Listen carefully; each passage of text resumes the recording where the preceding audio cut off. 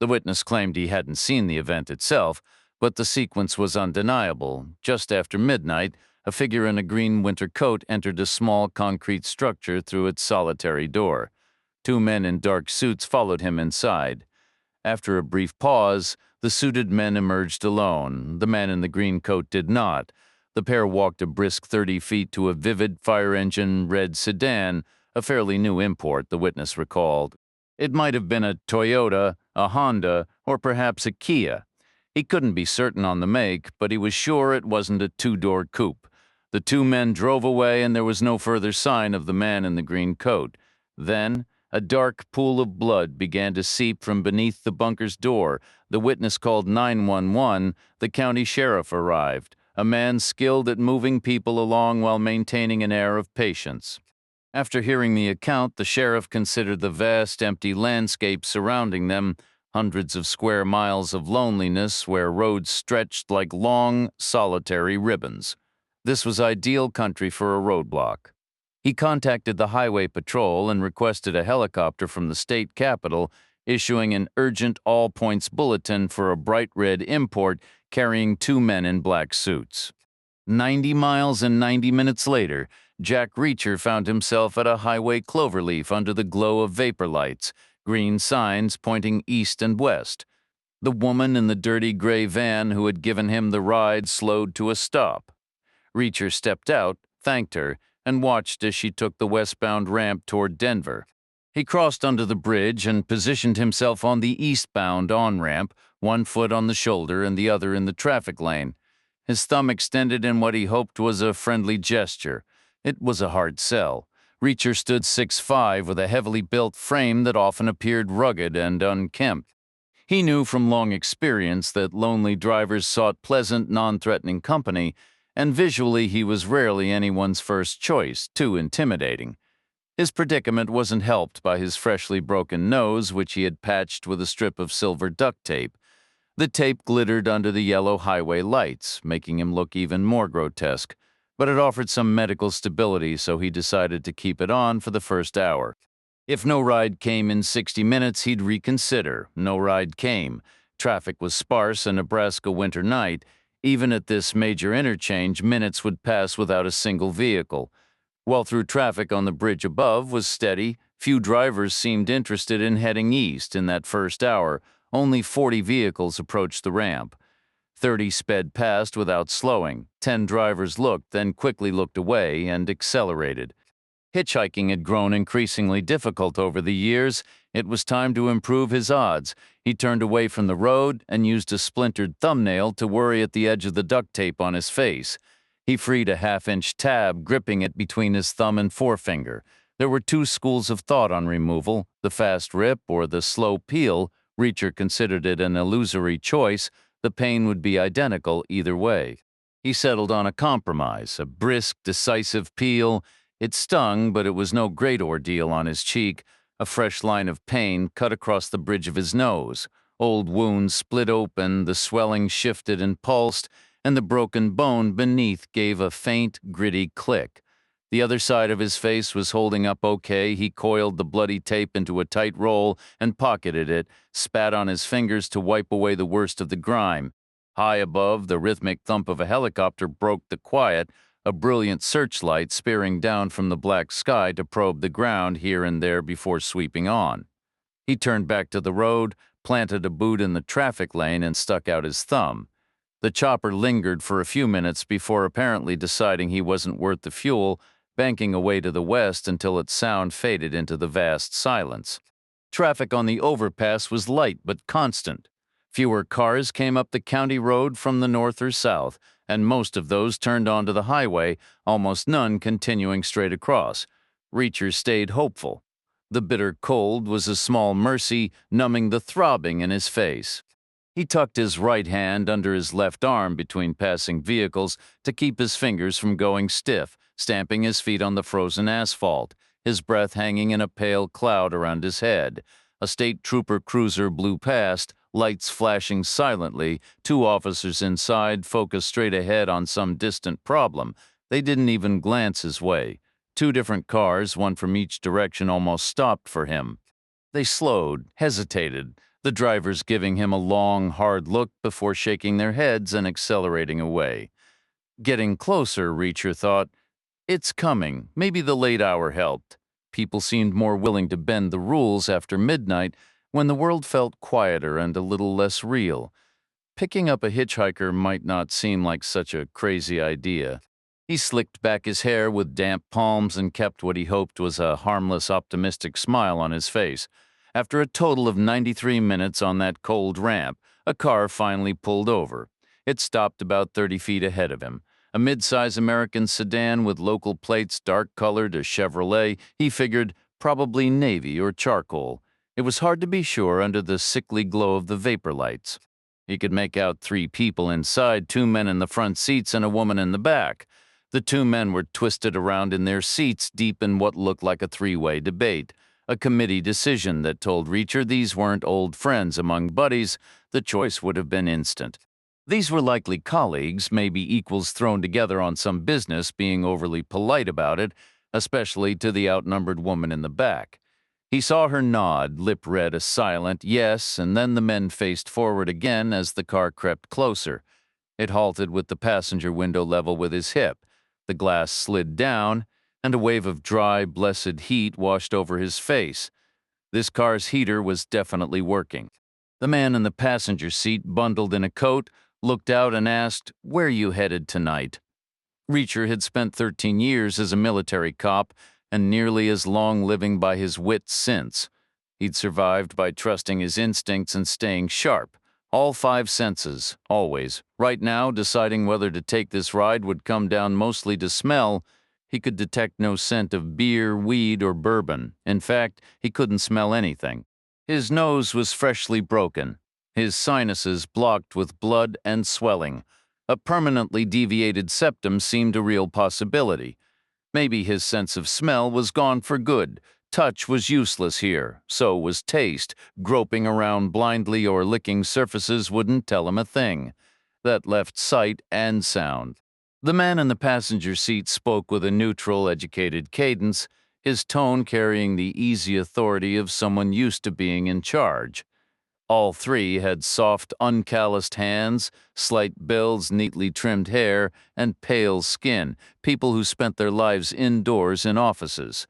They weren't top brass, but they weren't grunts either. Middle-aged, maybe mid-40s, well into their careers, but not at the peak.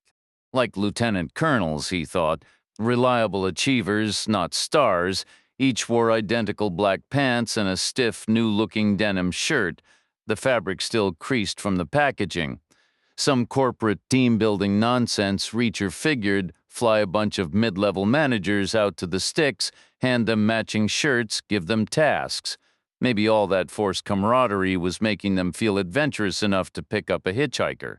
And maybe there'd be some touchy-feely feedback session later, which explained their painfully democratic 3-way debate earlier. Teamwork requires consensus. Consensus can't be forced, and gender issues are always tricky. Honestly, Reacher was a little surprised the woman wasn't sitting up front or even driving, though driving might have been seen as a subservient role for the only woman in the group, like being asked to fetch coffee. A real minefield. "I'm headed east," Reacher said. "Into Iowa?" asked the front passenger. "Through Iowa," Reacher replied. "All the way to Virginia?" "Hop in," the man said. "We can get you part of the way there." The woman was seated behind the front passenger, so Reacher walked around the trunk and climbed in on the driver's side. He settled onto the back seat and shut the door. The woman offered a shy, somewhat cautious nod, probably put off by the sight of his busted nose. The driver checked his mirror and pulled onto the ramp. The county sheriff was named Victor Goodman, a name most people found fitting. He was a good man, and he usually came out on top in whatever he pursued. Not that goodness guaranteed victory, he won because he was clever. Clever enough at least to double-check his own decisions before charging ahead. 2 steps forward, 1 step back, that was his method. It had always served him well, and right now that method was telling him he'd been too quick with the APB. The scene inside that concrete bunker was serious business. The man in the green coat hadn't just been killed, he'd been executed. What happened there was precise professional knife work, not some drunken brawl that escalated. This was major league stuff, something almost unheard of in rural Nebraska. So, first, Goodman had called the FBI field office in Omaha to give them a heads up. He was too smart to get hung up on territorial squabbles. Second, he'd started rethinking the two men in the red car. Fire engine red, the witness had said, vivid. That made no sense for professionals. It was too flashy, too memorable. They likely had a second vehicle stashed nearby, something ordinary and forgettable.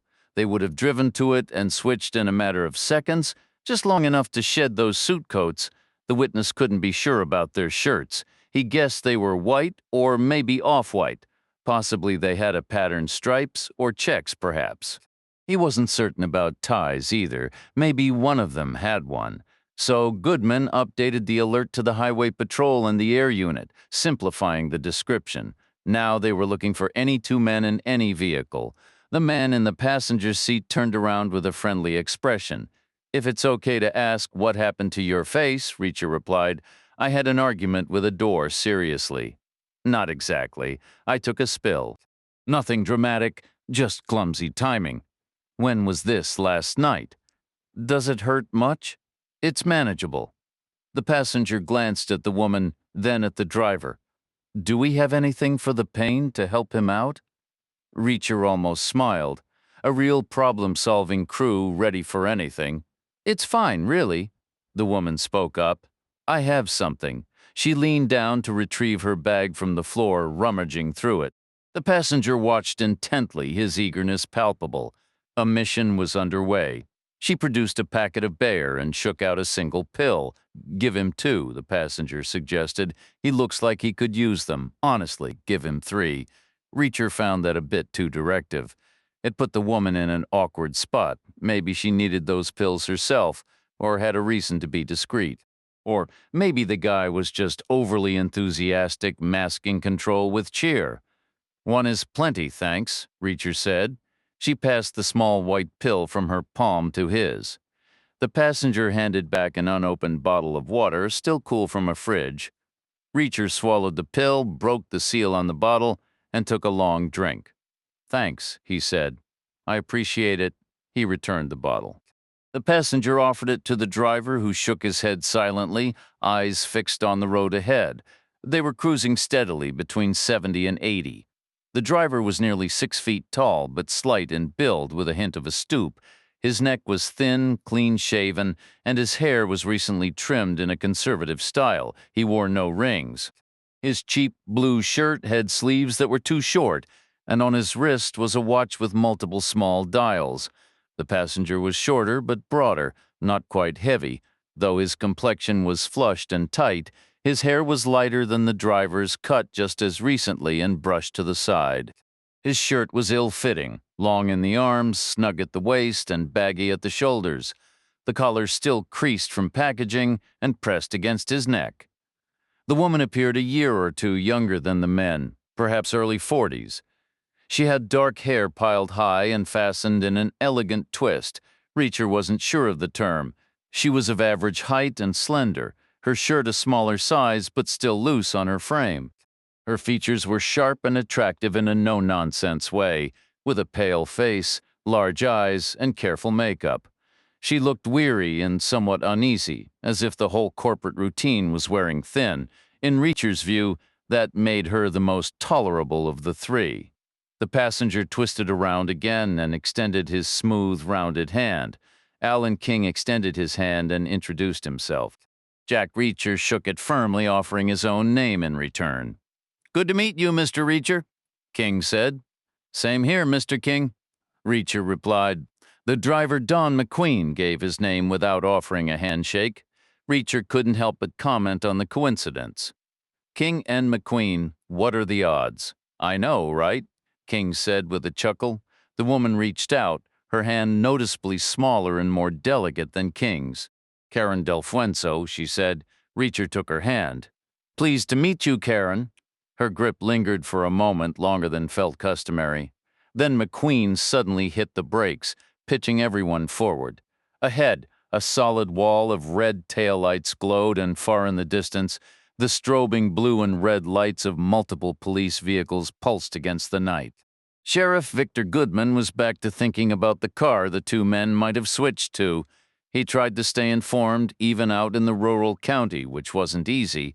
He recalled a Homeland Security bulletin from about a year prior that mentioned dark blue was the hardest color for surveillance cameras to pick up at night. Coats, hats, cars, it all just blended into a dark hole. His county didn't have cameras, but he figured the principle applied to the human eye, too. These men seemed like professionals, they might know that trick. So maybe their stashed car was dark blue, or maybe it wasn't. After turning it over, he decided to do nothing. If he was wrong, telling the roadblocks to focus on dark blue cars would just waste time. He let his updated alert stand. He wanted any two men in any vehicle. On the interstate, the three eastbound lanes were a solid, crawling mass of metal.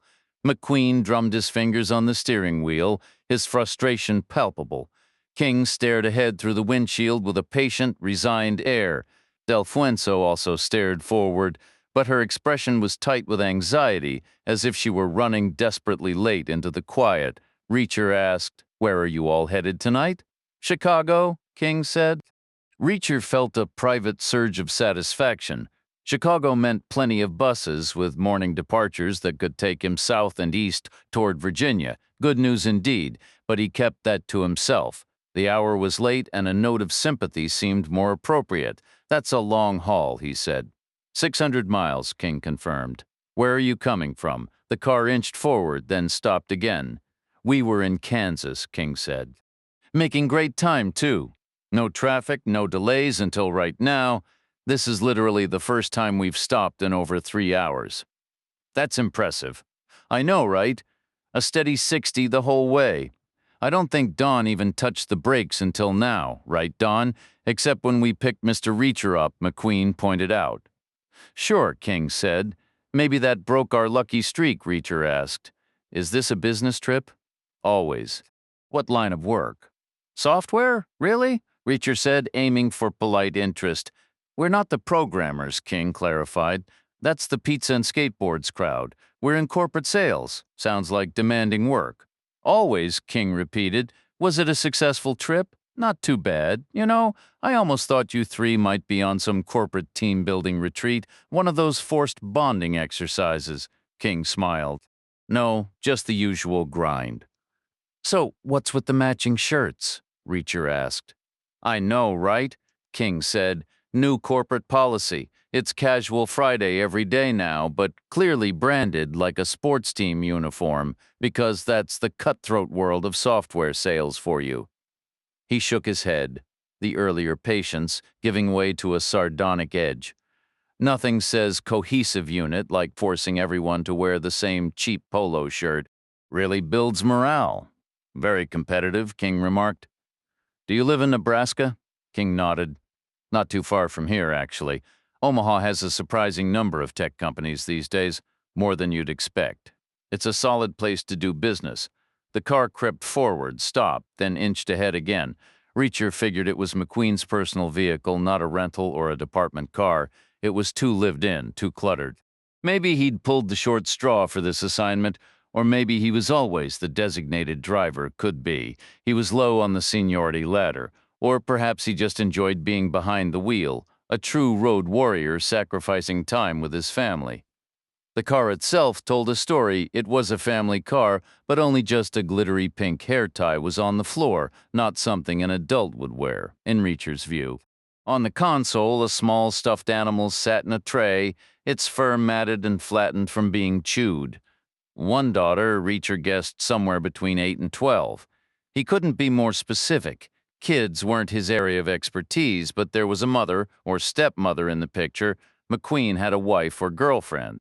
The evidence was everywhere: a flower-patterned tissue box, a worn-down lipstick in the console next to the toy, even a crystal pendant dangling from the key. Reacher imagined the upholstery probably carried a trace of perfume, if he could smell anything at all. He wondered if McQueen missed his family, or maybe the guy was perfectly content. Heck, maybe he was relieved to get away from them. Then McQueen spoke up from the driver's seat. "How about you, Mr. Reacher? What do you do for a living?" "Nothing at all," Reacher said. "You mean odd jobs?" Whatever comes along? Not even that. So you're unemployed by choice? Since when? Since I got out of the army. McQueen didn't respond right away. His attention was drawn ahead. Traffic was merging awkwardly into the right lane, the source of the delay. Reacher assumed it was an accident. Maybe a car had spun out, hit the barrier, and clipped a couple others. But there were no fire trucks, no ambulances, no tow trucks. All the flashing lights were at roof level, so many and so rapid they bled into a constant red-blue haze. The car edged forward in fits and starts. About 50 yards from the lights, McQueen hit his turn signal and nudged his way into the right lane, giving Reacher a clear view. It wasn't a wreck, it was a roadblock. The nearest police car was angled across the left lane, with another positioned farther ahead blocking the middle lane. Together, they funneled everyone to the right, then came two cars parked in the middle lane, lined up with the flow facing two more parked on the shoulder. After that, two final cars were angled again, forcing traffic into a tight, awkward turn all the way across to the left lane before drivers could speed away. A well-organized operation, Reacher noted. The congestion ensured a slow approach, and the sharp turn at the end guaranteed slow passage. The narrow channel between the parked cars promised careful, extended scrutiny. These guys knew what they were doing, but what was it for? 8 cars meant this was serious business. Reacher spotted shotguns in the hands of the state troopers. This was far from a standard traffic stop. It had nothing to do with seatbelt violations or expired plates. "Have you heard anything on the radio?" he asked. "Is there some kind of alert?" "Take it easy," King replied, his tone dismissive. "We see this every so often. Probably another escapee from one of the big prisons west of here. They're always losing inmates, which is ridiculous when you think about it. It's not exactly rocket science to keep a door locked in the rearview mirror." McQueen caught Reacher's eye. "I hope this isn't about you," he said, a hint of amusement in his voice. "About me, how?" Reacher asked, being the one who just broke out of jail. "No," Reacher said flatly. "That's definitely not me." "Glad to hear it," McQueen said, "because that would complicate this trip for all of us." They nudged forward in the sluggish line of cars. Through the glare of windshields, Reacher watched the troopers at work. They wore their wide-brimmed hats, shotguns held at a low ready, powerful maglite flashlights gripped overhand. They methodically swept beams through each vehicle front seat to back, checking occupants and peering at floorboards. Occasionally, they'd have a driver pop the trunk. After a moment, they'd wave the car on and turn to the next. "Don't worry, Karen," King said, not looking back. "You'll be home before you know it." Del Fuenzo stayed silent. King glanced over his shoulder at Reacher. "She gets anxious on long drives," he explained. Reacher offered no response. As they crept closer, he began to notice a pattern. The troopers only ordered trunk inspections for cars with a single male driver. That detail undermined King's escape convict theory. A fugitive could just as easily hide in a trunk with multiple people in the car. This felt more like a targeted operation, maybe a tip about a lone man transporting something illicit: narcotics, weapons, or stolen property. Now they were third in line. Both cars ahead had solo male drivers, and both had their trunks checked before being sent on their way. McQueen rolled up to the indicated spot. A trooper stepped to the front, his flashlight beam briefly illuminating the license plate. 4 others moved to the windows, shining lights inside and counting heads. Then the lead trooper stepped aside, and the one nearest McQueen gave a low, urgent wave forward right in his sight line. McQueen eased the car ahead, executed a tight left, and then a right turn, and they were back on the open highway, a vast stretch of empty asphalt ahead. A collective sigh of relief seemed to fill the car as McQueen settled back and pressed the accelerator, surging eastward as if making up for lost time. A minute later, across the median, Reacher saw a dark Ford Crown Victoria speeding west, blue lights flashing behind its grille. It was unmistakably a government vehicle racing toward what was clearly a significant incident. The Crown Vic was an FBI car from the Omaha field office. The duty agent had taken Sheriff Goodman's call with immediate interest. Goodman had used the word professionals, which in bureau parlance often pointed to organized crime. a prime target for career-making cases. A special agent was dispatched without delay. Julia Sorenson, a decorated veteran with over 20 years of service, known for her sharp instincts and respected record. At 46, she had found a satisfying rhythm in Omaha for nearly 4 years. While it wasn't the headline-grabbing intensity of New York or Washington, Omaha was no backwater posting, far from it. For reasons lost to history, criminal activity seemed to track alongside the railways, and Nebraska contained some of the world's largest rail yards within its borders. Sorenson's skills were far from wasted. She felt neither frustrated nor unfulfilled. As she drove, she placed a call to Sheriff Goodman's cell phone, informing him she was en route and arranging to meet at the crime scene in an hour.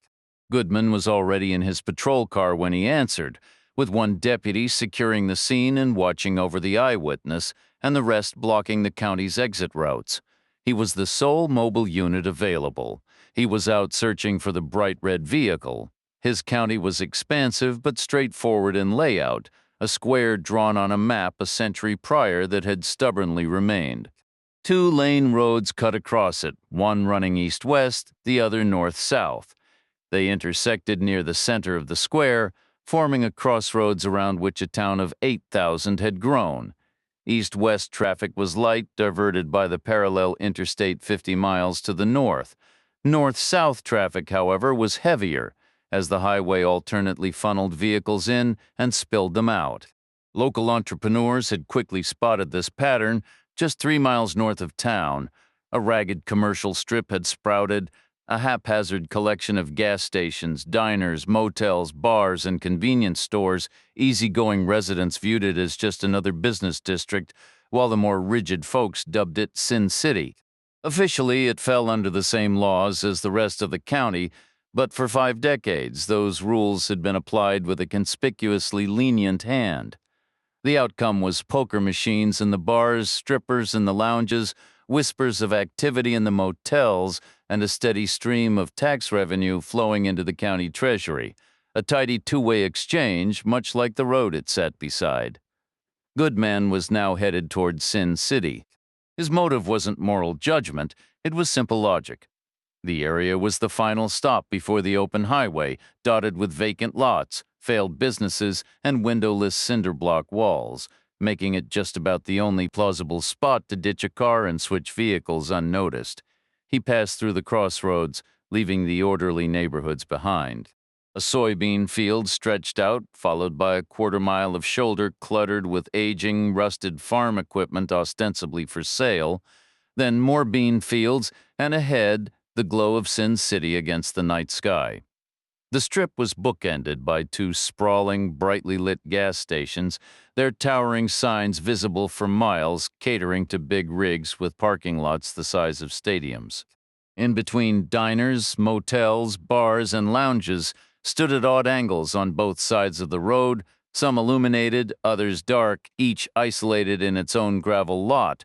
Some establishments had endured for 50 years, others had long since surrendered to weeds and decay. Goodman started on the east side, cruising slowly past a diner he occasionally visited. With one hand on the wheel, he used the other to operate the spotlight mounted on his windshield pillar, methodically scanning the rows of parked cars. Goodman circled behind the diner, passing the dumpsters before continuing his search. He looped around a cocktail lounge and checked a nearby motel, but found nothing. At the end of the strip, a gas station had 2 dented sedans parked by the service bays, but neither was the bright red car he was looking for. The thick dust on their windshields suggested they'd been sitting there for weeks. After waiting for a break in traffic, Goodman crossed the road and began searching the west side, starting at the northern end. The first building was a windowless cinder block bar painted a faded cream color with roof vents resembling mushrooms. No red car was parked nearby. The next establishment was a cocktail lounge, notably cleaner than its neighbors and reputed to be the nicest spot in Sin City. As Goodman turned to loop around its front, his spotlight swung lazily across the pavement, and there it was, a bright red import parked neatly behind the building. Meanwhile, inside a moving car, Reacher shifted slightly to his right to see past the driver and view the road ahead. his shoulder encroaching into Karen Delfuenzo's space. She pressed herself against her door to maintain distance. Through the windshield, Reacher saw the headlights cutting through the darkness with a solitary pair of taillights glowing far ahead. The speedometer read 80 miles per hour. The fuel gauge showed 3/4 full, and the engine temperature was perfectly normal. A Chevrolet logo was on the airbag cover. The odometer displayed just over 40,000 miles, not a new vehicle, but not an old one either, and it was running smoothly. Reacher settled back into his seat, and Delfuenzo mirrored his movement. Up front, Alan King half turned and said, "My brother served in the Army, Peter King. Maybe you crossed paths." "It's a massive organization," Reacher replied. King gave a slightly embarrassed smile. "Right? That was a pretty dumb thing to say. Common assumption, though. Folks always think we all knew each other. How many people live in your town?" "About 1.5 million, I'd guess." "Do you know every single one of them?" "I don't even know my neighbors." "Exactly. What was your brother's job?" "He was in artillery." "Served in the First Gulf War." "So did I." "Then maybe you did meet him." "There were 500,000 of us over there." Practically everyone went, "What was it like? Didn't your brother ever tell you? We don't really talk." "It was hot," Reacher said. "That's what sticks in my memory. What was your role?" "I was a cop. Military police, worked in the Criminal Investigation Division my whole career." King offered a vague shrug-nod combination and fell silent, turning back to stare into the night. A sign flashed by on the shoulder, "Welcome to Iowa." Back at the lounge, Sheriff Goodman pulled into the rear parking lot and switched his headlights to high beam. The parked import wasn't a Toyota, Honda, Hyundai, or Kia. It was a Mazda 6 to be exact. A 5-door hatchback, though its sleek rear design made it look like a standard sedan.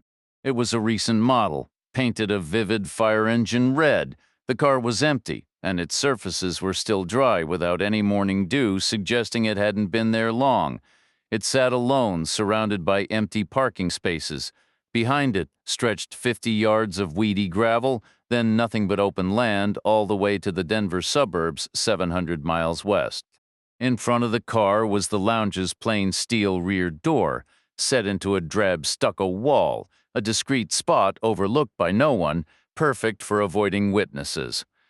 Goodman imagined the two men stepping out of the Mazda, shedding their suit jackets, and walking over to a different vehicle. But what vehicle? He had no clue. And where would they go? Not east or west, he reasoned, to leave the county in either direction. They'd first have to drive south, back toward the crime scene at the crossroads, and no one in their right mind would drive a getaway car back toward the place they were fleeing from. They continued north, of course. The interstate lay in that direction, a vast and impersonal force pulling them onward through the night. They were already far away. Either they had slipped past the county line just before the northern roadblock was established, or they had driven right through it unnoticed moments later, when the deputies were still searching for a bright red vehicle. Goodman blamed himself, and he knew it was his mistake. He radioed his team to dismantle the local checkpoints, explaining the reason clearly. He ordered 2 deputies to secure the area behind the cocktail lounge and sent the rest back to their regular patrols. A call to the highway patrol dispatcher yielded no helpful updates. He checked his watch, calculating time, speed, and distance, took a slow breath, and put his car in drive. He headed back to the crime scene, preparing to meet Special Agent Julia Sorenson. This was on him. The 2 men were already out of the state. Now it was the FBI's headache. Julia Sorenson found the crossroads without trouble. Her GPS marked it as the only notable junction for miles. She turned right as directed and drove 100 yards west toward a pool of light where a concrete bunker stood with a sheriff's car and a deputy's cruiser parked beside it. The scene matched the description. The vehicles made more sense to her than the structure did. They were Crown Victorias like her own, though decked out in county colors with push bars and roof lights. The bunker was another story. It was a rectangular box, roughly 20 feet long, 15 deep, and 10 high, with a flat concrete roof and no windows. Its metal door was bowed, scuffed, and dented. The whole thing looked weary and settled. The concrete worn by wind and weather, pitted and spalled with fist-sized holes here and there, exposing brown flinty stones, some smooth, others split and jagged. She parked behind the deputy's car and stepped out. Sorenson was a tall woman of clear Scandinavian descent, handsome rather than delicate, with long ash-blonde hair that was mostly natural. She wore black pants, a black jacket over a blue shirt, and sturdy black shoes. A black pear-shaped shoulder bag held her gear except for her gun, holstered on her left hip, and her ID wallet in her pocket. She took out the wallet, flipped it open, and walked toward the sheriff. He looked about 20 years older, solidly built but not tall, like a retired linebacker who'd kept in shape. Not bad for an older guy, she thought. He wore a winter jacket over his uniform shirt, no gloves despite the chill. They shook hands and stood quietly for a moment, both facing the bunker as if unsure where to begin. "First question," Sorenson said. "What is this place?" Goodman replied, "It's an old pumping station. It pulled water up from the aquifer, abandoned now?" Goodman nodded. "The water table dropped. We had to dig a new, deeper well about a mile from here." "Is the deceased still inside?" Another nod. "We waited for you? Who's been in so far?" "Just me and the medical examiner." "There's significant blood." "Yes," Goodman said. "There is. Did you step in it?" "We had to. Needed to confirm he was gone." "What did you touch?" "Only his wrist and neck, checking for a pulse." Sorenson crouched, opened her shoulder bag, and pulled out plastic booties for her shoes, latex gloves for her hands, and a camera. She stepped one foot into the sticky puddle and pulled open the bunker's door. One hinge let out a sharp squeal, the other a low moan. Together they created an eerie, wailing sound that hung in the cold air. She stepped her other foot into the standing water. "There's a light in here," Goodman called from the doorway. Her fingers found the switch, which activated a single caged bulb overhead.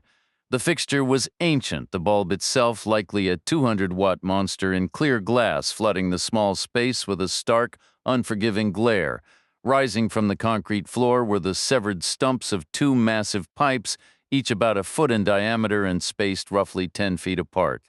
They had once been coated in a bland institutional green, now reduced to a patchwork of rust and flaking paint.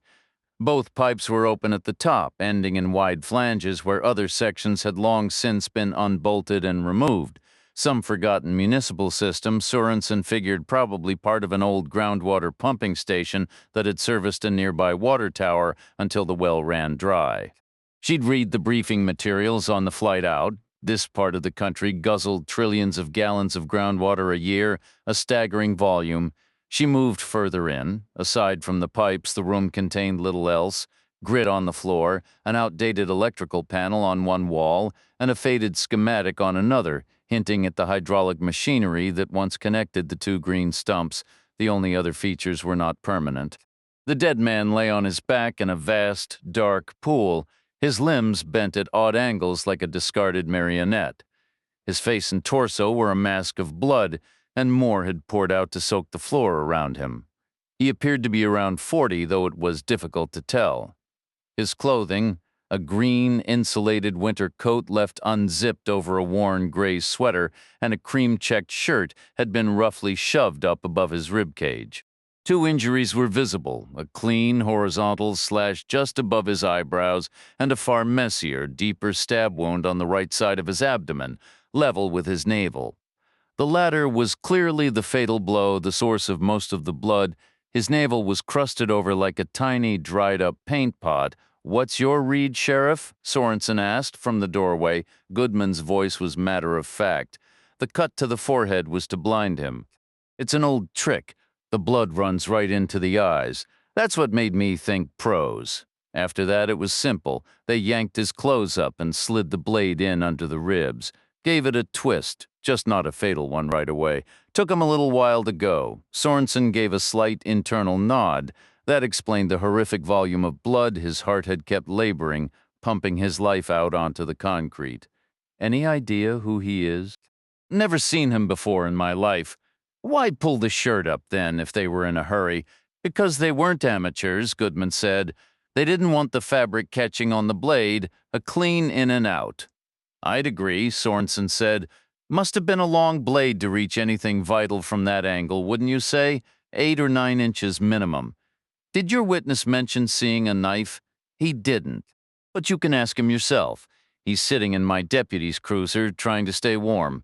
Frankly, he seems more concerned about missing his morning coffee than what he saw. Sorenson considered this.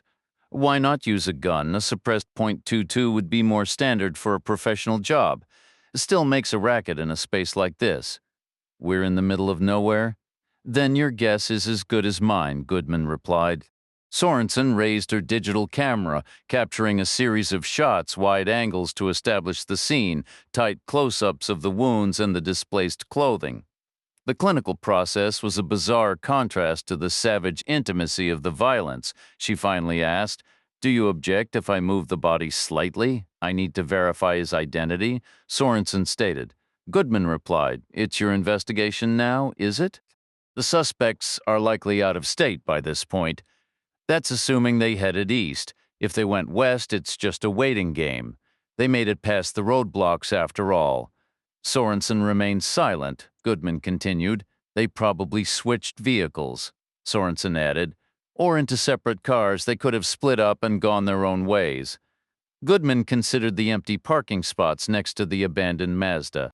He recalled his final all-points bulletin: any 2 men in any vehicle.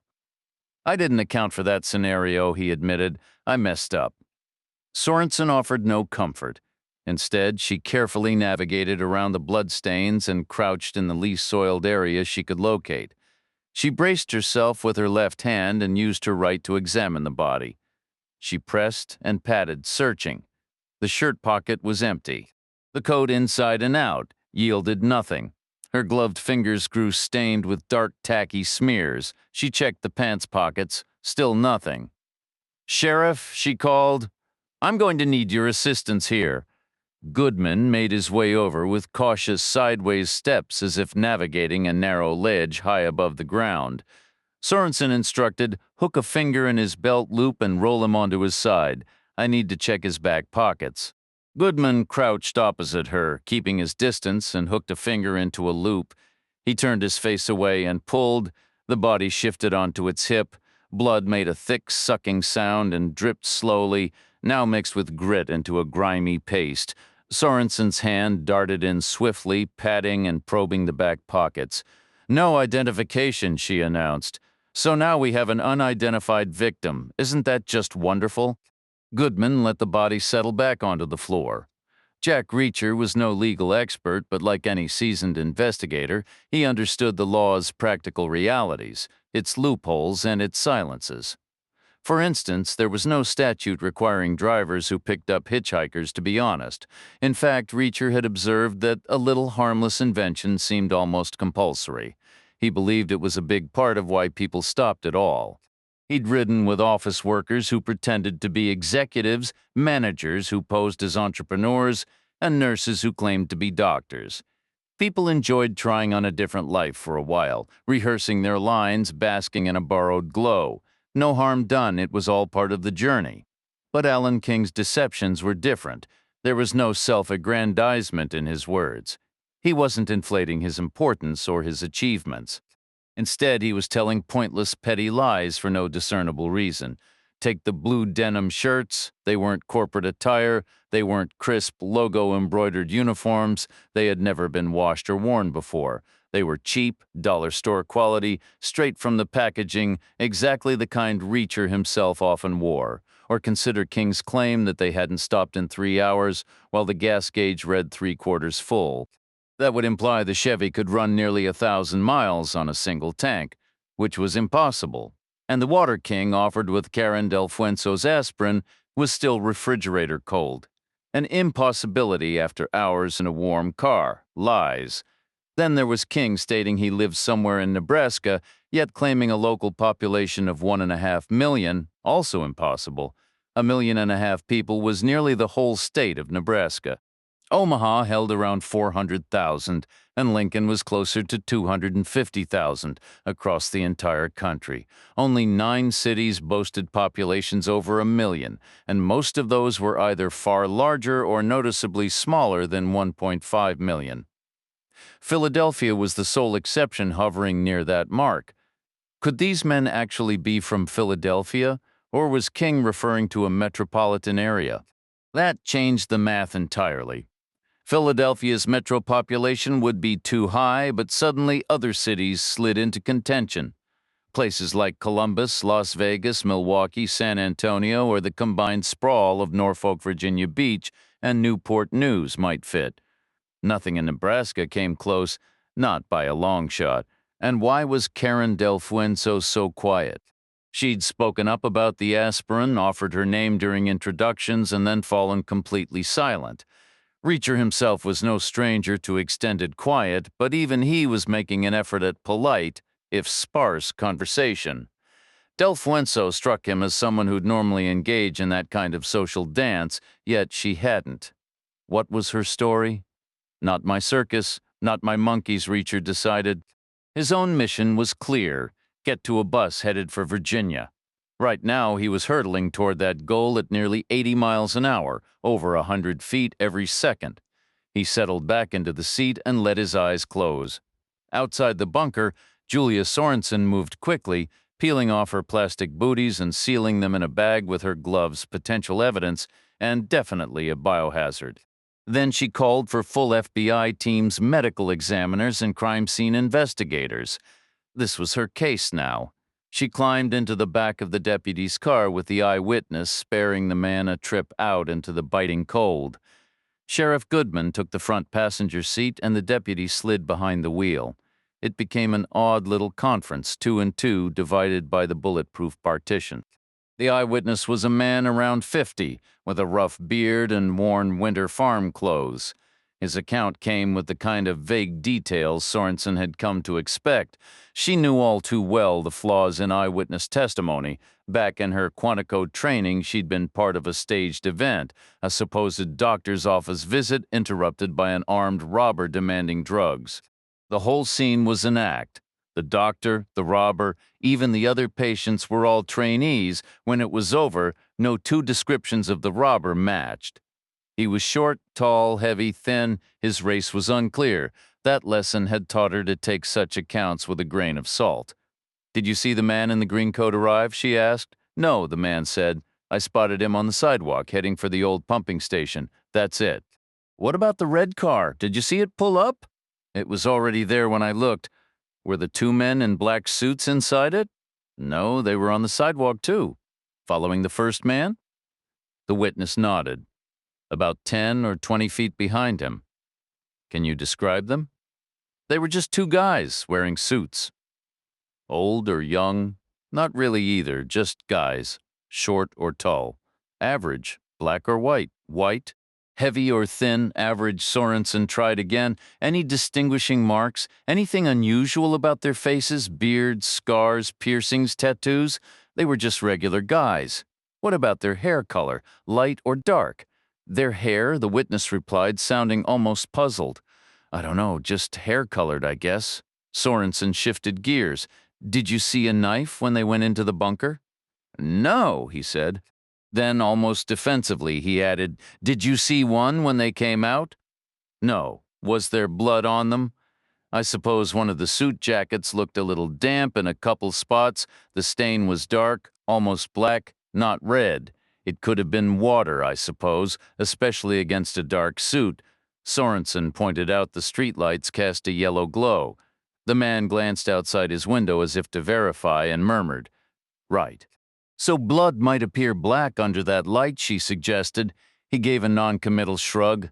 "Maybe." Sorenson pressed on. "Did the red car belong to those 2 men?" The witness replied, "They got into it, ma'am. That's what I saw." "But how did they act when they got in?" she asked. "Did it seem like their car, or were they unfamiliar with it?" Goodman shot her a questioning look from the front seat. Sorenson explained, "The deceased had empty pockets, no keys, so how did he arrive? Perhaps the red car was his." Goodman countered, "Then how did the other 2 get there? It's freezing, and they weren't dressed for it. They didn't walk." "Maybe all 3 arrived together," she offered. The witness, growing weary, said, "I really don't know, ma'am. They got in and drove off." That's all I saw. With that, Goodman let the man continue home, and they headed north to examine the abandoned red car, with his eyes shut and his sense of smell dulled. Reacher's other senses grew sharper. He tasted the metallic tang of blood seeping down his throat. His right fingertips traced the rough, synthetic texture of the bench seat's upholstery, while his left hand felt the stiff, unfinished cotton of his pants. The world was a symphony of sound, the rhythmic thump of concrete seams under the tires, the engine's steady hum, the whir of belts, and the rush of wind. He heard the faint creak of seat springs with every minor movement, and he listened to the breathing around him. Don McQueen's measured focus, Karen Del Fuenzo's slight, anxious rhythm, and Alan King's, which had shifted to something quicker, more decisive. King was working through something, nearing a conclusion. Reacher heard the faint rustle of fabric as King checked his watch. Then King turned and Reacher opened his eyes. "I really want to reach Chicago before sunrise," King stated. "Suits me just fine," Reacher thought. "Plenty of early buses out of Chicago," he said aloud. "Should be doable. We're making good time. Winter dawn comes late." King laid out the plan. Dawn was supposed to drive the first leg, me the second, but I'm thinking we split it 3 ways. You could take the middle stretch. "Not Karen?" Reacher asked. Del Fuenzo stayed silent. "Karen doesn't drive," King said flatly. "All right," Reacher agreed, happy to help. "It's safer this way," King added. Reacher offered a dry smile. "You haven't seen my driving? It's a straight, empty road," King dismissed. "Fine," Reacher said. "We'll switch at the next gas stop. Which will be when?" "Soon." Reacher raised an eyebrow. "Why?" "You've been driving 3 hours, but the gauge still shows 3/4 full.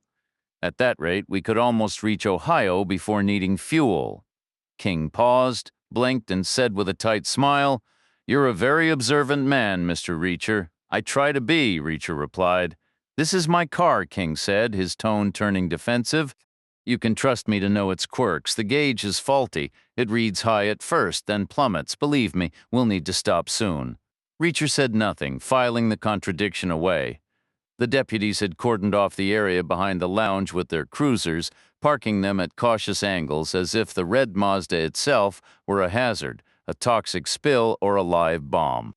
Goodman edged his Crown Vic into the implied perimeter, stopping a safe distance away. Sorenson asked, "I assume no one else came forward here?" Goodman gave a weary sigh. "Some days you just don't get lucky. This isn't exactly my dream come true either," Goodman replied. "Is this place closed down too?" "No, but it shuts its doors at midnight. It's a respectable establishment." "Compared to what?" "To the other spots you'll find around here. What's the earliest that red car could have arrived? Not a minute before 12:20. Too late for anyone to have seen a thing." "Let me guess, you've never worked in a bar, have you?" Sorenson pressed. "Never," Goodman admitted. "Why do you ask?" "Just because the customers leave at midnight doesn't mean the staff vanishes into thin air. You can bet some tired waitress was still here cleaning up." "Do you know who owns this place?" "Sure." "Then give them a call." "Her?" Goodman corrected. "Missy Smith. She's been running this lounge for decades. She's a local fixture. She won't appreciate a call in the middle of the night." Sorenson's tone was flat. "And I won't appreciate it if you don't." Goodman pulled out his cell phone and paced near his car while Sorenson walked over to inspect the Mazda. It had North Carolina plates and a small barcode sticker on the rear window. The interior looked tidy and well kept. She relayed the plate and VIN numbers to her office in Omaha and watched as Goodman scribbled on his palm with a pen, his phone wedged between his ear and shoulder. He finished the call, put the pen away, and turned back to her. Missy Smith left right at midnight with the last of the customers, but there was no hint of satisfaction in his voice, no gloating. And, Sorenson prompted, one of the waitresses stayed behind to close up. They have a rotation. Each night one of them gets paid until 12:30, and that's her number on your hand. Her cell, yes. This Mazda is a rental, Sorenson said. Out-of-state plates, a return barcode, probably cleaned regularly.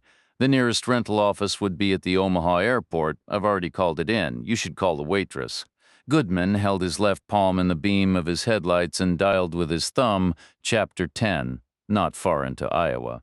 The interstate narrowed to 2 lanes and stretched out long and empty. Exits were few and far between, each one an event announced by a series of blue signs spaced hundreds of feet apart. The signs listed gas, food, and lodging in a mix of information and advertisement. Some were blank, some promised one amenity, but not another. Reacher understood the code. He'd traveled enough of these roads to know that some exits would lead you down a dark, winding road to a place that was closed for the night, while others glowed with the red and yellow haze of convenience up ahead, offering a cluster of choices between gas stations and fast food chains and budget motels.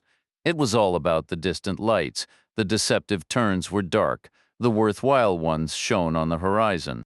They drove on in a numb, patient silence until, not long after Des Moines, Alan King pointed to a no-name exit. "This one will work, Don." The blue signs ahead each showed a different, unfamiliar brand. Reacher didn't recognize any specifically, but he knew the type. There would be an independent gas station, a sad little diner across the street with a microwave and stale coffee, and a worn-out family-run motel a mile down the road. He could already see the gas station lights glowing blue-white in the misty dark, a big place likely set up for trucks. Don McQueen began slowing well before the turn, as deliberate as a plane on final approach. He checked his mirror and flicked on his blinker, even though there hadn't been another car behind them for miles. The ramp's coarse asphalt rumbled loudly under the tires. The exit ramp fed onto a 2-lane county road. 100 feet to the south, on the opposite shoulder, sat a gas station. It was a sprawling place, but run down. There were 6 pumps for cars, along with an air hose and a vacuum, and a separate greasy area for big rigs with its own diesel pumps. No overhead cover, just a small payment booth, and, off by itself at the far edge of the lot, a lonely bathroom building. No snacks for sale. But right across the street, just as promised, was a long, low building shaped like a weathered barn. The words "food and drink all day, all night" were painted in shaky, 6-foot-tall white letters across the slope of its roof. Past the barn, a smaller version of the blue motel sign pointed with a discreet arrow into the dark. A thin, knee-high fog clung to the road, glittering with tiny ice crystals. McQueen drove the short distance and turned into the station, easing to a stop next to a pump, the car facing back the way they had come. He cut the engine, let his hands fall from the wheel, and sat in the sudden quiet. Alan King broke the silence. "Mr. Reacher, how about you go get us all some coffee, and we'll handle filling up the car?" Reacher shook his head. "I'll get the gas, seems fair." King gave a knowing smile. "Gas, ass, or grass, right? The classic hitchhiker's fare. I'm happy to pay my share, and I'd take you up on it," King said. "But I don't buy the gas. Not for a company trip. This is on the corporate dime. I can't have you subsidizing my employer.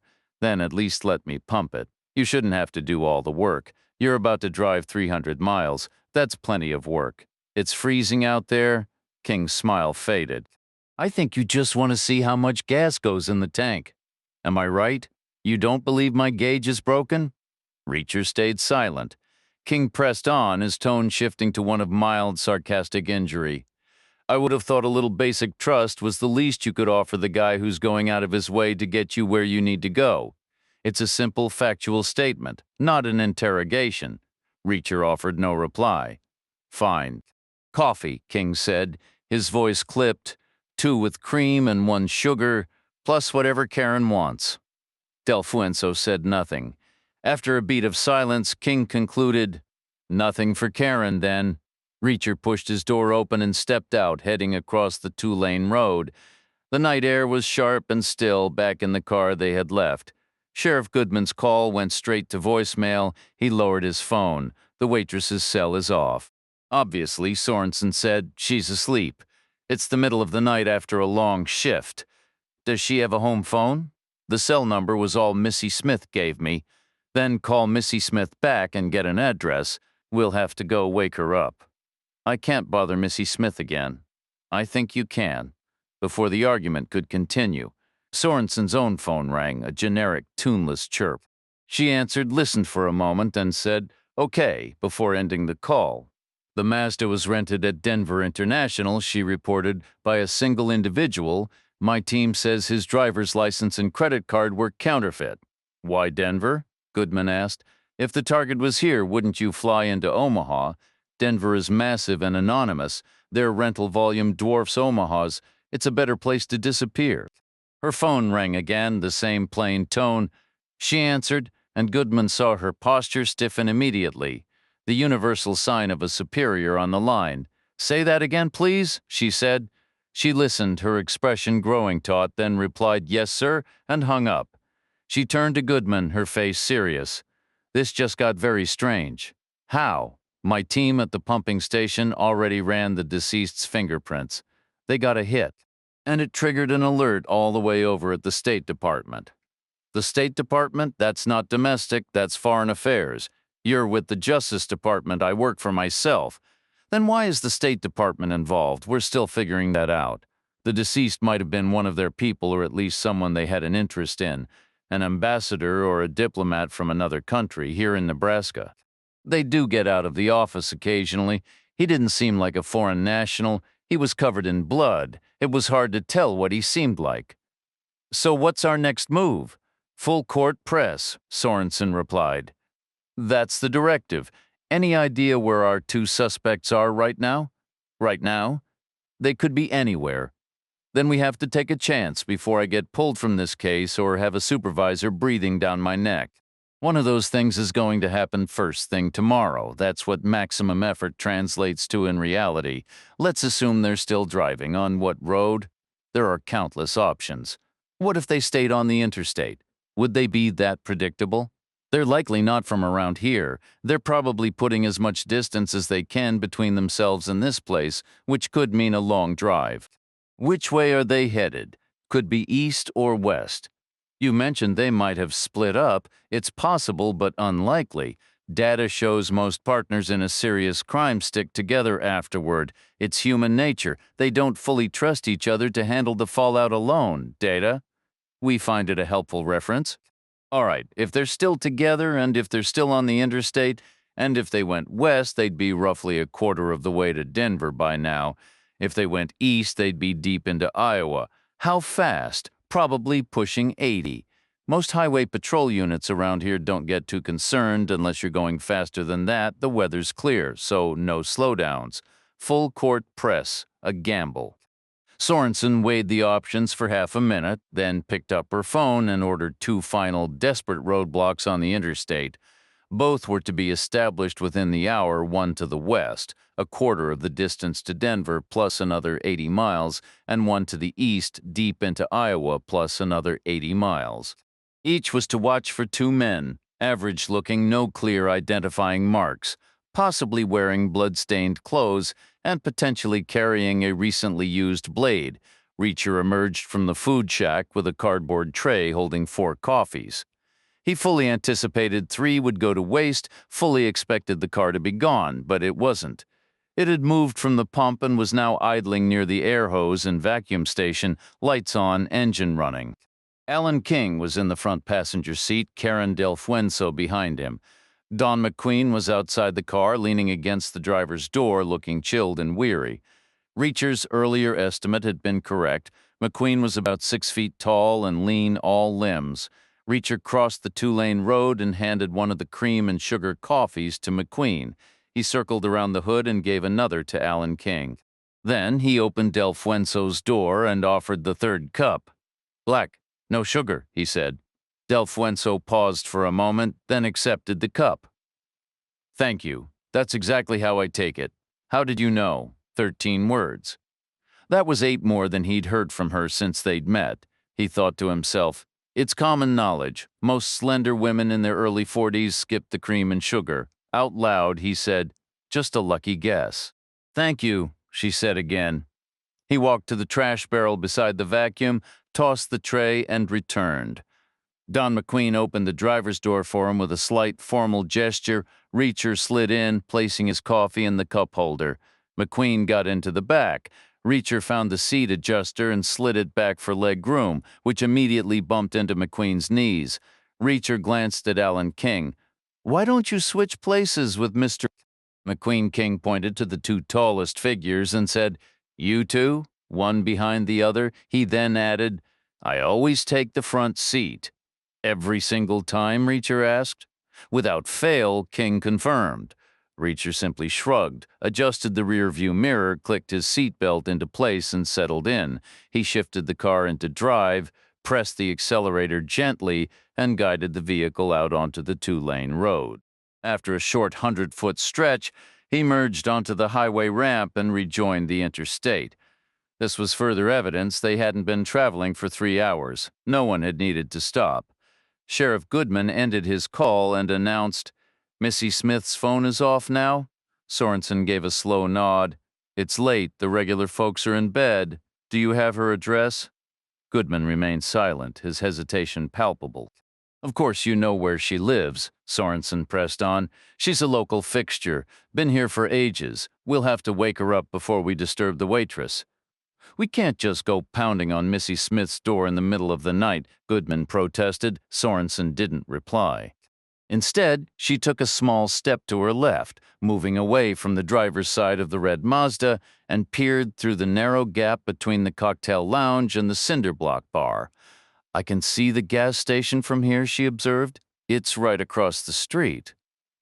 "So what?" Goodman replied. "Anyone over there could have seen me. Are you hoping for a witness?" "We'd need a miracle, a trucker pumping gas at the exact moment our guys showed up and left, staring in the right direction, and actually paying attention instead of just daydreaming. And how would we even find him?" "No, I'm thinking the gas station might have security cameras. Maybe wide-angle ones like fisheye lenses. They could have a view of this area." Goodman said nothing. "Does that gas station have cameras?" Sorenson asked. "I'm not sure," Goodman admitted. "It might," Sorenson mused. "Some of those big rigs take 100 gallons to fill up. With times being tough, drivers might be tempted to drive off without paying. The oil companies wouldn't like that. They might have taken precautions. We should go check." "We will," Sorenson stated firmly, "and then we're going to wake up Missy Smith. Don't think we won't. The old girl can get a little more sleep, but not the whole night." Reacher was a competent driver, but hardly exceptional. His physicality operated on a binary system, either extremely slow or explosively fast. Most of the time, he moved with the deliberate, almost lazy pace of a large man, often seeming quiet and unhurried, sometimes bordering on lethargic. Then, if the situation demanded, he could burst into a frenzy of motion, a whirlwind of hands and feet before settling back into a state of calm. He lacked a middle gear, and good driving required precisely that. Reactions that were prompt yet controlled, alert yet measured, quick yet thoughtful. Reacher struggled to find that balance. Typically, he either overreacted to a potential hazard far down the road or ignored it entirely, optimistically assuming it would resolve itself. He had never accidentally hurt anyone with a car, only ever on purpose, but he was honest enough to admit his skills were well below average. Fortunately, the interstate was straight and broad here, having widened back to 3 lanes, and the large, comfortable Chevrolet tracked steadily. Night traffic was sparse, demanding little in the way of evasive action. The real challenge was staying alert, but Reacher was adept at maintaining a low, steady level of awareness almost indefinitely. He kept both hands on the wheel at 10 and 2 and routinely checked his mirrors, passenger side, rear view, driver's side, then the road ahead, every 20 seconds or so. Behind him, Karen Del Fuenzo sat awake but quiet, coiled with tension, while beside her, Don McQueen's breathing was slow and even hovering in that gray area between sleep and wakefulness. Alan King sat awake in the passenger seat, silent and brooding, his attention divided. He kept his head angled to watch both the road ahead and Reacher, likely keeping an eye on the speedometer as well, Reacher figured. So he maintained a speed close to the limit, the crystal charm on the key fob occasionally tapping against his knee with the car's motion. Back at the gas station, the setup included 4 black and white security cameras. Their feeds ran to a hard drive recorder on a shelf in the booth near the cigarette display with a quad-split screen showing the live footage. 3 cameras were useless for Sorenson's purposes. Two were fixed tightly on the entrance and exit to capture license plates showing no background, and a third watched the cashier from inside the booth. Standard procedure for a cash business, but the fourth camera offered a slightly better view. Mounted high on the sign pole, it provided a wide-angle look at the entire property, something the cashier said was for insurance disputes, like figuring out which truck moved first in an accident. Its distorted fisheye lens covered the county road, the gravel area across from it, the front of the cinder block bar, part of Missy Smith's lounge, and the narrow gap between the buildings. On the live feed, the glare from the deputies' vehicles created bright pools at the edge of the frame. The image quality was poor, rendering the night in murky grays where car lights bled into streaky trails, but it was better than nothing.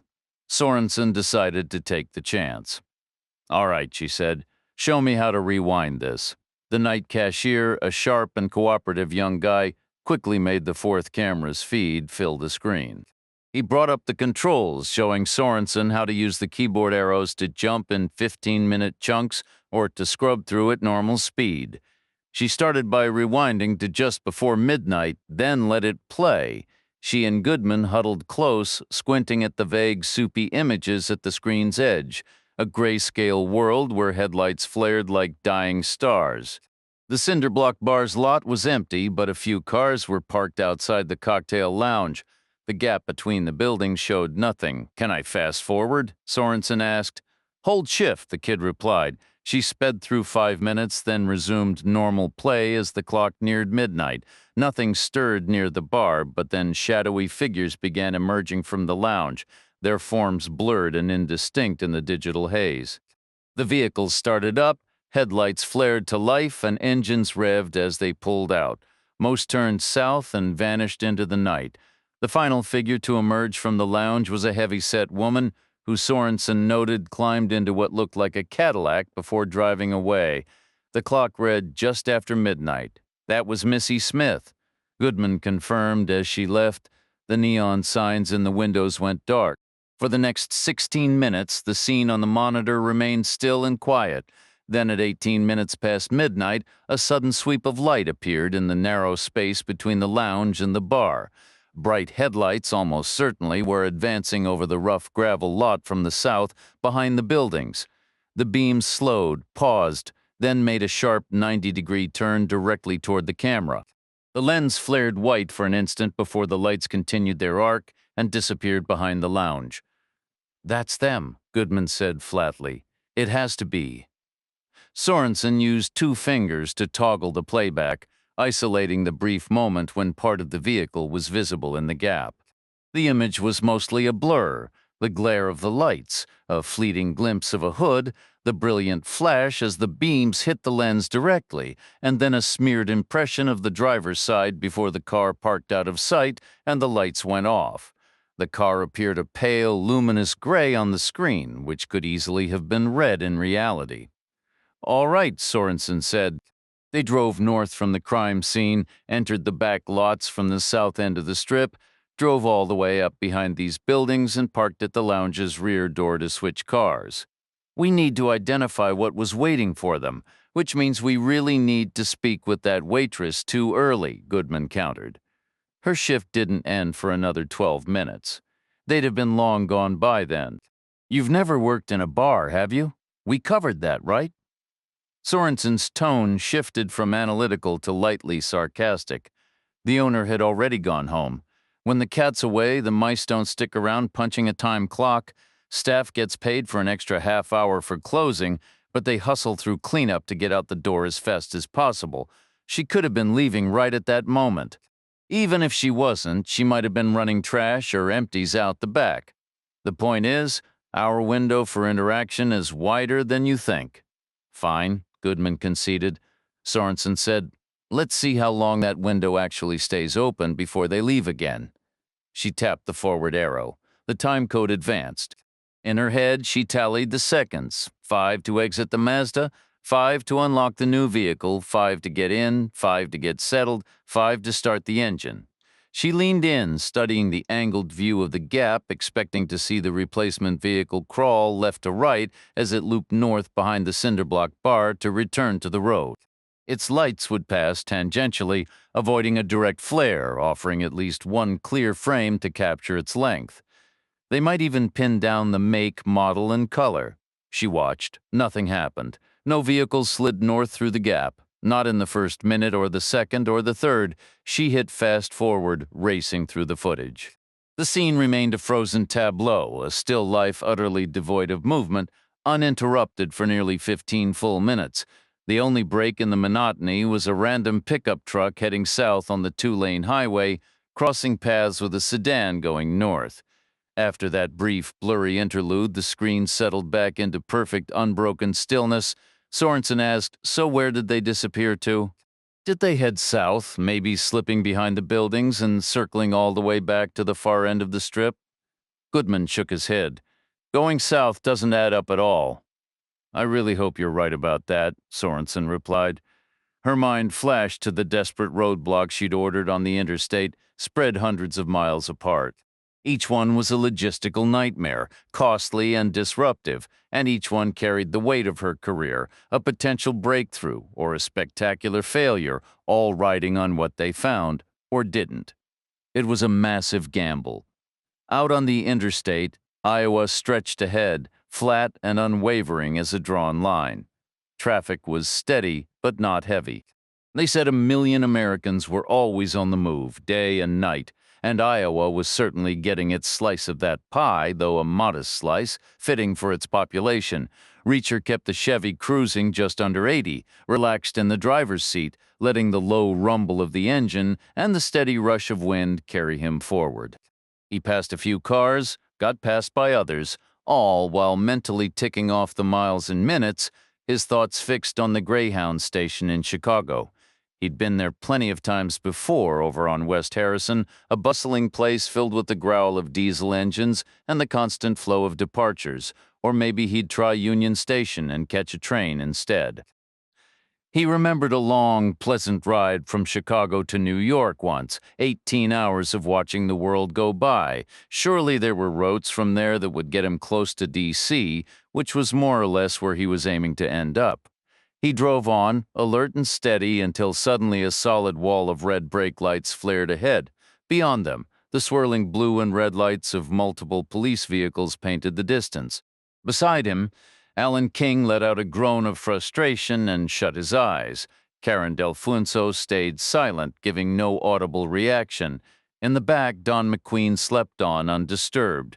Reacher eased off the gas, letting the car slow, and moved into the right lane well before the scramble began. He braked firmly, coming to a stop behind a white Dodge pickup. Its broad, blank tailgate rose up like a sheer wall, adorned with a bumper sticker that read, "Don't like my driving? Call 1-800-BITE-ME." Reacher checked the mirror and saw a semi-truck glide to a stop behind them, the deep thrum of its idling engine vibrating through the car to his left. The middle lane slowed to a crawl and then locked up completely. A moment later, the left lane did the same. The Chevy's headlights glared against the Dodge's white tailgate, casting a bright reflection back into the cabin.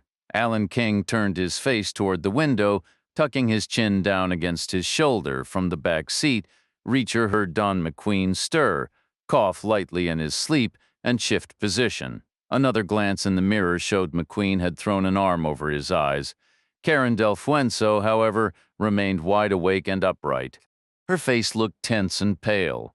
Her eyes met his in the mirror, and then she began to blink rapidly, deliberately, over and over. She started jerking her head sideways, left then right, before returning to the blinking, sometimes once, twice, 3 times, even as many as 9 in one burst, and once a rapid series of 13 straight flutters of her eyelids. Reacher stared back, caught off guard. Then the semi behind them blasted its horn long and loud. Reacher snapped his attention forward and saw the Dodge had begun to creep ahead. He tapped the gas and followed. The Iowa cops had set up this obstacle much like the Nebraska crew had earlier. Everyone was squeezing into the right lane. It could have been a total mess, but two officers were on foot with red-covered flashlights, calmly directing the merge. A bit of that Midwestern decency seemed to be at work, too.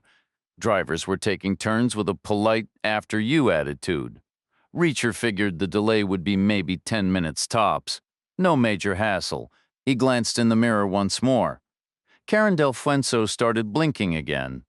Sorenson watched the crucial 15-minute segment twice more, first in reverse, then forward, both times at high speed. The Mazda appeared as expected. Then the screen showed nothing until the random traffic passed by a quarter-hour later, a pickup heading south and a sedan going north. Gamble, heading south, still doesn't add up, she pressed. Not in the slightest, Goodman confirmed. You're absolutely sure there's nothing there? Willing to stake your pension on it, and my house, even the shirt off your back?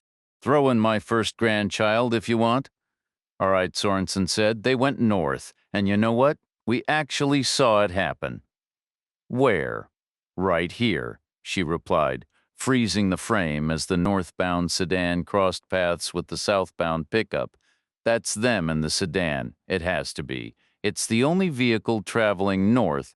They spent 15 minutes doing something else, then got back on the road by circling around south of the lounge, not north. It's the only explanation that fits. What took 15 minutes? I don't know. That's a long delay during a getaway without a good reason. Then there obviously was one. The young clerk behind the counter spoke up. I heard a car alarm around 20 past midnight. Sorenson turned to stare at him. And you didn't think to mention that earlier. Why would I? You didn't ask. You haven't even explained who you are. And honestly, I just remembered around 12:20? Approximately. Definitely? A car alarm? No doubt about it. Pretty loud, too. It was the most exciting thing that happened all night until you showed up. Where did it come from? The kid gestured vaguely over that way. Could have been behind Missy Smith's place, for sure. Okay, Sorenson said. Thanks. Goodman looked at her. So, what's the theory? They spent 15 minutes stealing a car? Maybe, maybe not, but a car alarm going off is another solid reason the waitress might have stepped outside. She'd have been worried about her own vehicle, if nothing else. We need to find her. Now, time to start knocking on doors. Goodman checked his watch. We'd better move. Those guys will be hitting the roadblock soon. You really should have set them 100 miles out, not 80. Sorenson didn't answer. 9 minutes, Reacher thought, not 10. He'd overestimated the delay, but only by a little. The officers on foot had done a good job managing the approaching traffic, and the team at the roadblock was clearly efficient. Cars were moving through at a steady pace. Reacher couldn't see the search details clearly. The Dodge pickup in front of him blocked most of the view, but the process looked quick and basic. He crept forward, paused, crept forward again, the pulsing red and blue lights growing brighter and more intense with each car length. Beside him, Alan King seemed to have dozed off, face still turned away, chin tucked down. Don McQueen kept his arm over his eyes. Karen Del Fuenzo was awake but had stopped blinking. 100 yards to go. Reacher estimated maybe 15 vehicles ahead. 8 minutes, possibly 7. Missy Smith lived in what remained after a family farm was sold to a large agricultural company. A driveway, a house, a carport, a modest fenced yard in front, and another in back, all surrounded by new railing, with endless flat acres of someone else's soybeans stretching beyond. Sheriff Goodman pulled up the driveway and parked about 20 feet from the house. He flipped on his roof lights. People always looked out their bedroom windows after a late knock, and the lights saved a lot of shouting. Sorenson stayed in the car and let Goodman handle the approach. She watched him approach the house, his county, his people, his responsibility. She saw him knock, and from an upstairs window a curtain shifted. 4 minutes later, the front door opened to reveal an elderly woman in a robe, her hair carefully arranged. That explained the delay. Sorenson observed Goodman's polite, almost deferential manner as he asked his question, and she saw Missy Smith provide an answer. He noted something down, read it back for verification, and received a confirming nod. The door closed, the hallway light blinked out, and Goodman jogged back to the car. It's a good distance from here, he reported. Just our luck. He turned the vehicle around and returned to the main road. Meanwhile, a white Dodge pickup passed through the roadblock without incident. Officers scrutinized it from all sides, inspected the bed, and then waved it on. Reacher lowered his window, rested his elbow on the door, and squinted against the flashing red and blue lights as he nudged the Chevy forward. A weathered sergeant with stripes on his sleeve approached. He bent down, scanning the car's interior intently, searching for something he evidently didn't find. He began to straighten up, already moving on to the next car in line, but then his gaze settled on Reacher's face. His eyes widened slightly, a mix of sympathy and frank assessment. "Ouch," he said. "The nose," Reacher replied. "I bet that was something." "You should have seen the other guy." "Where is he now?" "Not in your state," Reacher said.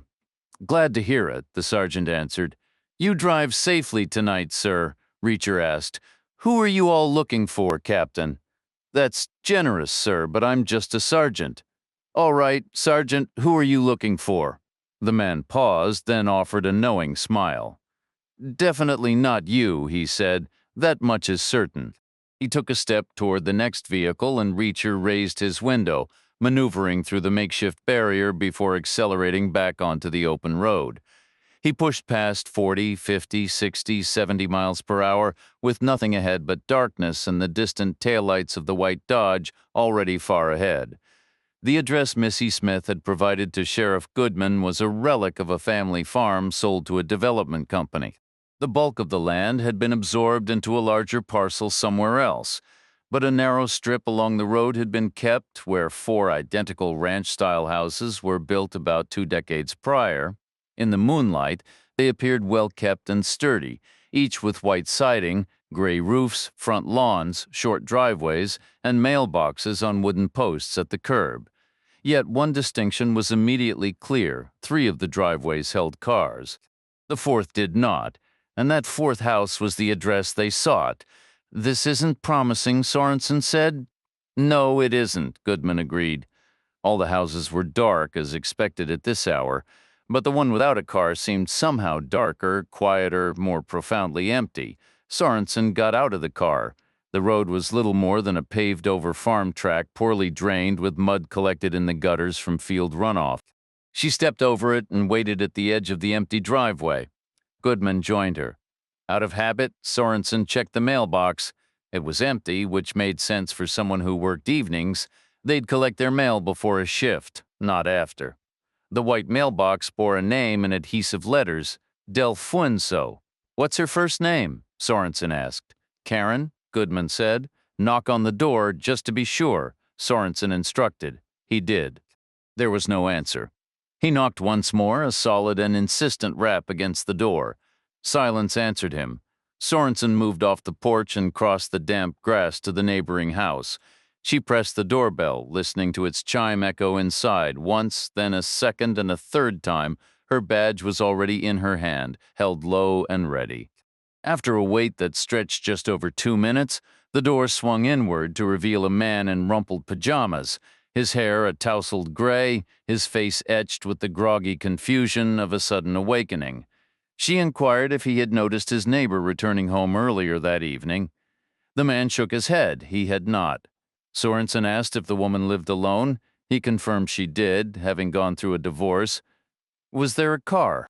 "Yes," he said, "a fairly nice one at that. Only a few years old," he added, almost as an aside, that it was purchased with settlement money, just mentioning it. "Did she typically drive to her job?" "Absolutely," the man affirmed. "The alternative was a very long walk." "Was her car usually parked in the driveway?" "It was," he said, "both before and after her shifts. If they cared to step over and look, they would see the dark stain on the concrete right where it always sat, thanks to a persistent transmission leak. It was the vehicle's one flaw, and she really ought to have gotten it fixed ages ago before the whole thing gave out, but some people just let things slide. Just saying." Sorenson asked if the neighbor ever stayed elsewhere overnight. "Never," he replied. "She worked at the lounge and came home like clockwork every night at 12:10, except on those rare cleanup nights when it might be closer to 12:35. Mrs. Delfuenzo was a decent person and a fine neighbor, and he sincerely hoped no trouble had found her. Sorenson thanked him and said he could return to bed. The man expressed a hope that he had been helpful, and Sorenson assured him he had been. He then suggested that if she wanted more detail, she should try the neighbor on the other side. They were much closer, practically friends, always doing favors for one another. For example, Mrs. Delfuenzo's daughter often had sleepovers there while her mother was at work. Sorenson's eyebrows lifted. Karen has a child, a little girl, the man said. She's 10, same age as the other family's daughter. The kids bunk over there, and then in the morning Mrs. Delfuenzo takes charge, fixes them breakfast, and drives them both to catch the school bus. Chapter 16. Reacher had never undergone hypnosis, but piloting a car along a deserted nighttime highway was a fair approximation. The basic mechanical demands on his mind were so minimal they required only the tiniest sliver of his attention. The remainder simply idled, adrift. The front part of his brain had no immediate task, and the vigilant defensive back half found nothing to oppose. It was pure, uncomplicated calm. The very sensation of time and space seemed to dissolve. The Dodge's twin red taillights ahead appeared eternally distant, a fixed point he could chase for 1,000 hours and never reach. Ordinarily, such a mental vacuum would fill itself with numbers.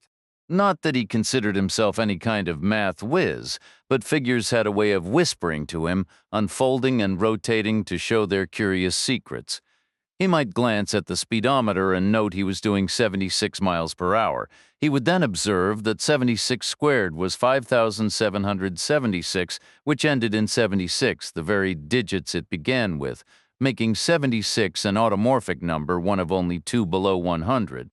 The other was 25, whose square was 625, and that square was 390,625, a fact he found quietly pleasing. Alternatively, knowing every patrol car for miles was tied up at roadblocks behind him, he might let his speed drift up to 81 and ponder how 1 divided by 81 produced a decimal that began 012345678 before repeating that exact sequence endlessly, a loop that would outlast even this seemingly infinite pursuit. But tonight it was words that surfaced first. 4 specific words, spoken by Alan King back at the gas station, plus whatever Karen wants, the coffee order, 2 with cream and sugar, plus whatever Karen wants, the phrase needled at Reacher's initial assessment of them as a tight unit, real teammates, the kind who'd stood in 100 lines together at rest stops, airports, or coffee shops, knew each other's orders by heart. They didn't need to ask. It was a small thing, but it felt like a crack in the facade, a whisper that their story might be more complicated than it seemed. They had shared meals in diners and restaurants, running errands for one another like a well-oiled machine, yet Alan King had no idea how Karen took her coffee. That small telling detail meant she wasn't truly part of the team, or at least not a core member. Maybe she was a recent hire, still finding her footing. It could explain her silence. Perhaps she felt uncertain of her place or simply didn't click with her new partners. They might not have warmed to her either. King had spoken about her with clear impatience, even disdain, right in front of her, as if she were invisible. Karen doesn't drive, he'd stated. Later, when she passed on ordering, he'd added, "Nothing for Karen, then?" This wasn't a trio. King and McQueen were a tight pair, barely enduring an outsider in their midst.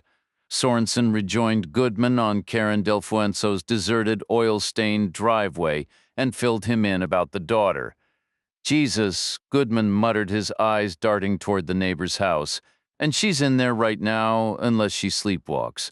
And she's expecting her mom to be home in the morning. We can't tell her. Not yet. Not until we're certain." "We won't," Sorenson agreed. "But we need to speak with the neighbor. There's still a slim chance this is all a misunderstanding. Something innocent might have come up, and maybe Karen left a message." "You really believe that?" "No, not really. But we have to check."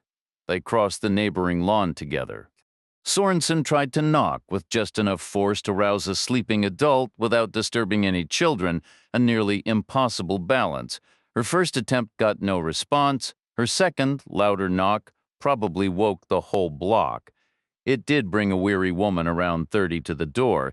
There had been no message from Karen Del Fuenzo. Chapter 17. The grizzled old state police sergeant's words, "Not you," echoed in Reacher's mind, leading him down a numerical rabbit hole. 6 letters, 3 in each word, 3 vowels, and 3 consonants combined. He had no time for anyone who argued that ye was a vowel. 3 and 6 were solid numbers. Geometry showed that any 3 points not in a straight line could define a circle. Take any 3 consecutive numbers where the largest was divisible by 3, sum them, then keep adding the digits of the result until a single digit remained. It would always be 6. But beyond the math, "not you" ultimately pointed to the number 1 because of its meaning. Reacher had asked, "Who are you looking for, Sergeant?" The reply was specific. Not you guys, or you people. They were hunting a lone individual, which matched what he'd observed at the earlier roadblock, single drivers getting extra attention. But not you implied the cops had at least a rough description, and Reacher definitely wasn't it. Why, a million reasons. For starters, Reacher was tall, white, older, and solidly built. So maybe their target was short, black, young, and thin, yet the sergeant had paused, thought, then smiled. His "not you" had been emphatic, almost wry, even a touch rueful, as if the gap between Reacher and the description wasn't just a difference, but a total contrast. But how do you be drastically tall unless they're seeking a dwarf? A single glance into the car would have settled that. You can't be drastically white. White or black is a straightforward distinction, not a spectrum people dwell on anymore. He wasn't drastically old unless their target was still in the womb, and he wasn't drastically heavy unless the guy they wanted was little more than a skeleton. Not you. Reacher's deliberate slip about the man's rank had been a standard courtesy, a nod from one former serviceman to another. It was a way of establishing common ground, a gesture that was both wry and good-natured. The comment circled back to the earlier talk about the broken nose, continuing their easy banter and reinforcing that shared understanding. The implication was clear. The person they were hunting didn't have a busted nose, of course most people don't. The sergeant had been speaking broadly as if to say, "Trust me, a nose like yours would have been in the description." Their target then had no obvious memorable features. No scars, no distinctive tattoos, no missing limbs or outlandish hairstyles. After 13 years as a military policeman, Reacher knew the official phrasing by heart. No distinguishing marks. Sorenson and Goodman stepped over the muddy ditch and got back into the patrol car. "You should call your dispatcher," Sorenson said, her voice low. "See if anyone's reported a woman wandering alone, maybe disoriented. We're operating on the theory that the 2 men stole Del Fuenzo's car. They might have knocked her out to take it. They might have killed her," Goodman replied, the words hanging heavily in the confined space.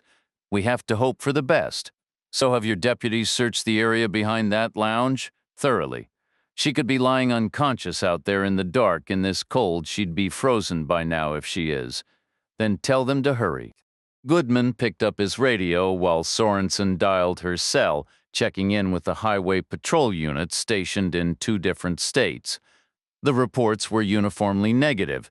No sightings of 2 average-looking men traveling together, no reports of bloodied clothing, no alerts for bladed weapons. Sorenson calculated the time and distance in her head. Logically, the pair should have already passed through the checkpoints. But logic sometimes failed. They could have had car trouble or some other delay. She instructed the troopers to hold their positions for another hour. The last thing she needed was to pull the cordon down, only to have the targets cruise through the gap 5 minutes later. She ended her call as Goodman reported that his dispatcher had heard nothing and that all available deputies were now combing the town and the land behind the Sin City Lounge. Reacher drove on through the night. Alan King was asleep in the passenger seat and Don McQueen was snoring softly in the back. Karen Del Fuenzo, however, remained rigidly awake, her tension a palpable force in the car. Reacher could feel her eyes on him in the rearview mirror. He glanced up and met her intense stare. She was watching him fiercely as if trying to beam a thought directly into his skull. "Understand what?" Then the numbers resurfaced in his mind: 13, 2, 3, 1, and 9. Delfuenzo had blinked them out in distinct sequences, each one punctuated by a sharp shake of her head. It was a message, a crude alphabetical code. The 13th letter was M, the second was B, the third C, the first A, the ninth I, M, B, C, A, I. It meant nothing. It wasn't a word, not a Roman numeral, not an obvious acronym. He stared into the swallowing darkness of the road ahead, mapping the next mile in his mind, then looked back at her reflection. He silently mouthed the letters, shaping them with exaggerated care: MBCAI.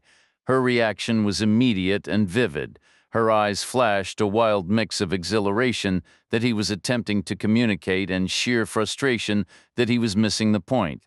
It was the look of someone dying of thirst who watches the canteen being pulled away. She shook her head violently. No.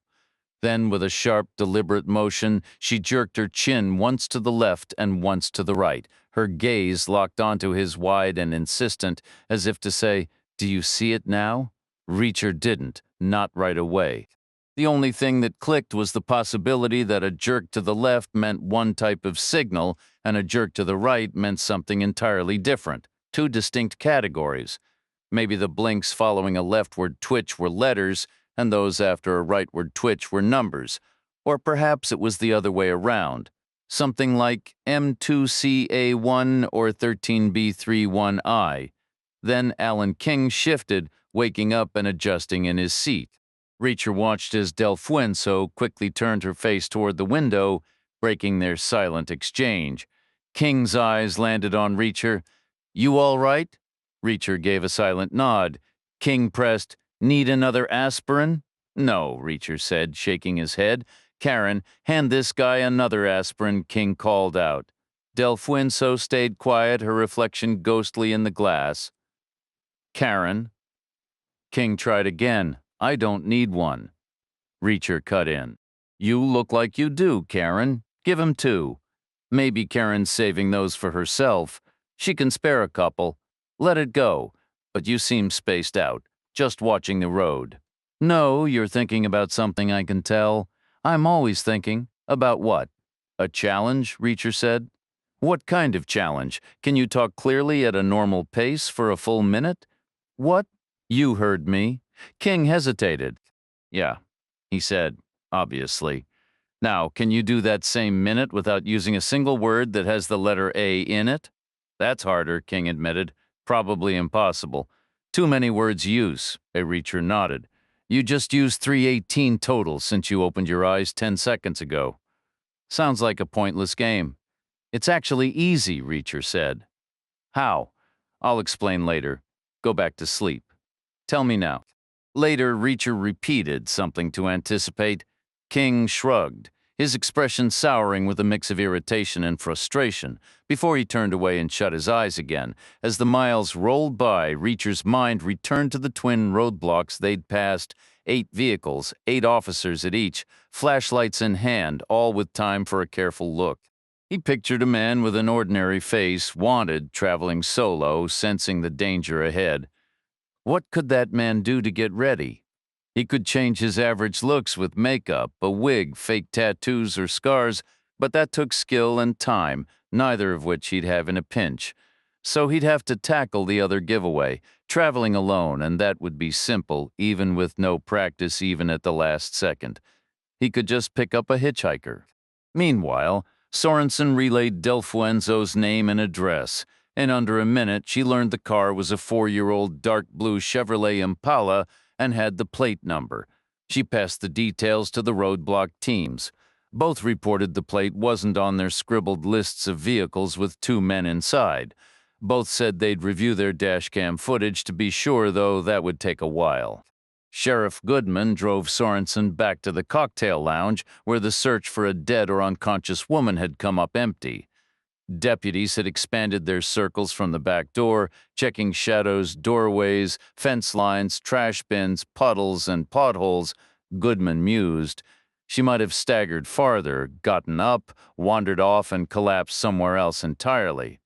"That kind of thing can happen with a head injury," one of the deputies remarked. Another added, or they could have forced her into the car and dumped her out later, somewhere remote. Safer for them. She could be anywhere by now, maybe 50 miles away. Sorenson paused. Say that first part again. Forced her into the car. Her license plate wasn't on their hastily written lists of vehicles with two men.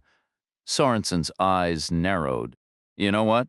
I think that's exactly what happened, and I think she's still in that car, a hostage and a distraction. 3 people, not 2. They've been slipping right past us this whole time. The room fell silent. What was she wearing? No one answered immediately. Come on, Sorenson pressed. One of you has been in that lounge on a night off. Don't act like you haven't, Black Pants. Goodman finally offered, and a black top with silver threads, kind of glittery. Not much to it, very low cut, memorable. Unless you're blind, we're talking about a serious display here. Of what? You know? I don't. I mean, she was practically spilling out of it. And this is the classy lounge? What do they wear in the others? Thongs and heels. Nothing else, just about? Sorenson picked up her phone again. Long-haul traffic cutting through Nebraska and Iowa in the dead of a winter night, truckers, farmers, solid Midwestern folks, a sparkly, low-cut cocktail outfit would have shone like a lighthouse. Bored troopers would have lingered over that car for sure, but no one in Nebraska or Iowa had reported seeing a woman dressed like that. Meanwhile, Reacher drove on, his left hand relaxed on the wheel's lower curve, his right resting on the gear shift to keep his shoulders from stiffening. He felt a faint tremor through the shifter, a subtle buzz in his palm. The linkage was picking up some internal shudder. He nudged the lever slightly side to side, checking it was fully seated. It was lined up squarely on drive. The vibration remained. Probably nothing, he told himself. Army vehicles shook all the time, and nobody panicked. Beside the shifter, the lit indicators glowed softly. P, R, N, D, L, park, reverse, neutral, drive, low. Alphabetically, the 16th letter, 18th, 14th, 4th, 12th, a clunky sequence if you had to signal it, like blinking. 3 of the 5 letters were past the halfway mark, better than some random words, but still inefficient. Blinking through a 26-letter alphabet was slow and easy to miscount. Sam Morse had solved that problem long ago. Reacher glanced down again. Reverse Karen Del Fuenzo hadn't blinked more than 13 times. That meant all her letters would have to be in the first half of the alphabet. Possible, but unlikely. An amateur, especially one under pressure, might have improvised a simpler system. Drive and reverse forward and back. Maybe a head jerk left meant count forward from A, since people read left to right, and a jerk right meant count backward from Z, possibly. Right, 13 left 2, right 3, right 1, left 9, NBXZ, I. That didn't make any sense at all. Reacher knew NB was the standard Latin abbreviation for nota bene, meaning note well, but XZI was just nonsense. He caught Del Fuenzo's stare in the rearview mirror. Her expression pleading for him to understand in the reflection everything was reversed, left became right, right became left. Maybe she had planned for that. Forward 13, back 2, forward 3, forward 1, back 9, EMYCAR, my car. Reacher glanced back again and silently mouthed, "This is your car?" Del Fuenzo's response was a frantic, hopeful nod, a mix of desperation and sudden relief. Sorenson stepped away from the scene and turned, her gaze sweeping the area. They headed south first, then doubled back to the road going north. Why would they do that? Goodman shrugged. That's how they arrived. Maybe they didn't realize there was another way out. That's ridiculous. One looked north and they'd see the old bar and all that gravel. They'd know they could leave that way. Maybe they needed gas from the other station. Why bother? There's a gas station right here at this end staring them in the face, unless they were worried about saving a few cents. Could be they noticed the cameras. If one place has cameras, the other does too. You can count on that. The price is identical at both ends anyway. It always is. So why loop back south? Goodman sighed. Must have been some other reason. Sorenson set off walking south, her boots crunching over the frozen gravel. She moved past the rear of a shuttered diner, a nameless bar, a dilapidated motel, and finally a brightly lit convenience store. She paused.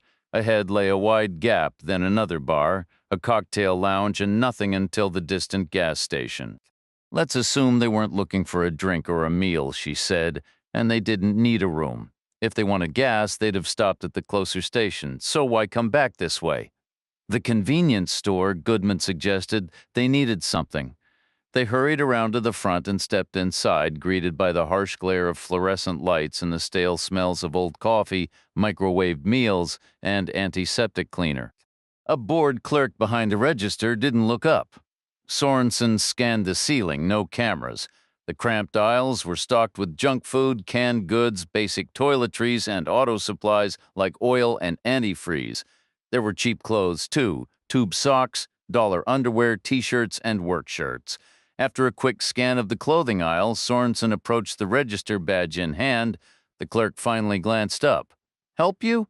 Between around 20 past midnight and half past, who was in here? Just me. No customers. Maybe one guy? Describe him. Tall, skinny, wearing a shirt and tie. No coat, looked like he ran in from a car. Didn't seem cold. Nobody walks out here. We're in the middle of nowhere. Did you see the car? The clerk shook his head. Think he parked around back? He kind of appeared from around the corner anyway. What did he buy? The clerk straightened a coiled strip of register tape, his thumb tracing over the faint blue ink. He jumped back through timestamps, then paused at an entry with 11 lines. 6 items, he said, plus subtotal, tax, total, tender, and change. He paid cash? Must have, if I gave him change. You don't remember, lady? This isn't exactly a thrilling job. I don't pay that much attention. What did he buy? The clerk squinted at the tape. 3 of one thing and 3 of another, the man muttered more to himself than to the agents. 3 of what, exactly? This happened tonight. We're not asking you to recall ancient history. Sorenson pressed, her patience thinning. Just think. Water, he blurted out. 3 bottles of water. They came from the cooler by the register. And what else? Goodman leaned in, his shadow falling across the counter. The clerk stared at the security monitor, his expression strained. 3 other items, all the same price. I remember that much. What were they? Sorenson asked. I can't pull it up, he admitted, rubbing his temples. Sorenson studied him. Have you been smoking anything tonight? His eyes darted away. Smoking? What, exactly? Maybe that's a question for the sheriff here. Are you feeling up for a personal search tonight? Goodman's tone was flat, bureaucratic. The clerk ignored the question, snapping his fingers softly in the air as if trying to catch the memory. Then a slow smile spread across his face. Shirts, he said. 3 denim shirts on sale. Blue, they bought 1 small, 1 medium, 1 large. Outside, Sorenson and Goodman circled back to the empty parking lot. The night air was biting. Karen Del Fuenzo was their cover, Sorenson reasoned, her breath forming a cloud. They couldn't have her in that flimsy top, too distinctive. They knew there would be checkpoints. They made her change. They all changed, Goodman said, the realization heavy in his voice. 3 people, 3 shirts. Sorenson gave a grim nod. Bloodstains. Just like the witness said, at least one of those suit jackets was soaked through. We missed it, Goodman admitted, a note of frustration creeping in. Completely. I told the roadblocks to look for 2 men in dark suits. Then any 2 men, you said the same, but it was never 2 men, it was 3 people, 2 men and a woman, all in identical blue denim. Sorenson was silent, the weight of the error settling between them. Then her phone buzzed and the Iowa State Patrol delivered the next blow. They had reviewed their dashcam footage and spotted Del Fuenzo's car. It had passed through a checkpoint over an hour prior. It drew no notice because it contained 4 occupants. Sorenson turned from Goodman, pressing the phone to her ear. 4 people. The state captain's voice was clear through the line. The image isn't perfect, but we can make them out, 2 in front, 2 in the back. And my sergeant remembers the driver. Let me speak with him, Sorenson said. Can I stand my team down here after I talk to your sergeant? A moment of muffled noise followed the scratch of a handoff, the distant grumble of a diesel engine. Sorenson looked back at Goodman. We were wrong on an entirely new level. There are 4 of them in that car. Then a new gravelly voice came on the line. Ma'am? Who did you see in the vehicle? Sorenson asked. Honestly, the driver is what stuck with me, the sergeant replied. Man or woman? Man. A big fellow, with a nose that looked like it had just lost an argument with a brick wall. I mean, it was a fresh, ugly break. He reminded me of a prize fighter who forgot to duck, like he'd been in an altercation. He sort of said as much, made a point to say it didn't happen in our state, though. You spoke with him? Briefly. He was civil. Nothing seemed off aside from the obvious. He was quiet, tough, had to be with an injury like that. The guy should have been on his way to an ER. What was he wearing? A heavy coat, parka style, and the passengers? The sergeant hesitated. I don't have a clear picture, ma'am. I don't want to send you down the wrong path. You're not testifying, Sergeant. Any impression, anything at all could be crucial. Well, they gave me a vibe, like a matched set. It made me think of those old folk groups, Peter, Paul, and Mary. Before your time, probably. They were all dressed alike, 2 men and a woman. Blue denim shirts, exactly like that, like a band heading to the next gig. I half expected to see instrument cases. The woman had stage makeup on, all done up. The driver, though, he was different. I figured he was the manager or the road crew big, rough around the edges. It was just a feeling, like I mentioned before. Anything more you noticed? Don't use my name, all right? I won't. There was a tension in the air. The woman seemed furious, or maybe bitter. I wondered if the performances were struggling and she wanted to leave the tour, but it was 2 against 1 or 3, if you count the manager having a say.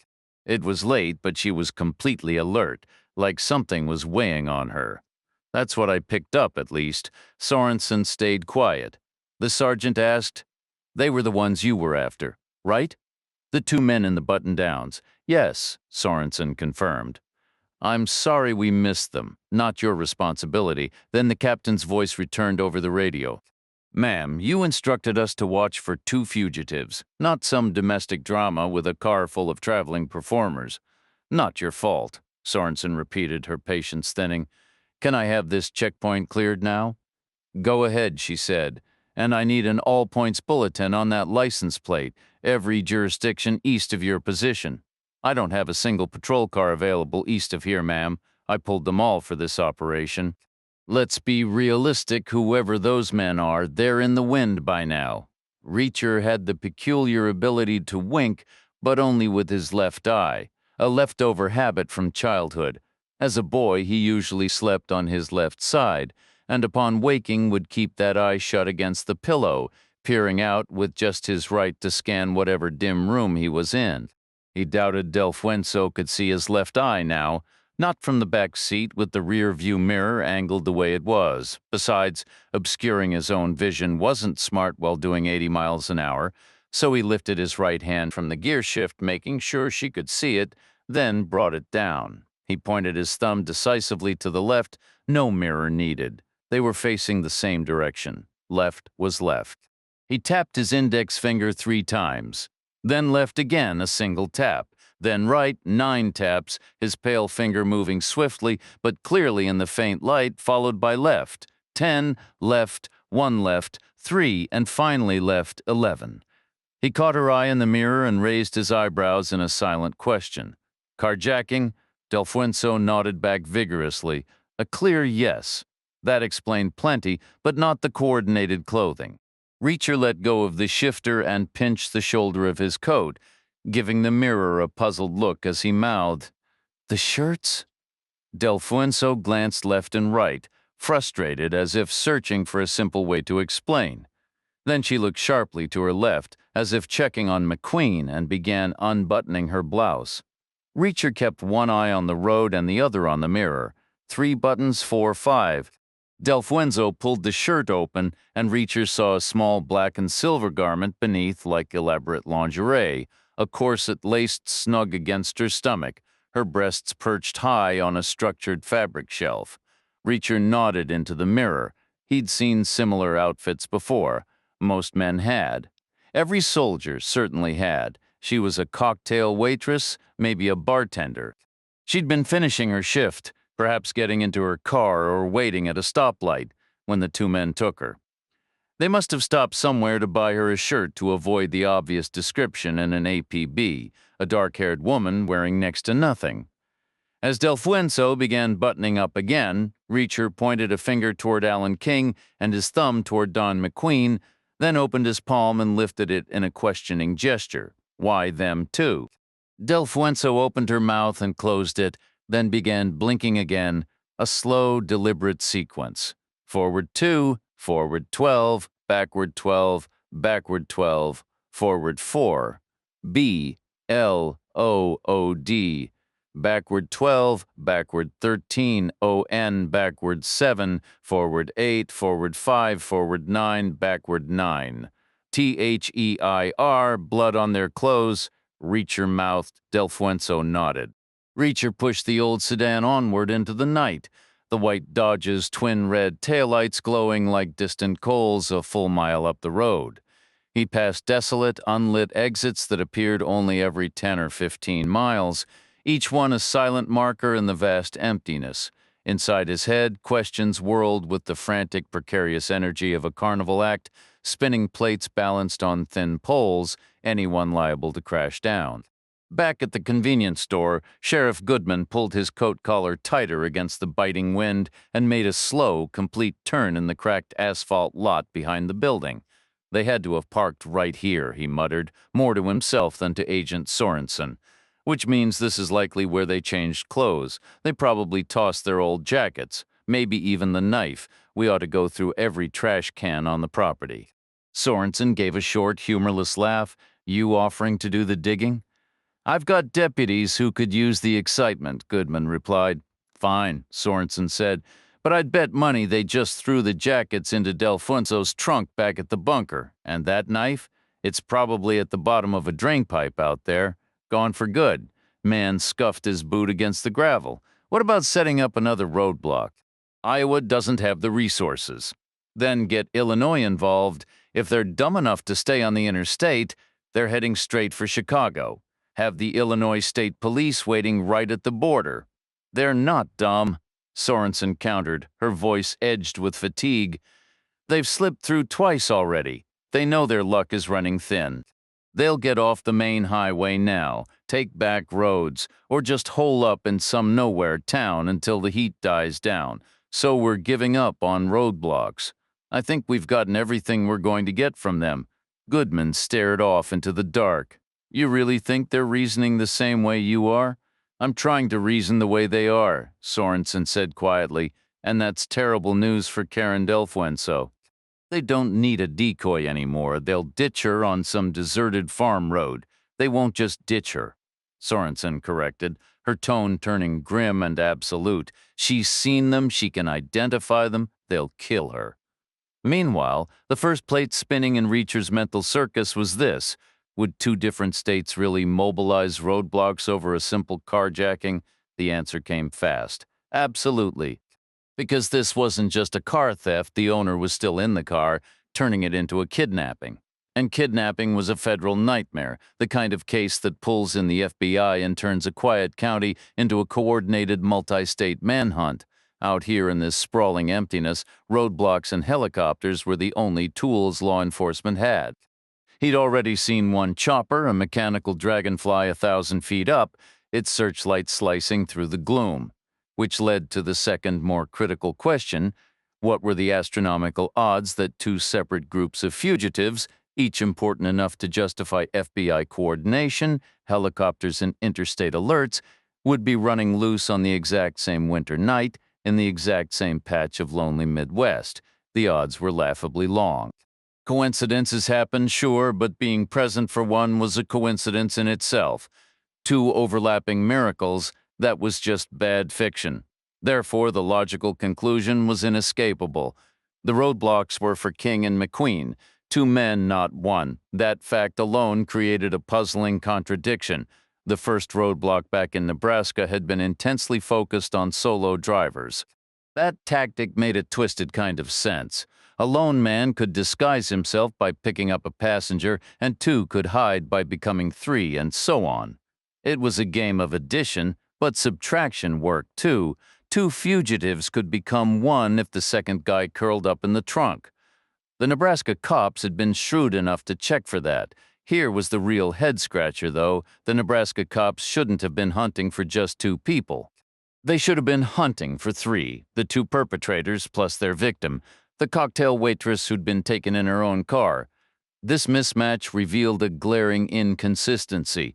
King and McQueen clearly believed the All Points Bulletin would describe three individuals, themselves and Del Fuenzo. That's why they gave her a shirt to alter her appearance, a basic disguise.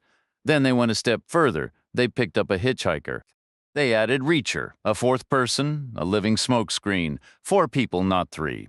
It was a clever, layered deception, and it meant everyone was playing a different game with a different set of rules. The whole thing was a carefully constructed lie, beginning with those plain button-down shirts and culminating in the clever move of putting Reacher himself behind the wheel for the second checkpoint. It was all a smokescreen, a grand illusion, and above all else, a masterful distraction. That broken nose, for instance, any officer would have been fixated on it, and that so-called group discussion back at the interchange that was no democratic chat. King and McQueen had twisted in their seats to deliver a stark, whispered threat to Del Fuenzo. They would make her suffer terribly if she slipped up. The message was brutally clear. Keep quiet. They'd leaned in, pressing her, "Do you understand?" Reacher had caught her faint, terrified nod just before he slid into the car. Even the aspirin charade wasn't about kindness. By then, Alan King had already pegged Reacher as their future driver. His watchful eye on Del Fuenzo rummaging through her purse wasn't friendly concern. He was ensuring she couldn't send a covert signal for help. Let's be real.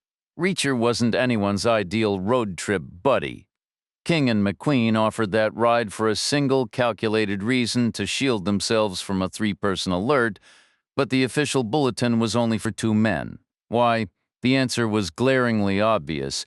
The FBI knew two fugitives were on the run, but they were completely in the dark about the carjacking and the hostage, which raised a critical question. Did the Bureau even know now? Consequently, those roadblocks weren't for the stolen car.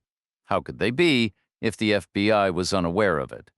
The roadblocks were for the original, far more serious crime, something severe enough to leave blood on their clothes. Reacher pushed the car forward, a steady 80 miles per hour through the pitch-black Iowa night, his breathing calm and measured. Meanwhile, Goodman and Sorenson approached the red Mazda. Sorenson's forensic team had swarmed the vehicle, having relocated from the gas station. They'd already uncovered blood, fingerprints, hairs, and fabric fibers. It was painfully clear the two men had taken zero precautions to conceal their traces. They were incredibly sloppy, Sorenson observed. Goodman shrugged. Most criminals are. But these aren't your average thugs. This wasn't some botched convenience store holdup. They're wearing suits, for heaven's sake. The State Department is sniffing around. Yet they were utterly unprepared, flying by the seat of their pants. They didn't even have a proper escape car. They had to hijack one. It just doesn't add up. Maybe they didn't plan because they didn't expect things to go this way. If you travel to Nebraska to settle a score, you come prepared. This feels reactive, not premeditated. Most murders are impulsive, Goodman countered. I'd normally agree. Sorenson conceded, a hint of frustration in her voice. But absolutely nothing else about this mess feels spur of the moment. It's all too deliberate in its chaos. Goodman dispatched a deputy to scour the dumpsters behind the nearby store. Just then, the lead crime scene investigator emerged from the Mazda and walked over holding two photographs. The first was a color Polaroid of the deceased man's face, cleaned up, eyes open, blood wiped away, an attempt to mimic the appearance of life. He had dark, almond-shaped eyes that tilted slightly upward at the outer corners.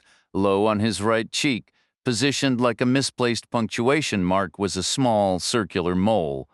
On a woman it might be considered a beauty mark. On him, it was just a mole. The second photo was a grainy, black-and-white blow-up from a video still, likely from a surveillance camera.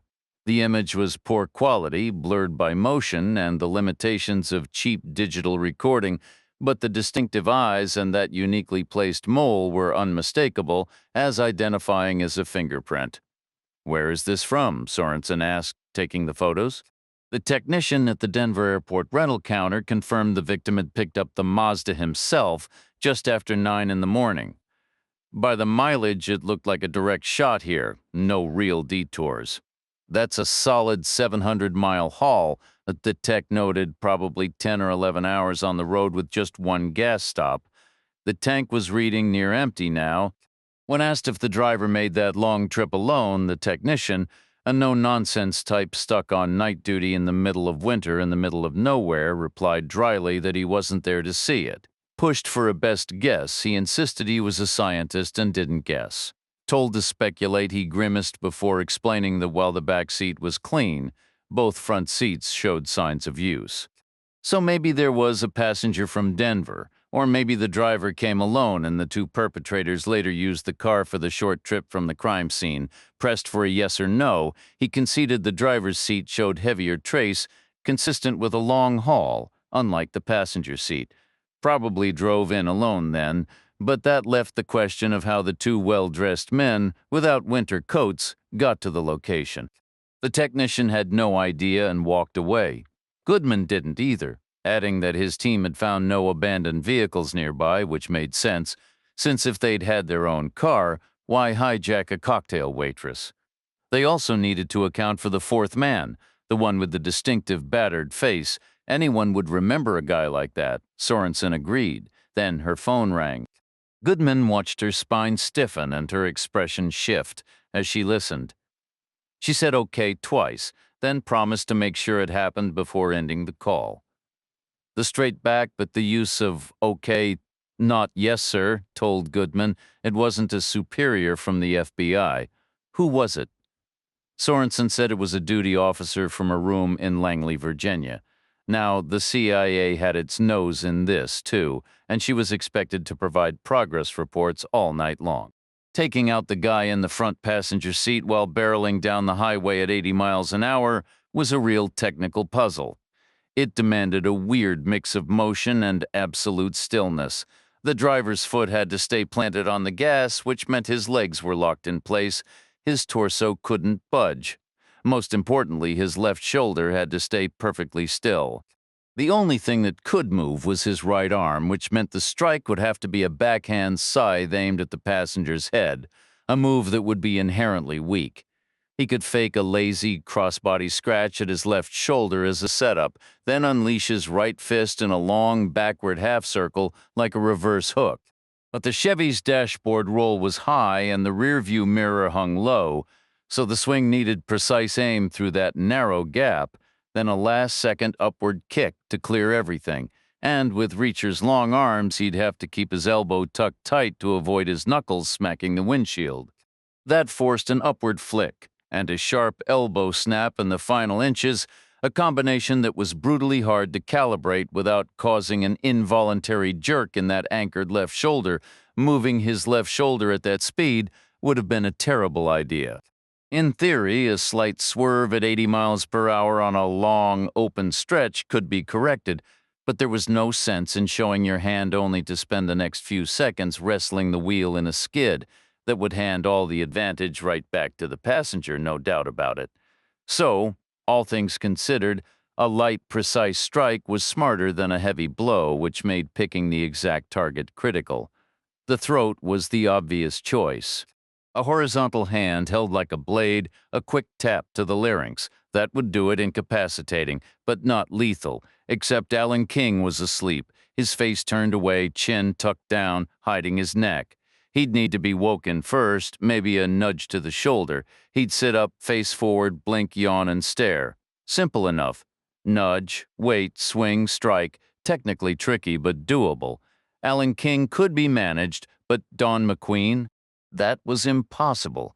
Science still hadn't figured out how to neutralize a guy sitting directly behind the driver, not while doing 80 down the highway. No chance. Just not workable. No amount of clever planning could pull that off. Reacher kept driving, steady at 80. He checked the mirror. Empty road behind McQueen was out. A minute later, he looked again. Del Fuenzo was watching him. He memorized the road ahead, then met her gaze in the mirror. He gave a slight nod. Go ahead, send the message, she began. Forward 9, I forward 8, forward 1, back 5, forward 5, HAVE, have forward 1A, forward 3, forward 8, forward 9, forward 12, forward 4, CHILD, child. I have a child. Reacher nodded. He reached into the center console and lifted the small stuffed toy, its fur matted and stiff with dried saliva, its shape warped from being clenched in a little mouth. I understand he placed it back. Delfuenzo's eyes welled up and she turned away. Reacher leaned over and prodded Alan King's shoulder. King stirred, woke, straightened, and faced forward with a blink and a yawn. What? He mumbled. The gas gauge is dipping past the first marker, Reacher said. I need you to tell me when to pull over. Back at the scene, the deputy returned from the convenience store and reported to Goodman, no bloody coats or knives in the trash. Sorenson waved the head tech back from the Mazda. I need something on the victim. Can't help you there, the tech replied. No ID and the autopsy's scheduled for tomorrow. Give me your impressions. I'm a scientist. I missed the lecture on mind reading. Take an educated guess. What's the rush? I'm getting pressure from 2 different back channels. Who? First State, now CIA. They're not separate. State is just the CIA in a nicer suit. And we're the FBI. We're the good guys here, and we can't afford to look sluggish or clueless or uncreative. So I'd like your professional impression.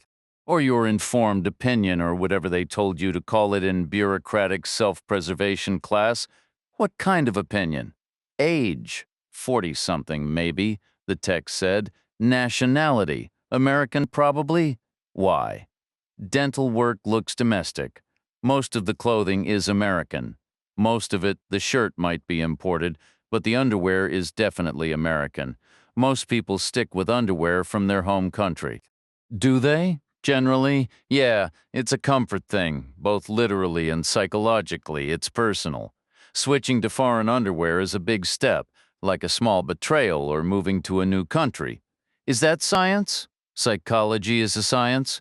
Where's the shirt from? Hard to say. There's no tag inside, but it seems like it's from overseas. Honestly, most cotton clothes are imported these days. Nearly all of it comes from Asia. But the quality, the cut, the color, and the pattern usually point to a specific market. Which market? The fabric is lightweight. The color is more of a cream than white. The collar points are slim and elongated, and the check pattern is modern, not a traditional weave. I'd guess this shirt was purchased in Pakistan or maybe somewhere in the Middle East. Chapter 24. Alan King pushed himself up and leaned to the left, squinting at the fuel gauge for a long moment. We should be all right for a while longer, he finally said. Just give me a heads up when it drops to 3/4. That won't be long, Reacher replied.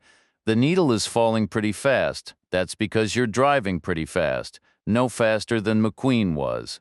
Then maybe the problem fixed itself. Could have been a temporary glitch. We really don't want to be stranded out here. It's desolate. Can't rely on anyone coming by. All the police are tied up back at that roadblock. Let's give it another half hour, King suggested. Then we can start worrying about it. Fine, Reacher said. Now tell me about that business with the letter A later. No, now, I said later. Is that confusing? You don't like being told what to do you, Reacher? I wouldn't know. Nobody's ever tried. If someone does, you'll be the first to know how I take it. King turned his face away and stared silently into the dark for a full minute. Then he slumped back down in his seat, tucked his chin, and closed his eyes again. Reacher glanced in the mirror. McQueen was still unconscious. Delfuenzo was awake, and she was blinking again in that deliberate sequence. Back 7, ahead 8, ahead 5, back 2, THEY, ahead 8, ahead 1, back 5, ahead 5, HAVE, ahead 7, back 6, back 13, back 8, GUNS. They have guns. Reacher gave a slight nod into the mirror and kept driving. Behind the cocktail lounge, the scene remained still for another 5 minutes.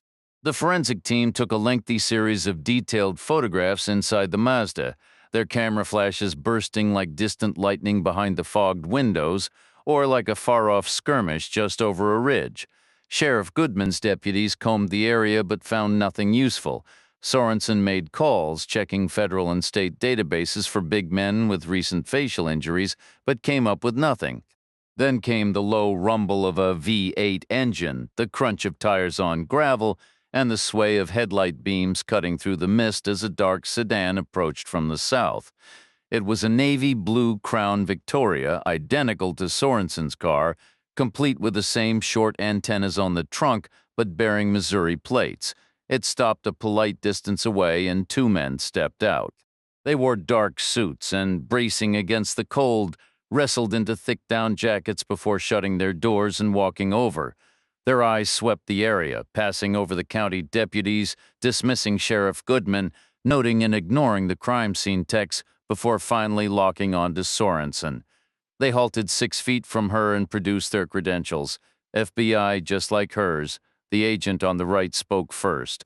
"We're with Counterterrorism, Central Region out of Kansas City." Sorenson said, "I didn't request you. Your field office's duty log triggered an automatic alert." "Why?" "Because this crime scene location is considered sensitive." "Is it? It's an old abandoned pumping station?" "No," the agent corrected, his tone shifting to one of bureaucratic gravity. "It's an open, uncapped wellhead with direct vertical access to the largest aquifer in the country. A potential back door to America's water supply left unattended. Quite the oversight, don't you think?" "It's a dry hole," Sorenson countered. The agent nodded. "Only because the water table dropped below the bore. The access remains, whether the pipe was dry or not. Anything poured into it would inevitably seep into the aquifer below. Gravity would see to that like a drop of ink spreading through a sponge." "Poured what, exactly?" "There are plenty of substances we wouldn't want entering that water, but it would be a drop in the ocean, literally, a tiny amount in a massive system. They withdraw trillions of gallons every year. Even a full tanker truck holds, what, 5,000 gallons? That's practically nothing in comparison." The man gave a slow nod. "Terrorism isn't about volume, though. It's about psychology.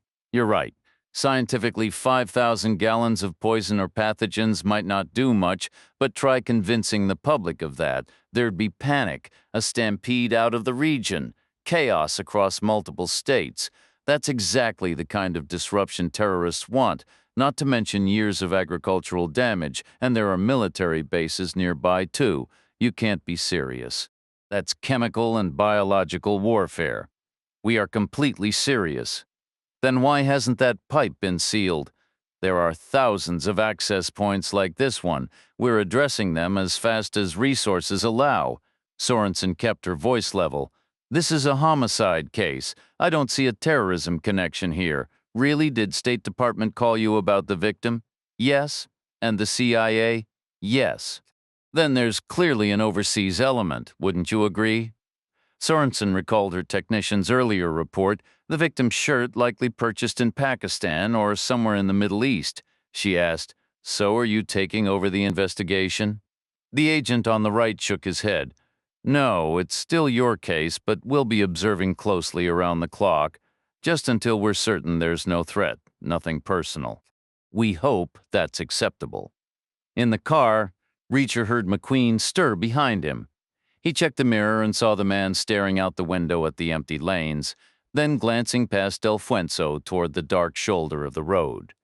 They passed an exit sign, then 3 blue highway boards, one blank, the others advertising gas and lodging, but no food.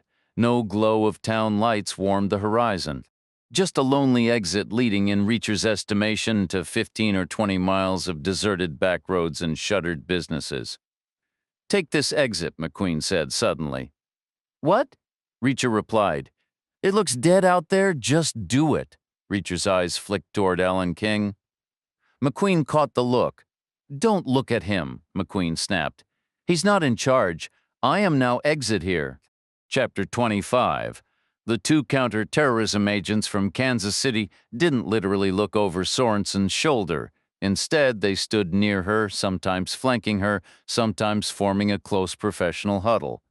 They introduced themselves as Robert Dawson and Andrew Mitchell, equal in rank, each with over 15 years of service. Dawson was slightly taller, Mitchell carried a little more weight. Otherwise, they could have been brothers, fair-haired, pink-cheeked, early 40s, dressed in nearly identical navy suits, white shirts and blue ties beneath their parkas. Neither showed signs of fatigue or strain, which Sorenson found notable given the late hour and the gravity of their assignment. Yet neither offered much in the way of investigative guidance either. By now, the case had stalled. The suspects were somewhere east of Des Moines, the hostage was likely already dead or dying, and a 10-year-old girl was on the verge of becoming motherless. Any breakthrough would depend on luck or forensic miracles, a slow, uncertain process, not the kind of clean resolution that makes for career highlights or polished resumes. Sorenson suggested, "We ought to notify Chicago, I suppose." Dawson countered, "Or maybe Milwaukee, Madison, Indianapolis, Cincinnati, or Louisville." Mitchell added with a hint of sarcasm, "Or why not Interpol or NASA for that matter? By this point, they could be halfway across the galaxy." "I'm listening to any suggestions, Agent." "Mitchell," Sorenson replied. "Nothing against you," Dawson said. Then the familiar sequence repeated, the low hum of a V8 engine, the sound of tires on gravel, headlights cutting through the fog as another sedan approached from the south. It was a Ford Crown Victoria, clearly another government vehicle, though not an exact match for Sorenson's or the one Dawson and Mitchell used built to similar specs. It had distinct needle antennas on the trunk and was a lighter shade with official U.S. license plates. It halted about 30 feet away, and the driver stepped out.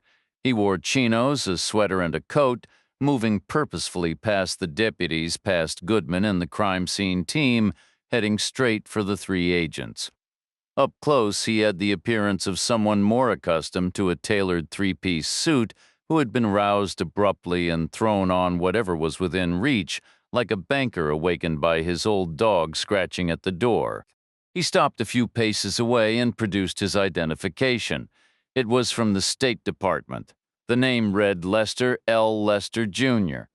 The photo showed a man with neatly combed hair above a crisp button-down collar that Sorenson would have sworn came from Brooks Brothers. "What can I do for you, Mr. Lester?" Sorenson inquired. Mitchell couldn't resist asking, "Is your middle name Lester as well?" The man glanced at him. "Actually, it is." "Impressive," Mitchell said dryly. Sorenson repeated her question. "What brings you here?" "I'm here to observe," Lester stated, "because the victim was known to your department." "Not to me personally, but to the State Department. That's the essence of it." "Who was he?" "I'm not authorized to disclose that then. Turn around and head back wherever you came from." "You're not contributing anything here." Lester insisted. "I need to remain," Sorenson asked. "Do you have a cell phone?" "Yes." "Then use it. Call your superiors and get permission to tell me what I need to know." Lester showed no intention of moving. Mitchell pressed. "Are your CIA friends lurking around too?" Lester made an exaggerated show of scanning the area. "I don't see anyone else, do you?" "Maybe they're keeping to the shadows. That's their specialty, isn't it?" Mitchell remarked. Lester remained silent. Then Sorenson's phone rang, its plain electronic tone breaking the tension. She answered, listened briefly, and said, "Understood, thank you, sir," ending the call. She looked directly at Lester with a faint smile. "You must have driven here in quite a hurry." "Must I have?" Lester replied. Sorenson nodded. "That was my special agent in charge. He informed me you were on your way. The grapevine is still functioning, it seems. He said to expect you within the next 10 minutes or so. Lester said the roads were clear, and my SAC told me who the deceased was." Lester offered no response. Dawson turned to Sorenson. "So, who was he? An embassy employee, apparently. One of ours?" "Yes. A diplomat. An attaché of some sort? Senior level?" "I didn't get that sense." "But probably not junior either, judging by the tone age, 42. Important?" "My SAC didn't specify." Mitchell interjected. "If a special agent in charge is awake and calling in the middle of the night, the guy was important. Don't you think?" Dawson asked. "Where was he posted? What region? What were his duties?" "My SAC didn't provide those details. I doubt he's been fully briefed either." The shirt had been purchased in Pakistan. Or perhaps somewhere else in the Middle East. Dawson pressed. What was he doing here? I have no idea. Dawson shifted his gaze to Lester and repeated the question. Lester simply shrugged. I honestly don't know why he was here. Is that so? Yes, it is. That's precisely why I'm standing here, because we're all in the dark. Then, from about 20 feet away, Sheriff Goodman's phone began to vibrate, a muffled but insistent buzz in the quiet night. All four of them turned toward the sound. Goodman answered, listened intently, and his eyes immediately found Sorenson's. He started walking toward her, almost on instinct, finishing the call and slipping his phone away when he was still 10 feet out. He didn't speak until he was just a few steps closer. That was my dispatcher, he said, his voice low. The eyewitness is gone, the man you spoke with tonight. He never made it home. The brief exchange with McQueen had cost Reacher a little time and momentum, forcing him to take the exit ramp at a sharper speed than intended. He had to brake hard for a tight curve that followed. For a fleeting moment, he calculated the angle, considering driving his elbow into Alan King's throat. Reacher was braced, his right foot firm on the brake, his left hand locked on the wheel. King was stirring awake, jostled by the sudden turn and deceleration. The timing might have been perfect, but McQueen remained a complication even at a crawl. In theory, Reacher could slam the seat back into him or throw an elbow, but the headrest was in the way, and there was that other passenger to consider, the woman just 2 feet from McQueen on the rear seat, separated from her child. And McQueen was likely right-handed, like most people. People with guns often are, so Reacher just eased the car through the curve and onto the narrow 2-lane road at the ramp's end. Faded signs for gas and a motel faced him from the far shoulder, both with arrows pointing right.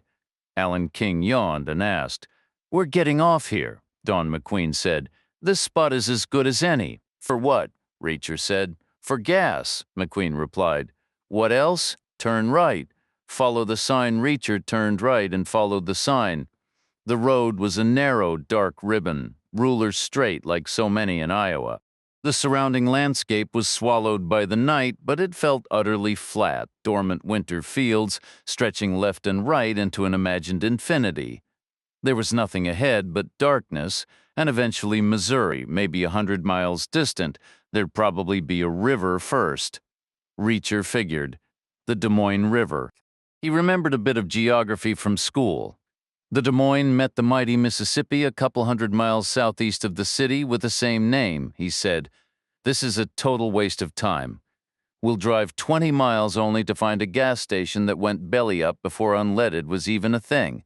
McQueen said, there was a sign. It has to mean something.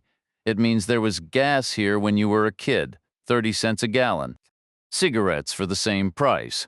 I'm sure they update those signs. You have a remarkably trusting nature. Not really, McQueen said. Reacher drove on. The road surface was a mess of pits and potholes, making the car bounce and sway uncomfortably. This wasn't the vehicle's natural habitat or Reacher's as a driver. Both had been far more suited to the open highway. McQueen asked, How's your head holding up? Reacher said, My head is fine. It's my nose that's broken, not my skull. You need another aspirin? I already had that conversation with Mr. King while you were napping, King chimed in. He chose to tough it out, seems very protective of Karen's private stash. Aspirin isn't a prescription drug, McQueen said. She could get more at the gas station, or Tylenol, or Advil. Or maybe some leeches, Reacher said, his tone shifting to dry sarcasm. We might find a jar of them next to a stack of dusty inner tubes and buggy whips. This place probably still runs on hopes and lanterns. They broke the padlock the bank had installed 3 decades ago, he said. Just keep driving, McQueen told him. Patience, Reacher continued south on the uneven road, and 2 miles later he had to admit McQueen was right. A soft yellow glow emerged from the night mist far ahead, a distant beacon on the horizon. As they drew closer, the light sharpened into the intense neon blaze of a brand-new Shell station, its crisp white, yellow, and orange panels standing out like a mirage or a UFO that had settled onto a quarter-acre plot carved from a fallow cornfield. The station featured modern pumps on 2 islands, service bays, and a glass-fronted store lit so brilliantly it could probably be seen from orbit. And it was open. "Told you to trust me," McQueen remarked. Reacher slowed the car to a crawl and turned in, choosing the pumps farthest from the store and closest to the road. He shifted into park, killed the engine, and with a casual, almost automatic motion, pulled the key and dropped it into his pocket. Alan King noticed, but stayed silent. "Same routine?" Reacher asked. "I handle the coffee, you handle the gas?" "Works for me," McQueen replied. Reacher climbed out, stretched his back with an arch, then circled the pump islands toward the bright lights. Inside, a young clerk on a stool behind the register watched him approach, his gaze lingering on Reacher's busted nose, an unavoidable attraction, it seemed. The guy looked about 20, drowsy and slow. Reacher paused before entering and glanced back. Alan King had swiped a credit card and was preparing to pump gas. McQueen remained in the back seat, Del Fuenzo beside him. Once inside, the clerk gave a cautious nod as the door hissed shut. "You have a payphone?" Reacher asked. The kid blinked, mouth opening and closing like a goldfish. "Not a complicated question," Reacher said. "A simple yes or no will do." "Yes," the kid finally said. "We have one. Where by the restrooms? Which are where?" The kid pointed toward the back. Reacher looked out the window again. McQueen's door was open now, but he was still seated, just facing forward. Turning back, Reacher spotted a door on the rear wall adorned with generic male and female figures. He opened it to a small lobby with 2 restroom doors and, mounted between them, a shiny new payphone under an acoustic hood. Another check outside, King was pumping gas. McQueen had twisted in his seat, both feet planted on the ground, stretching, not moving. Not yet. Reacher quickly inspected both restrooms. No windows, no other exits. He pulled a stack of paper towels from a dispenser, folded them twice, and wedged them into the hinge side of the lobby door, holding it open just under 4 inches. From the phone, he had a narrow sliver of a view into the store, including a tiny slice of the main entrance, enough to see if it opened. He lifted the receiver and dialed 911. The dispatcher's voice came through immediately. "What is your current location?" "Put me through to the FBI," Reacher said. "Sir, I need your location first." "Stop wasting time. Do you require police, fire, or medical assistance?" "I require the FBI. This is 911 Emergency Services. And since around September 12, 2001, you've had a direct line to the FBI. Use it." "How could you possibly know that?" "Call it an educated guess. Push the button now." Reacher kept his eye on the sliver of the main door visible through the gap. Still quiet, the sound in the receiver shifted to hollow silence, then a new dial tone, and finally a different voice. "FBI, state the nature of your emergency." "I have information, likely for your Omaha, Nebraska field office." "Please describe the information. Just connect me now." "Sir, I need your name." Reacher understood the psychology of the night duty officer. He'd dealt with countless versions over the years, either the insecure ones on their way down or the ambitious climbers on their way up. He knew what moved them. "Connect me right now or you'll be looking for a new job by morning." A beat of silence, then dead air, another dial tone, and the sudden loud swish of the outer door swinging open. Through the narrow gap, Reacher saw a flash of a blue uniform sleeve and heard sharp footsteps on tile. He hung up the phone, grabbed the stack of folded towels with one hand, pushed the lobby door open with the other, and tossed the towels behind him as he stepped out, coming face to face with Don McQueen. The 2 men performed the silent chest-to-chest shuffle familiar to anyone navigating a tight restroom doorway. McQueen went in. Reacher headed for the coffee station. The machine was a massive, gleaming chrome and aluminum contraption, a yard wide and undoubtedly European, grinding fresh beans with agonizing slowness for each single cup. It took so long that McQueen had already exited the men's room by the time Reacher finished pouring the last one. This worked to Reacher's advantage. McQueen now had his hands full carrying 2 cups back to the car. An armed man with occupied hands was always preferable to one with free hands in Reacher's book. He carried the other 2 black, unsweetened coffees, one for himself and one for Karen Del Fuenzo. Alan King was still outside the car, which remained parked by the pump. The display showed less than 4 gallons had been added. "I'll be driving from here, Mr. Reacher," King announced. "Really? I haven't put in my 300 miles yet." "Plans have changed.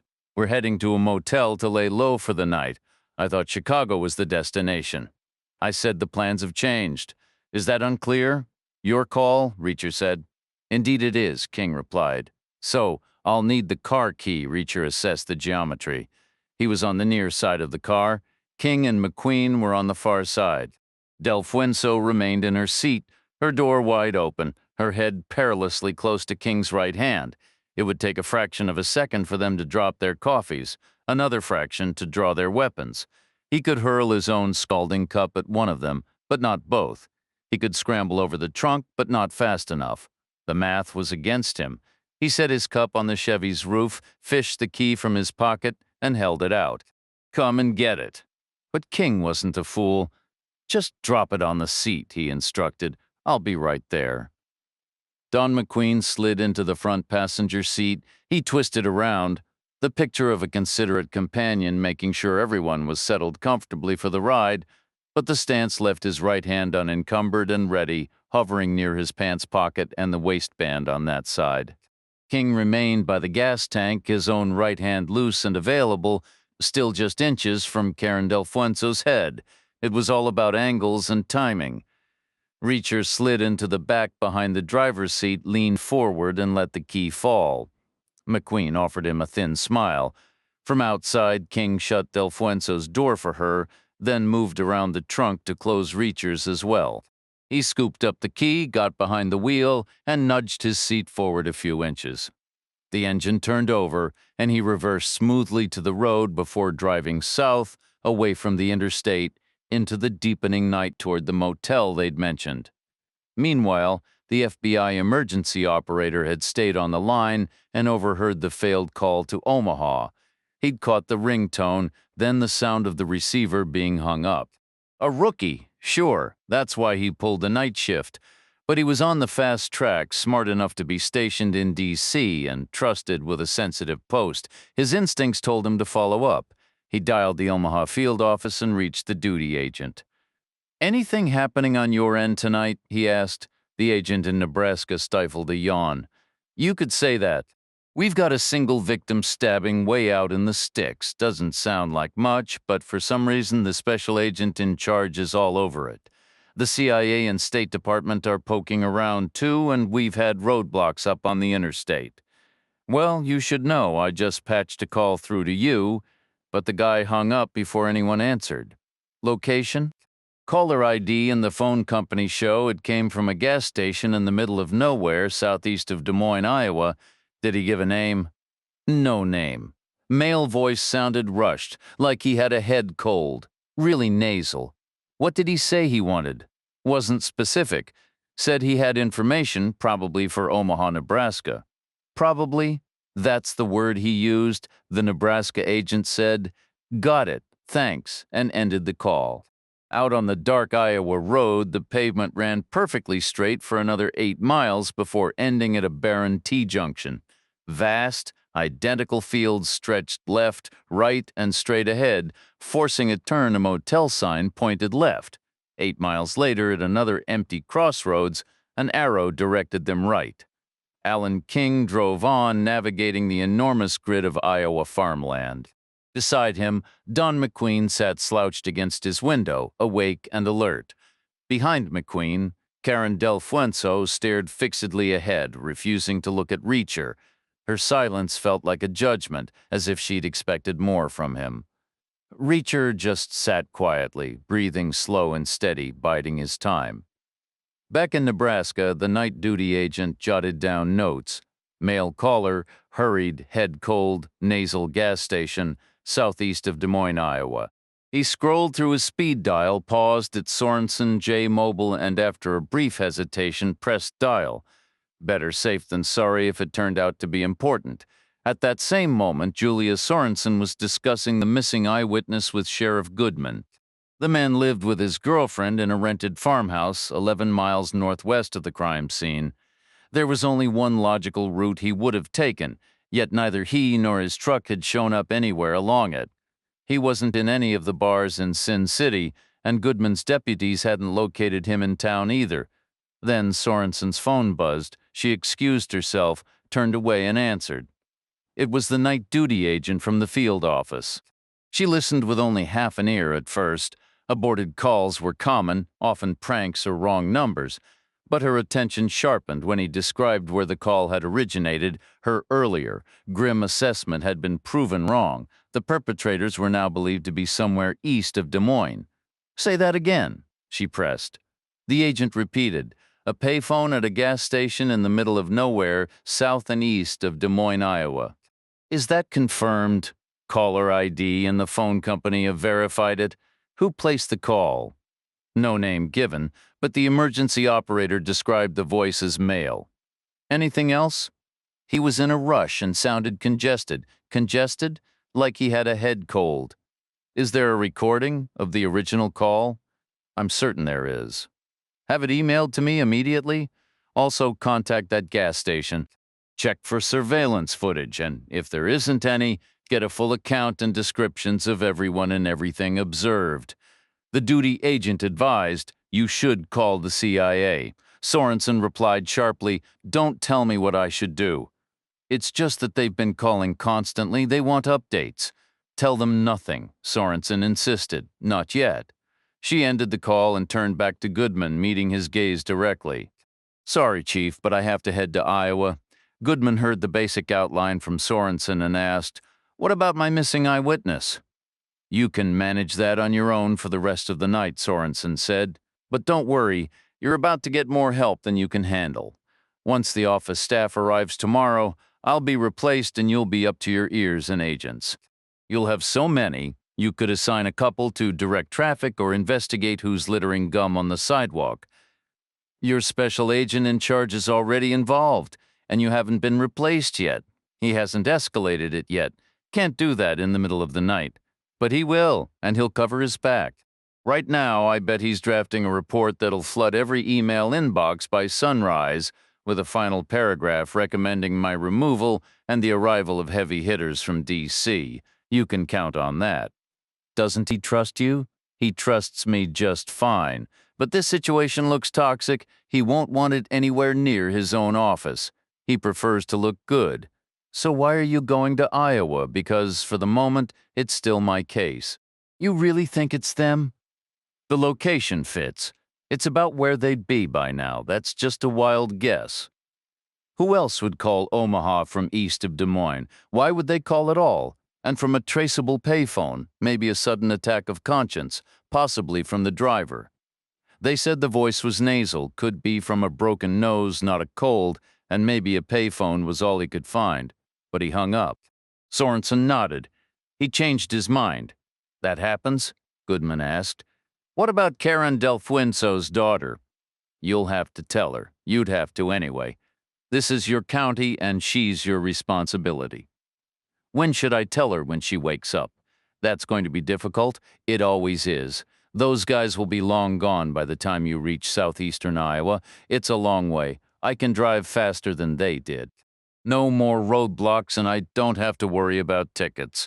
Even so, whatever, it's better than staying here doing nothing, Sorenson said. She then checked in with Dawson and Mitchell, informing them of her plans. She didn't offer them a ride, expecting them to follow in their own vehicle. She assumed big-deal counterterrorism agents would relish the chase. But they said they were going to stay put right there in the wilds of Nebraska near the point of vulnerability.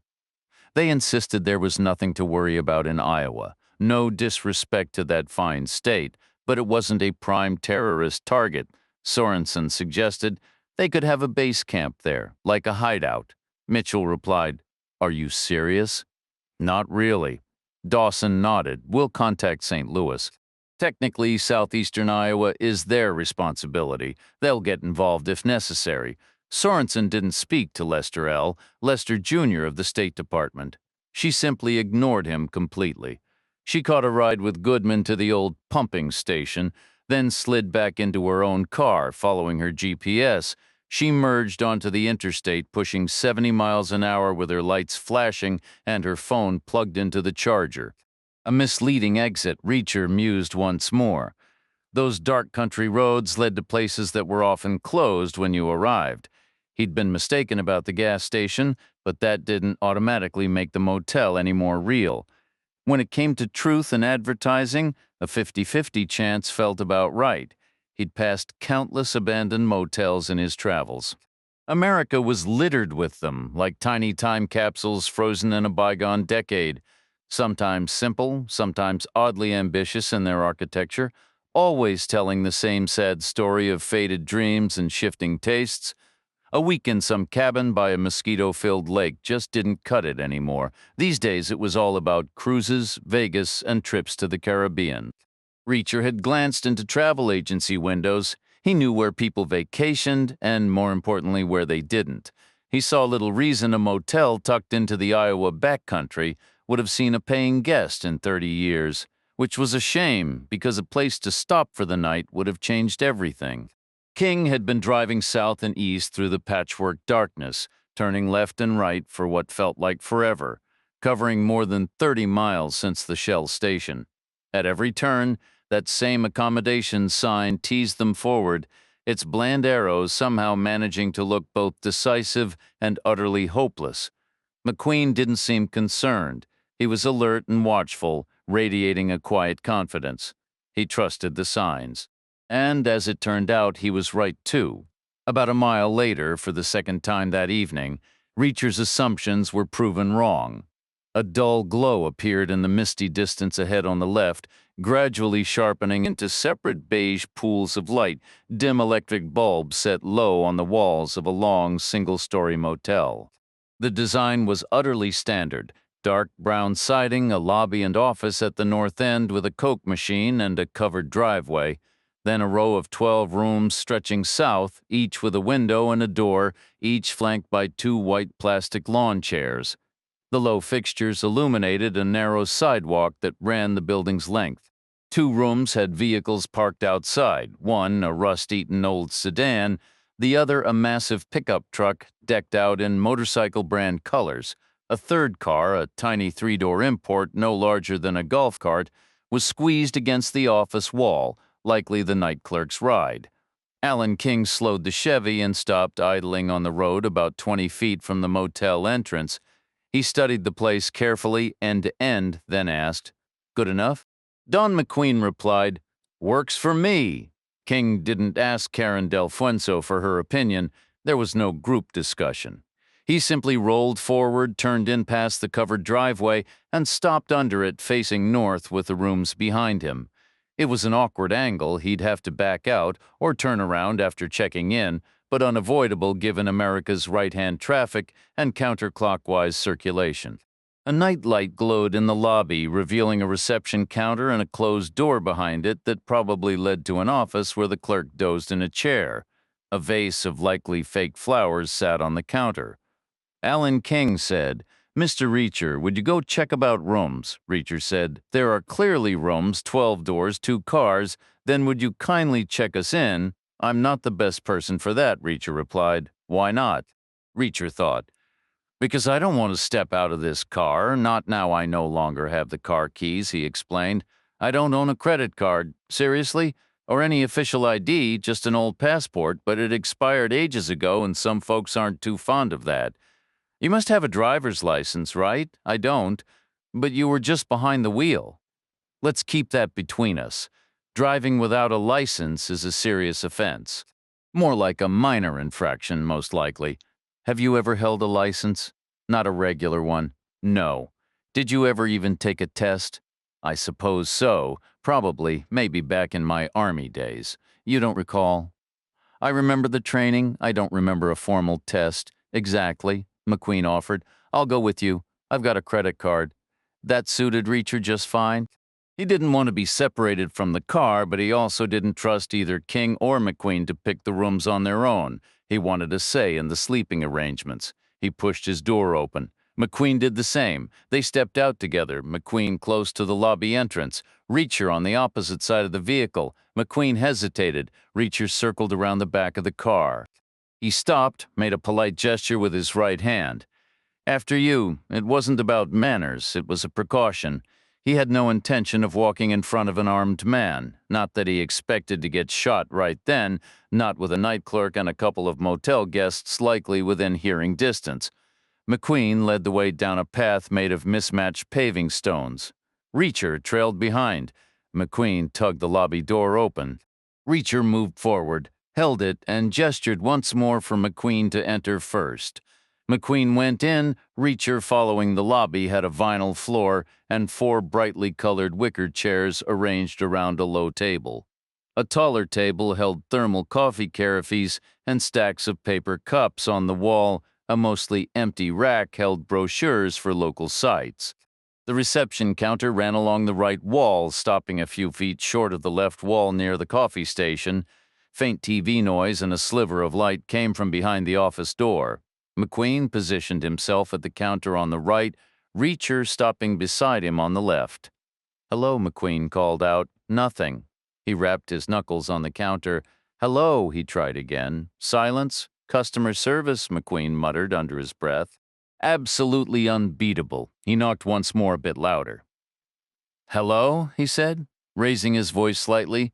Still no response. He glanced at Reacher and said, "You'd better go knock on his door." That would put Reacher directly in front of the gun for the first time, but there was no graceful way to refuse. The path to the door was to the left, and Reacher was already on the left.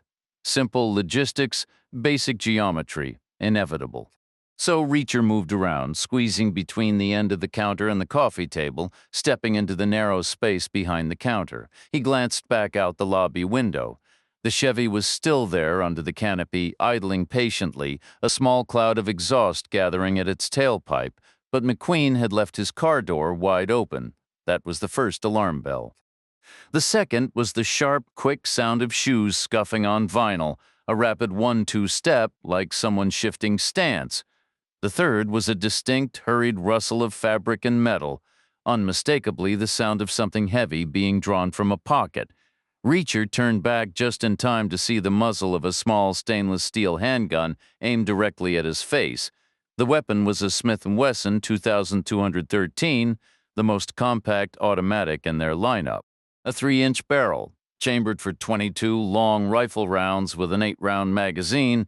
Small but deadly serious, McQueen had drawn it with astonishing speed, like a magician performing a trick. One moment it wasn't there. The next it was, just like that. Reacher froze. The gun was about 8 feet away. McQueen stood sideways, his right arm extended straight and lifted just above level. His head was turned, one eye squeezed shut, his finger pale against the trigger. This was not a promising situation. The .22 long rifle cartridge was among the oldest in the world, and by a wide margin the most produced.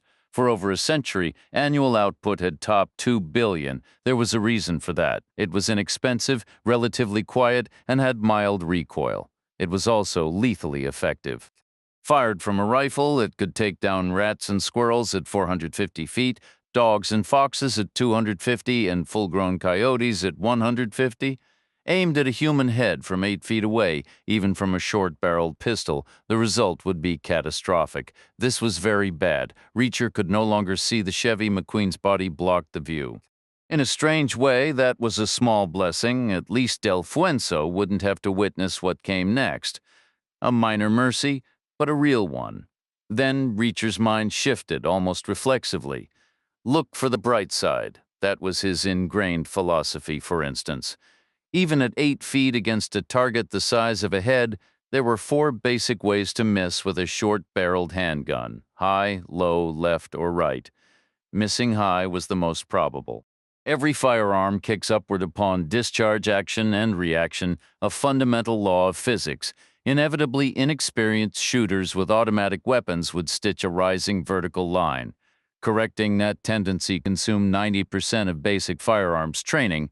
A suppressor could help due to the added weight. There was no indication McQueen was a novice, but if he were going to err, physics dictated it would be upward. 4 things occurred simultaneously.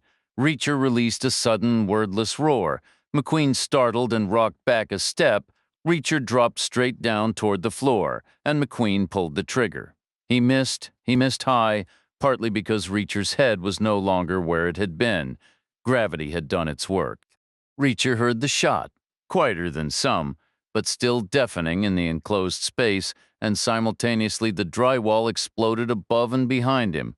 Then he hit the floor, knees first, then his hip and side, sprawling low behind the counter and out of sight. He had no grand scheme. Right then, it was strictly about surviving the next split second and adapting. As he fell, a vague plan formed. Heave the whole counter at McQueen if it wasn't bolted down, or roll backward through the doorway into the inner office. There had to be a window there, closed against the weather, but he could crash through it, elbows first. Cuts and bruises were preferable to a bullet in the brain, fight or flight, but neither move proved necessary. As the gunshot's echo peaked and began to fade, Reacher heard the frantic scrape of shoes on vinyl tile. He grabbed the end of the counter near the floor and jerked himself hand over hand to his right in one powerful motion, thrusting his head into the gap. He saw McQueen more or less tumbling out through the lobby door, then sprinting back along the tidy path, hurling himself into the car.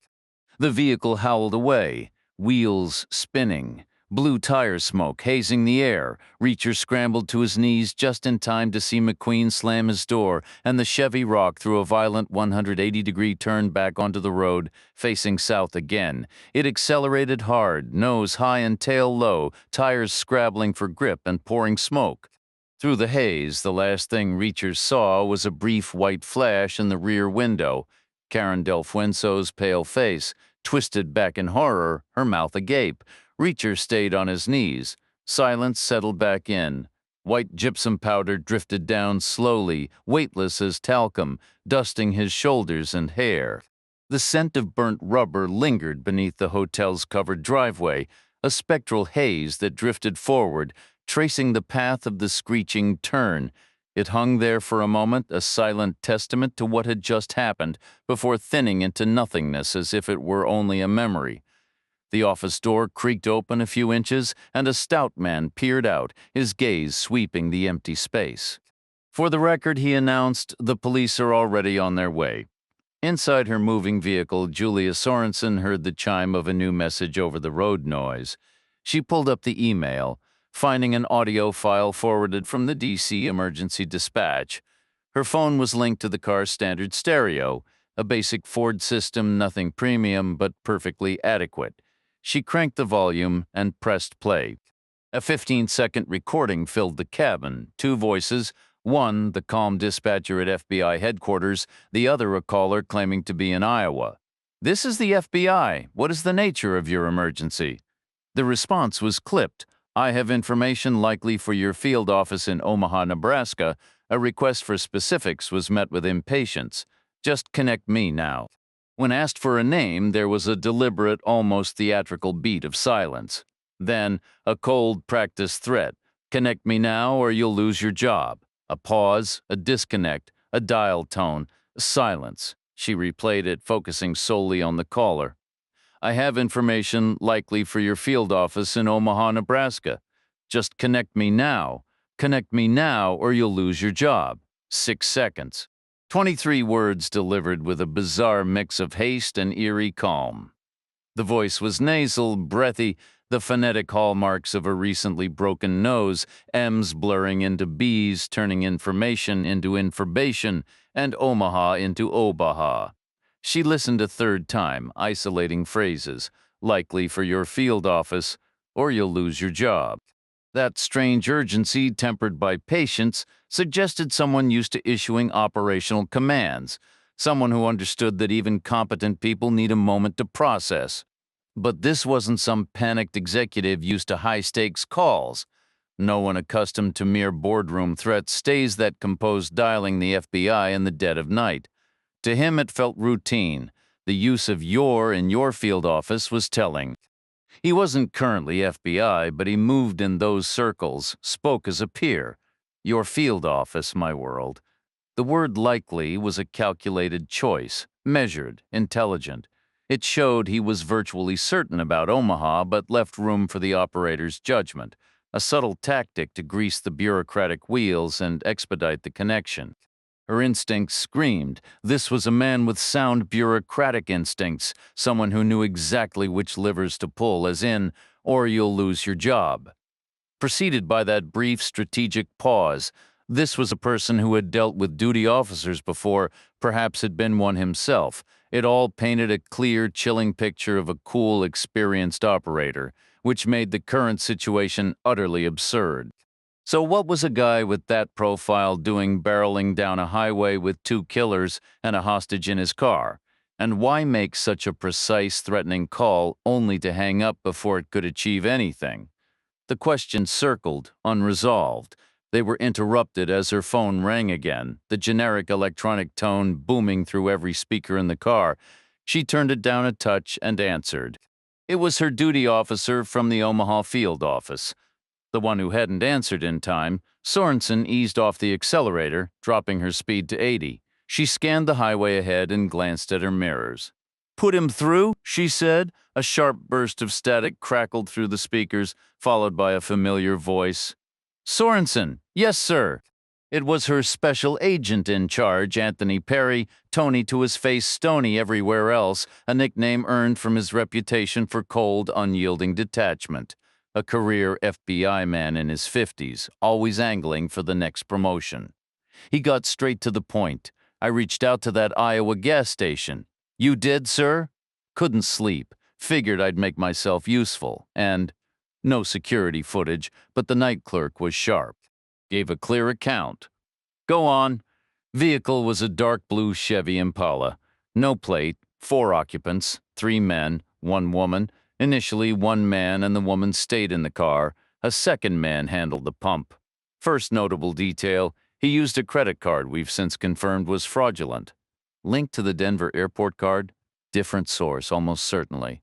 Second detail, the purchase was for just over 3 gallons. The clerk thought that was odd. Their average sale is around 11 unless someone's just topping off a lawnmower. So either they were almost home or they'd refueled recently. "We're running the card for other uses tonight. Nothing so far." Meanwhile, the third man, the driver, entered the store alone. He waited for the door to shut, then asked for the payphone. "The driver, sir." "Correct." The clerk described him as huge, with a freshly broken nose, still crusted with blood. Admitted he was spooked at first, said the guy looked like he'd walked off a horror movie set, messy hair, dirty clothes. But he spoke calmly, even politely. The clerk directed him to the phone near the restroom so he didn't see whether the call was actually made. Then the passenger who'd been waiting in the car came in to use the bathroom. The big guy came out, bought coffee for everyone, and they left together without incident, headed south.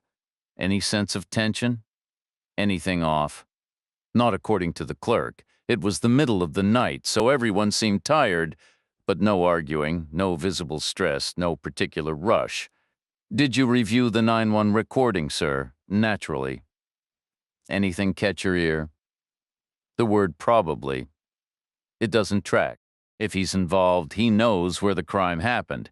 He'd say he has information for Omaha, period. You think he's not part of it? I think he's hired help. A driver who fetches coffee, not in the loop on details. "Right, Stoney," Sorenson thought, a flicker of sarcasm cutting through her focus. Because someone who orchestrates a call like that sounds like simple muscle, he sounds sharper than you, for a start. Aloud, she said, "Thank you, sir. That helps. Keep me updated." The sack said, and the line went dead. Sorenson drove another mile in silence, turning it all over. Then she pushed the sedan back up to 90 and returned to her email. She cranked the volume and played the recording once more. "Just connect me, now." The first part had been measured, almost patient, a man setting the stage. "I have information probably for your field office in Omaha, Nebraska," but when the operator didn't immediately comply, his tone shifted. "Just connect me. Now." Urgent, strained, a man out of patience. There was a faint trace of bewilderment in his tone, a subtle stress on that final word. Now, it carried a hint of desperation. It was as if he was saying, I've done my part of this awkward dance, and I absolutely do not have time for yours, and I genuinely cannot fathom why you don't get that. It wasn't a change of heart. The large man had ended the call simply because his time was up, because someone else had entered to use the restroom. The big man was one of them, yet he was also a turncoat. Reacher planted his palms on the floor and pushed himself up from his knees. He turned to face the portly man standing in the office doorway. "I need your car," Reacher stated, the man's eyes fixed on Reacher's face. "Excuse me? Your car immediately? Not a chance." The guy was around 30, already thinning on top, standing about 5'4" and nearly as wide. He wore a white shirt under a red V-neck sweater. "I told you I already called the police. They're on their way, so don't try anything." "How long until they get here?" Reacher asked. 2 minutes tops. They're already en route. From where the man stayed silent, Reacher pressed, "The county sheriff. At night, we rely on the state police. They were all assigned to a roadblock on the interstate, way west of here. It was short notice, no time to arrange relief. I'd estimate they're at least 2 hours out, minimum, not 2 minutes maximum. If they even bother to come, nobody died here. A gun was fired, and that's a problem, correct?" "Obviously it is. Then they're the problem. They fired the shot at me, which makes me the one with the problem. Or the bigger problem, whatever," Reacher said. "Look at it this way. If I'm the lesser problem, you'll help me because we're on the same side. If I'm the bigger problem, you'll help me because you're afraid of me. Either scenario ends with you helping me, so you might as well skip the drama and hand over your keys." "It won't do you any good." "Why not?" "Because I take precautions against what?" "Against people exactly like you." "How?" "There's no gas in my car. There has to be gas. You're 30 miles from the nearest station. There's maybe a gallon left. Good for about 40 miles. And 40 miles is nothing out here in the middle of nowhere? Are you serious? It's the best anti-theft system. Money can't buy better than an alarm, better than a tracker, better than some fancy steering wheel lock." "You're either a genius," Reacher said, "or completely insane. One or the other. What about your guests tonight? Who are they? Maybe I could borrow that pickup truck instead." The man just shook his head and muttered, "Oh, come on, man." But Reacher didn't press further. He simply stood there, a sense of defeat settling over him. It was a matter of numbers, specifically 4, 3, and 2. Nearly 4 minutes had slipped away. King and McQueen would be approaching the next intersection by now. It would be a T offering 2 choices, or a crossroads offering 3. This was Iowa, a perfect grid of farmland. To be more than the length of a field behind someone in flight meant facing exponentially growing odds of taking a wrong turn. So far, he'd seen T-junctions and crossroads in roughly a 2-to-3 ratio, spaced about 8 miles apart on average. That gallon of gas might last an hour. By the end of that hour, the odds of still being on the correct path would have ballooned to something like 650 to 1 against. It was hopeless. A brutal equation of time and geography.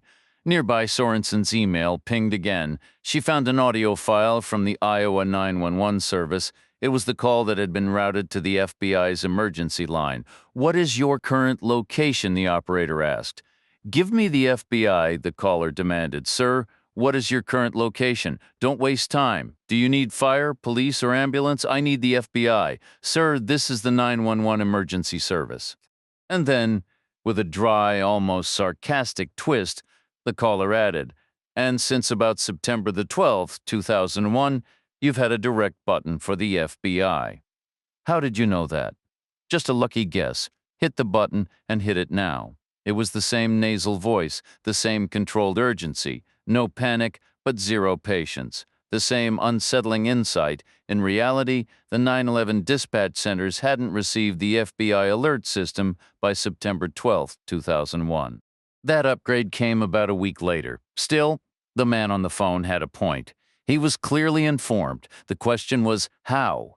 Julia Sorenson replayed the recording, hearing the words, "I need the FBI," just as her phone rang over the car speakers. The sharp electronic tone cut through the quiet. It was her duty officer in Omaha again. "This might be something," he said. "Iowa State Police just reported a 911 call." A gunshot in a motel lobby roughly 30 miles southeast of that gas station you're watching. At the motel, the nervous manager stood behind the counter while Reacher examined the bullet hole in the wall. It was positioned high just below the crown molding and slightly left of the office door. The impact had shattered a saucer-sized section of plaster, leaving a shallow crater with a neat .22 caliber hole at its center. Reacher stepped back, positioning himself where McQueen had been. He adjusted his stance, lowering his height to match McQueen's, and extended his arm, pointing a finger toward the damage. Squinting one eye, he assessed the trajectory. It was a terrible shot, in his opinion. The bullet would have missed its target completely, even if the man had been standing tall or jumping. It might have nicked someone well over 7 feet, but at his own height, Reacher would have been perfectly safe. The shot was simply too high. It was a stark reminder of how poor civilian marksmanship could be in a country so fascinated with firearms. Reacher straightened up and turned to the manager. "I need to borrow your phone." Chapter 31. Julia Sorenson drove uninterrupted for several minutes before her phone rang again, the sound filling the car. Her duty officer came through the speakers. "Looks like it's your lucky night?" "How so?" "The same guy is calling again, the one with the nasal voice." "Right now? Live on the same line that just reported the shooting in Iowa? The motel incident?" "Exactly. What's the ETA for the Iowa units?" "They're delayed.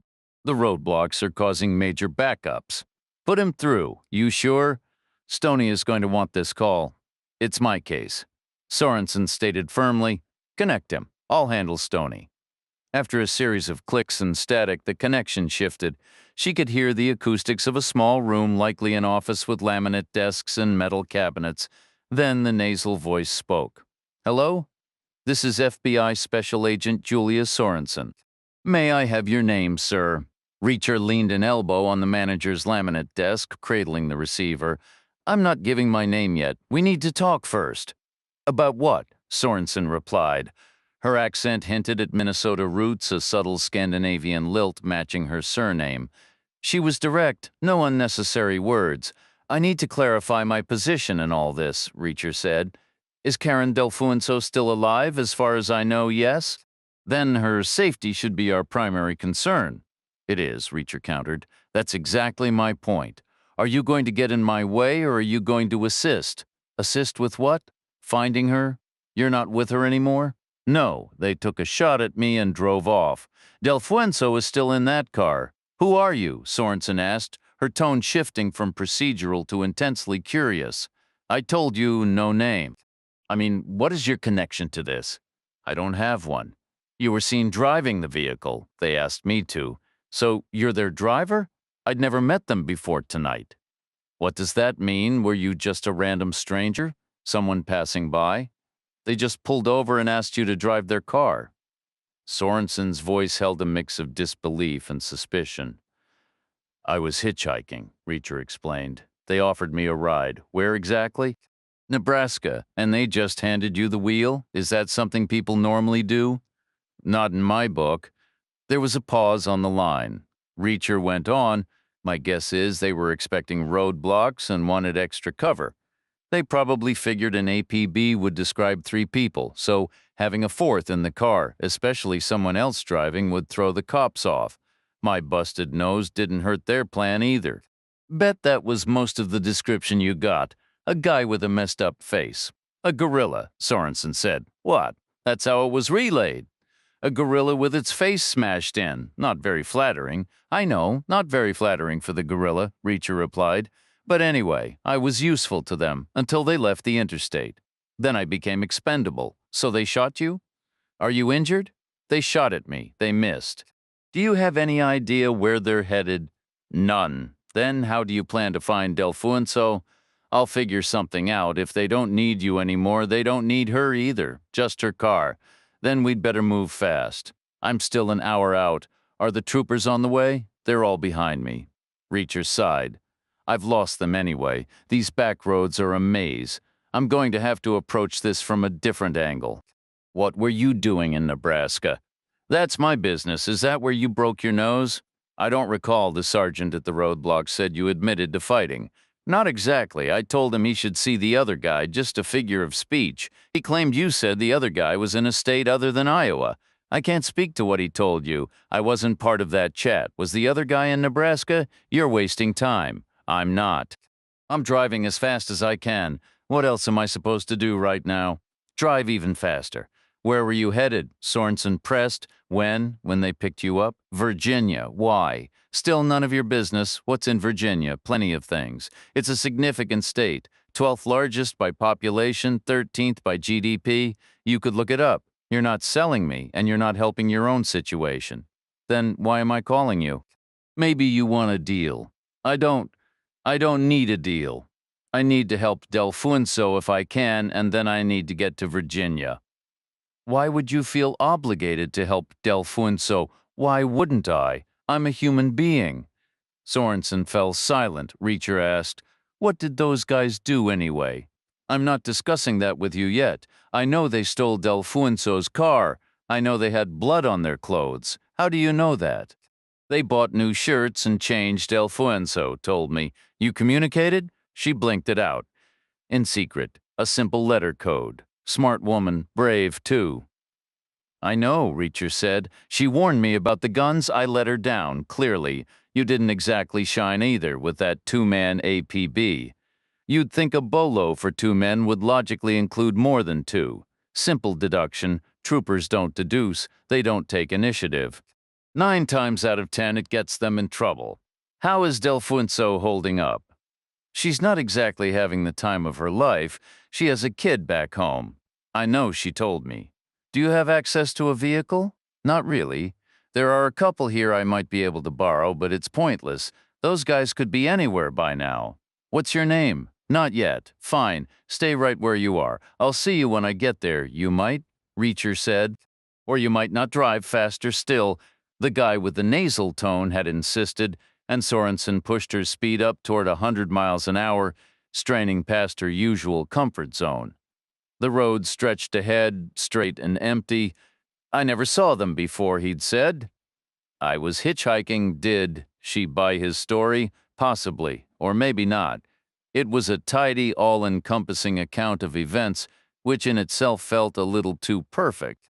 Life was rarely that orderly or complete. Usually it wasn't. And seriously, who hitchhiked these days in the middle of winter, no less? The man had sounded articulate, not particularly young, definitely outside the usual profile for someone thumbing a ride. Statistics were a tool the Bureau relied on for a reason. Then again, they shot at me, but they missed. That was either incredible luck or an incredibly convincing performance. Getting shot at by confirmed criminals was a surefire way to build trust. Maybe everyone involved had calculated that move long before. Her thoughts were interrupted by the low-fuel alert, a soft ping, and a glowing yellow light on the dash. Brilliant! Not an ideal moment to be running on fumes, and certainly not an ideal location. Iowa stretched out, vast and lonely, its exits spaced miles apart, each one a notable occasion. She took the next off-ramp she saw, an unmarked turn a bit east of Des Moines.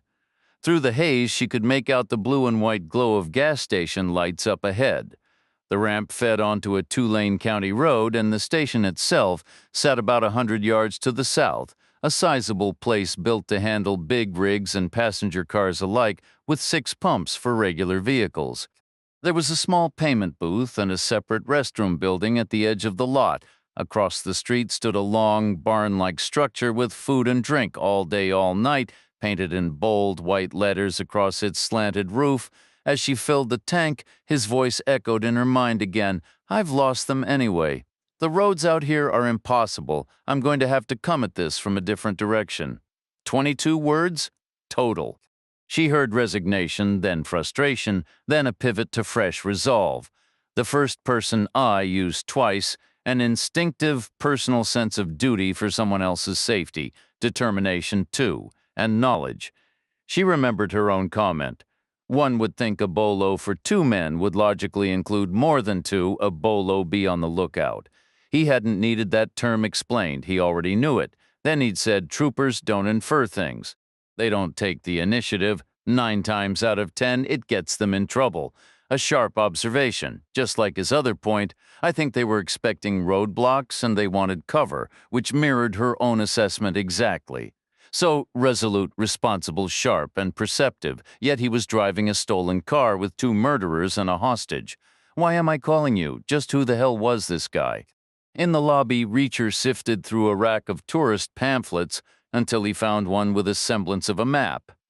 It wasn't going to win any awards for precision, but it was the best available. Essentially a hand-sketched rectangle with Kansas City at the bottom left, St. Louis at the bottom right, Des Moines at the top left, and Cedar Rapids at the top right. The vast white space between those four anchor points was dotted with little icons for attractions he had zero interest in. His focus was on that empty expanse, especially the upper portion belonging to Iowa. Ranked 30th in population and 26th in land area among the states, Iowa held a quarter of the nation's richest topsoil all to itself, making it the undisputed leader in corn, soybeans, hogs, and cattle. That translated to scattered settlements, long distances between neighbors, lonely structures of ambiguous use, and a general live-and-let-live indifference about anyone's business. The two toughest environments to search were packed cities and wide-open countryside. Reacher had managed in both before, but he'd also come up empty. Plenty of times from behind him, the overweight man grumbled, "So who's paying for the hole in my wall?" "Not my problem," Reacher replied. "Well, someone has to. What is this? A commune. Handle it yourself. It's a hole in a wall, not rocket science. A little spackle and 2 minutes will fix that right up. It's just wrong for someone to barge in and do something like that," Reacher replied. "I'm occupied with what?" "Thinking. You're staring at an empty page. You have a better map handy?" It wasn't right," the man insisted. "Things happen. Move on. That bullet could have gone through the wall and hit me. Seriously, look at where it landed. But the person who fired it didn't know I was short, not beforehand. How could they? It was reckless. Totally irresponsible. You think so? I could have been injured. But you weren't. So let it go. I could have been killed. Look at the height." Reacher repeated. "Even if you were standing on your own shoulders, it would have missed you." Then the office phone rang and the man hurried inside to answer. He returned immediately and said, "It's the FBI asking for the man with the busted nose." "I suppose that's you," Reacher said. "At this rate, it could be either one of us if you don't quit talking my ear off." He carried the map to the desk and picked up the receiver. It was the Scandinavian woman again, Julia Sorenson, originally from Minnesota, she said. "You're still there, clearly," Reacher answered. "Why? I already told you. The roads out here are laid out like graph paper. Trying to tail someone more than 2 minutes ahead is useless." "Does the exact route matter? They're heading south overall? We should assume they have a destination. They won't stay in Iowa," Reacher said. "I disagree." "Why?" Daylight is coming. Town and county officers will be back on duty by 7 or 8, and those men have to assume their license plate is everywhere by now, along with descriptions of them and the car. They won't risk much more, they can't, so they'll find a place to lay low before dawn, somewhere right here in Iowa. They could make it into Missouri before sunrise, but they won't. They'll assume Missouri troopers are waiting right at the state line. Troopers like to do that, a kind of welcome and warning with the day's new bulletins taped to their dashboards. They can't stay in Iowa either, Sorenson argued. They can't stay anywhere, really. If they assume their plate is everywhere, they'll figure we're calling motel managers, too. They won't use a motel. I think they have a specific place to go, a place of their own, because their choice of exit off the interstate wasn't random. I wouldn't have taken it. No sensible person would have. It was just an unnamed back road, but they knew it well. They knew where they were headed. They knew the gas station was there, and they knew this motel was here, too. No way to know either, unless they've been here before. You might be right, or I might be wrong. Which is it? I don't know. Will they hole up all day? I would. That's risky. They'd be sitting ducks. Sitting ducks, yes, but not really risky. 90 minutes after leaving here, they'll be inside an empty 5,000 square mile area. You planning to go door to door and hope for the best? How would you handle it? Have you made a decision about my situation? Not yet. Then you may never know how I'd handle it. Who are you? Just a guy, Reacher said. What kind of guy? Why did you call me back? To try and figure out what kind of guy you are. And what's your conclusion so far? I don't know. I'm an innocent passerby. That's all. That's the kind of guy I am. Everyone always says they're innocent, and sometimes they're telling the truth. Stay right there, Sorenson said. I'll be with you in less than an hour. Sorenson drove on, holding a steady speed between 90 and 100 miles per hour, one eye on the dark road ahead and the other on her GPS screen. She was nearing the unnamed turnoff, and she could see the nasal guy's point no sane person would have taken it. The landscape ahead stretched into an endless, impenetrable darkness, vast and empty under the cold Iowa sky. The darkness was absolute, offering no landmarks or points of reference. They navigated by memory. Her phone buzzed insistently in her pocket. It was Perry, her special agent in charge, her superior. His voice was flat. I've got some additional background on our victim. Finally, Sorenson replied. The State Department liaison was a brick wall, Mr. Lester. I went around him. Not that State had much to hide, as it turns out. The man was a trade attaché, essentially a glorified salesman, a facilitator. His role was to smooth the path for U.S. companies trying to do business overseas. Which postings? They wouldn't specify, but they did mention he was fluent in Arabic. You can connect the dots. So what brought him to Nebraska? No one seems to have a clue. Business trip or personal? Definitely not official business. He was on administrative leave, transitioning between assignments. You're aware 2 counterterrorism agents drove up from Kansas City? I caught wind of that. Could be significant. Could be nothing. Those guys have a tendency to see monsters under the bed. They've got a massive budget to spend, so they're always looking for a crisis. Sorenson stayed silent. Perry continued. We have budgets to worry about, too. I understand you've located the driver. He insists he was just a hitchhiker, Sorenson said.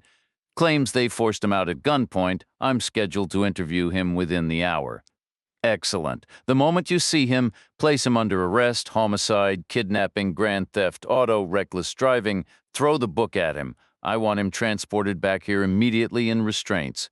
Sheriff Victor Goodman took the prudent approach, retracing the possible path from the abandoned pumping station to the farmhouse of the missing witness, a journey of 11 miles northwest of town. He drove out slowly, his spotlight sweeping the right-hand berm. Patches of black ice glinted. The terrain was broadly level, but closer inspection revealed a treacherous landscape of frozen ruts, uneven shoulders, and sudden dips. A deputy familiar with the man said he drove an aging Ford Ranger pickup, too old for anti-lock brakes and likely empty, making the rear end loose and prone to skidding. A late-night hurry on such a road made losing control a real possibility. A high-speed slide could easily send a vehicle 50 feet into a field, maybe even roll it if a tire caught in a furrow. So Goodman worked his pillar light methodically, near and far, slowing to a crawl on the bends. He found nothing. The witness's home was a tired, modest structure.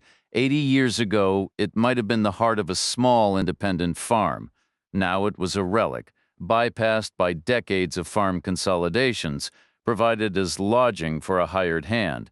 The roof ridge sagged, the window glass was clouded, the place was dark and silent. Goodman climbed out, hammered on the door, and called out. After a few minutes, a disheveled woman in a nightgown answered the common-law wife. No, her husband wasn't home. No, he didn't make a habit of staying out. Yes, he always called if he was delayed. No, she had no idea where he could be. She wrung her hands, her eyes darting to the empty driveway as if willing his headlights to appear. Goodman returned to his cruiser and drove the same road back to the pumping station, just as slowly, this time scrutinizing the opposite shoulder and the first 50 feet of frost-stiffened field beyond it. Again, he saw nothing. From there, he began canvassing other routes, starting with the most plausible. His county wasn't a maze. The main crossroads divided the land into 4 quadrants, each laced with a sparse, random web of roads. It was possible, though frankly ridiculous, that the man had chosen some meandering, indirect path home. Gas wasn't cheap, and there was no sense in burning extra miles. The idea he had a second romantic interest willing to entertain a surprise midnight visit was equally far-fetched. The whole situation was starting to feel less like a simple missing persons case and more like a bad joke, except the punchline was still out there somewhere, lost in the Nebraska dark. Sheriff Goodman was nothing if not meticulous, so he conducted a thorough search. He scanned the northwestern quadrant of town and found no sign of an old Ford Ranger pickup. The northeastern and southwestern sections yielded the same empty result. The southeastern quadrant seemed the most improbable. Why would a man turn his back on home well after midnight? That area was mostly commercial, with a two-lane county road heading south flanked by small strip malls and another road heading east looking much the same. There were seed suppliers, general stores, groceries, gun shops, and pawnbrokers. A bank, a pharmacy, and a John Deere dealership stood quiet, all having closed their doors at 5 p.m. Angled parking spots out front were deserted at night, and the larger rear lots were mostly vacant, dotted with old storage barns locked up tight. Goodman checked them all anyway, that was his nature. He drove slowly south, peering down the alleys between buildings, then looped back north through the lots on the right. He repeated the process, covering the opposite side of the road and the left-hand lots. Nothing. He performed the same careful routine on the eastbound road, venturing out into open country and back, scrutinizing storefronts, alleys, and every rear parking area. And then he saw it. An old Ford Ranger parked neatly behind Gus Bantry's hardware store. Reacher folded the useless map and tucked it into his back pocket. He glanced out the office window. It was still dark, but dawn was beginning to bleed into the sky. He turned to the heavy-set clerk and said, "How about renting me a room?" The man didn't reply. Reacher tried again. "I give you money, you give me a key. You might even call that operating a business." In response, the clerk stepped into the space behind the counter and unpinned a notice from the wall. It was a laminated sheet with a sentence printed in faint cursive. Management reserves the right to refuse service. A fine dusting of gypsum powder from the earlier bullet hole coated the plastic. Reacher said, "I'm one of the good guys. You heard my conversation with the federal authorities. It was perfectly cordial." "I can't handle any more trouble," the man replied. "The night's excitement is over. What comes next is an investigation. You could have a dozen federal agents here for a week, maybe longer. How does that stack up against your usual winter business?" The clerk hesitated. Reacher shrugged. "Fine, we'll all take our business elsewhere." $40, the man said, 20, 30. "Don't press your luck. These guys answer to budget watchdogs. If they see something they don't like, they might just call the IRS for sport." 25. "Deal," Reacher said. He pulled a wad of crumpled bills from his other pocket and counted out $25, a 10, 2 fives, and 5 singles. The clerk said, "I need a week in advance." "Don't push it," Reacher repeated. "All right, 2 nights." He added a 20 and another 5. "I want a room in the middle of the row, no neighbors on either side." "Why?" "I enjoy my solitude." The clerk rummaged in a drawer and produced a brass key on a leather fob. The number 5 was stamped in faded gilt on one side, with mailing instructions on the other. "You have to sign the register," he said. "Why?" "It's Iowa law." Reacher signed as Bill Skowron, the Yankees player who had batted .375 in the World Series just weeks before Reacher was born. The clerk handed over the key, and Reacher headed for his room. Meanwhile, Sheriff Goodman placed a call to Julia Sorenson's cell phone to report he had located the witness's truck. Sorenson inquired, "Was there any indication of trouble?" Goodman replied, "None. It was simply parked as usual behind a hardware store, neat and orderly, similar to the Mazda behind the cocktail lounge, locked, yes, which is somewhat unusual for around here, honestly. Folks don't typically lock their cars. Definitely not 20-year-old clunkers.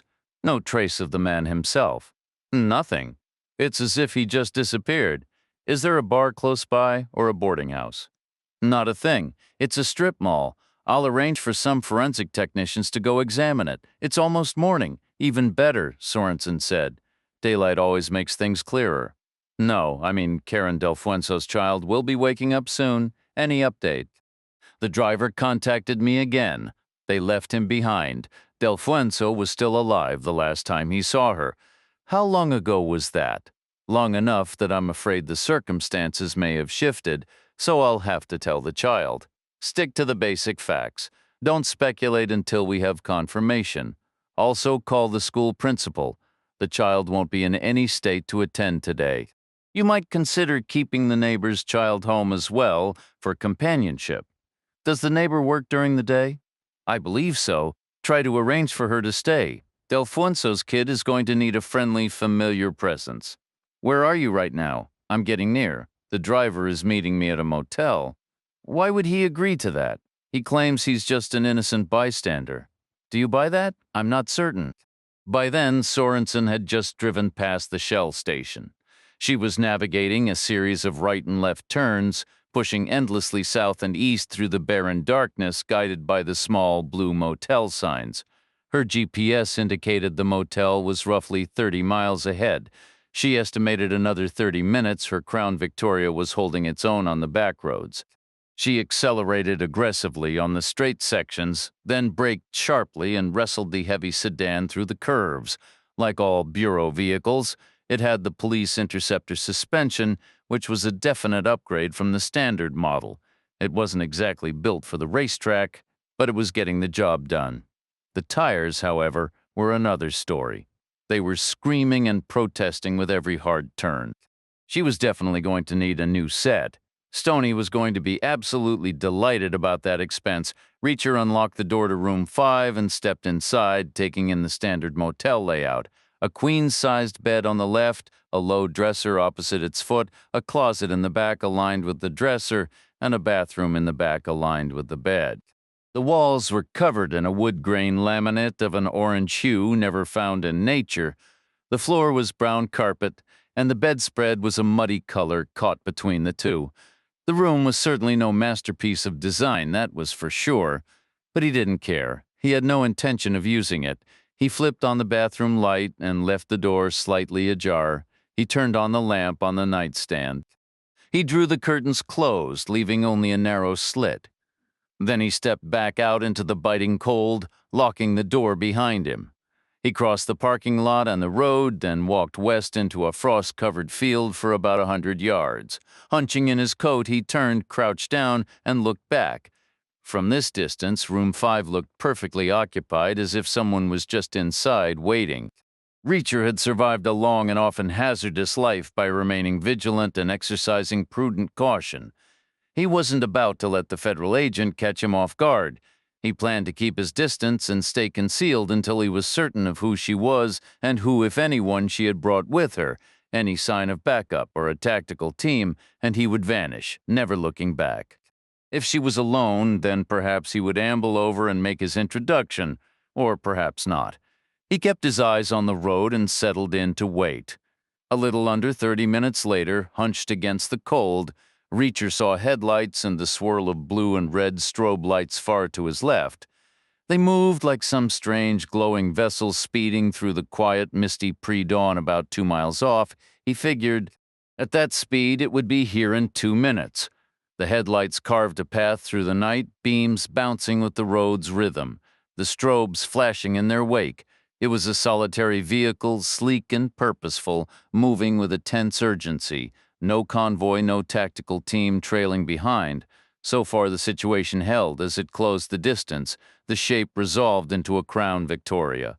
Government issue, no doubt. A half-mile out, the color registered as a deep official blue, 200 yards, and he was certain this was the same car he'd spotted earlier, racing west out of Omaha on the interstate. He had a knack for recognizing a vehicle's particular posture, the way it handled the asphalt, almost like identifying a face. The car braked sharply and swung under the porte cochere, tracing the same counterclockwise arc the earlier visitor had taken. The reverse lights flared as it jerked to a stop. The driver's door opened and a woman stepped out. FBI Special Agent Julia Sorenson, he assumed. The Scandinavian profile fit. She was tall, with blonde hair spilling from a practical ponytail, dressed in black trousers, a black jacket, and a blue shirt visible at the collar. She paused a moment, stretching her back after the long drive, then leaned into the car to retrieve a black pear-shaped bag slung over her shoulder. From her pocket came a small leather wallet, likely her credentials. She circled the hood, her stride purposeful, and approached the office door, a service pistol already in her hand. Reacher scanned the darkness to the left. No trailing headlights, no sudden movement. A classic bait and switch would have been smart, even expected. But the road remained empty. For now, Sorenson pushed into the lobby, a space that screamed budget roadside accommodation, vinyl flooring, a cluster of uninviting wicker chairs, a sad breakfast setup with thermal coffee carafes, a reception counter stood waist-high, and behind it, an office door with a fresh bullet hole punched into the wall above the frame. The sound of a TV leaked from inside, a thin line of light outlining the door. "Hello," she called. Her voice firm and clear, the door opened, and a short, heavy-set man emerged, his thinning hair slicked down with too much product. He wore a red sweater vest, and his eyes darted nervously between her badge and her gun. "Where's the man with the broken nose?" she asked. "First, I need to know who's paying for my wall," he replied, gesturing toward the damage. "Isn't there some kind of federal fund for this?" "We can discuss compensation later," Sorenson said, her tone leaving no room for debate. "The man with the broken nose now?" "Mr. Scowron, he's in room 5. Rude fellow called me a socialist, if you can believe it. I need your master key." "I could have been killed," the man whined. "Did you see what happened?" He shook his head. "I was in back, resting, heard the shot, called it in. By the time I got out here, it was all over." "The key," Sorenson repeated, holding out her hand. With a sigh, he fished a brass key on a plain ring from his pocket. She took it, tucking her badge away. "Who else is staying here?" "Fishermen, mostly. They come for the lakes. Honestly, they're usually too deep in their bottles to notice much. Slept right through the gunfire." "Go back inside," she instructed. "I'll tell you when it's safe." Outside, Reacher kept his watch, eyes shifting from the lobby to the empty road and back like following a slow rally. The door opened again, and Sorenson reappeared on the flagstone path, gun still in hand. She hadn't shot the clerk, a testament to her restraint, he mused, or perhaps just bureaucratic efficiency. She moved past her car and the glowing Coke machine, starting down the row of rooms under the glow of the bulkhead lights. Her gaze ticked over each door, 1, 2, 3, 4. She halted just before room 5. She peered through the narrow gap in the curtains, a quick, cautious glance before pulling back. After a moment, she looked again, this time holding her position for a longer, more deliberate scan of the sliver of the room she could see. No feet were visible at the foot of the bed. He must be in the bathroom, she reasoned. Reacher glanced left once more. The northern stretch remained dark and still, with no signs of light or movement. He checked to his right as well, considering the possibility that backup might have circled around the block, a smart tactical move. Yet the southern direction was equally quiet and dark. There was no noise, no activity. The woman wasn't on her phone, which meant no communication, no coordination. They wouldn't have left her isolated for this long. She was operating alone with no backup team in sight. Reacher watched her knock on the door of room 5. He saw her pause, then knock again with more force. She leaned in, pressing her ear against the door frame. Rising from his position, he began moving toward her across the frost-hardened earth. He observed her insert a key into the lock, turn it, and enter the room with her gun raised and ready. Roughly 20 seconds later, she emerged back outside. She stood on the sidewalk beside the lawn chairs, her gaze darting left and right before settling straight ahead. Her gun remained in her hand, but now hung loosely at her side. Reacher continued his approach, his boots crunching over the frozen stubble.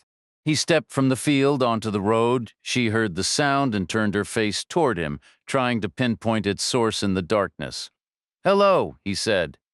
Immediately, her gun came up, held in a steady two-handed grip, her feet braced, her eyes locked onto his figure as he emerged from the shadows. "We spoke on the phone," he reminded her.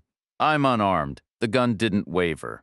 He crossed the road and stepped into the motel's front lot, where the faint glow from the dim bulkhead fixtures reached him. "Stop right there," the woman ordered. He halted. The weapon was a Glock 17, black and angular with a dull polymer finish. Behind it, her head was tilted slightly, a strand of hair fallen across one eye, giving her a quizzical look. She was, without a doubt, far more striking than Don McQueen had been. "Get down on the ground," she commanded. He spread his fingers, holding his hands away from his sides with his palms facing her. "There's no need to get excited," he said calmly. "We're on the same side here. I'll shoot." "No, you won't." "Why wouldn't I?" Reacher glanced to his left. Her car was still illuminated under the port cocheret, the emergency strobes flashing red and blue from discrete housings on the rear shelf. Further down the road, there was only darkness. In the opposite direction, a new faint orange glow appeared on the horizon, distant and stationary, like a far-off bonfire. "You won't shoot," he said, "because you don't want to deal with the paperwork." She remained silent. "And it wouldn't be justified," he continued. "I'm unarmed and I'm not posing an immediate threat. You'd lose your job. You might even go to jail." Still no response. "Besides, you want to find Karen Del Fuenzo. You don't have descriptions of the two men. You don't know the aliases they're using. You haven't heard the things they accidentally revealed, but I have. You need to keep me alive long enough to at least ask me some questions." The gun stayed aimed, but she stepped and shuffled to her left, turning fully to maintain her sight picture on him. She backed up about 20 feet, positioning herself so his path to room 5's door was clear yet covered. At first, he thought she intended for him to go inside, but instead she instructed, "Sit down." In the lawn chair, he walked forward. The Glock's muzzle tracked him steadily from 20 feet away, a confident markswoman, unlike McQueen, who had missed from just 8. Reacher stopped beside the left-hand lawn chair, turned and backed into it until he was seated. "Lean back," she directed. "Stretch your legs out straight. Let your arms hang over the sides," he complied, ending up about as poised for quick action as someone waking from a deep afternoon nap. She was clearly a smart woman, a capable improviser. The white plastic chair was cold against the backs of his thighs, thoroughly chilled by the night air. She stayed in her position, but finally lowered the gun. The man before Sorenson was nothing like she had pictured. He wasn't a monster from a horror film, but she understood why someone might describe him that way. He was enormous, a giant of a man who made the ordinary lawn chair beneath him look like a child's toy, its frame twisted and groaning under his weight. His proportions were staggering, towering height, shoulders like a linebacker's, and arms so long his knuckles nearly brushed the frozen ground. His hands were massive, his neck thick, and his face was a mess of brutal injury, a split, swollen nose and dark bruising spreading beneath his eyes. His clothes were rumpled and soiled, his hair a tangled mess. Yet, for all the outward wildness, there was a startling calm about him. His movements were deliberate and controlled, and when he spoke, his words were measured, as if entire arguments were being composed in the silences between sentences. "You won't shoot because you don't want to do the paperwork." He had gone straight to the core of it, insightful and utterly sure of himself. His eyes held a disconcerting mix, intelligent yet weary, candid yet deeply skeptical. His expression was in constant, subtle motion, brows lifting, mouth shifting, as if a powerful engine of thought was whirring behind his gaze. Sorenson tightened her grip on her weapon. "My orders are clear," she said. "I have to arrest you on sight and transport you back to Nebraska." Her declaration seemed to linger in the chill air. The giant man considered it for a moment, then offered a polite, almost generous smile, as if humoring a tired old joke. "Well," he said, his voice a low rumble. "Best of luck with that." He didn't stir from his precarious seat, just leaned back with his legs stretched out. "I'm serious," Sorenson insisted. "They were remarkably sloppy, those two," he mused, ignoring her. "Which two?" "The ones who jacked the car." "It's a desperate move, really. You can't count on the traffic. You might pick the wrong mark and end up with a new face." He tapped a finger near his own battered features for emphasis, a gesture that was both grim and oddly sarcastic. "They gave me names, Alan King and Don McQueen. They sounded genuine, not like clever aliases, which makes sense since they didn't plan on me being around to repeat them. King and McQueen, Sorenson scoffed. Those sound completely fake. Exactly my point. If they were inventing names, they'd have chosen better ones.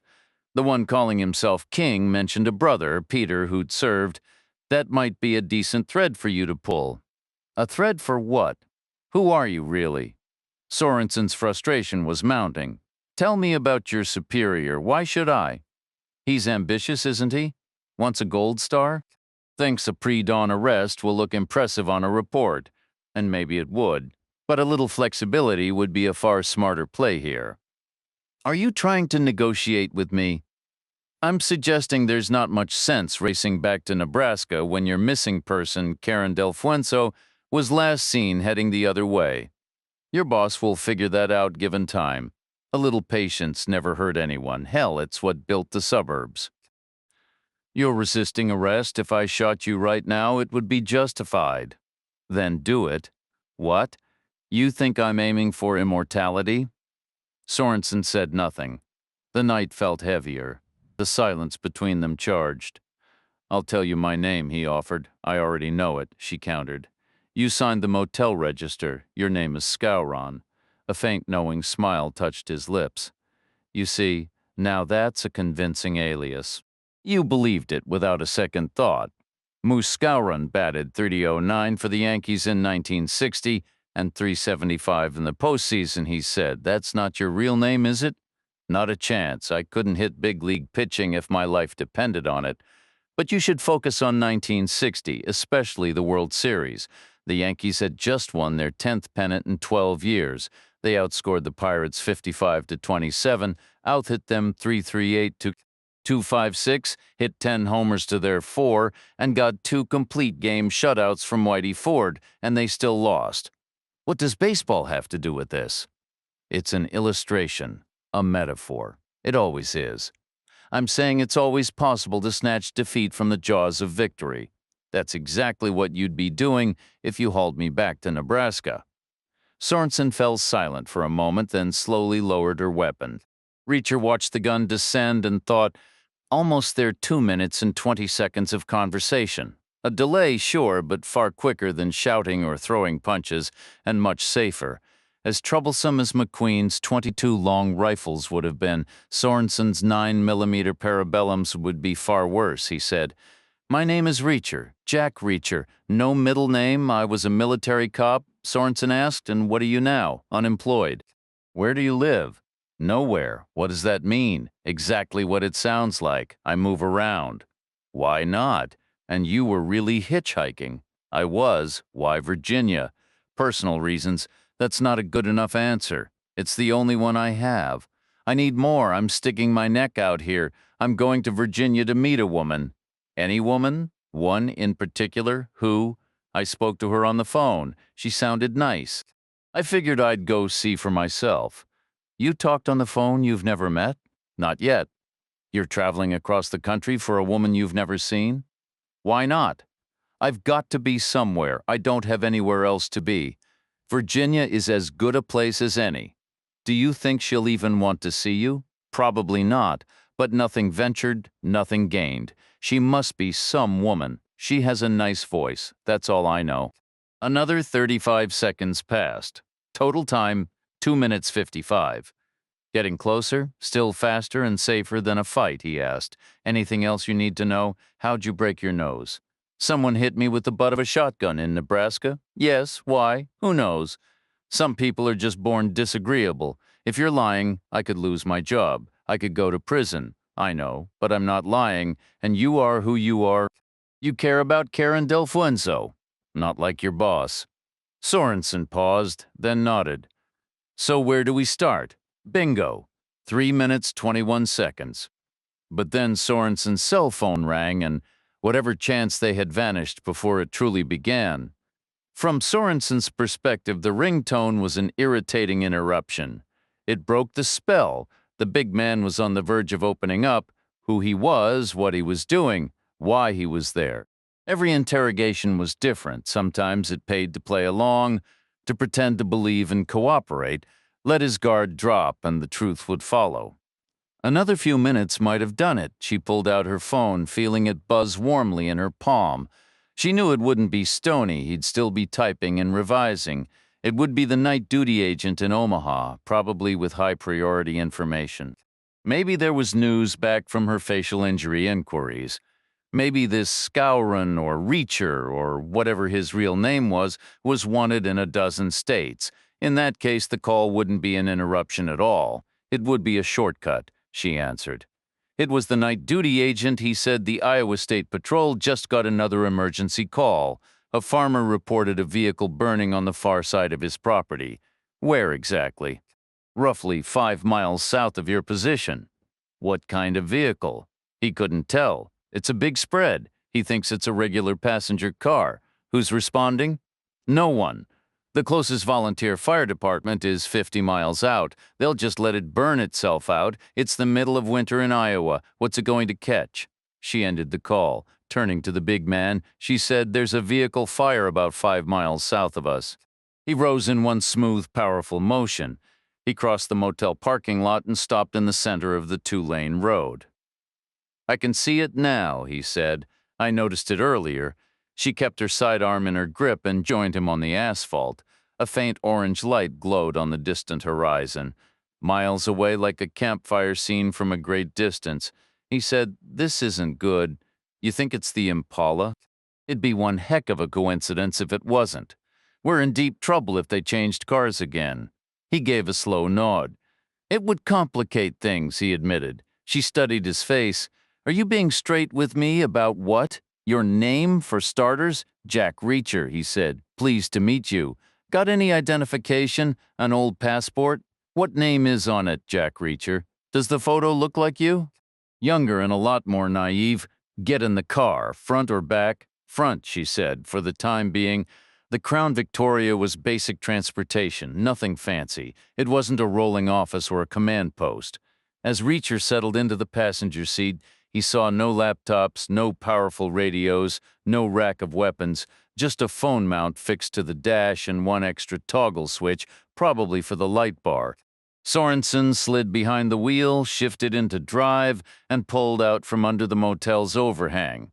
She turned the same way Alan King had gone, but drove slower at first. The car rocked on its suspension, then steadied as she accelerated hard. The road arrowed straight south. The fire lay directly ahead, a bright, fierce glow on the dark landscape. Reacher recalled a lyric from an old rock song, "Set the controls for the heart of the sun." As they closed in, it became clear gasoline was feeding the blaze. Flashes of vivid blue danced within the orange core, and the center of the fire raged with a terrible intensity. Black smoke would be boiling upward, but against the still dark southern sky it was invisible. To the east, the first pale hints of dawn brushed the horizon. For a fleeting moment, Reacher thought of Chicago, the Greyhound station on West Harrison, and the early morning buses departing for anywhere. Then he pushed the thought away. Another life, another time. He watched Sorenson drive, her foot pressed hard on the accelerator, the muscles in her right leg taut. "How long were you in the Army?" she asked. 13 years? Final rank? I mustered out as a major. Does your nose hurt? Sure does. Sorry about that. You should see the other guy. Were you a good investigator in the Army? Good enough. How good is that? Think of it like baseball. Most seasons I batted over 300. When it really counted, I could step up and hit 375. Did you get medals? We all got medals. Why don't you have a home? Do you own a house? Of course I do. Is it an unending source of joy? Not exactly. Well, there's your answer. How do we find these guys if they switch cars again? There are plenty of ways, Reacher said. From a mile out, the fire took on a distinct shape, broad at the bottom, tapering at the top. At half a mile, Reacher could make out strange, roaring jets of pale blue flame, nearly invisible and roaring like blowtorches. He figured the fuel line was failing, maybe at the seams or at stressed bends in the metal. The tank itself was probably intact, but vapor was cooking off and escaping through hairline cracks, shooting sideways up and down in violent straight bars of fire some 20 or 30 feet long. It was a raw, dangerous spectacle, and it meant whatever vehicle was there was now just a skeleton inside the inferno. The vehicle was nothing more than a shimmering crimson silhouette, twitching and writhing in the superheated air. Reacher rolled his window down, the distant roar filling the cabin. He extended a hand into the icy rush of wind, feeling a faint, surprising warmth against his skin. "Better keep our distance," he advised. Sorenson eased off the gas, slowing their approach. "You think the fuel tank might explode?" she asked, her eyes fixed on the blaze. "Unlikely," Reacher replied. "The gasoline is boiling off too fast for pressure to build. The combustion is too intense for any kind of blowback, at least that's how it looks right now. How much fuel could still be in there? Hard to say. That tank was full less than 40 miles back. So what's our play? We wait until it either goes up in a fireball or burns down enough for us to get a look at what's left." Sorenson brought the car to a halt a good 300 yards from the fire. With the instinct of a seasoned officer, she pulled well onto the shoulder, then reversed another foot into the dry weeds for good measure. A careful move from a cautious person. The risk of being hit from behind was zero. The road was utterly deserted. Reacher stared ahead, watching and waiting. He figured the decision would come quickly. The car hadn't been exactly fuel efficient on the road, and that was just to produce a modest amount of horsepower. Now that same tank was feeding a conflagration with the ferocity of a military-grade incendiary, 1,000 times more powerful, roaring like a jet engine. "Where did they actually take the car?" he asked. "Back at the start, was it at a traffic light?" Sorenson shook her head beside him, behind the bar where Delueno worked. "My guess is they tried to steal it first. She came out maybe because of the alarm, or maybe she was just leaving for the night. She had her purse," Reacher noted. "So she was leaving. They stopped for shirts, and then they were on the road." "And water," Sorenson added. "How did you know about the water?" "I took a drink from one of the bottles. It was still cold. What were they running from anyway?" "They stabbed a man to death." "At the bar?" "No, at an old pumping station about 3 miles away, some kind of weird meet-up." "So how did they get 3 miles to the bar? Did they walk?" "They used the victim's car." "Why not just keep it? It was a bright red import. There was a witness." "To the actual stabbing? More or less."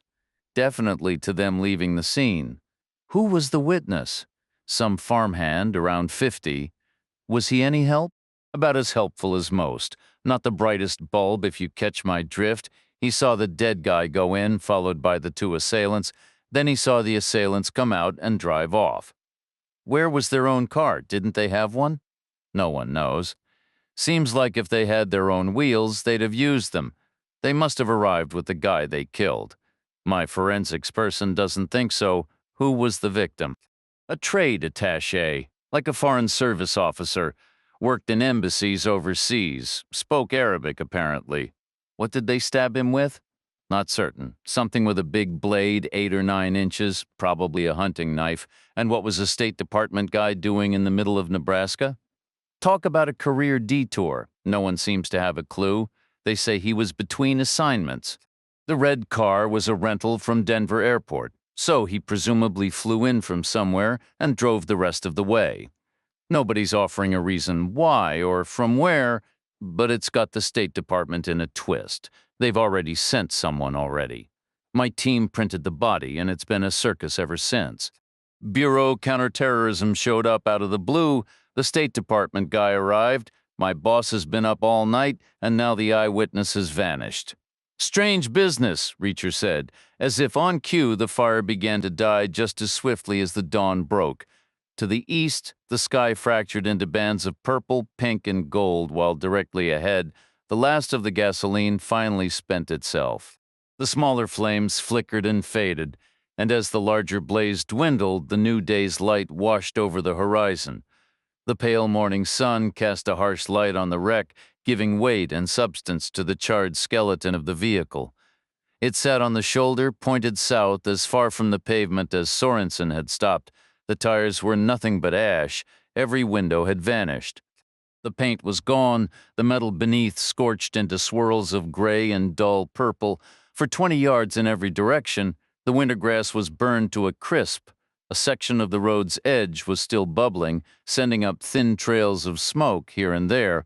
A few last flames flickered weakly, a timid echo of the inferno that had raged. Sorenson eased her car forward onto the road and crept closer. Reacher studied the remains, ashes to ashes. It had begun as raw metal in some factory, all bare and gleaming, and now it was ending the same way, stripped and hollow. It was an Impala, no doubt in his mind. He recognized the line of the trunk, the flat plane of the side panels, the curve of the roof, the slope of the hood. He was seeing it from the back three-quarter angle, but he was absolutely certain. It was Del Fuenzo's Chevrolet completely gutted. My car, Reacher kept staring. But it wasn't empty. Reacher was out first. He shut the door and stood by the Crown Vic's grill. The winter chill on his back, the radiating heat from the wreck pressing against his face. He was 5 feet closer now, and the improved angle told a clearer story. All the glass was gone. All the rubber, the plastics, the vinyl, every modern synthetic vanished. Only metal remained, the parts meant to be seen still holding their curves, the hidden structural parts now exposed, sharp and brutal. The rear shelf behind the seats had lost all its padding, its speakers, its soundproofing, its fuzzy covering. What was left was a stamped steel crossmember, ridged in places for strength, pierced with holes, but otherwise as plain and vicious as a cleaver. Its front edge should have been a perfect straight line, but it wasn't. Reacher took 3 more steps forward. The heat was incredible. The front edge of that shelf looked different on the passenger side over there. The straight line was broken by a rounded, humped shape that had nothing to do with the car's design. It was an organic form, strange and irregular, utterly foreign amid the stamped industrial angles around it. It was a human head, shriveled and smoothed by the fire to a terrible smallness. Sorenson opened her door, Reacher said. "Just stay put, all right." He turned his back, gulping in deep breaths of the cold air until his lungs were full. He turned around and started walking. He kept a wide berth, looping around until he was even with the car's side. Then he darted in, feeling the asphalt grow hot and soft under his boots. The Chevy's rear seat had burned away entirely, but the person who had been sitting there hadn't, not completely. On the right side, directly behind the blackened frame of the front passenger seat, collapsed down through the vanished cushions onto the zigzag springs below, was a shape. It resembled some sea creature, a seal or a porpoise, black and slick and steaming, cooked down to half its original size. It had tiny, vestigial arms curled up like brittle twigs. It had no face left to hold an expression, but it had died screaming. That much was a stone-cold certainty. Funny how the mind works in moments like these, isn't it? You'd think the horror would paralyze you, but instead a cold, clear fury settles in, sharpening every sense, burning away the shock until all that's left is a ruthless need for answers. They retreated 50 yards up the road and stood in silence, breathing hard, their gazes fixed on some distant imaginary point far beyond the horizon. They stood like statues for a full minute, then another. Finally, Sorenson spoke, her voice flat. "Where are they now?" Reacher said. "I don't know. And what are they driving?" "They're not driving. They were picked up." "By who?" Reacher didn't answer, but he moved at last. He glanced up at the sky, judging the light. It was still very early, but it would be enough. He found the Chevy's tire tracks without difficulty. They led down off the pavement through a narrow band of mud along the road's edge about a yard wide. The mud was in that perfect state between wet and dry, and it had captured the tread patterns flawlessly, as precise as a plaster cast. A single crisp set of prints headed in, but none came back out. Someone had waited here, engine idling, perhaps with the heater on against the dawn cold, before the world exploded. The Chevy had drifted off the pavement with slow, deliberate care, settling onto the shoulder like a heavy aircraft making its final approach. It was a move more in line with McQueen's style than King's Reacher stepped out into the dormant field, Sorenson right behind him. Together they made a wide circle around the smoldering wreck, keeping their distance from the radiating heat.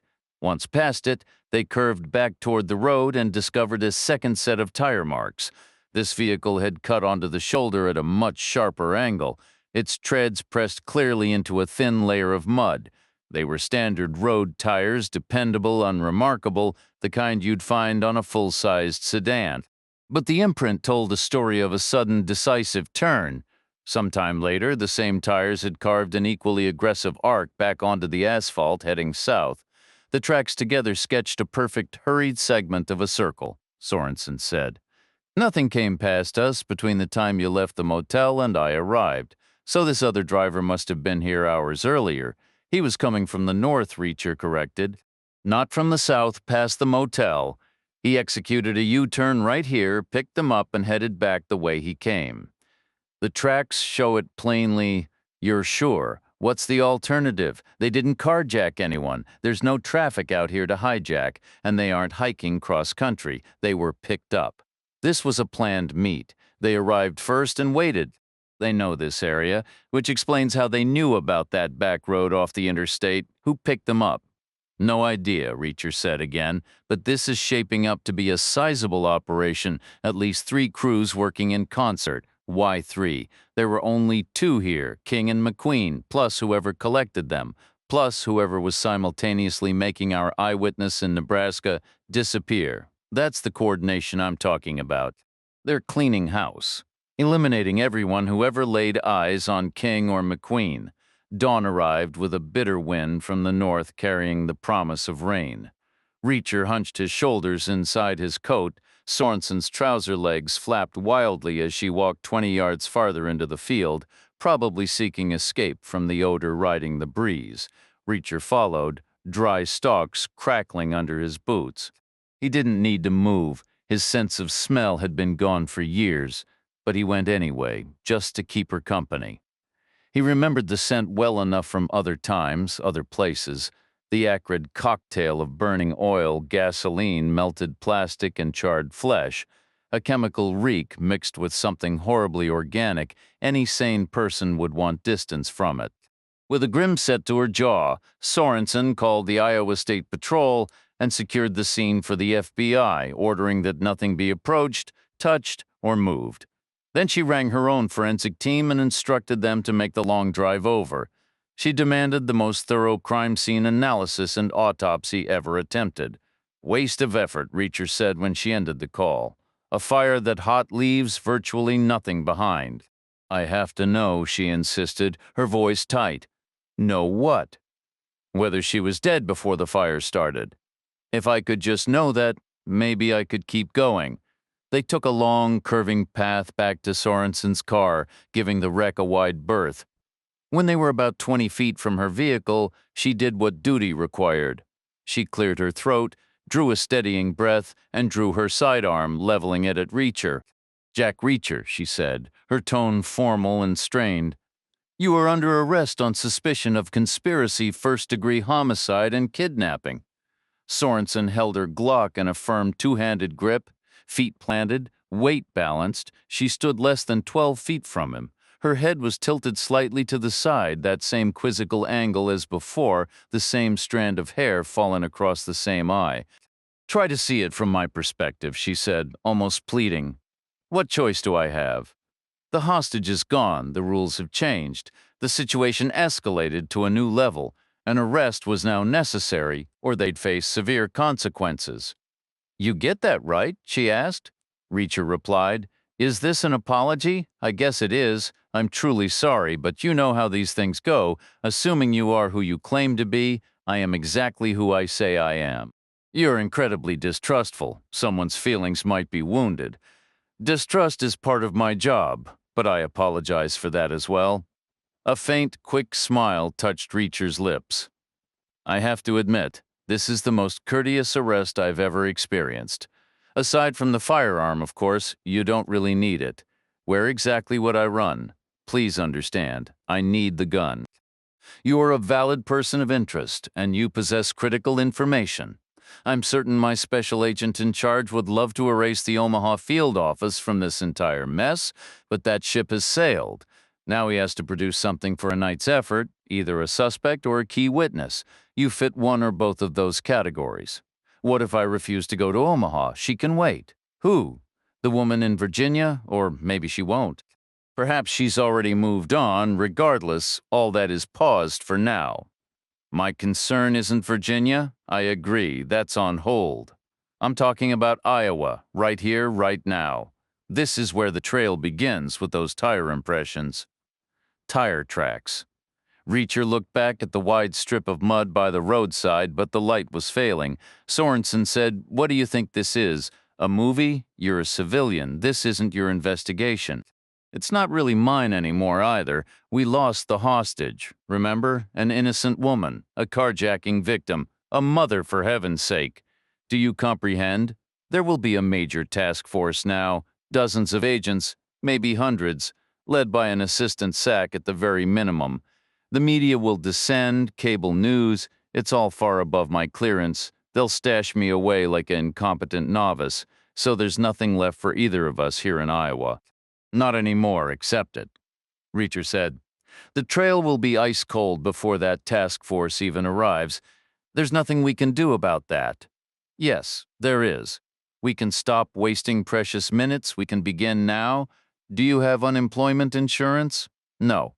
Neither do I. So don't drag me into your reckless plans. Fine, I could start on my own." "How?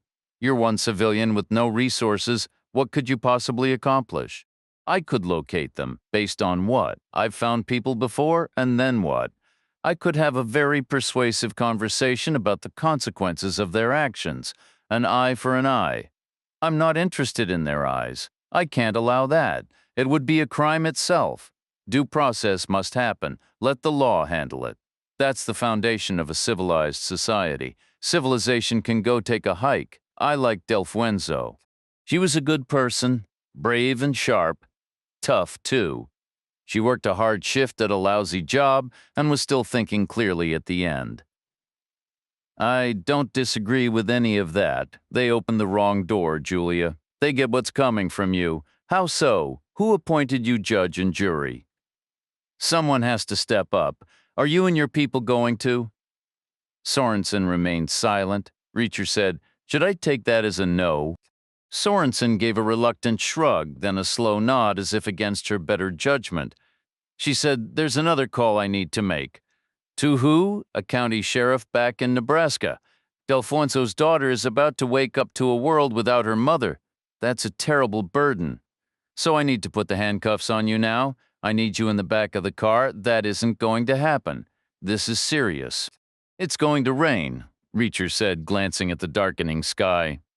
"We'll lose the tire evidence." "Turn around," Sorenson repeated.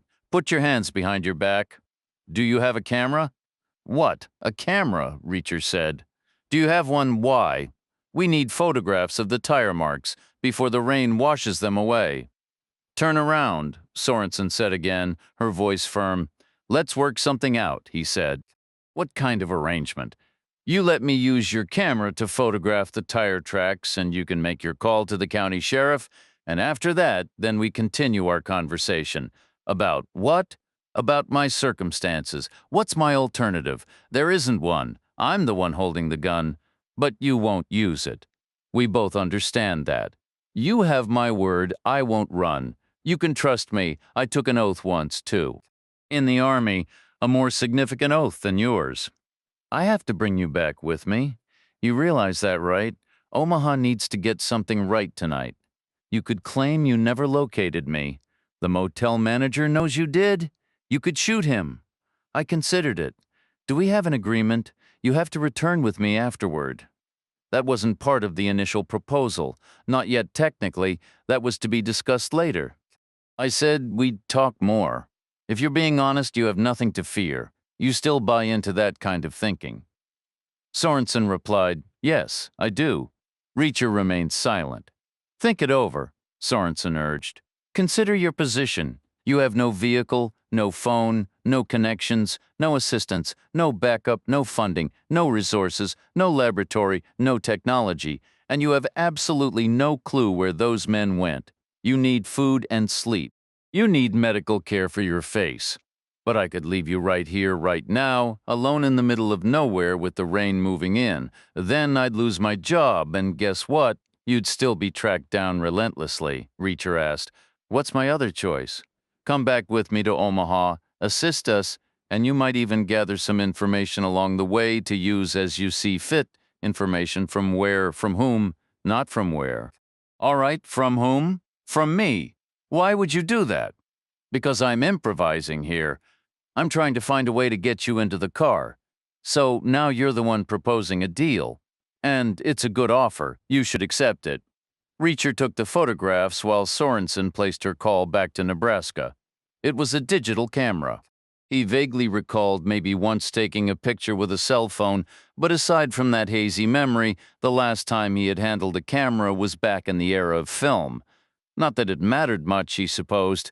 In both cases, there was a lens and a small button to press, except there was no viewfinder. Instead, the whole operation had to be done on a tiny screen, which meant working with the camera held out at arm's length, shuffling backward and forward like someone in a protective suit with a detection device. But he captured the 2 shots he needed and returned to the car. Sorenson had finished her call by then. It hadn't been pleasant, judging by her expression. Not exactly a joyful exchange, she said. All right, let's go. You can ride up front, he said. Look at the pictures first. The rain began to fall, heavy, fat drops, some falling straight down, others driven sideways by the gusting wind. They got into the car and he handed her the camera. She knew how to operate it. She scrolled forward, then back again. You only took 2 pictures? She asked. 2 were all I needed. 2 of the same thing. They're not of the same thing? The rain drummed loudly on the Crown Victoria's roof. Sorenson examined the first photograph meticulously, then the second with equal care. Both were close-ups of tire impressions in the mud, apparently the same tire and the same patch of mud. She switched back and forth between them, once, twice, 3 times. She said, okay, they look identical, and they're from the vehicle that made the U-turn, right? So what are they, left and right, or front and rear? Neither, Reacher said. So what are they? Only one is from the car that made the U-turn. What about the other one? That's from your car. Sorenson studied the images again, first one, then the other, back and forth, repeatedly the same tire and the same mud. She said, this might not mean anything at all. I agree, Reacher replied. It might not. I've never been out here before. I believe you. And the Bureau doesn't have some special brand of tires made just for us. We buy them, same as everyone else, probably from a big chain store. We look for something affordable and dependable, something standard, whatever's on special that week. So these tires go on all kinds of large sedans. There are probably half a dozen different car models that use them. Fleet cars, rentals, those big boats older folks like to drive. I bet there are millions of these tires out there. Probably more than that, Reacher said. So what's the point? The point is we now know for certain what kind of tires are on the suspect's vehicle, the same kind as on yours, which suggests their car is likely a large American sedan. It's a starting point. Is that it? Anything more would just be guessing. We're allowed to guess. Then I'd guess they're from a city, or at least a suburb. You don't see many big sedans out in farm country. It's all pickups and SUVs around here. How big a city, from the kind of place that has taxi services and corporate car fleets. Offices, maybe an airport nearby, the local market has to support it. I doubt you could even find these tires stocked out here, for example. Who would buy them? So you're not suggesting the Bureau is involved in this? I'm certain they're not. But nothing. But I'm someone who likes things clear-cut. I prefer a definite yes or no beyond any reasonable doubt. Then it's no confirmed, right now, straight from the source. Absolutely, for sure. Beyond any doubt whatsoever. The idea that the Bureau was involved in this is completely unthinkable. That's the craziest kind of paranoia. All right, Reacher said, let's get moving. Tell me if you want me to take a turn driving. I remember the way. Sorenson swung the car around in a wide, sweeping U-turn, then accelerated hard. Speeding north through the steady rain, they blew past the motel, doing about 60. It looked different in the daylight. The dim perimeter lights were off, and the siding appeared a washed-out, faded color. Reacher said, I paid for 2 nights in that place. And I was only in the room for about 30 seconds. Sorenson asked, why did you pay? I was feeling bad about the guy's wall. Wasn't your fault? That was my feeling at the time. So you shouldn't feel guilty. Not about him, anyway. I didn't care for him much. Well, I still have his room key. It's in my pocket. Maybe I'll mail it back to him, or maybe I'll just keep it as a souvenir. They reached the first intersection, and Sorenson braked hard at the last second, turning left with a squeal of tires and a slide on the wet pavement. She eased off the gas, straightened the wheel, and accelerated again. "Sorry about that," she said. Reacher stayed quiet. He wasn't in any position to criticize. They were still on the road. If he'd been driving, they'd probably be in a ditch. "The tread on these tires is pretty worn," she added. "I noticed it on the drive out." Reacher said nothing. She continued, "Which means the suspect's tires are likely worn down, too. If the tread patterns in the photos are a perfect match, that is, that's step 2. We know what kind of tires they have, and we have a rough idea of their age. Maybe it's an older car, maybe an older driver. Could be some elderly person from around here driving one of those big old land yachts." "I doubt it," Reacher said. "I don't picture a sweet old grandpa coming out in the middle of the night to watch a woman burn to death. Because you realize they started that fire while everyone was still there, right? They didn't use a timer. It wasn't an accident. They lit it, and then they all stood around watching and waiting to make sure it caught properly." "Okay," Sorenson said. "So it wasn't a local senior citizen. It was someone from a city with taxi companies and car services and offices and an airport," Reacher echoed, "and maybe with a metro area population of about 1.5 million. That's something Alan King let slip," he mentioned. "That's how many people live where he's from." "That could be useful, unless he was lying to throw us off." "I don't think he was. I don't think they had a prepared story. They were winging it, and that little detail felt real." He paused, looking out at the flat, rain-soaked landscape. "You know, it's almost funny. We're chasing a phantom car based on its shoes, trying to picture the driver, and all we really know is that someone out there enjoys watching the world burn. Charming, right? Just another day in paradise."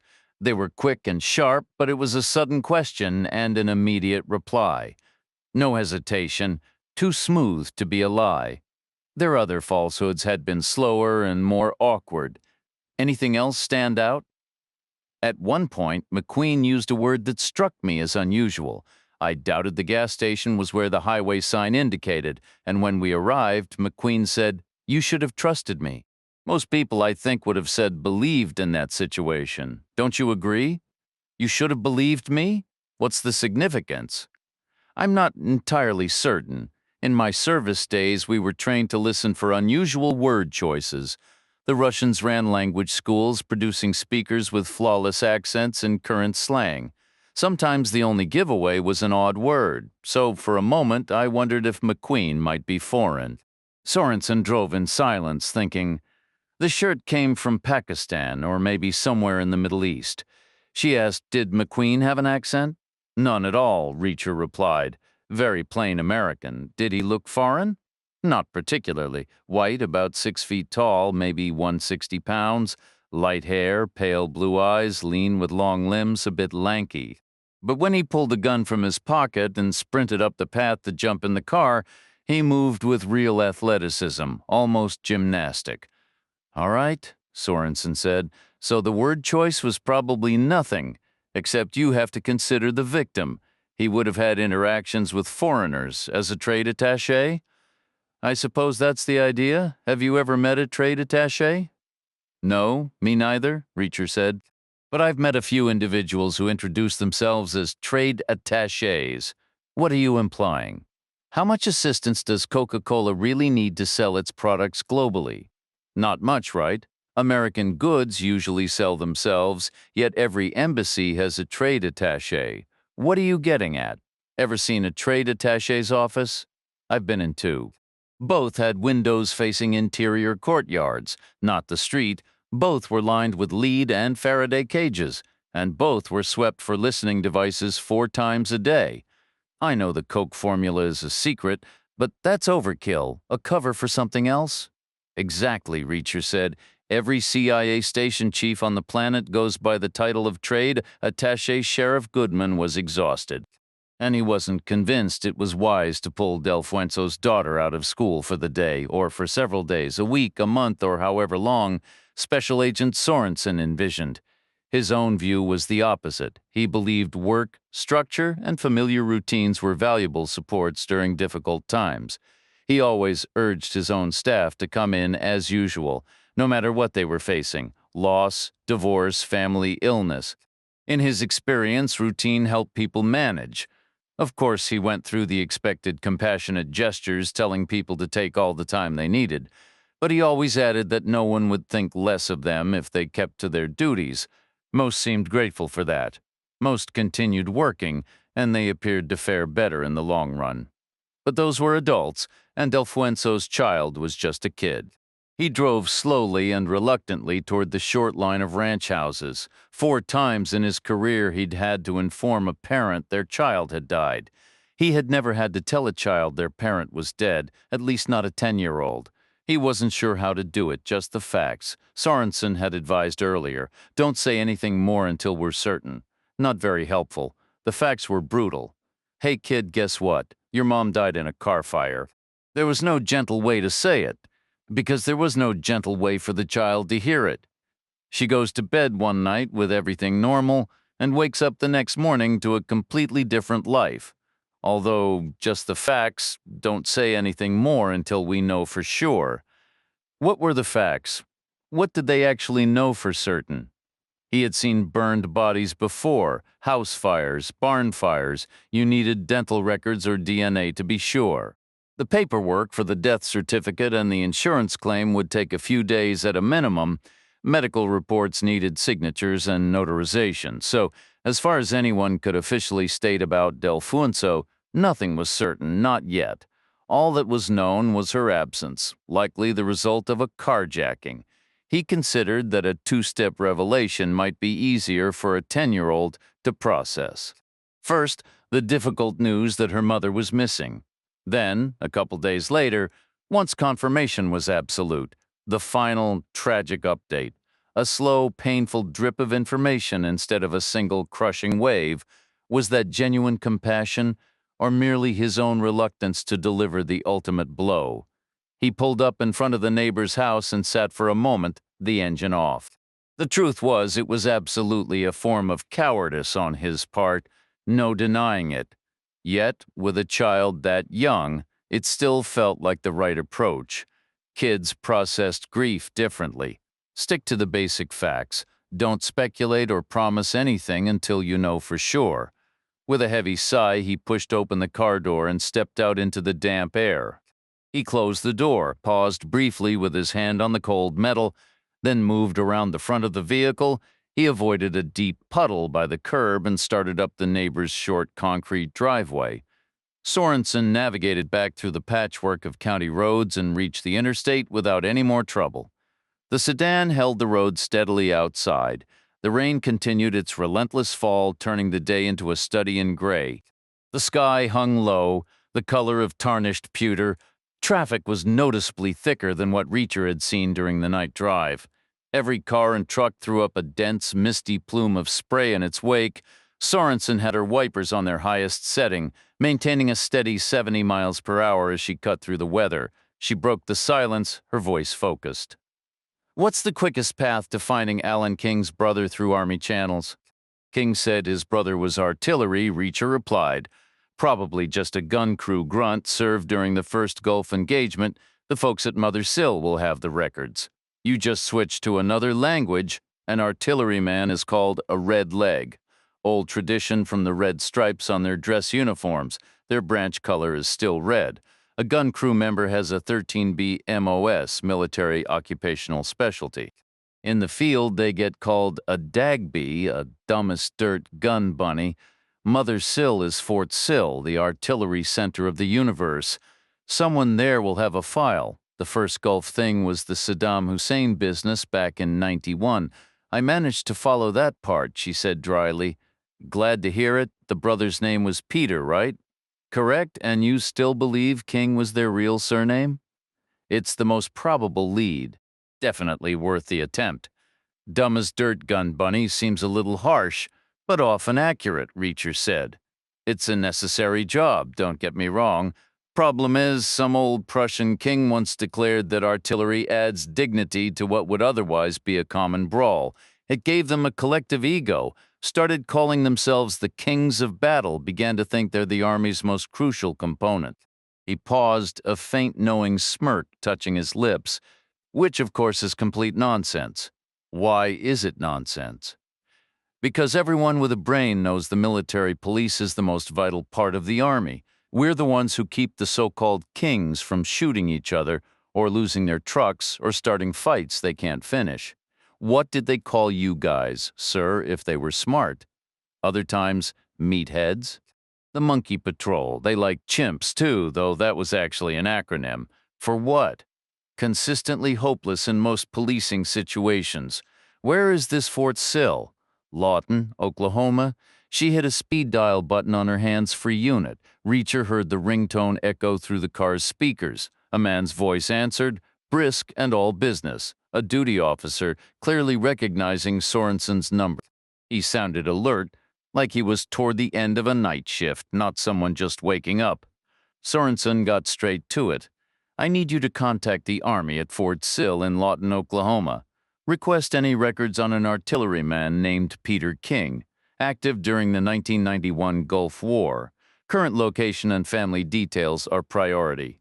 Give them my cell and ask for a direct callback. Understood? Understood, the voice replied. Is Stoney in yet? Just walked in. What's the mood there? Eerily quiet. Nothing's moving. It's strange. No media frenzy, no brass breathing down your neck. Phones are silent. No one's even asked for the overnight report yet. Very strange, exactly as I said. Meanwhile, at the police station, the eyewitness wasn't made to wait at the front desk. There was no queue, no delay. An officer appeared almost immediately to usher him through. He was handed a cup of coffee and had eaten a breakfast muffin. The woman behind the counter took his name and inquired about his bed preference. She was a plump, motherly figure, radiating patience and competence. The eyewitness didn't quite grasp her question, he replied. Bed? The woman explained. We offer rooms with kings, queens, or twins. Anything is fine, I suppose. Don't you have a preference? What would you recommend? Honestly, I think the queen rooms are perfect. They tend to feel a bit more open, especially with the armchairs. Most guests prefer them. All right, I'll take one of those. Excellent, the woman said cheerfully. She made a note in a ledger and retrieved a key from a hook. Room 14, you can't miss it. Key in hand, the eyewitness left the lobby. He paused in the crisp air, glancing up at the sky. Rain was coming. It was likely already falling to the north. He started down the path, spotting a low sign pointing toward rooms 11 through 15. Following it, the path meandered past dormant winter flower beds, leading to a long, low building with 5 adjoining rooms. Room 14 was second from the end. Nearby sat an empty leaf-covered swimming pool. The eyewitness imagined it in summer, filled with blue water and surrounded by blooming flowers. He had swum in lakes and rivers, but never in a pool. Beyond the pool was a waist-high decorative wall of stucco-covered concrete blocks, and 10 feet past that stood the security fence, tall, black, angular, topped with inward-sloping coils of razor wire. The eyewitness, a farmer familiar with the costs of labor and materials, thought it must have been enormously expensive. He unlocked room 14 and stepped inside. The bed was slightly wider than the one he shared at home. Neatly folded clothes were laid out on it, 2 identical outfits of blue jeans, blue shirts, blue sweavers, white undershirts, white underwear, and blue socks. Pajamas rested on the pillow.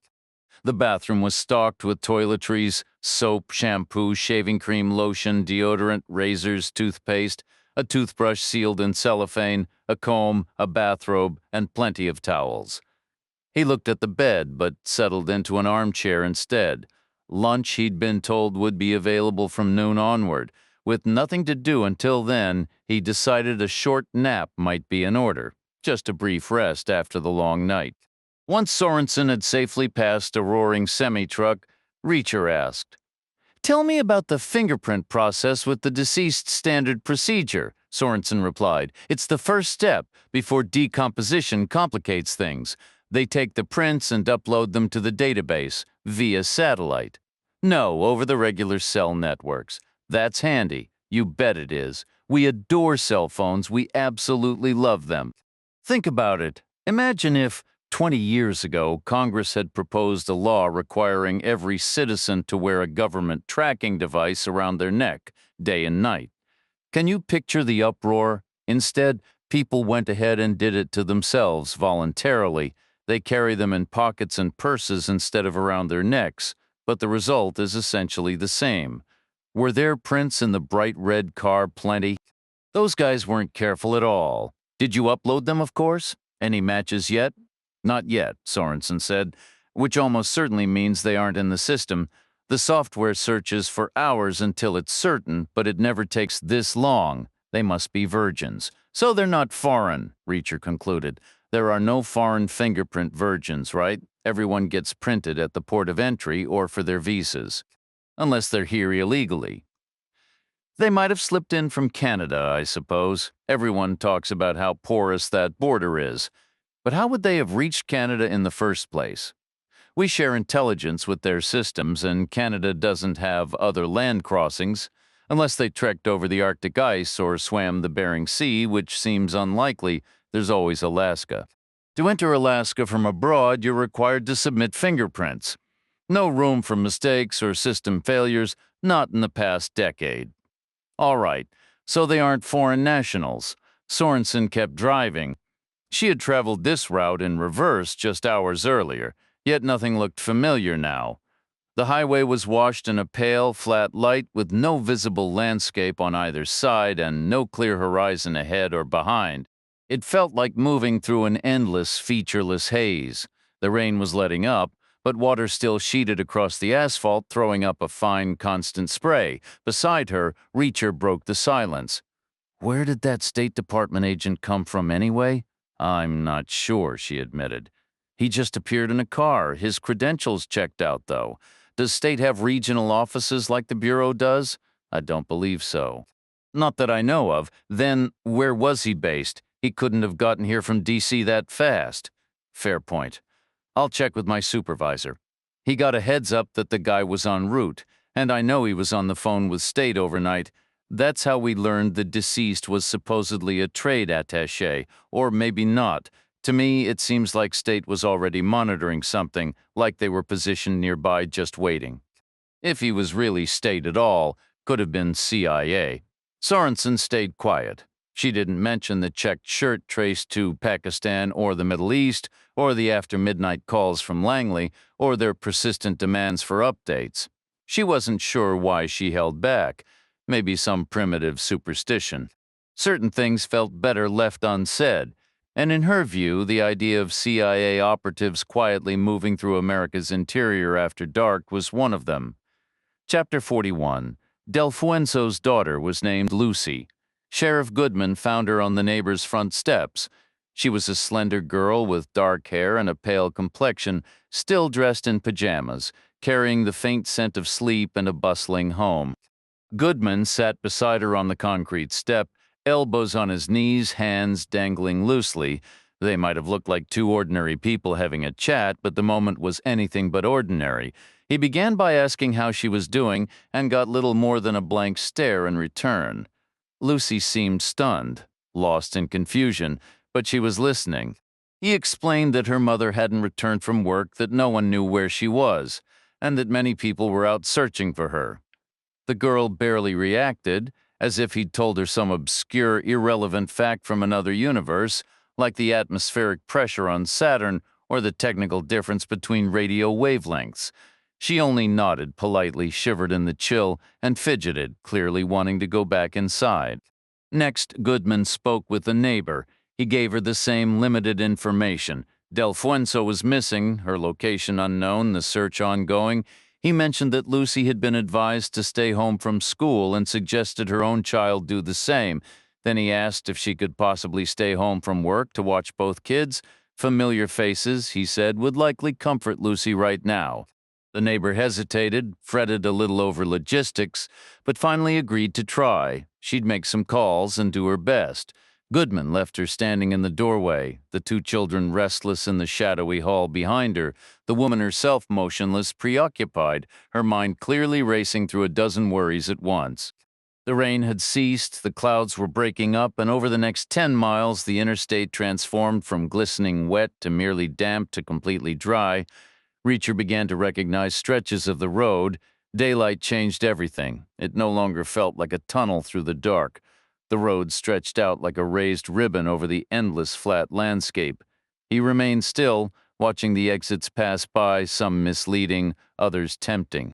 Then, about 3 or 4 miles ahead, a promising cluster emerged through the gray morning light, a collection of buildings and a glow of familiar signs for Exxon, Texaco, Sunoco, Subway, McDonald's, and Cracker Barrel, alongside Marriott, Red Roof Inn, and Comfort Inn. There was also a large paper billboard for an outlet mall. He hadn't noticed during the night, its message dull without neon. "Let's stop for breakfast," he suggested. Sorenson didn't reply, but he sensed her posture tighten, a hint of caution settling in. "I'm hungry," he added. "You probably are too, and we'll need gas anyway." Silence. He tried again. "I'm not planning to run. If I didn't want to be here, I wouldn't have gotten in the car. We have an agreement. You remember that, right? The Omaha office needs something to show for last night," she said quietly. "I get it. I'm sticking with you all the way. I need to be sure of that, so if we eat, it'll be drive-through only." "No," he insisted. "We go inside and sit down like two people who trust each other. I also need a shower and some new clothes." "Where? At the outlet mall?" "Why?" "So I can change." "Why do you need to change?" "To make a decent impression." "Were your things still in the Impala?" "I don't own things." "Why not?" "What would I keep in a suitcase?" "Clean clothes, for example." "And then what? Carry them around 3 days later?" Sorenson gave a slow nod. "Fair point." She drove in silence for another half-mile before slowing, signaling, and taking the exit. "All right, Reacher, I'm trusting you here. Don't make me regret it. I'm already out on a limb." Reacher stayed quiet. They turned left off the ramp and pulled into a Texaco station. Both got out, Sorenson visibly uneasy about it. He figured if trust was going to happen, it might as start right now.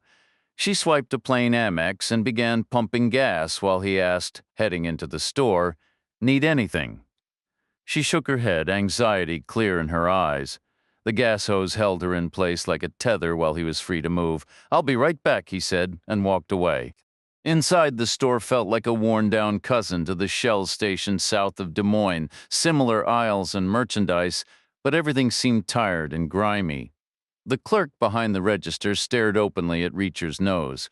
Reacher moved through the aisles until he found travel-sized items, a tube of antiseptic cream, a small box of bandages, a mini toothpaste, and a bottle of aspirin. He paid in cash. The clerk's gaze hadn't wavered. "Mosquito bite," Reacher explained flatly. Nothing contagious outside. Sorenson was waiting midway between the store and the pumps, still tense. "Where to for breakfast?" he asked. "Is McDonald's all right?" He nodded. He needed protein, fats, sugar. The source didn't matter. Fast food suited a traveler fine. Sometimes it was better than waiting. They drove a short distance, parked, and went inside under fluorescent lights, chilled air, and hard plastic seats. He ordered 2 cheeseburgers, 2 apple pies, and a large coffee. Sorenson remarked, "That's lunch, not breakfast." "Not sure what meal it is," Reacher replied. "Last time I was awake was yesterday morning." "Same here," she said, but she chose a breakfast sandwich, sausage, egg, and a bun with coffee. They ate across a laminate table still damp from a recent wipe down. Between bites, Sorenson asked, "Where do you plan to shower?" "A motel," Reacher answered.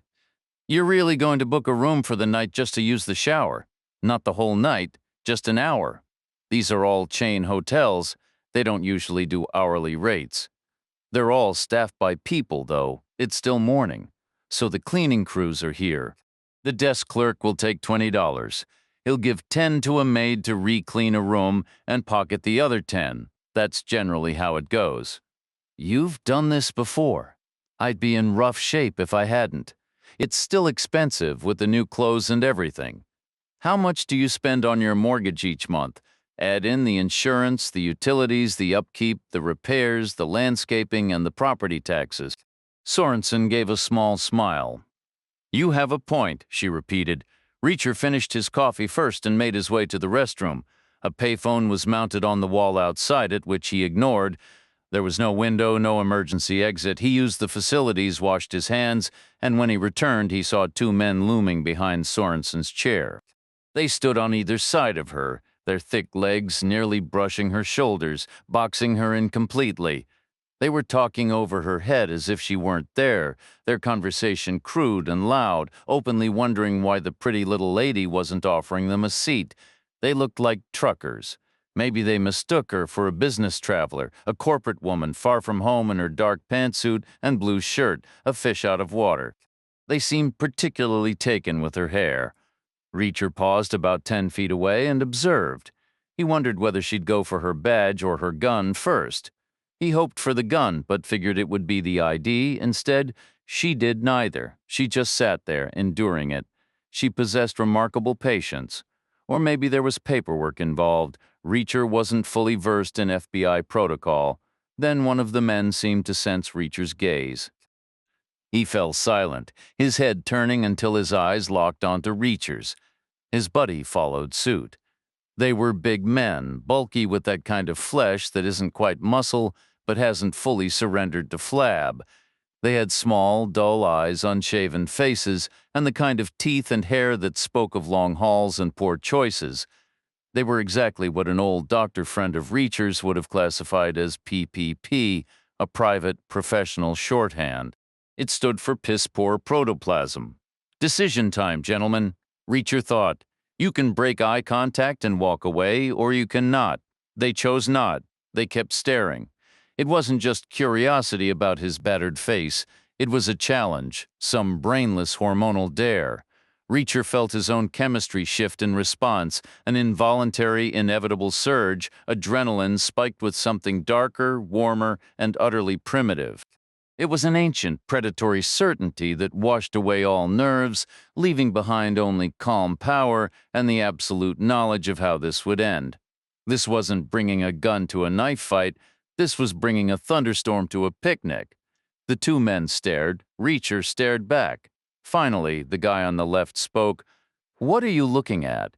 The question itself was a provocation with a predictable script. Most people would flinch, get defensive, start apologizing.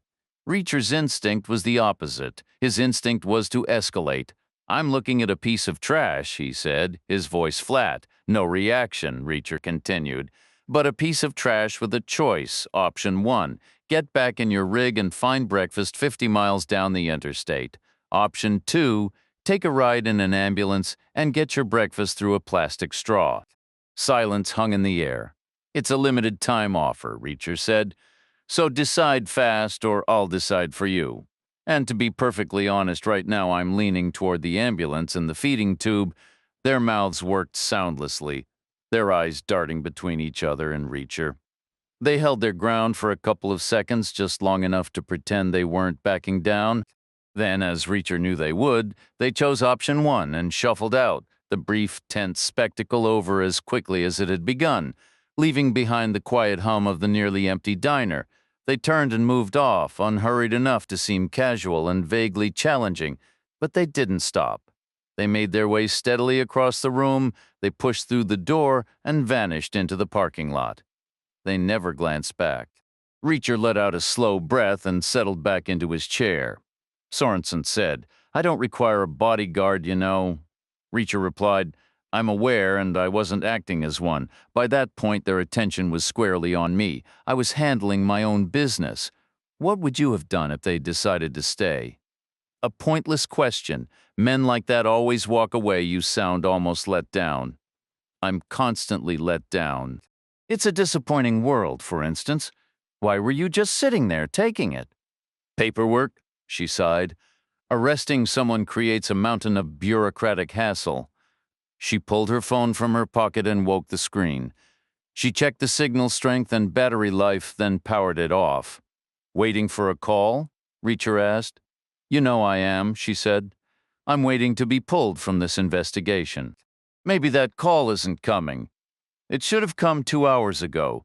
So what's your theory? But she never got to answer, because right then, as if scripted, her phone began to vibrate and ring. The tone was a basic, tinny electronic warble. Sorenson answered and listened. Reacher watched her face. It was clear this wasn't the call she anticipated. She wasn't being relieved of duty, not yet. Instead, she was receiving an update on the case. Judging by her expression, it wasn't necessarily bad news, but it wasn't good either. It was likely intriguing, possibly baffling information. She ended the call and looked across the damp laminate table. Our medical examiners finally got around to moving the victim from the old pumping station, she said. Reacher asked, and a previously unnoticed injury became obvious. Which was? Just before they stabbed him to death, they broke his arm. Sorenson explained that the Bureau's medical team had transferred the body onto a wheeled gurney for the short trip to the transport vehicle. They hadn't used a body bag, standard procedure when a corpse is lying in a pool of congealed blood, to avoid making a mess. The plan was to zip him up inside the vehicle. But on the way, the gurney hit a crack in the pavement, and the dead man's right arm swung loose, the elbow bent at a grotesque, unnatural angle. They used a portable X-ray unit right there on the sidewalk and confirmed the joint was completely shattered. It was impossible the injury could have occurred earlier. The pain would have been incapacitating. No one could function, let alone drive all the way from Denver with a shattered elbow. And it wasn't a post-mortem injury either. There was minor subcutaneous bleeding and faint swelling. Not much, though. His heart had pumped blood for a short time after the break, but not for long. A defensive injury? Reacher said, in a roundabout way. He went for a weapon, a gun, or maybe a knife of his own in self-defense. They disarmed him with extreme prejudice. I'm assuming he was right-handed. Most people are, Sorenson noted. And then they cut him, stabbed him, and he bled out shortly after. Did the witness report hearing a scream? He didn't mention one. A broken elbow is excruciating. He must have heard something. A shout at the very least. Probably a loud one. Well, we can't ask him now. No weapons recovered at the scene, his or theirs. Sorenson shook her head. They probably threw everything down that open pipe. And you still believe he was just a trade attaché? A diplomat far from home carrying a knife or a gun? Sorenson shook her head again. There's something I haven't mentioned, she said. The CIA has been poking around all night. They called within minutes of the discovery, even before Bureau counterterrorism arrived, long before the State Department representative got there. What did they want? Updates and information. There you have it, Reacher said. The victim was one of their own people. Then why haven't they pulled me off this? This should have blown up already. She glanced at her phone once more. It had signal and power, but it refused to make a sound. Their next stop was the Outlet Mall. It was a bleak, low-cost building filled with low-cost merchandise. Roughly a third of the stores sold men's apparel. Reacher spotted a few familiar labels. The so-called discounts didn't impress him. In his view, the slashed prices just brought things closer to what they were actually worth. As usual, finding the right extra-large sizes narrowed his options. Still, he located plain blue jeans at one shop and at another, a three-piece combination for his torso, a t-shirt, a button-down shirt, and a cotton sweater, each in a different shade of blue. He added blue socks and white briefs from a third place, and a light blue athletic jacket from a fourth. He decided to stick with his current boots for a few more days. They were holding up fine. You have a thing for blue? Sorenson asked him. I like when everything coordinates, he replied. Why? Someone once suggested I should. The final tally was $77 cash, which was right on budget. He figured he'd get at least 3 days' wear out of it, maybe 4. That worked out to somewhere between $20 and $25 a day, cheaper than rent and a whole lot simpler than dealing with laundry, no question about it. Sorenson inquired, how do you fund this lifestyle? Reacher said, from various places, such as, some comes from savings, and the rest. I pick up work when I can. Doing what? Odd jobs? Whatever's available. How often? Every once in a while. That can't cover much. I supplement from other avenues. Meaning what? The spoils of war, mostly. What war, Reacher said. I take things from people who deserve it. And you're confessing this to me? Just following your lead. Don't federal agencies seize property all the time, find drugs in a guy's car, and his BMW is gone? Same with houses and boats. That's different. Those assets offset our expenses. They save the taxpayer money. Same principle, Reacher said. Otherwise, I'd be on government assistance. He picked a Red Roof Inn for his shower. It was a franchise with the manager working the front desk. Like most in that position, he was happy to pocket a little extra off the books. As Reacher anticipated, the guy accepted two $10 bills, one for himself and one for whichever housekeeper was first in line for a tip. Reacher carried his convenience store items in one bag and his new clothes in four others into the room. Sorenson followed him inside and gave the place a once-over. She didn't speak, but he noticed her eyes linger on the bathroom window. It wasn't huge, but it was large enough. The room was on the ground floor with a paved service alley behind it. "You're welcome to stay," Reacher told her. "I'll even leave the shower curtain open for your peace of mind." She offered a faint smile, but didn't answer directly. Instead, she asked, "How long is this going to take?" 22 minutes for the shower, he said, then 3 to dry off and 3 to get dressed. Throw in 5 for unexpected delays. Call it 33 minutes total. That's very specific. Accuracy is a good habit. After she left, he began stripping off his old clothes. They were in rough shape. He'd been wearing them for days ever since Bolton, South Dakota. In some places they were stiff with dried mud, in others they were stained with blood, some of it his, some not. He wadded the ruined garments into a tight ball and shoved them into the bathroom trash can. Then he brushed his teeth meticulously and started the shower. He washed his hair and lathered himself from head to toe, scrubbing and rinsing. 8 minutes after stepping out, he used a washcloth, a sink full of hot water in the mirror above it to tend to his face. He softened the crusted blood smears and gently cleaned the open cuts. He worked a dab of soap onto his upper lip and inhaled sharply until he triggered a fit of uncontrollable sneezes. Blood clots the size of garden peas came out. He stepped back into the shower and rinsed himself from head to toe once more. After drying off and getting dressed, he ran his fingers through his hair. His old passport and ATM card went into one pocket, his toothbrush into another. The short, heavy man's motel key found a place in his jacket. He swallowed aspirins and drank tap water, locating his antiseptic cream and Band-Aids. He opened the window to clear the steam from the mirror. Outside, Julia Sorenson stood in the back alley, phone pressed to her ear. She wasn't enjoying the conversation, arguing, but with restraint. Probably her boss, Reacher figured. He couldn't hear the words, but her free hand chopped the air, pushing back, making points. Phones were lousy for real talk in his view. No body language, no nuance. He turned back to the mirror, dried his cuts with toilet paper, and squeezed thin lines of cream into each one. After wiping away the excess, he covered the 2 worst cuts with Band-Aids. He tossed the trash onto his discarded clothes, shut the bathroom window, and moved to the bedroom. A glance in the closet mirror showed the new clothes worked fine. His hair was passable. His face remained a mess. No masterpiece, that was certain, but then it never had been, and it looked a whole lot better than an hour before. Almost halfway human. He stepped outside. Sorenson's cruiser was parked right by the door. She leaned against the front fender, having hustled from the alley the moment he closed the window, not to greet him, he guessed, but to block any chance of him running. "You clean up pretty well," she said. Something in her face, her voice, not hurt or anger, not even disappointment, really.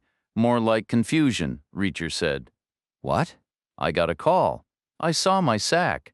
"Figured? Did he pull you?" She shook her head no, then changed it to yes. "I'm off the case, yes, but not because he took me off." "Then why? Because there is no case. Not anymore. Meaning as of 20 minutes ago, there's no active investigation, which makes sense because as far as the FBI is concerned, nothing happened in Nebraska last night. Absolutely nothing at all," Sorenson said. They went the other way with it, not nuclear, a black hole. They're erasing it from the record. Probably a CIA request, or state something squirrely, some national security nonsense. Before Reacher could answer, her phone rang again. She checked the screen. Where's the 405 area code? Southwestern Oklahoma, Reacher said. Lawton, most likely. That's the Army, she answered, listened for a moment, and thanked the caller. After hanging up, she said, Mother Sill confirms a Peter James King on active duty in 1991. He was a fister, which I'm sure isn't what it sounds like. Fire support team, Reacher said. Not just a Dagby after all. I sold him short. Probably a forward observer. Smart guys, most of them. Most 13F? Meant he worked with infantry or armor, not the artillery brass. Did they confirm a brother named Allen? No, but they didn't deny one either. They'll need paperwork. What happened to Peter? He mustered out as a sergeant first class in 1997, same year as me. Where is he now? Mother Sill doesn't know for sure. The last known location for him was with a security firm in Denver, Colorado. That's also where the deceased individual flew into. Coincidence, Reacher replied. Alan King claimed they don't communicate. Did you buy that? He was truthful about Peter's name and military background, it seems. Why lie about not staying in touch? What's the population of Denver? Roughly 600,000 in the city proper, Reacher said.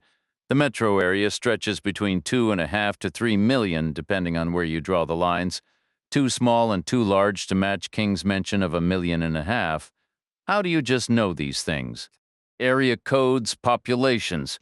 I appreciate solid information. I like concrete facts. Denver was named for James W. Denver, who was the governor of the Kansas Territory back then. A land speculator named Larimer thought naming it after him would win favor, hoping Denver would move a county seat there and make him wealthy. What Larimer didn't realize was that the governor had already stepped down. Communication moved slowly in those days. And then, of course, the town ended up in Colorado, not Kansas.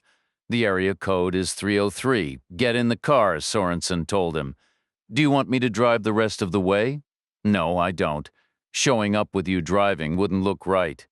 Having you in the passenger seat is awkward enough as it is. I'm certainly not riding in the back. Sorenson didn't answer. They got in, taking their usual spots. She reversed out of the motel lot and wound her way back to the highway, merging and accelerating. Dark rain clouds were building in the east, the weather seeming to follow them. Sorenson fumbled her phone into its cradle. It beeped to confirm it was charging, then rang almost immediately, no longer faint and tinny but loud and clear through the car's speakers.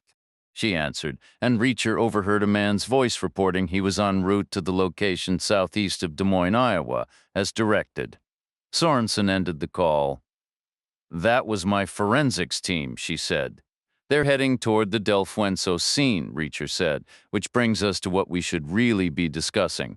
How can the Bureau just close a case where an innocent bystander was killed? It's happened before. But facts don't simply vanish. We aren't disputing that Del Fuenzo died. People die every day. How did she die, officially? No one knows. She drove her own car into another state. It caught fire. Maybe it was suicide. Perhaps she took pills and lit a final cigarette, then dropped it. We'll likely never know for certain because any evidence burned up. The pill bottle, anything like that. That's the script from your superiors. It's a local matter now. Sheriff Goodman will handle it, except he probably won't because someone will lean on him too, guaranteed. What about the missing eyewitness? Is he being erased as well? Sorenson shrugged behind the wheel. A transient farm worker with a drinking history, living in a rental with no real ties. People like that drift off all the time. Some return, some don't. That's in the script too? Everything will have a plausible explanation. Not too detailed, not too vague, Reacher said. If the case was officially closed 20 minutes ago, why are you still getting calls like from headquarters earlier and now your forensics guy?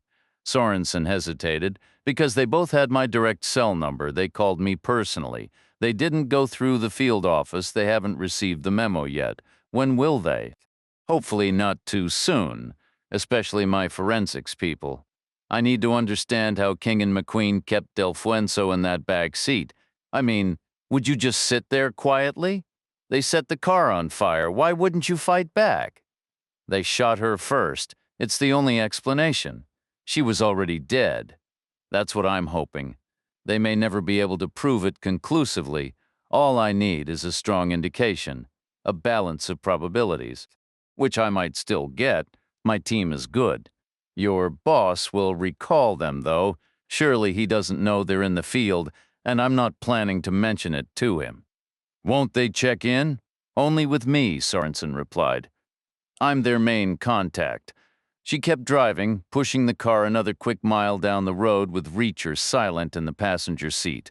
The sun at their backs was still fighting its way through, throwing long shadows ahead of them. Those heavy rain clouds hadn't broken yet, but they were looming, a dark ceiling against a distant strip of bright horizon. Reacher broke the quiet. If there's officially no case, then the Omaha office doesn't have anything to show for last night. There was no last night, because according to the story, nothing actually happened in Nebraska. Sorenson stayed quiet.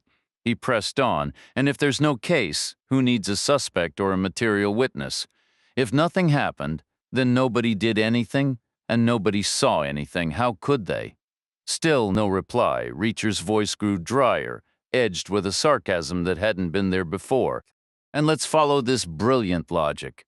If there's no active investigation, then there won't be any thrilling new updates for you to pass along to little old me. So I have to ask, why am I still riding in this car? Am I written into this script too? The perfect disposable part, a rootless, unemployed veteran with no fixed address and no family ties. Guys like me vanish all the time, don't they? How terribly convenient for everyone. Because I'm the last person breathing who can point out this whole story is nonsense. I saw King and McQueen. I saw Delfuenso with them. I know she didn't just decide to drive her own car to another state for fun. I know she didn't take any pills, so tell me, Julia, am I next on the erasure list? Sorenson said nothing. Reacher turned to look at her profile. Julia, did you talk about me with your boss while I was in the shower? Yes, she admitted, her voice flat. I did. What are your orders now? I still have to bring you in. Why? What's the plan once you do? I don't know, Sorenson said, a hint of frustration bleeding through. My instructions are to deliver you to the parking lot. That's it. That's all I have. For a long minute, Reacher turned a familiar problem over in his mind, but with a new, urgent twist. Taking control from the passenger seat while the driver was doing 80 on an open highway wasn't just difficult, it was borderline suicidal. Too many variables, too many other cars with regular people just going about their days. The risk to bystanders was unacceptable. Sorenson's voice cut into his thoughts. I'm sorry, my mother always told me not to be selfish, Reacher said, but I'm afraid I'm going to have to make an exception here. How much trouble are you in if you don't deliver me? A lot, she said simply. It wasn't the answer he was hoping for. He nodded, as if accepting a difficult fact. All right, then I need you to swear something for me. Raise your right hand. She did. Moving her hand from the wheel up near her shoulder, palm forward, a practiced official gesture, in one fluid motion. Reacher pivoted, his left hand snapping out to clamp her wrist. Then he leaned across the console, his right hand slipping under her jacket, past the warm cotton of her shirt, brushing against the curve of her hip before finding and lifting the Glock from its holster. He settled back into his seat, the gun resting against his leg. Sorenson let out a short breath. That was underhanded. I apologize, Reacher said. To you and to my mother's memory, it's also a federal crime, most likely. Are you going to shoot me? Probably not. So how does this end? You're going to let me out a block from your building, but you'll report that you lost me 20 miles back, maybe at a gas station where I ducked into a restroom and never came out. That way they start looking in the wrong place. Do I get my gun back? Yes, Reacher said. A block from your building, Sorenson drove on without another word. Reacher sat beside her, the weight of the pistol familiar in his hand, his mind unexpectedly lingering on the fleeting sensations from moments before, the smooth skin of her wrist under his grip, the warmth of her body through her shirt, a brief, vivid contact that felt entirely too human for the situation they were in. They continued along the interstate, cutting through the southern edge of Council Bluffs, Iowa, before the bridge carried them over the Missouri River and back into Nebraska, right into the heart of Omaha. The highway sliced through the city's core, flashing past signs for a zoo and a public park, with quiet neighborhoods to the north and a dense, jumbled line of factories and warehouses crowding the south. Eventually, the road bent left, but Sorenson exited onto a street that ran straight east-west through what should have been the downtown commercial district.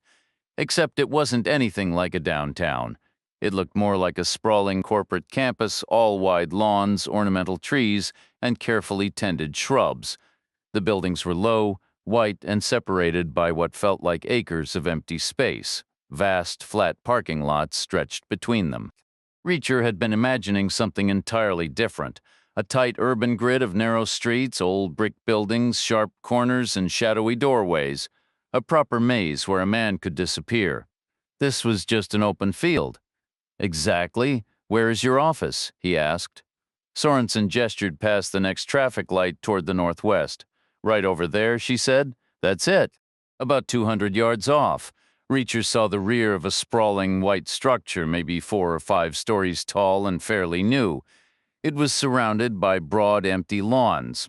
Beyond it, a massive parking lot served the next building in the complex. The whole area was flat, exposed, and offered absolutely no cover. It was a terrible place for a meeting. Don't stop, he said. This isn't going to work. Sorenson had already begun to slow the car. You said a block away, she reminded him. These aren't city blocks, these are football fields. She coasted through the intersection. Behind the white building, a small employee lot held orderly rows of cars, but off to the side sat a lone navy blue Crown Vic and a black panel van. 4 men in heavy coats were milling around between the vehicles, drinking coffee and talking, just killing time. Waiting, Reacher assumed for him. You know them? He asked.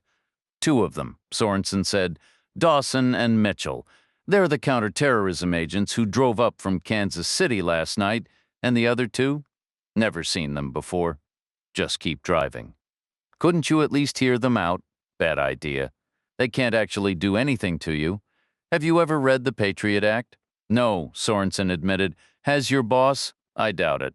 Then they can do whatever they want to me, Reacher said. Because who's going to stop them? Sorenson slowed a little more. Reacher said, Don't turn in, Julia. Keep moving. I gave them an estimated arrival time. They're going to come looking for me soon. Call them. Tell them you broke down on the shoulder. Tell them you have a flat tire and you're still stuck in Iowa. Or tell them we took a wrong turn and ended up in Wisconsin. They can track my cell phone. They might be doing it right now. Just drive, Reacher said. Sorenson pressed the accelerator gently. They passed the side of the white building, which was set back about 100 yards behind a wide, curving driveway. The facade was all modern glass and steel, imposing and quiet. Nothing seemed to be happening. Reacher turned to watch it shrink in the rearview mirror. Thanks, he said. Where do you want to go now? Sorenson asked. Just get me a mile away. That'll be enough. And then what then? We part ways. But they never made it that mile, and no goodbyes were said, because Sorenson's phone, resting in its cradle, rang with a sharp, insistent trill. She answered, and Reacher immediately heard a man's voice, strained and frantic, bleeding from the speaker. Agent Sorenson? This is Sheriff Victor Goodman. Karen Del Fuenzo's daughter is missing. Sorenson slammed the brakes and spun the wheel, executing a sharp U-turn before accelerating back toward the highway. She raced past the FBI building once more, its familiar facade blurring by as she retraced their route. On the phone, County Sheriff Victor Goodman, the local lawman about 80 miles out, the first on scene the previous night, was recounting the troubling details. Reacher listened, picturing a capable but weary officer stretched thin by circumstances. Goodman explained he had broken the news of her mother's disappearance to Lucy Del Fuenzo that morning, aiming for a gentle approach. He'd asked the neighbor to keep both children home from school and stay with them, but the woman, anxious about her job, had left them alone. I stopped by later to check in. Goodman said, his voice strained. Only the neighbor's girl was there. She told me some men came and took Lucy away. When did this happen? Sorenson pressed. We're dealing with a 10-year-old's account here, Goodman replied. Her sense of time isn't precise. Best estimate is about an hour ago. How many men were there? She isn't sure, said men, so more than one descriptions. Just men white, I'm certain she would have mentioned otherwise around here. Age? Hard to say. To a kid, all grown-ups seem old. What were they wearing?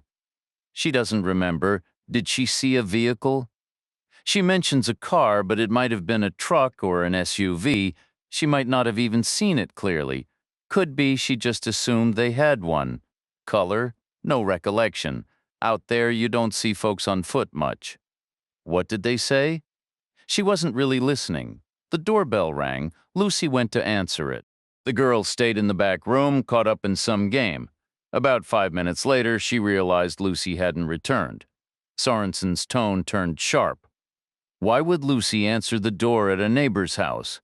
Those kids treat both places like home, Goodman said. They're in and out constantly. Have you searched the area? Checked the Delueno house? Everyone's on it? No sign of Lucy? What about the other neighbor, the older man?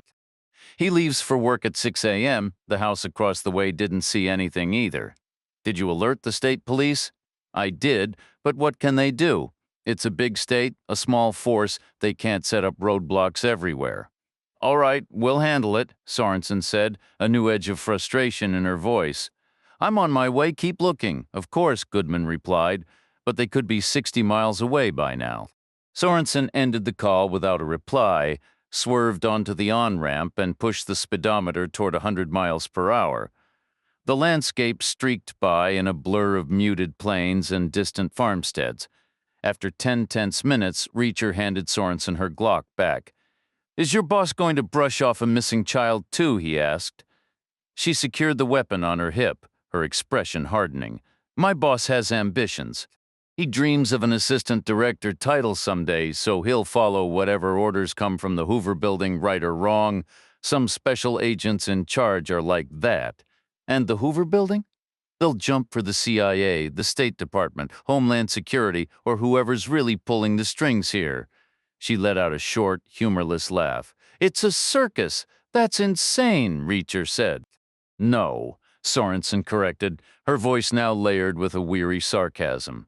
That's just modern law enforcement. A real picture of efficiency, isn't it? Get used to it, he said. How much freedom are you really going to have? None, once they track me down. So don't answer. I won't. Not at first, anyway. And later, they'll leave messages, texts, emails. I can't just go off the grid. I can't ignore direct orders. Reacher stayed silent. Sorenson pressed, Would you? Did you ever? Occasionally, Reacher admitted, and look at me now, a drifter with no home, no job, and no one waiting. Exactly nothing about this is simple.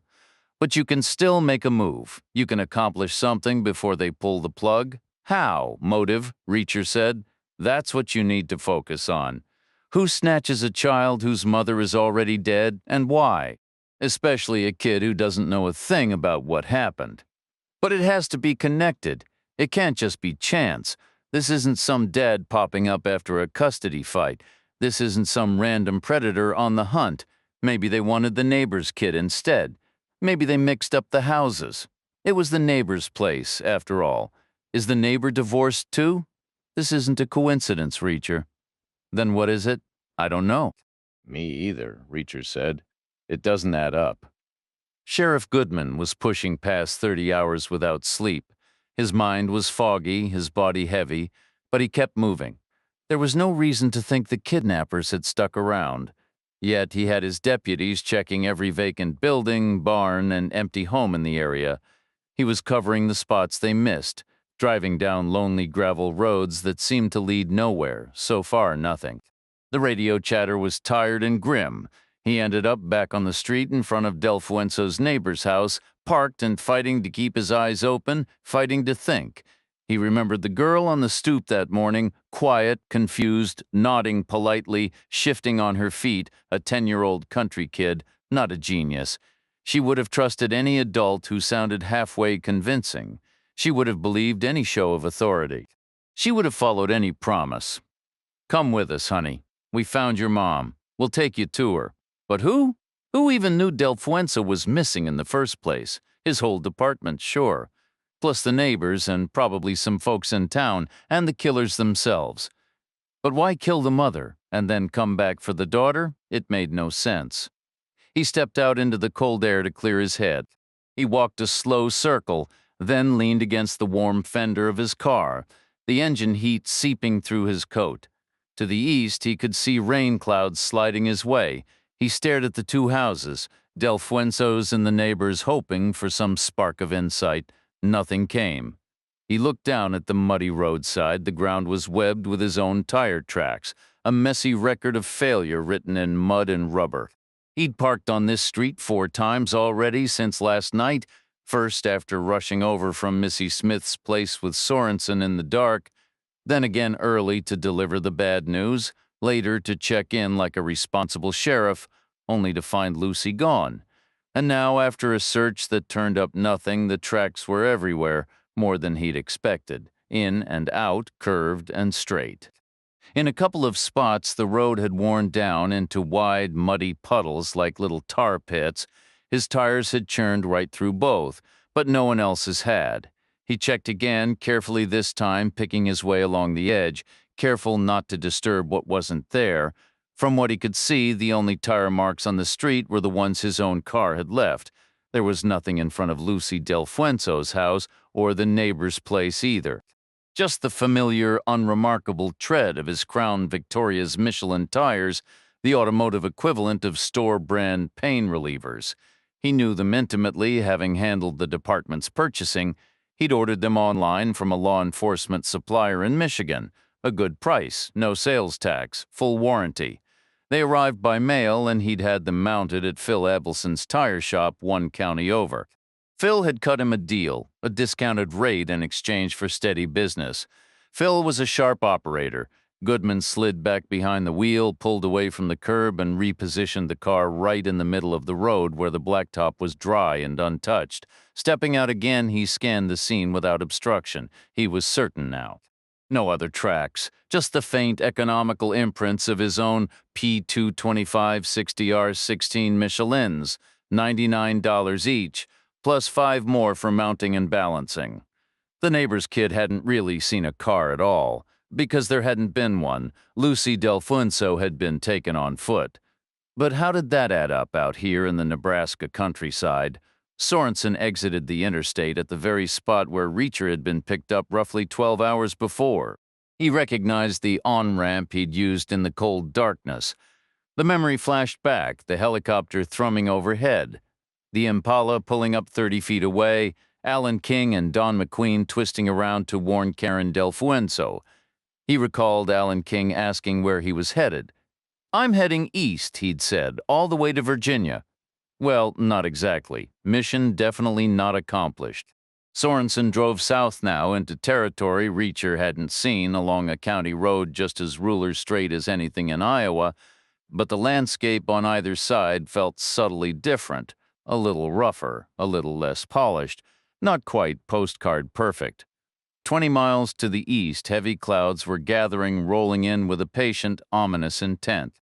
Beneath them, rain fell in gusty, misty sheets, the same rain that had soaked the burned Impala and the fat guy's motel back in Iowa. It was chasing them slow but stubborn, like a persistent piece of bad news you couldn't outrun. Sorenson had clearly noticed the eastbound ramp, too, and had put it together. "That's where they found you, isn't it?" she asked. Reacher gave a single nod. "I stood there for about an hour and a half. 56 vehicles went by before they stopped. They were number 57. What if you hadn't been there? What if nobody had been? They wouldn't have had a decoy. Del Fuenzo herself was decoy enough. But say I'd been faster with the alert, say it had been a 3-state APB from the start, maybe even with the license plate as the icing on the cake." "They were armed," Reacher said flatly. "They could have shot their way through a roadblock or put a gun to Del Fuenzo's head. That might have worked. I doubt Nebraska or Iowa trains their troopers for that kind of hostage situation." Still a huge risk. What are you getting at? They started south of the interstate and ended up south of the interstate. They couldn't count on finding some random hitchhiker, not in the middle of winter. And they would have known where any roadblocks would be if there were going to be any at all. So why not just take back roads east from the beginning? Why gamble on the highway in the first place? At one point, they mentioned Chicago. How many people live in Chicago? Around 3 million in the city, maybe 8 million in the metro area, codes 312 and 773. Did you actually believe they were going to Chicago? Not really. Not on second thought. Too far for one night's drive, too ambitious. Then why get on the interstate? Now the rain clouds were much closer, advancing like a dark, solid wall. The sunlight had vanished. A gusty, irritated wind shook the car ahead. The road ran straight and level, well-built and 2 lanes wide, but it felt like a runway leading straight into the gathering storm. Turns to the east or west were rare, and the cross-country roads were little more than narrow strips of asphalt cutting through endless fields. They appeared abandoned, as if they didn't actually lead to anywhere at all. Reacher glanced over and asked, "Do you have a map?" Sorenson replied, "Just the digital kind." She activated her GPS unit, and Reacher watched as it located a satellite. The small screen refreshed, transforming their vehicle into a blinking arrow progressing along a bold gray line. The minor roads branching off were depicted as faint, thin traces. You can adjust the view in or out if you like, Sorenson mentioned. Reacher located the correct controls and zoomed out. The arrow remained unchanged, but the gray lines diminished in scale. The north-south route they traveled was a main artery, yet there was no comparable east-west road until a junction about 30 miles to the south. "That's our destination," Sorenson confirmed. "The old pumping station is situated right there." Looking the other way, no significant east-west route appeared until well north of the highway. Reacher observed, speed might have been a factor. If they needed to reach their destination before sunrise, then the interstate could have been the only practical choice. But I share your concern about the risk of being seen, and honestly, I'm puzzled about why speed was so critical. They were collected after all. They could have arranged the meeting point much nearer. So, logically, it would have made more sense to head directly east from that crossroads, not north. That road looks just as serviceable as this one. I'm certain it continues all the way into Iowa. The first heavy drops of rain struck the windshield. Sorenson switched on her headlights and wipers. A mile to the east, the rainfall was already intense. Sheriff Goodman noticed the approaching clouds. His vehicle was still stationary in the middle of the road. He was leaning against the fender once more, having concluded that attempting to snatch a child on foot was absurd. A full day's walking would get you absolutely nowhere in the vastness of Nebraska. His thoughts shifted to whether the kidnappers had parked right where he was, simply to avoid the mud. Perhaps they were particularly tidy, or maybe they had seen the muddy ground, recognized the hazard, and decided proactively not to leave any tracks. Alternatively, they might have been worried about witnesses. Parking a couple hundred yards out of sight, that would still leave them exposed for several minutes as they walked in, 2 or more unexplained individuals, and then walked out again, now with a possibly unwilling child in their custody. Then the first fat raindrops began to fall. Goodman watched them splatter into the mud. He looked up at the sky, figuring they were in for a brief, heavy shower. Not unusual weather. The state's enormous groundwater reserves had to originate from somewhere, after all. He took a final look at the muddy roadside channel. Soon it would turn to liquid, and shortly after that it would be covered with fresh runoff from the fields, fine as silt, smooth as talcum powder. He wasn't worried. The investigation wouldn't suffer. He wasn't losing evidence because there simply was no evidence to lose. Then the rain intensified slightly, and he pushed himself away from the fender. Or he tried to. A sudden sharp pain shot through his shoulders and arms, accompanied by a savage, dull ache deep in the center of his chest. It felt like severe heartburn, but that wasn't possible. He hadn't eaten anything. He couldn't draw a breath. He couldn't move. His chest seized up completely. His knees buckled. He slid down the smooth, wet surface of the fender, coming to rest momentarily on his heels. He could feel the edge of the wheel arch pressing into his back. He could smell the rubber of the tire and the scent of the rain. His arms were useless, refusing to obey. He pitched sideways and landed sprawled on his back. Black clouds swirled above him. He felt the rain on his face. His chest felt crushed, as if a tremendous weight were resting on it, a sensation he remembered from long ago in the gym when his spotter had wandered off and he'd been trapped under a 200-pound barbell just below his neck. He hadn't been able to call out then, either. He couldn't call out now. There was no air in his lungs. He couldn't move. He struggled for a moment, then surrendered to the inevitable. A strange, quiet certainty settled over him. He would not move again. He let go. The sensation drained from his limbs as if they had vanished entirely. It was fascinating. Death was advancing inward from the edges, his body methodically shutting down each non-essential part. The ancient animal instinct, refined over eons, was focused on a single goal: preserve the core at all costs. And what was the core? Legs. Unnecessary. Arms. Expendable. Only the brain mattered now. The brain would cling to life until the very end. 4 minutes, he recalled. That was the number from his training. 4 minutes after the heart stops, whether in icy ponds or choking children. He felt his existence retreating, condensing upward into his skull. That was all he was now. A head, a mind, nothing more. Had he ever been anything else? Wasn't that true for everyone? Cogito ergo sum, I think. Therefore I am. The pain was gone. He was pure consciousness, unanchored, a disembodied brain. It felt surreal, like something from a sci-fi story, a Martian visitor, an alien observer. His vision remained, but the edges were darkening, the world narrowing like an old TV screen fading to black. So this was the answer. This was how it ended. Not with a bang, but like an antique black and white TV, the picture shrinking to a single brilliant point of light at the center of the screen before it flickered and went dark forever. Chapter 47. The windshield wipers beat a frantic rhythm against the pouring rain, which drummed on the car roof and sprayed back from the asphalt in a fine mist. Through the gloom, Reacher made out the bright glow of an oil company sign towering over the flat landscape. Less than half a mile ahead, he estimated. Sorenson shot him a look. "Pay close attention now," she said. "The locals call this place Sin City. This is where it all begins." She eased off the gas. A gas station stood on the left, but she turned right instead into a rutted gravel lot behind a nondescript cinder block bar. The tires crunched as she drove slowly south, stopping behind a low beige building.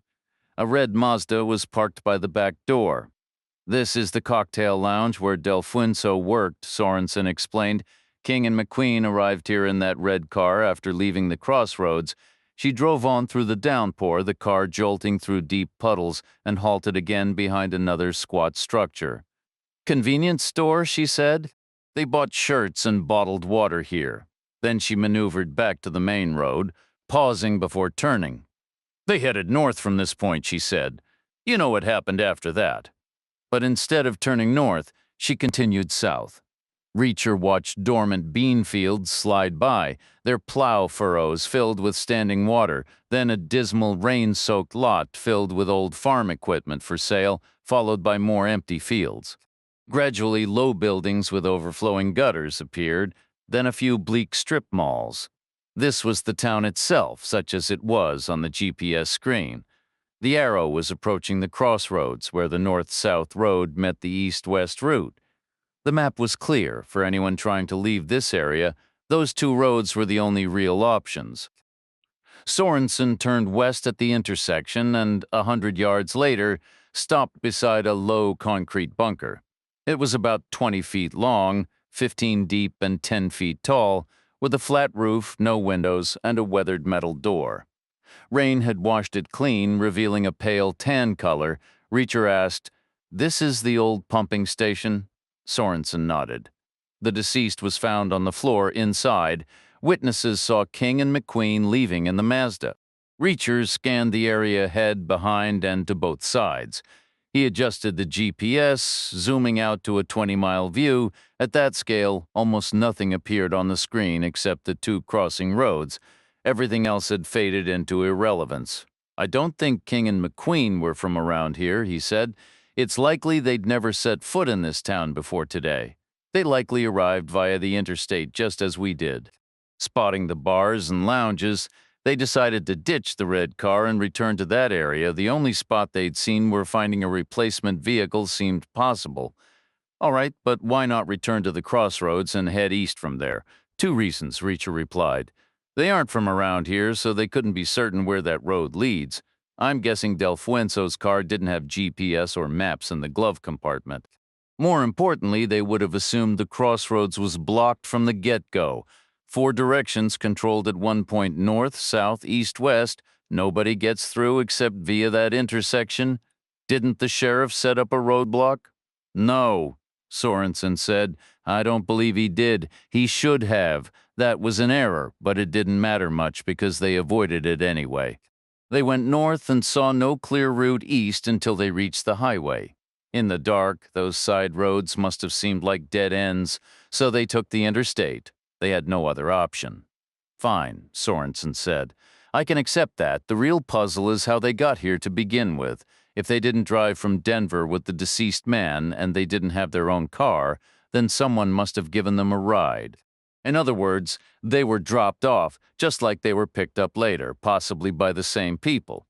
Which raises the question, why didn't whoever dropped them off just wait around? Why abandon them to a risky, drawn-out situation? The only explanation is that whatever went down at the pumping station wasn't part of the plan. Maybe King and McQueen were supposed to ride with the dead guy. Instead, they killed him, for reasons we still don't know, that left them scrambling, making it up as they went along. Sorenson's phone rang, sharp and insistent through the car speakers. She glanced at the screen. "Omaha," she said. "The field office." "Don't answer it," Reacher told her. She didn't. The ringing persisted, then finally stopped. Reacher said, "We ought to check out Del Fuenzo's house, or at least her neighbor's place. We should take a look, and we should talk to the neighbor's kid.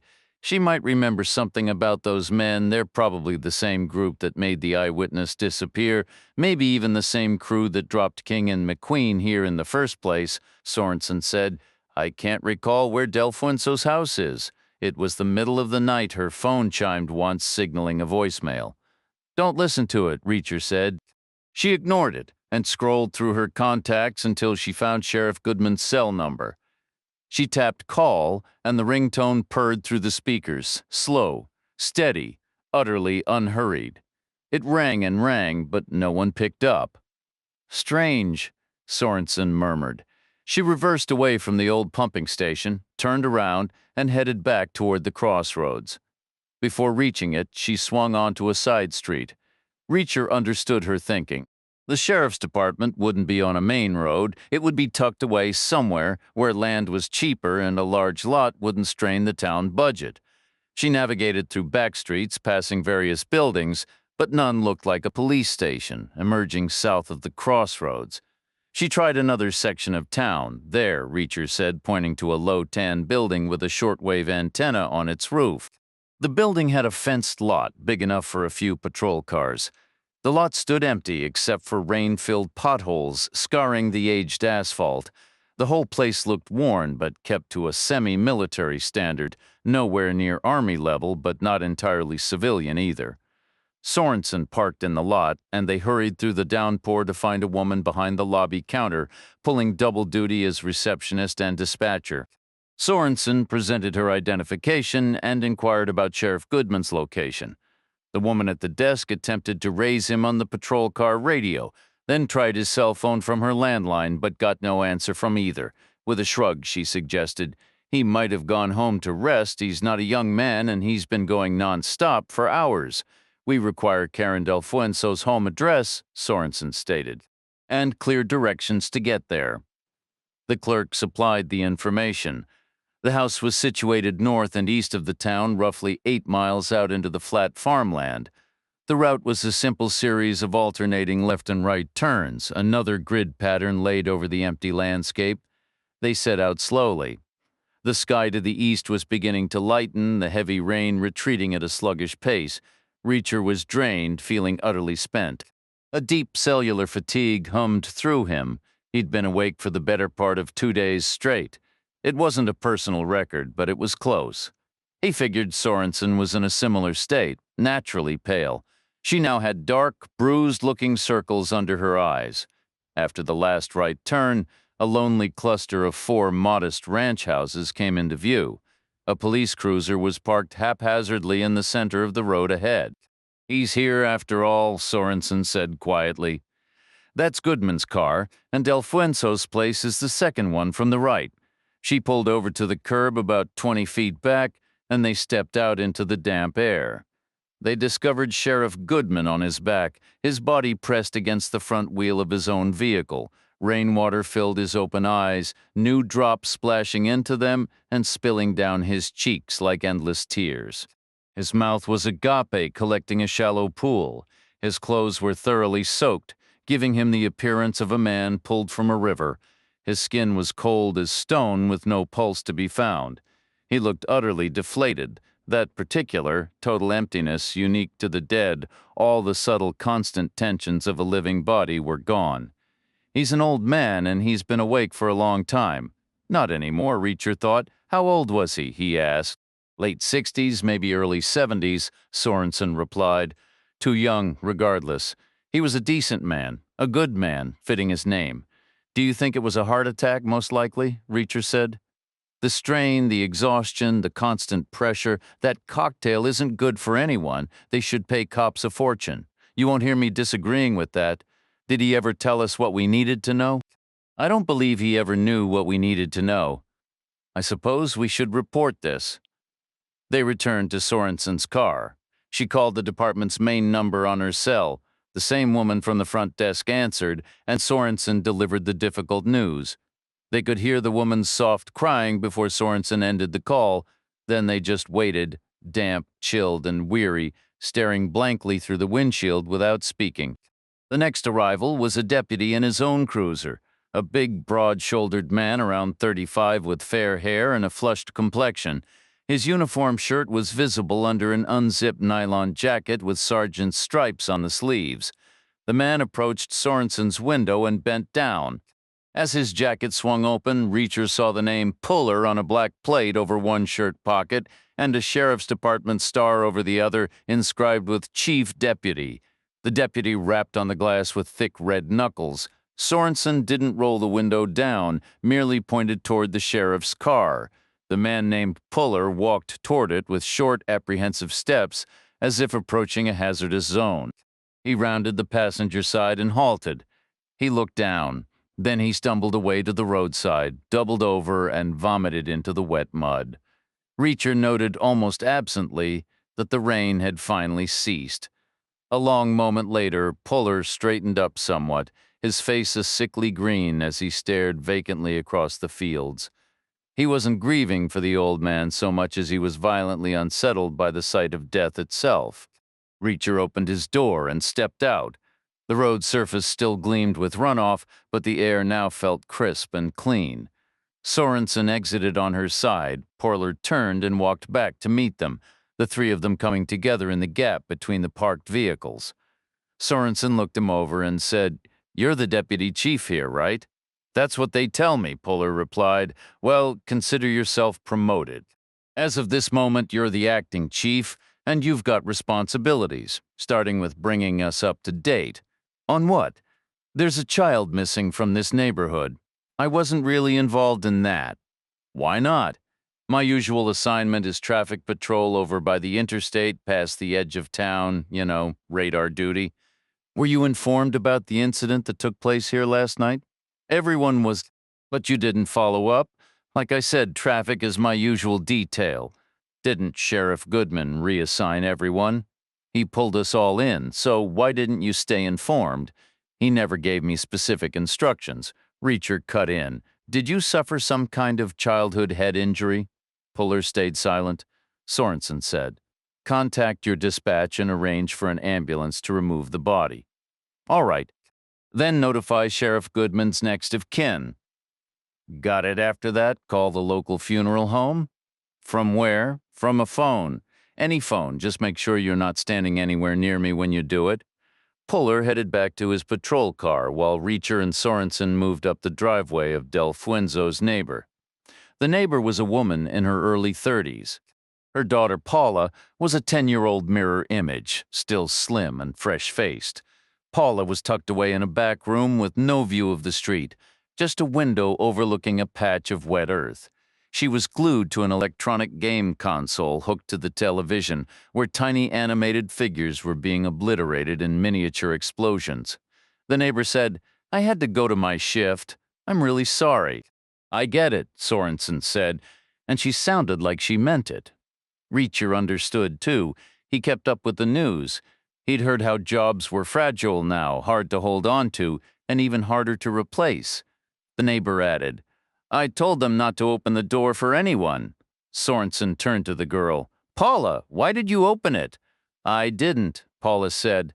"Then why did Lucy?" "Because the man said her name. He called for Lucy." "Yes." He kept saying, "Lucy, Lucy." "What else did he say?" "I didn't hear." "I think you did. You must have heard something."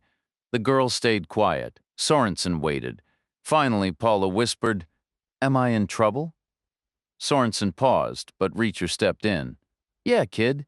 You're in pretty deep.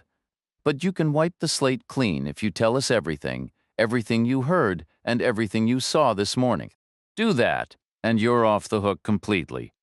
It was a classic deal, pressure and reward, a system Reacher had seen work 100 times before. Shortened sentences, dropped charges, information traded for freedom. If it worked on hardened adults, why wouldn't it work on a 10-year-old? The girl stayed silent, Reacher added. "And I'll give you $1 for some candy. My partner here will even throw in a kiss on the forehead." Sometimes bribery did the trick. Paula finally said the man told Lucy he knew where her mom was. "He did?" She nodded earnestly. "He said he'd take her to her mom. What did the man look like?" Paula twisted her fingers as if she could squeeze the memory out. "I don't know." "But you took a little peek, didn't you?" Another nod, Reacher asked. "How many men did you see at the door?" "2. What did they look like?" "Like people on TV." "Did you see their car?" "It was big and sat low." "A normal car, not a truck or an SUV? Normal?" "Was it muddy?" "No, it was clean, shiny." "What color was it?" She wrung her hands again. "I don't remember." Just then Sorenson's phone buzzed. She glanced at the screen and mouthed Omaha. Reacher gave a slight shake of his head. Sorenson nodded back, though she didn't look pleased about it. The phone rang on until it went silent. Reacher turned to the girl and said, "Good job, Paula. You're all done here. No more trouble." He fished $1 from his money and passed it to her. Sorenson's cell buzzed briefly with a missed call. "Now the nice agent owes you a kiss on the forehead," Reacher added. The child laughed. Sorenson seemed momentarily flustered, but leaned down and gave the quick kiss. The girl returned to her video game. Reacher addressed the mother. "We're going to need the key to Karen's place." The woman fetched it from a hall drawer. It was a standard house key on a fob with a glittering crystal pendant, much like the car key had been. Reacher considered how hot it had to get to melt that kind of glass. Probably less than regular glass due to whatever gave it that shine. That car key fob was history now, just a stain of minerals on the charred floor of the Impala or a wisp of smoke carried off by the breeze. He accepted the key with a thanks and they left outside. Goodman's sedan remained, but the ambulance had collected the body and departed. Puller's vehicle was gone. The overcast sky had cleared, revealing a pale, high winter sun. Sorenson stopped on the driveway to check her messages. "Don't bother," Reacher said. "You already know what they'll say." "I have to report in," she insisted. "The picture's different now. There's still a child missing and the local department is in shambles. There's no real capability left. Call later," Reacher said. "Not now." He cut across the damp lawn and started toward Delfuenzo's house, key in hand. Sorenson followed. "What are we looking for in there?" she asked. "Somewhere horizontal," Reacher replied. "Beds or couches. We need to crash. We're useless to anyone this tired, unless you want to end up like Goodman." The interior of Del Fuenzo's home was a mirror image of her neighbor's, the same blueprint, the same kitchen, identical floors and fixtures. A textbook subdivision house. There were 3 modest bedrooms, one obviously the master, one clearly belonging to her daughter, and one set up for guests. Take your choice, Reacher offered. The guest room or the living room couch. This is insane, Sorenson protested. I just blew off 2 calls from my office. Probably my supervisor. I'm practically a fugitive now, and you're suggesting a nap?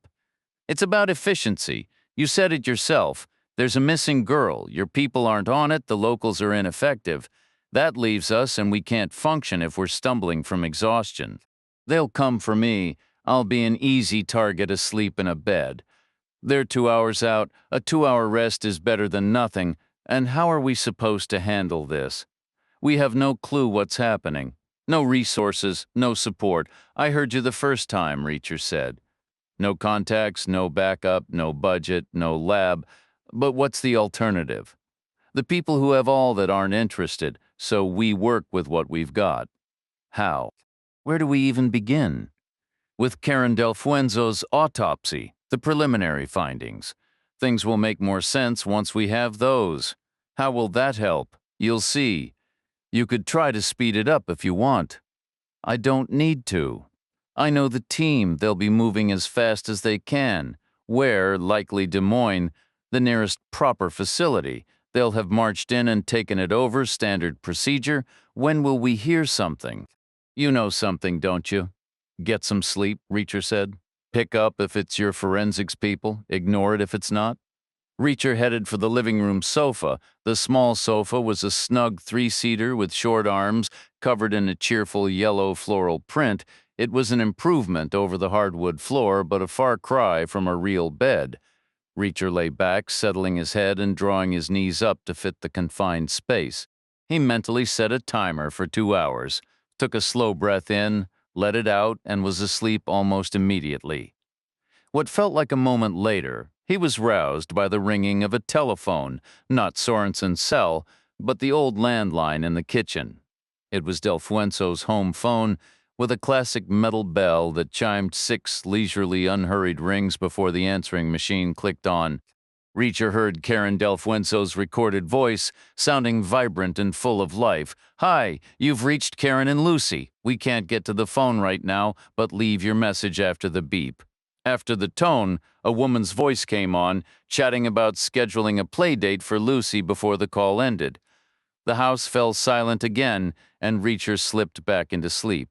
He woke a second time exactly 2 hours later, his knees stiff and his back aching as if he'd been pounded with a sledgehammer. He sat up, swung his legs to the floor, and listened. The house was utterly quiet, filled with still, cold air, a lonely place in the deep heart of a winter landscape. Standing, he stretched his arms until his palms pressed against the ceiling. After splashing water on his face in the bathroom, he brushed his teeth with a tube of children's dinosaur toothpaste he assumed belonged to Lucy. He then peeked into the guest room. Sorenson was sound asleep on the bed, her face turned toward him, a strand of hair fallen across one eye, much like it had been behind her service weapon earlier. One arm was stretched above her head, the other folded protectively across her chest, a posture that seemed both relaxed and guarded, hinting at a restless, conflicted subconscious. He was just considering how to wake her gently when her cell phone rang, solving the problem for him. The shrill, insistent tone cut through the quiet one ring. Then, too, Sorenson stirred, her eyes snapping open as she bolted upright. Fumbling with sleep-numbed hands, she grabbed the phone and checked the screen. "It's Omaha," she whispered. "A third ring. I can't ignore this any longer," she said, her voice tight.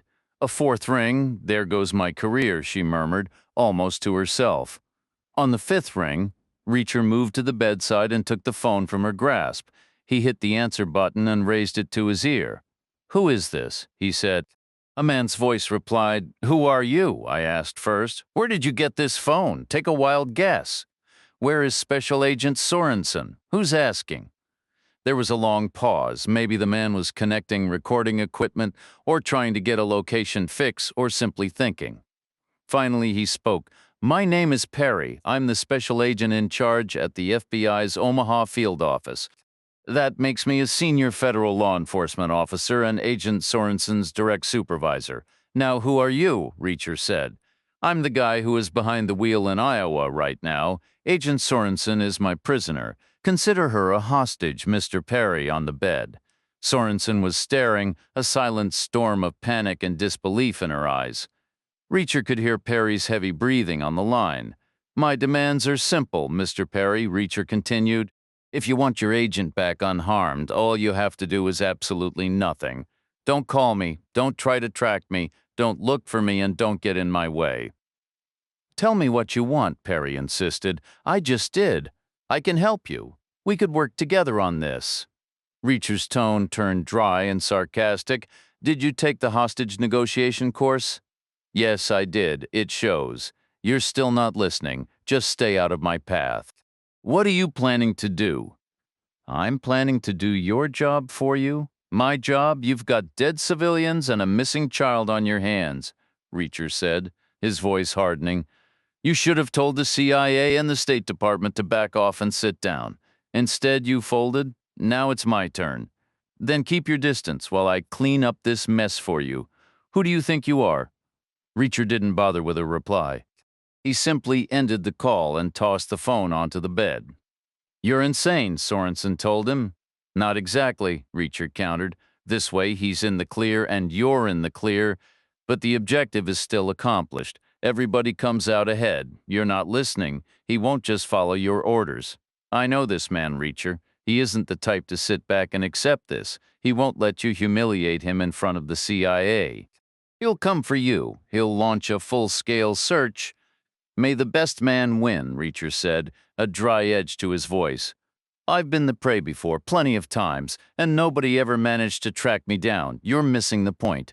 It'll be simple for him. He can trace my phone. We'll leave it right here on the bed. We'll get a new one. For God's sake, he can track my car. We won't be using your car. What are we going to walk everywhere? No. We'll take Sheriff Goodman's car. It's right outside. And he doesn't have any use for it now, does he? Goodman's patrol car was still parked on the rise of the road. The keys were in the ignition, just as Reacher had anticipated.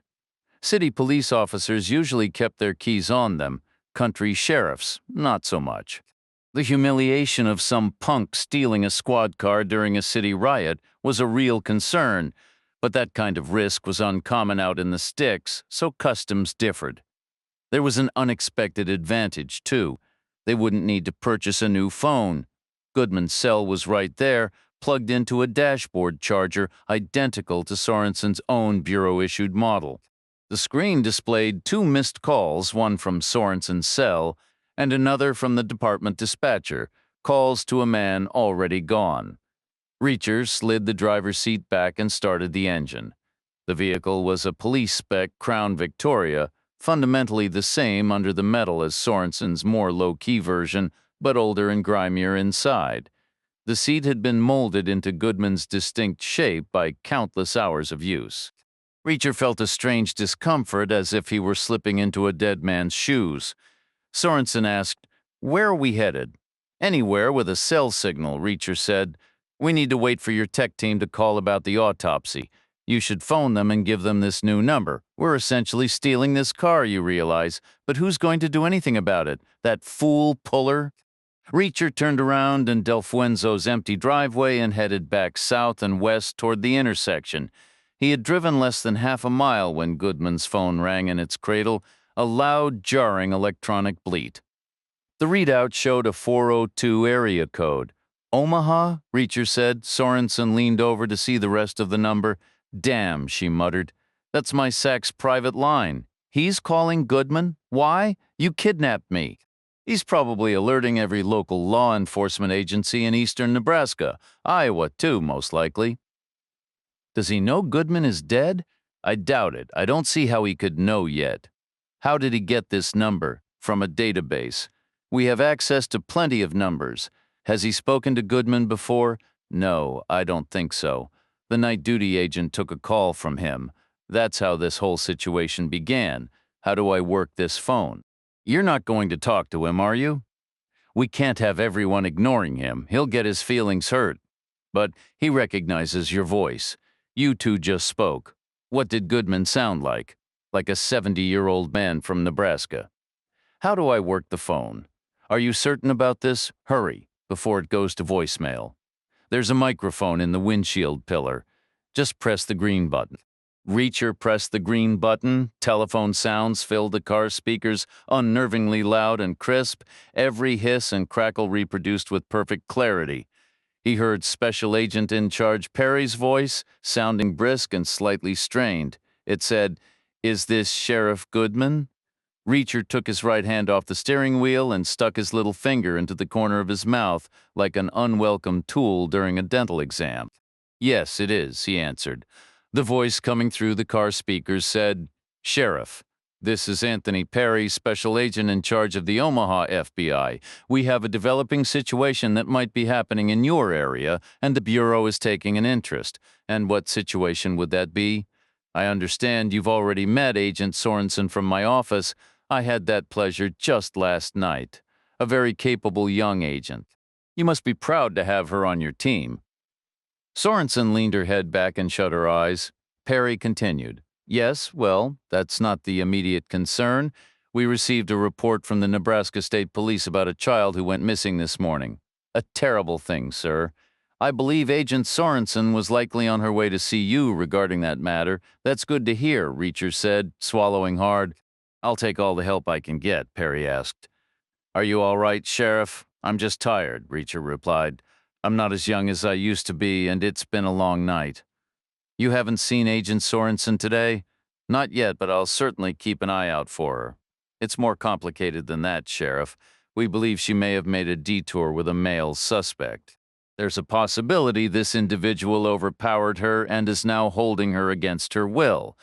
Well, sir, I can see why you'd call that a situation, but you don't need my permission to come look for her. Taking care of your own people is your right, and you're always welcome here." "I can't spare the personnel," Perry said. "We're stretched thin. I'm asking you and your deputies to act as my eyes and ears on the ground. Can you do that? What exactly do you need? Notify me immediately if you see Agent Sorenson or her vehicle, if possible. Detain the man with her. Do you have a description?" "He's a large man with a broken nose." "Is he considered dangerous?" "Treat him as extremely dangerous. Do not take any unnecessary risks." "You're saying shoot first and ask questions later? Given the circumstances, I'd consider that a very sound principle." "All right, mister. Perry, you can consider my county handled, effective immediately. If he shows up here, we'll take care of it." "Thank you, Sheriff. I appreciate your cooperation. Just doing our job," Reacher said. He ended the call. Sorenson was silent. Reacher looked at her. "What? That's a win. This whole county is ours to move through now. We can go where we need to. But what if we have to leave this county? Don't you understand? He just put a target on your back. He's ordering a hit." "People have tried that before," Reacher said, a dry, almost sarcastic edge entering his tone. "Funny how it never seems to work out for them. I'm still here. They usually aren't." A mile down the road, Sorenson tried calling her tech team to update them with her new cell number. No one answered, so she left a voicemail. Reacher saw that as a positive sign. It probably meant they were currently occupied, likely hunched over a stainless steel table in some county morgue. He didn't envy their task. Every cop endured autopsies, a grim rite of passage, a test of character, sometimes crucial for evidence. Decomposed bodies pulled from water were the worst, but the severely burned ran a close second. It was like carving a tough roast, but infinitely more grim.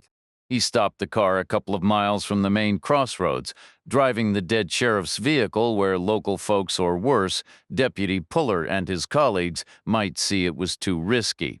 He didn't want questions or radio chatter. Right now, being invisible was his greatest advantage. He found a field entrance, backed into the deep tractor ruts, and left the engine running for warmth. The fuel gauge showed about half a tank. He stared out through the windshield at the endless flat expanse of brown earth stretching all the way to the horizon. He pictured it 6 months from now. This same car would be hidden by a sea of green corn surrounded by thousands of tons of growth, all conjured from nothing but plant DNA, rain, and Midwestern dirt. Sorenson said, "What's on your mind? Right this second?" "No, about the autopsy results for Delueno." "It'll be a straightforward answer," he replied. "One way or the other." "Care to elaborate?" "No," he said. "I might end up looking silly. Do you embarrass easily?" "I feel a bit foolish when I make bold predictions that don't pan out." "Does that happen a lot, more than I'd prefer?" "Do you have children?" Sorenson shook her head. "It never worked out for me." "Was that something you wanted?" "I'm not certain. What about you?" "Not for me on both counts. Are you easily embarrassed?" "Not really," Sorenson said. "Not in a professional sense, at least. Personally, sometimes. I guess, like right now, I'd give anything for a shower and clean clothes. I've been in this shirt since yesterday morning." Reacher said, "I wear mine at least 3 days, and with my nose busted up, I can't smell a thing anyway." She gave a small smile. He added, "You could go buy something. You could even shower at Delueno's place. This county is practically ours at the moment. Using a dead woman's bathroom feels wrong. It's creepy. We're driving a dead man's car. Where would I even go shopping around here? There's gotta be a store in town. You could get some overalls. You don't want to go into town, otherwise you wouldn't have pulled over here. We could head to Sin City. We know they have shirts there, at least in the gas station, not exactly high quality. You'd look fine in anything." "I'm going to pretend I didn't hear that," she said. Then she continued, "All right, let's go to Sin City. I'll do what you did. I'll buy a shirt, and you can get me an hour in a motel room. It doesn't work like that in the afternoon. The cleaning staff is gone. You'd have to pay for the whole night." "That's fine. It's worth it to me." "You're very particular."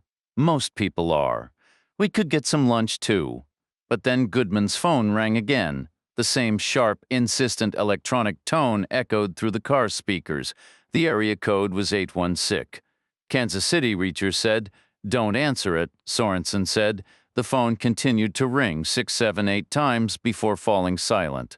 The car was quiet again, just the steady hum of the engine and the heater fan. Reacher asked, "Your counterterrorism people are based out of Kansas City, correct?"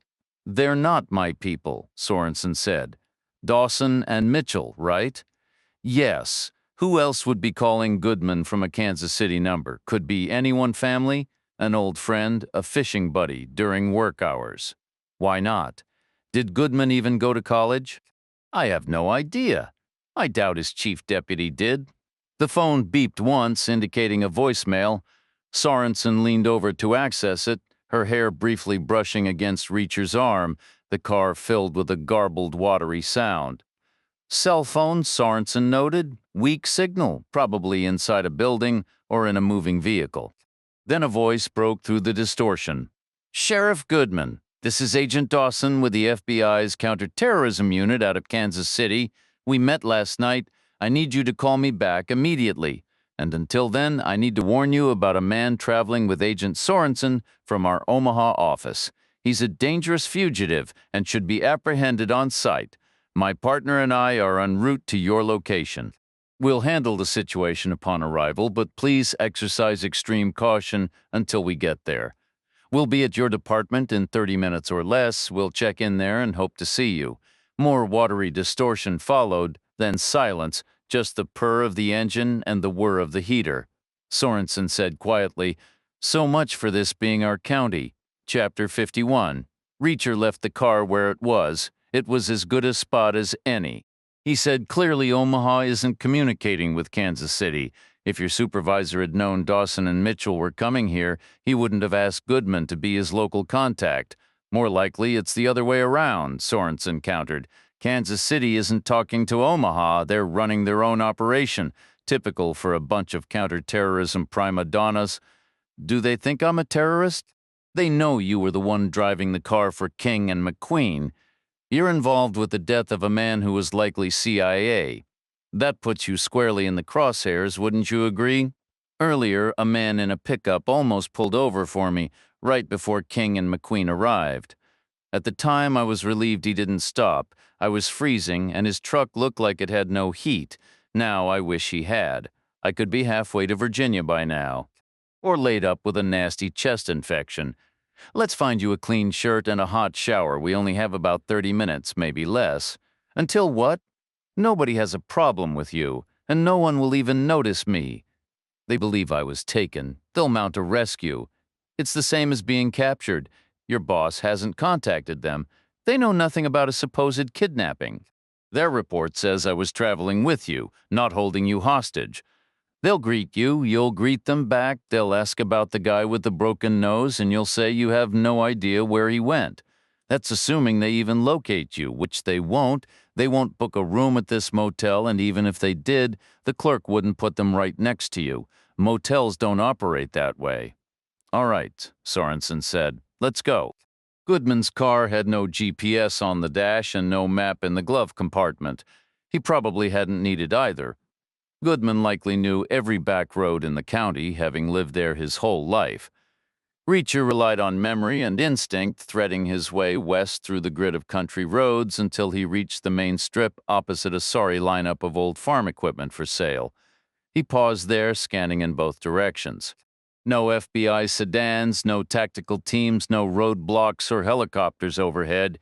He turned north, covered the last mile, and pulled in behind the convenience store. Sorenson unclipped Goodman's phone from its cradle and tucked it into her bag.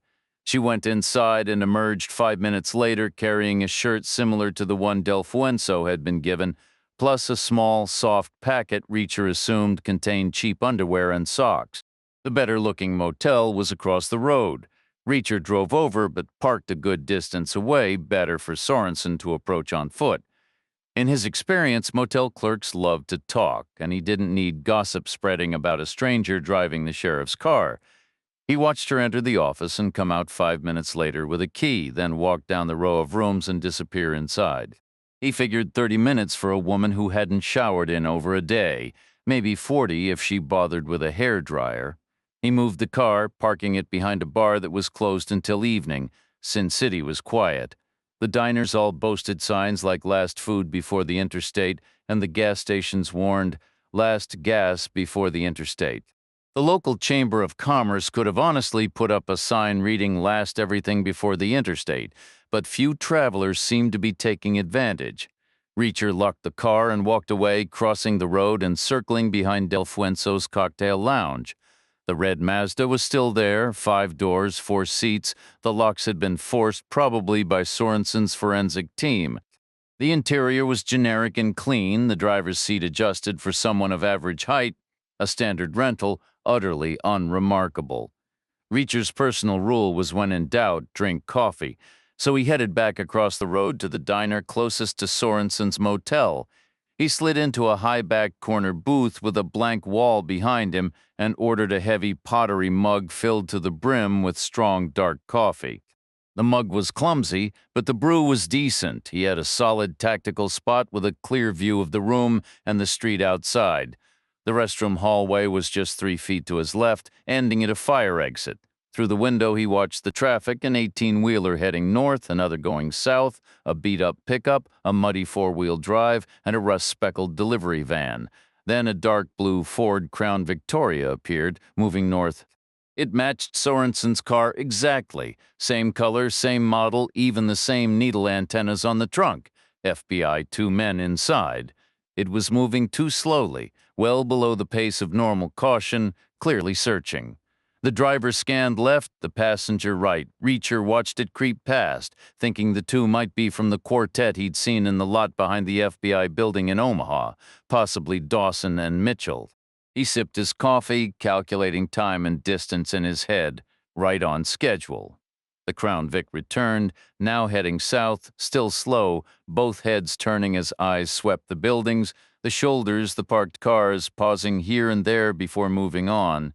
Then the car slowed further, bumped over a cracked curb, and crunched onto the gravel lot in front of the diner, parking so close its nose was barely a yard from Reacher's window. The 2 men inside just sat there. No hurry, no particular purpose. Maybe just a coffee break after a long, fruitless search. Reacher was fairly sure he recognized them. Dawson and Mitchell. They blinked, yawned, and rolled their necks, working out the stiffness. Both wore dark blue suits, white shirts, and blue ties, looking a little worn, a little tired. One was slightly taller and thinner, but otherwise they were a matched set. Fair hair, ruddy faces, early 40s. Do they think I'm some kind of terrorist? They know you were driving for King and McQueen. They stepped out together into the cold. The driver stretched with his arms low. The passenger bent his elbows high, fists near his ears. Reacher figured they'd be carrying Glocks in shoulder holsters, cuffs on their belts, backed by the Patriot Act and all that national security authority they loved to flaunt. They glanced around, spotted the diner door, and headed in. Reacher took a final sip of coffee, trapped $2 under his mug, slid out of the booth, and stepped into the restroom corridor. He heard the front door open. 2 pairs of shoes on tile, the hostess pulling menus from a slot. He moved down the hall, pushed through the door into the back lot, crossed the gap between buildings, and tucked in behind the motel, tracking along its rear wall. He stopped at the only bathroom window, fogged with steam, tapped on the glass, and waited. The window opened a crack, and a hairdryer went silent. Sorenson's voice came through. "Reacher?" he asked. "Are you decent?" she said. Relatively. He stepped up and peered through the opening.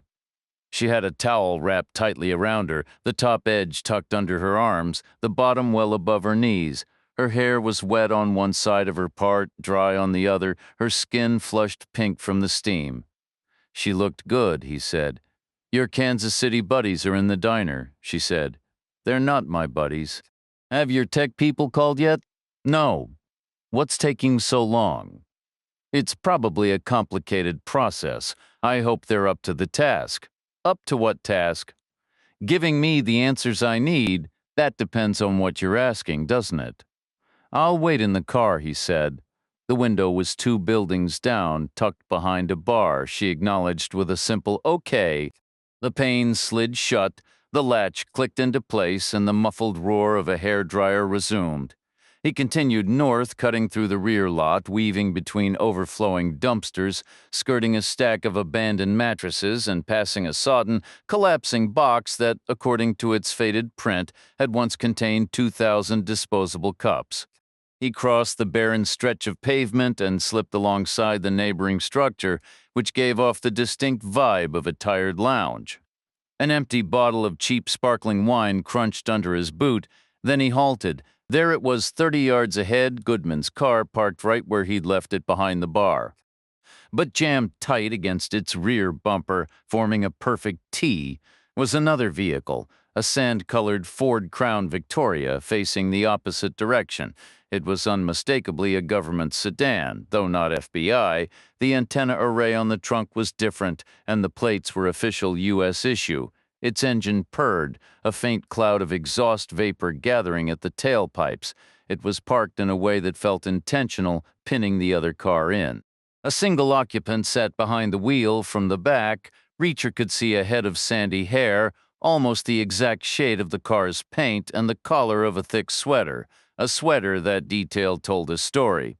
No shoulder holster meant no firearm, which meant this wasn't some field agent from the DEA, ATF, or any other alphabet soup agency. This was a paper pusher, a bureaucrat. The old adage was true. Clothes really do make the man, and this man's outfit screamed zero threat. Reacher strode forward, stopped directly beside the driver's window, and rapped his knuckles on the glass. The man inside jolted, his watery blue eyes blinking up in surprise. He fumbled for the window switch, and the pane whirred down. "Move your car, pal," Reacher said. "You're blocking me in." The man slowly lowered his cell phone from his ear. "Who are you? I'm the sheriff?" "No, you're not. I met the sheriff last night. And he's dead anyway, died this morning. Or so I'm told. I'm the new sheriff, got promoted. What's your name?" Reacher leaned in slightly. "What's yours?" The question seemed to throw the man, as if he'd just committed a major social blunder. He drew himself up. "I'm Lester with the State Department." "Your parents were very economical people, weren't they?" Reacher observed. "It's a family tradition," Lester replied stiffly. "Regardless, I need to get going. 2 choices, Lester, roll forward or back." Lester made no move to shift the car. Reacher could almost see the sluggish gears turning in his head. It took a moment, but the realization finally dawned. Lester's eyes widened. "You're the person we're looking for, aren't you?" "No point asking me," Reacher said flatly.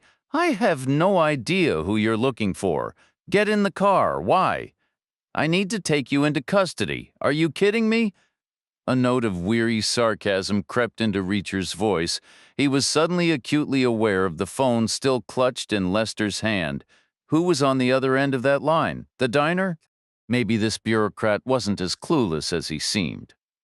In a sudden fluid motion, Reacher wrenched the car door open, snatched the phone from Lester's grip, and hurled it in a high arc over the roof of the bar. Then he seized the man by the scruff of his woolen sweater, hauled him bodily from the seat, and half-dragged, half-ran him 20 feet back across the gravel. With a powerful spin, he launched Lester like a discus toward the back wall of the lounge. Without a backward glance, Reacher sprinted back to the idling Crown Victoria, jammed himself into the driver's seat, slammed the gear shift into drive, and stomped on the accelerator. The tires sprayed gravel as the car lurched forward. He hit the brakes hard, tumbled out of the door, and danced around the trunk of Goodman's car to the driver's side. A quick press of the fob, a yank on the door, and he was inside, firing the engine to life.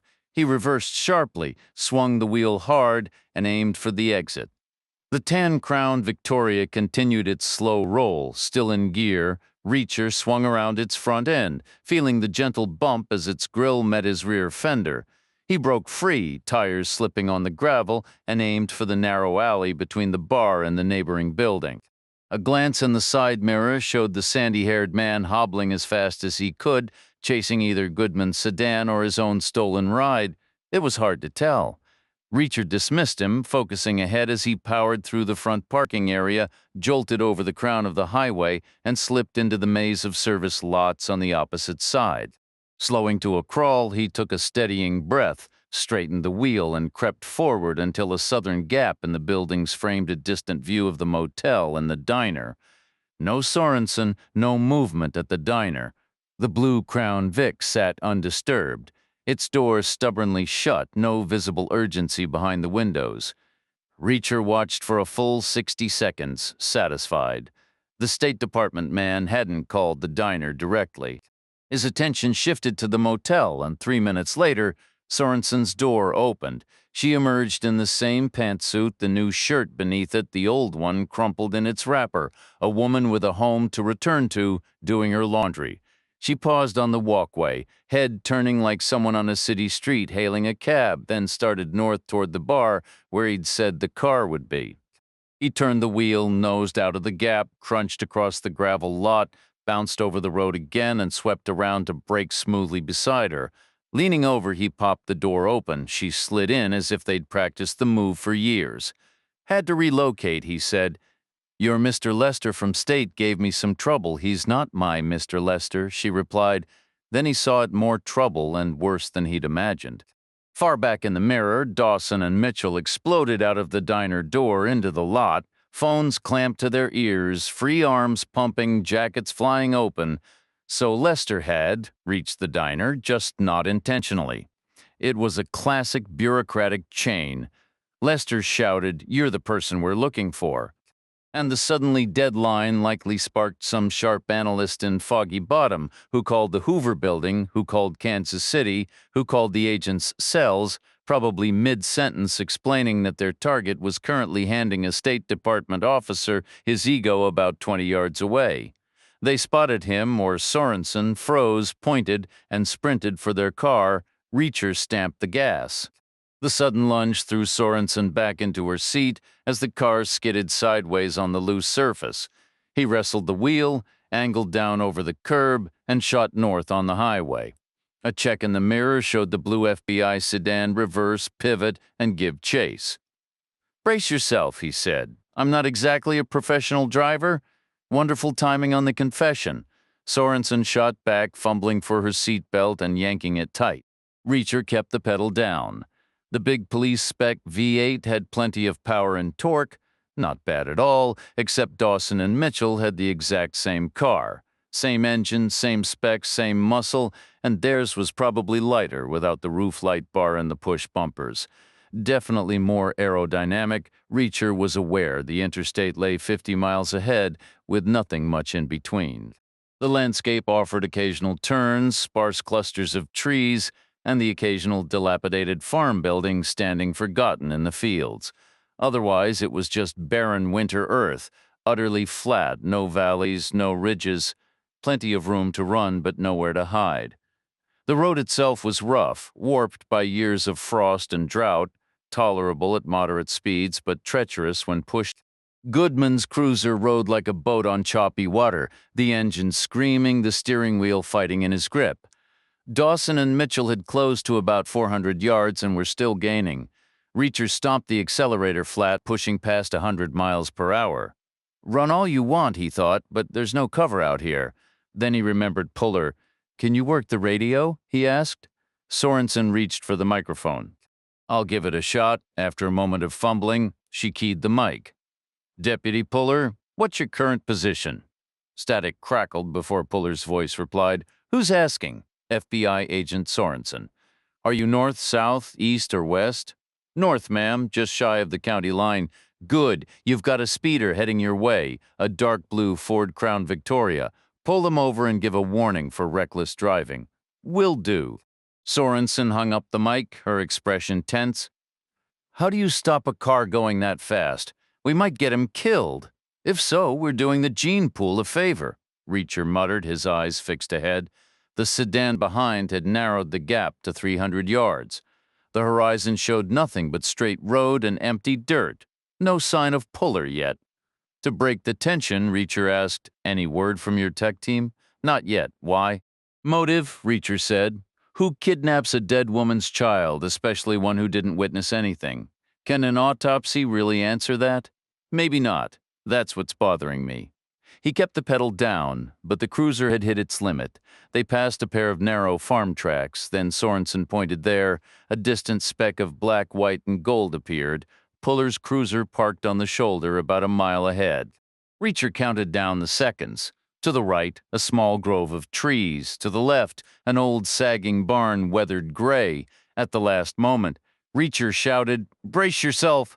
He lifted off the gas, slammed the brakes, and wrestled the steering wheel. The car slewed violently to the right, kicking up dirt as it left the pavement.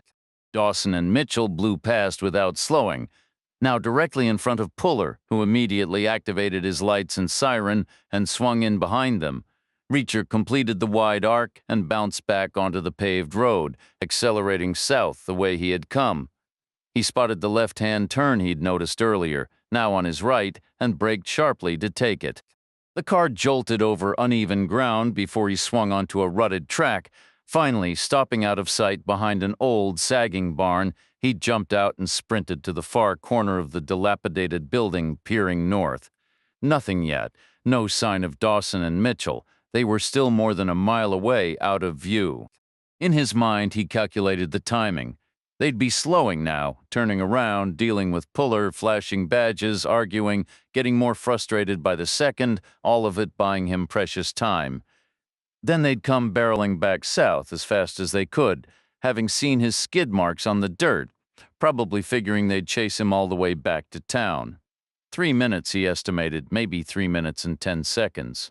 He waited, and right on schedule, he spotted them in the distance on the main road, moving left to right, north to south, pushing close to 100 again.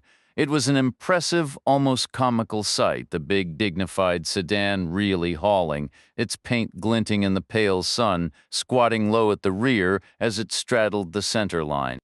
Reacher ran back past Goodman's car and peered from the barn's opposite corner, catching a rear view of the blue Crown Victoria blasting south. In 10 seconds, it was a tiny speck. In 20, it vanished completely. He let out a long breath and walked back to the car, sliding into the driver's seat and closing the door. Slumping back, hands on his knees, he listened to the quiet, the steady idle of the engine, the faint clicks and ticks of cooling components. Sorenson broke the silence. "You're not a half-bad driver, after all?" she said, a hint of amusement in her tone. "Thanks," he replied. "What now?" "We wait here. This place is as good as any." She unzipped her black leather bag and pulled out Goodman's phone. Clipping it into the dashboard cradle, it chimed once to indicate it was charging, then immediately began to ring. Leaning over, she checked the screen. "My tech team," she said. Sorenson tapped the green button, and once again Reacher heard the unnervingly clear telephone audio through the speakers. "You have something for me?" she asked. A man's voice, weary and slightly breathless, answered, "Yeah, we've got some preliminary results." Reacher pictured the guy probably just stepping out of a sterile, white-tiled basement room, breathing deeply after long hours on a grim task, maybe blinking in the daylight, stretching stiff muscles. Back in the day, he'd have paused right then to light a cigarette. Sorenson said, "Go ahead, you want me to be honest?" "You usually are." "Then I can't swear the burning happened after death. It might have, or it might not have. There's something that could be damage to what might have been a rib. If I squint, I could interpret it as a gunshot wound to the chest in the general area of the heart. But I wouldn't dare say so in court. The defense would laugh me out of the room. There's just too much heat damage to draw firm conclusions about external injuries." "Gut feeling?" "Right now, my gut feeling is I should have trained as a hairdresser. This is about the worst I've ever seen." Sorenson was quiet for a long moment. "Anything else?" she finally asked. "I started from the beginning with the pelvic girdle. That's the only reliable way to confirm gender in a case like this, and it was totally clear. The pelvic bones had been reasonably well protected by a fairly thick layer of fat." Reacher looked up. "Delfuenzo wasn't fat, she was thin," Sorenson asked. "And there's no doubt the body was male." Sorenson's contact walked her through the details like a condensed lesson in forensic anthropology. Reacher recognized some of the terms and concepts from his own training years ago. He'd studied this material once, both as part of the job and out of personal curiosity. When it came to pelvises, there were 4 key indicators. First, the iliac spread. The ilia, those broad wing-like bones, are wider and more cradle-shaped in females, with the anterior spine set farther apart. In males, they're narrower and more vertical, like a fisherman on a riverbank gesturing the size of a trout. Second, the opening in the ischium is small and triangular in women, but larger and rounded in men. Third, the angle of the pubic arch is always greater than 90 degrees in females, forming a gentle curve, while in males it's under 90 and sharply angled. The fourth point was the definitive one. The space between the ischia and a female pelvis is wide enough for an infant's head to pass through. For males, it isn't. Not even close. Pelvises don't deceive. They can't be mistaken for one another. Even a million-year-old specimen, unearthed in fragments, clearly declares itself male or female. Short of being pulverized into dust, a pelvis determines sex conclusively. No debate, no uncertainty, end of story. That was the lesson from the classroom, and that was what the voice on the phone confirmed. Sorenson said, "So it wasn't Delfuenzo." "Correct," the voice replied, "and I'm glad for you, but that's the extent of what I can reliably say. It was a male human. Anything beyond that would be pure speculation." Sorenson ended the call and turned to Reacher. "You already knew, didn't you?" "I had a suspicion," Reacher said. "Why?" "Nothing else added up after Lucy was taken. I thought Delfuenzo might still be held somewhere, possibly panicking or refusing to cooperate. The only way to control her would be to get her child, to soothe her, or to use as leverage. So now we have 2 people in danger. Or maybe we don't," Reacher said. "Maybe they're both perfectly safe. There are other possible interpretations, but they could be wrong. They could turn out to be embarrassingly grand assumptions. So who died? King or McQueen? Or is it someone we haven't even heard of yet? I think it was King. He had a little extra weight, particularly around the middle, and it would fit the theory, which is something McQueen said when we pulled off the interstate for gas. You mentioned that. He said you should have trusted him. Before that, I was hesitant about exiting, and he got a bit short with me. He said he was in charge. Maybe he was. One of them had to be. I doubt they were running a democracy. But there's a particular sound to those words, don't you think? In charge. You have special agents in charge. We had officers in charge of various units. A charge is something delegated to you. It's authority that filters down through an official chain of command. That's reading a lot into it. I think your average criminal would have said, "I'm the boss here." Something like that. So what are you suggesting? You think McQueen is former military or ex-law enforcement? Reacher didn't answer directly. Instead, he said. And then he made that comment about trusting him, as if he inherently deserved trust. And then he shot at me and missed. Probably not military or law enforcement then. Terrible shot. Or maybe he was an excellent shot.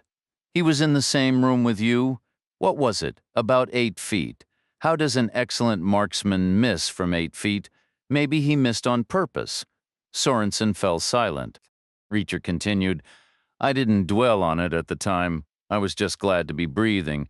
But it was an incredibly high shot, a foot over my head, maybe more. I recall saying the shot would have missed the motel owner even if he were standing on his own shoulders. That was an exaggeration. The angle was probably about 10 degrees above level. To be exact, it was slightly more than 11 degrees. Don't question a gift, she replied. I'm being serious. There's something else. He shifted his stance so that my view of the car was blocked, and that meant their view of me was blocked too. It was like he wanted them to believe he was doing one thing when he was actually doing something entirely different. He just missed. It happens sometimes. I believe it was intentional. He killed the man at the pumping station, Reacher. He apparently killed his own partner, burning him alive. Why would he deliberately miss you? What makes you so special? Only one way to find out, Reacher said. Which is, give me your phone number. Why? I'm going to need it. I left my phone at Del Fuenso's place, remember? You're about to go retrieve it, along with your car and your reputation. You're about to become a hero. Chapter 54. Reacher and Sorenson switched seats in Goodman's car, and Sorenson drove back toward town at a steady pace, never exceeding 50 miles per hour. They passed Sin City, then the vast empty bean fields, and a stretch of old, rusting machinery.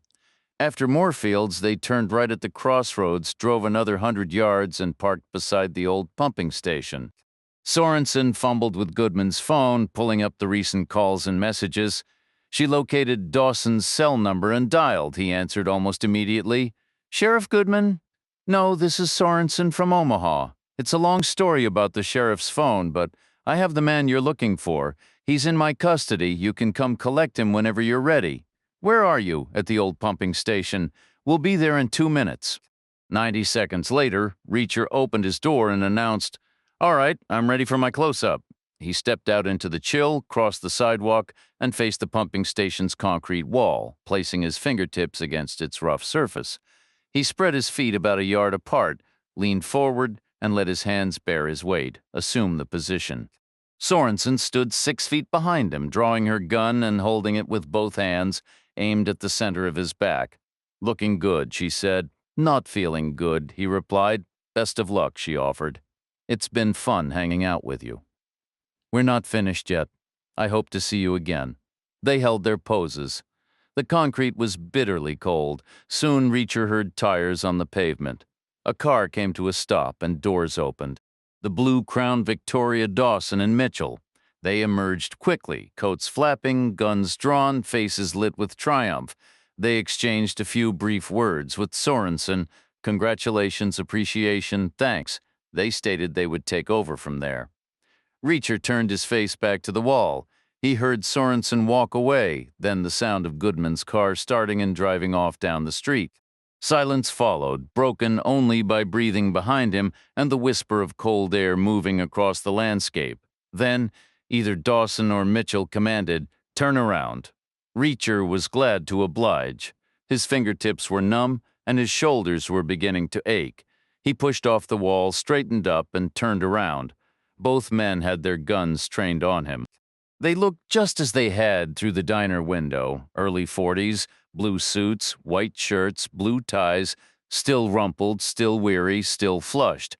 Perhaps a bit more tired and flushed than before, owing to their recent efforts, the worst part likely being the hassle with Puller. Speeding in a car was nothing. Dealing with fools was the real chore. What was that saying? Like teaching Sanskrit to a beagle? The slightly taller and thinner of the two said, "I'm Dawson. This is my partner, Mitchell. We'd like you to get in the car," Reacher said. "You understand I had never met King or McQueen before last night." "Yes, sir. You were catching rides. We understand that entirely. No grudges about the evasive moves in the commandeered police vehicle earlier, for that matter, and Mr. Lester is willing to look past his injuries." "What injuries?" Mitchell replied, "You injured his leg. His pride as well, most likely. So we're square?" "Perfect. Then why are you detaining me?" Dawson stated. "We're not detaining you. Not in a formal sense. You're detaining me informally, is that it? New statutes grant us certain authorities. We're cleared to employ them fully, without explaining what they are. You are obligated to assist us in matters of national security. And we are obligated to prioritize your personal safety above all." "Safety from what? You're involved with situations beyond your comprehension. So you're actually doing me a kindness," Dawson said. "That's precisely what we're doing." Reacher climbed into their sedan, taking the rear seat. He was unrestrained. No cuffs, no bonds of any kind aside from the seatbelt they insisted he fasten. They cited bureau protocol about adhering to best safety practices for all occupants. He was fairly certain the back doors wouldn't open from the inside, but it didn't concern him. He wasn't planning an escape. Mitchell took the wheel, heading east to the junction and then turning south into the open country. Dawson sat silently beside him. Reacher watched the landscape slide by, intent on memorizing their path. The two-lane county road heading south was a mirror image of the one heading north. There was no equivalent to the flashy tourist trap they'd passed earlier, but the scenery was otherwise familiar. Dormant winter fields, scattered trees, weathered barns, the occasional general store, a messy lot hawking used tractor tires. He even saw another dismal stretch of third-hand farm equipment, just as pathetic and rusted as before. The second-hand market was clearly oversaturated. "Where are we headed?" Reacher finally asked, figuring he ought to, if only to keep up appearances. Dawson stirred from his quiet daze and said, "You'll see." What Reacher saw was a long stretch of Nebraska and a significant portion of Kansas. Nearly 300 miles in total, the first leg driving straight south from their starting point, just parallel to Nebraska's main east-west interstate, all the way down to where Kansas had its own. They stopped for a very late lunch at a McDonald's just across the state line. Dawson insisted on the drive-through. It reminded Reacher of Sorenson's similar preference back in Iowa. He figured the FBI had some official guideline, likely a committee recommendation. Don't let your detainee go hungry, but don't let him out of the vehicle either. He ordered his usual 2 cheeseburgers, apple pies, and a large coffee. When it came to McDonald's, he was a man of steadfast routine. The food was passed through Mitchell's window and then handed back over the seat. He ate comfortably in the back. There was even a cup holder. Police cruisers had certainly gotten more civilized since his time. That was undeniable. He drifted into a light doze for the remainder of the 2-lane journey. Slumber was his term for that pleasant semi-conscious state between sleep and wakefulness. Even if he hadn't favored it, resisting would have been difficult. He was exhausted, the car was warm, the seat was plush, and the ride was smooth. Neither Dawson nor Mitchell uttered a word. There was no grand 3-way discussion, not that Reacher wanted one in his book. Silence was a precious thing. Then they turned east onto the interstate, aiming for Kansas City, Missouri. Reacher knew a bit of history. Kansas City was first settled by Americans in the 1830s and officially incorporated 2 decades later. They called it the City of Fountains, or sometimes the Paris of the Plains. It had a respectable baseball team, too, World Series champions back in '85.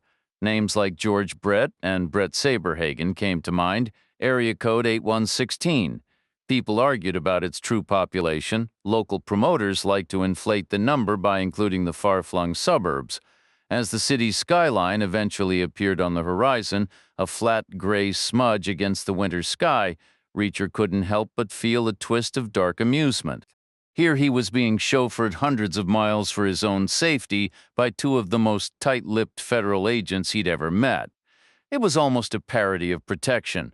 The whole silent, methodical journey felt less like a rescue and more like a delivery. Most estimates place the metro area's population around 1.5 million. The architecture, appearance, and fundamental design of this stretch of interstate were identical to its counterpart 150 miles to the north. It possessed the same unwavering straightness, breadth, and flatness, with exits just as scarce. These exits were heralded by the familiar blue signs, a blend of practical information and subtle enticement. Some led to genuine destinations, while others promised more than they delivered. The Blue Crown Victoria maintained a steady hum as it traveled inside. Dawson and Mitchell maintained a stubborn silence. Reacher sat upright, secured by his seatbelt, his gaze alternating between the roadside shoulder and the pavement stretching into the distance. Darkness was gathering in the east, signaling the day's end. The sun that had risen over the wreckage of the Impala was now a memory sinking far behind them. He felt the car decelerate slightly as they approached an exit for a town whose name meant nothing to him. The blue signage indicated fuel and food, but lodging was conspicuously absent, a recent omission. The accommodations panel was blank, yet freshly so, a neat rectangle of new blue paint, slightly off in shade from the original, covered what was once there. A business failure, perhaps, or a corporate reshuffling, or the passing of an owner. Or maybe something with more layers to it. The exit ramp itself appeared somewhat ambiguous, neither wholly legitimate nor entirely misleading. It seemed plausible, if not immediately inviting. No bright gas station logos were visible, no garish fast food hues painting the twilight, yet the lay of the land in the deepening dusk hinted that something of value might lie just over the next rise or beyond the coming curve. Mitchell checked his mirror, activated the turn signal, and reduced speed further, adhering to safe driving protocol. He eased off the accelerator, guided the car smoothly onto the exit ramp, and came to a full stop at its end before turning right onto a two-lane county road. They were heading south again, still a good 100 miles from the so-called Paris of the Plains, venturing into open country. A gas station appeared a mile later, followed by a nondescript diner another mile beyond that.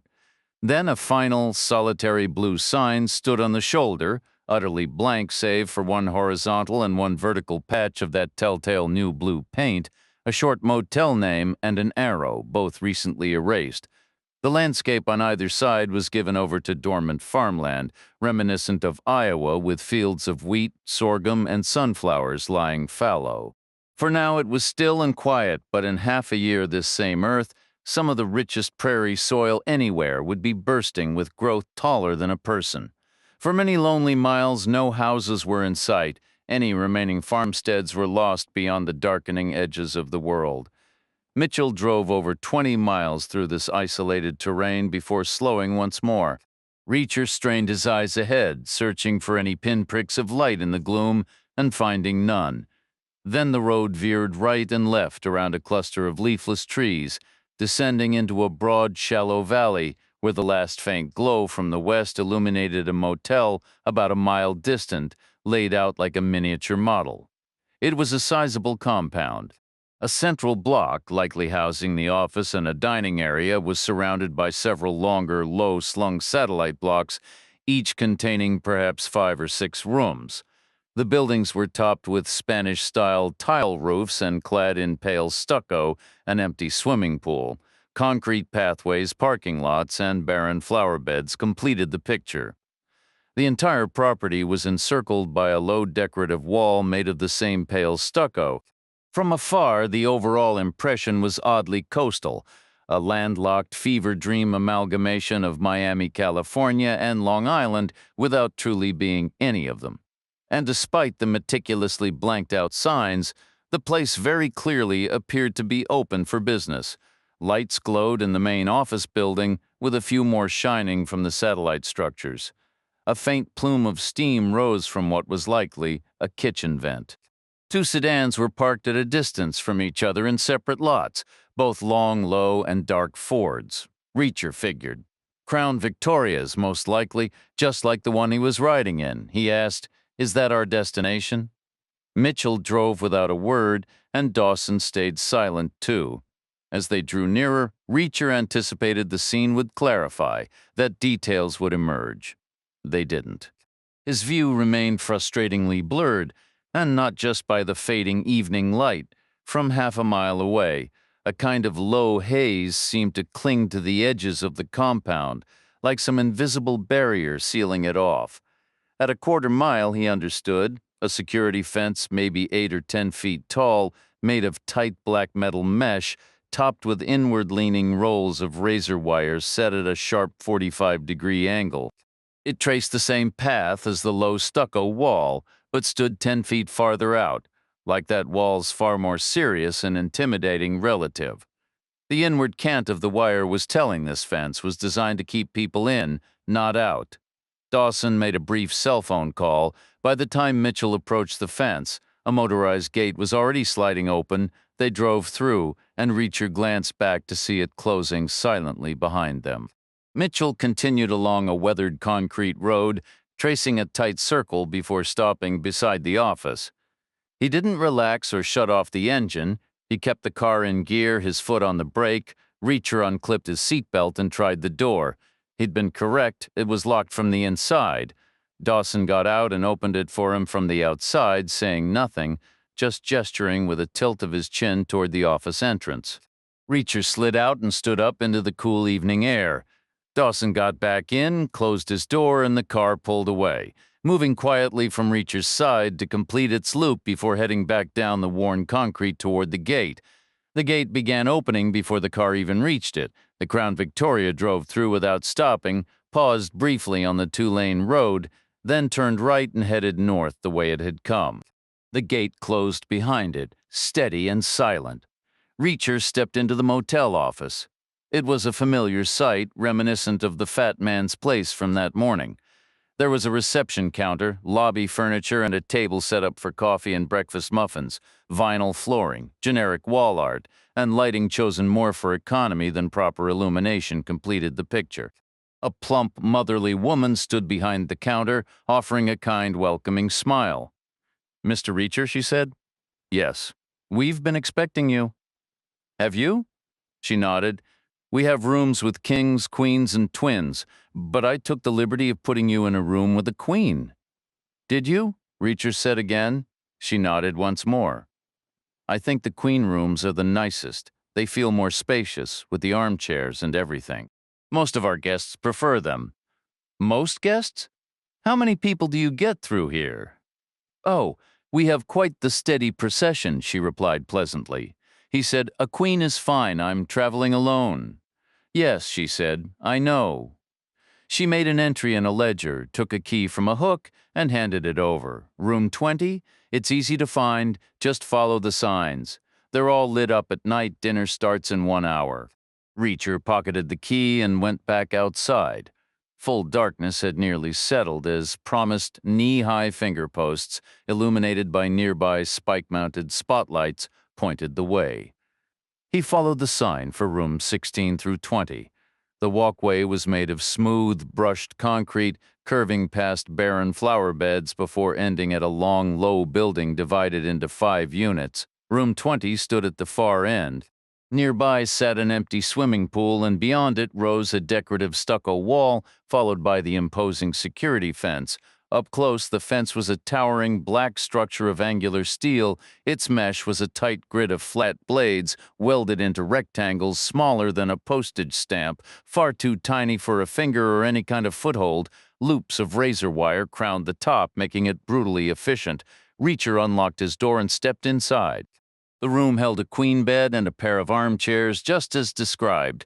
On the bed lay 2 neatly folded outfits, identical in every detail: blue jeans, blue button-down shirts, blue cotton sweaters, along with white undershirts, underwear, and blue socks. Every item appeared to be his exact size, no small feat on short notice. "We've been expecting you," the arrangement seemed to say. Pajamas were folded on the pillow. The bathroom was stocked with toiletries, soap, shampoo, conditioner, shaving cream, skin lotion, deodorant, disposable razors, toothpaste, and a full-size toothbrush still sealed in cellophane. A new hairbrush and comb, also sealed, waited on the counter. A bathrobe hung from a hook, and a packet contained little hotel slippers. Towels of every size were arranged on the rails with a bath mat on the floor. It was all very Four Seasons, except for the notable absence of a television or a telephone. After locking up, Reacher went out to explore. The entire compound was roughly rectangular with indentations along the perimeter meant to break the monotony. A winding network of those brushed concrete paths connected everything of importance: 5 separate lodging blocks, the main office building, the pool, and even a mini-golf setup tucked into a distant corner. Raised flower beds edged with low stucco walls were scattered throughout, with crushed stone filling the gaps between buildings and landscaping. A simpler system of concrete roadways linked the front gate to a turning circle by the office, then branched off to 5 small parking lots, one near each accommodation block, and to a delivery area behind the main building. 4 rooms showed light behind their windows, 2 were near the pair of parked cars, and 2 were not. The cars were Ford Crown Victorias, police specifications with needle antennas on their trunks. Peering through the windows, Reacher saw empty cell phone cradles mounted on the dashboards, identical to the one in Sorenson's car. He paused in the darkness, listening intently. Nothing. Total silence. No distant traffic, no aircraft, just a vast nighttime void. Logic and dead reckoning suggested he was in Kansas, somewhere along the axis between Topeka and Wichita, probably near the midpoint or a bit closer to Topeka, perhaps not far from the Tallgrass Prairie Preserve. But with the heavy cloud-covered sky and the dense mesh fence cutting off the world, he might as well have been standing on the dark side of the moon. Turning back, he ambled along the path, passing one of the lit windows.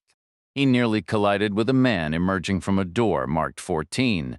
The guy was lean and weathered, of average height, somewhere between middle-aged and old, his face lined as if he'd spent a lifetime outdoors. He looked like a farmhand, maybe around 50. The man offered a knowing smile. "Hi," Reacher said. "You're the eyewitness?" "The what?" the man replied, his expression blank, clearly not the sharpest tool in the shed. "You saw the red car," Reacher clarified. "Maybe I did, maybe I didn't," the man said, his tone turning cautious. "But we're not supposed to talk about any of that, not even to each other. Didn't they fill you in?" The man was dressed in crisp new jeans, a button-down shirt, and a cotton sweater, all in shades of blue. It was the same outfit Reacher had found waiting for him, just in a smaller size. His hair was neatly combed, his face freshly shaved, and he had the relaxed air of someone on a getaway. Reacher studied him and asked, "How long have you been here?" "Since early this morning," the man replied. "Did you come with Dawson and Mitchell, or with a different group?" "I never caught their names, and we're really not supposed to discuss any of that. Seriously, didn't anyone brief you? Who exactly is supposed to do that?" "You mean you haven't had your welcome visit yet?" "Not so far. When did you arrive?" "Just a few minutes ago."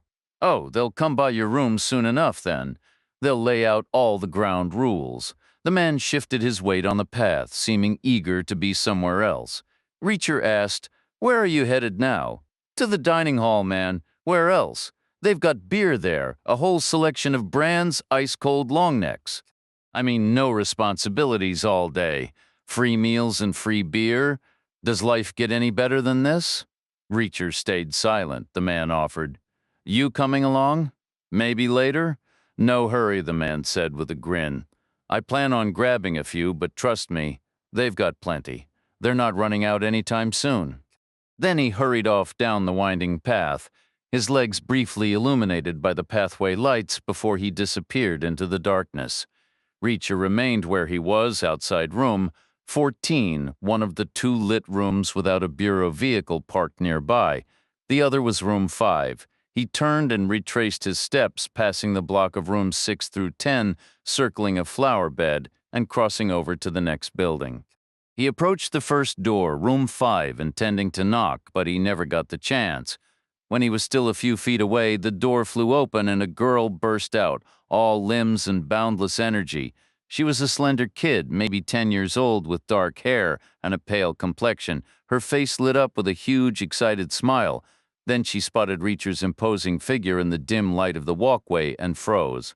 Her smile faded into confusion, and she brought her hands up to cover her mouth, leaving only her wide, startled eyes visible. Reacher said, "Hello, Lucy." Delfuenzo stepped out right behind her, having surely recognized his voice. She paused on the walkway, backlit by the warm glow from the room. She looked well-rested, content, and remarkably at ease. She was wearing the women's version of the standard issue, new blue jeans, a blouse, and a fitted blue sweater that was lighter and shorter than the men's style. Her hair was clean and styled, her face fresh and bright. Clearly, she had discovered the waiting piles of clothes and toiletries. "We've been expecting you," she said. "Lucy, this is Mr. Reacher. He was with me for a while." The girl said, "Hello, Mr. Reacher." "Hello, Lucy," Reacher repeated. The girl peered at him and announced, "You broke your nose." "Technically, someone else broke it for me. Does it hurt?" "Not much anymore," Delfuenzo said. "Lucy was just on her way to try the mini golf." "It's too dark out there now," Reacher said. "I was just over there." The girl absorbed this, her expression turning thoughtful and serious. She asked, "Then can I go explore something else? I don't think I've seen everything yet." "Sure," her mother said. "Go see what you can find." The kids scampered off along the path, and Delfuenzo turned to Reacher. "I suppose the perimeter fence makes it safe enough for her to wander, and the pool is empty. Anyway," Reacher said, "can we talk about what? Last night and today? We're not supposed to discuss any of that. Do you always follow the rules?" "Not always, no. But I think I will for this sort of thing." "What sort of thing?" "National security. We can't tell anyone anything. I was there with you." "For part of it, not everything," she replied. "Will you answer my questions then? That's different from just telling me things. They brought you here. They'll explain what's going on." Reacher shook his head. "I don't believe they even know what's happening." With only half an hour until dinner and Delfuenzo visibly anxious about speaking, they settled on the most immediate private spot available, her own room. It was a mirror image of Reacher's, save for the 2 twin beds that made the space feel tight, especially with a pair of oversized armchairs crammed in.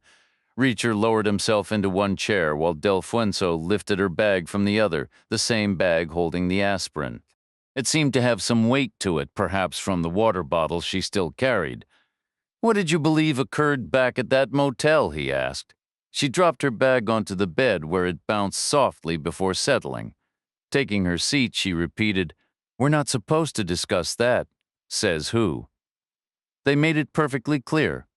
We're here for our own safety. Talking might endanger us." "How could it possibly do that?" "They weren't specific, just that we're caught up in situations beyond our understanding and they're keeping us secure. We're isolated, like a jury, something tied to the Patriot Act." Isolated? That's nonsense. You're confined, you can't walk out. I don't want to leave. Honestly, it's a bit of a break. I haven't had time off in years. What about your work? They promised to handle it with my supervisor's school, too, for Lucy. They said they'll make it right in a situation like this. Everyone has to cooperate. Did they mention how long you'd be staying until it's resolved? Probably not too long, but I'm hoping for at least a week. She paused, then added, "Your nose looks a little better, does it?"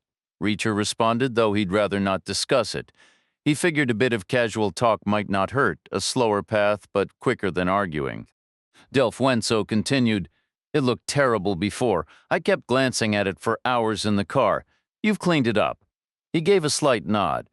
She said, "Actually, you cleaned up entirely. You took a shower, didn't you?" "It's not an unheard of event." "Well, I was curious." "I bought new clothes, too. You didn't need to. They provide clothes here," they said. "We can keep them both sets if we want. And the toiletries," he pressed on. "What happened after you drove away from that motel in Iowa?" She stayed silent. He leaned forward. "You know what happened? They know what happened. How does it hurt for me to know, too? I'm locked in here with you. I can't go anywhere or speak to anyone else. Delfuenzo was quiet for a long moment, her expression turning as thoughtful and solemn as her daughter's. Finally, she shrugged. That part was truly horrible. After you went inside with McQueen, I couldn't see much, he was blocking the view. But I saw the flash and heard the gunshot. He came running out, and I couldn't see you anymore. I assumed you were dead, then McQueen confirmed it. He did. Delfuenzo nodded. King asked if he got you, and McQueen said yes, right between the eyes. They actually laughed about it. I was petrified. I thought they'd do the same to me. Why wouldn't they? We were no use to them anymore. I started screaming. King told me to shut up. So I did. It was pitiful. I thought if I obeyed, he might not shoot. I learned something in that moment. People will do anything to stay alive, even for just 10 more seconds. Then what? We drove around for a while, making loops near the fields like they were waiting for something. King was driving. He stopped about 10 miles west. I was sure that was it. My time was up, but then he said he wanted to have some fun first. He told me to take off my shirt, the blue one they'd bought me, and I was going to, like I said, people will cling to any extra moment. King got out of the car and climbed into the back next to me, crowding me across the seat. McQueen stepped out, opened my door, and pulled me from the car.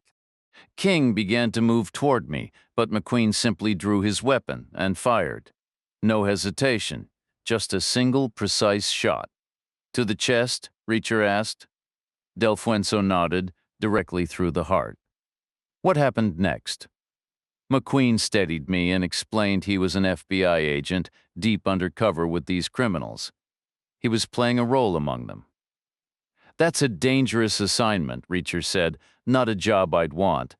I understand, do you? Well, I've seen how it works in films. Then what?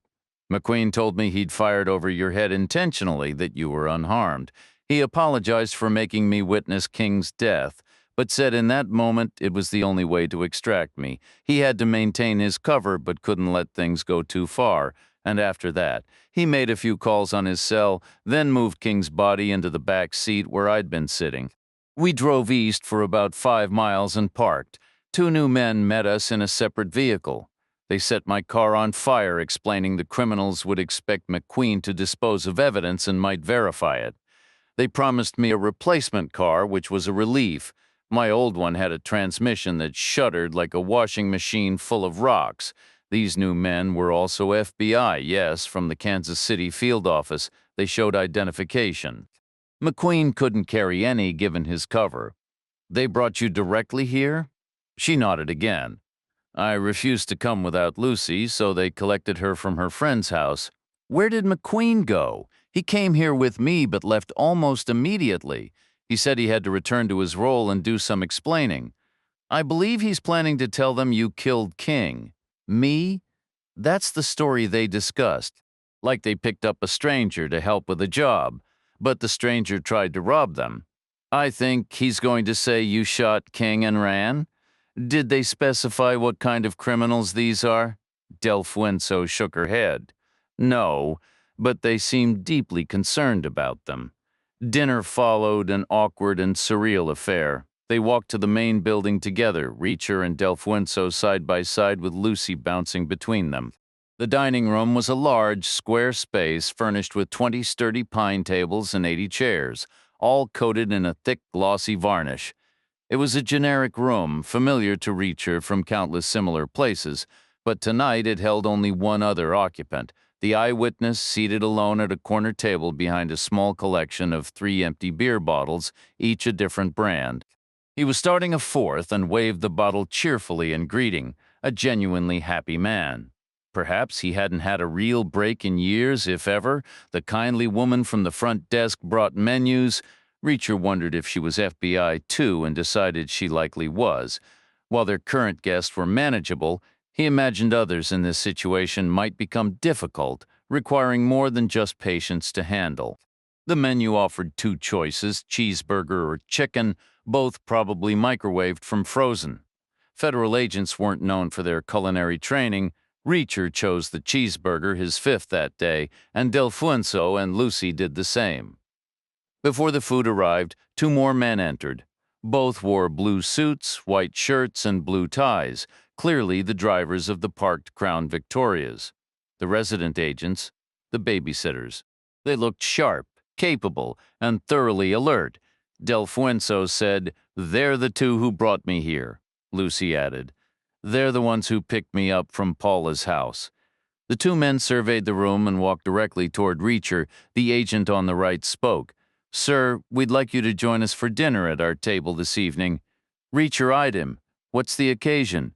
We should make proper introductions, and then we lay out the ground rules." The two men in suits guided Reacher to a four-person table in the far corner of the dining hall, directly across from where the eyewitness had planted himself. Old habits took over. Reacher chose the corner seat, his back finding the solid wall, granting him a clear line of sight across the entire room. It was an automatic gesture, a veteran's reflex, though he knew it was unnecessary. This place was likely the most secure spot in the entire state. The agents settled in, flanking him, leaning forward with their elbows on the tablecloth, their focus intense. They were a bit younger than McQueen or Sorenson, he figured, pushing 40 maybe, experienced, but not yet grizzled. Both were lean and dark-haired, though one was losing his battle with a receding hairline faster than his partner.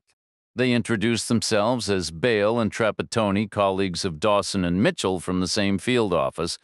They mentioned they'd read his service file, that they knew all about him. Reacher let that claim hang in the air without comment. Bale, the balding one, broke the silence. "Are you comfortable here?" Reacher gave a thin smile. "Should I be? Is there a reason you shouldn't be?" We both took an oath, Agent. "To protect the Constitution." "And your point?" "My point is, I'm being held against my will without due process. That's a direct violation of the Fifth Amendment, and you're facilitating it. This isn't a detention facility. Tell that to the company that built the perimeter fence. So, you're unhappy?" "Actually, I find you all fascinating," Reacher said, his tone shifting to something drier, almost amused.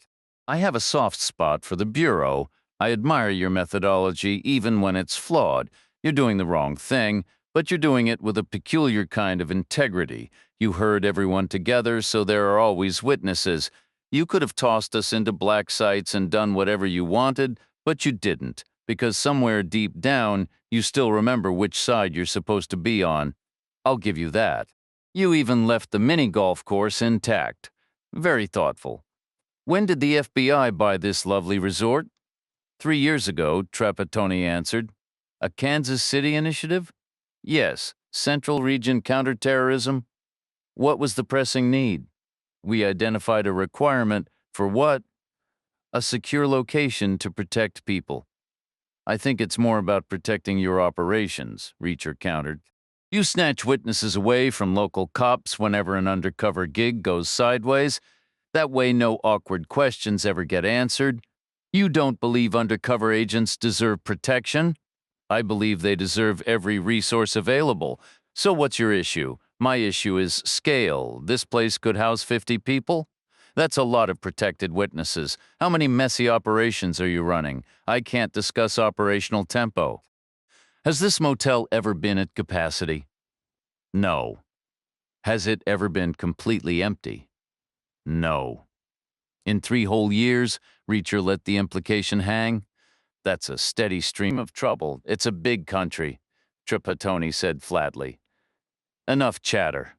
Tell me these famous rules. Bale took over. There are 2. First, you remain here as our guest until the operation concludes. That is not up for discussion. Second, you will not discuss any aspect of what you've witnessed, not a single detail with any other guest here or with anyone else ever. That is also non-negotiable. That's all. It's for your safety. They saw you too. Only one of the men in that Impala was working for us. King is dead, but he made several phone calls before he died, from the gas stations we believe. The timestamps match the credit card swipes. You had his phone tapped. An undercover operation provides certain advantages. What did he say about me? They have your name and your description. Keep that in mind the next time you feel critical about our security fence. Bale's voice was firm, leaving no room for debate. "Who are these people?" Reacher asked. The agents exchanged a glance but offered no reply. "Is McQueen going to be all right?" "Don't waste energy worrying about him. It's a natural concern. We invested 7 months in this. He's not about to walk away now. My worry isn't that he'll quit. I'm concerned about someone else stepping in to make that choice for him. He'll need to provide some answers later tonight." "We can't talk about it," Bale replied. "Just keep the guidelines in mind." And that was all. Bale leaned back in his chair. Trapattoni did the same. Their discussion had clearly ended. Right on schedule. The meal arrived. Reacher suspected the kindly older woman had been observing through a peephole, or perhaps listening in with an earpiece. By the time Reacher exited the dining area, Del Fuenzo and her young daughter had already departed, and the witness was just polishing off his 7th beer bottle. Reacher made his way along the illuminated path toward his assigned lodging, pausing in the cool night air to glance upward. The sky was completely overcast, no stars, no moonlight, perfect conditions for any covert operation, except the only exit was the main gate, which couldn't be opened, and there were no phones available. Just then, the witness stumbled out of the dining room and started up the path. The low pathway lights gave Reacher a clear view of the man's unsteady gait. He was well past tipsy, but still managing to stay upright. He was taking slow, overly deliberate steps, placing each foot down carefully, shortening his stride and focusing intently on the ground. Reacher moved back until his own legs were visible in a patch of light, no sense startling the guy. The witness continued his slow approach, left foot, right foot, until he noticed Reacher's legs and halted. He didn't seem shocked or alarmed, just offered a friendly, lopsided grin. Reacher asked, "Were you this intoxicated when you spotted the red car?" The man considered it for a moment before answering, "Pretty much, yeah." "Who questioned you about it? Sheriff Goodman and that FBI agent, the blonde one? What didn't you tell them?" "I told them everything I saw." "No, you didn't," Reacher said flatly. "No witness ever does. You left things out, details you weren't sure about, things that might have sounded silly, or actions you weren't supposed to be doing in the first place." "I was trying to find my pickup. Where was it parked? I couldn't remember. That's why I was searching." "Did you mention that part to them?" "They never asked." "And you were planning to drive home in that condition?" "It's not a long drive. I know all the curves in the road." "What else?" "I had to make an unexpected stop. I pulled over to relieve myself." "Where exactly?" "Behind the old water pumping station." "I didn't tell them that part either." Reacher gave a slow nod. "Actions you weren't supposed to be doing, public urination and driving under the influence, illegal just about everywhere." He said, "So you didn't actually see them arrive, not if you were behind the building." The witness shook his head. "No, I saw them up close. I was finished by then. I was zipped up and walking back out." "Did they notice you?" "I doubt it. It was pretty dark over there. I was standing in the shadows." "How far away were you? Maybe 10 feet or so?" Reacher pressed. "What caught your attention?" "I already told the sheriff and the agent," the man insisted. "You answered their specific questions? That's not the same as telling me everything you observed." "I don't really remember." "Try harder." The witness closed his eyes. He swayed slightly on his feet, then raised a hand, palm outward, as if bracing himself against the rough concrete wall of the old station. He was physically recreating the moment in his mind. He finally said the first guy was in a rush. He wanted to be the first one inside. He was fumbling with his coat zipper. Were all 3 of them walking together before that? I can't say for certain, but it felt that way, like the first guy suddenly broke ahead and the other 2 had to speed up to stay close. They were wearing suits, correct? No overcoats. Just suits. Carrying anything? Nothing in their hands. "What did you do once all 3 were inside?" "I started back across the street." "Why?" "I still needed to locate my truck, and honestly, I didn't want to hang around there any longer." "Why not?" "Just a bad vibe from the men in suits. More from the first guy, the one in the green coat." "He gave me the creeps," Reacher asked. "Did you hear anything from inside?" The witness replied. "Some raised voices, a bit of shouting." The man replied, "I really shouldn't be discussing this. They were very clear that I shouldn't. He then moved cautiously around Reacher, taking deliberate and measured steps before continuing down the path. Reacher began to follow, but halted abruptly. The faint sound of a car engine reached his ears from the road, perhaps a quarter-mile away.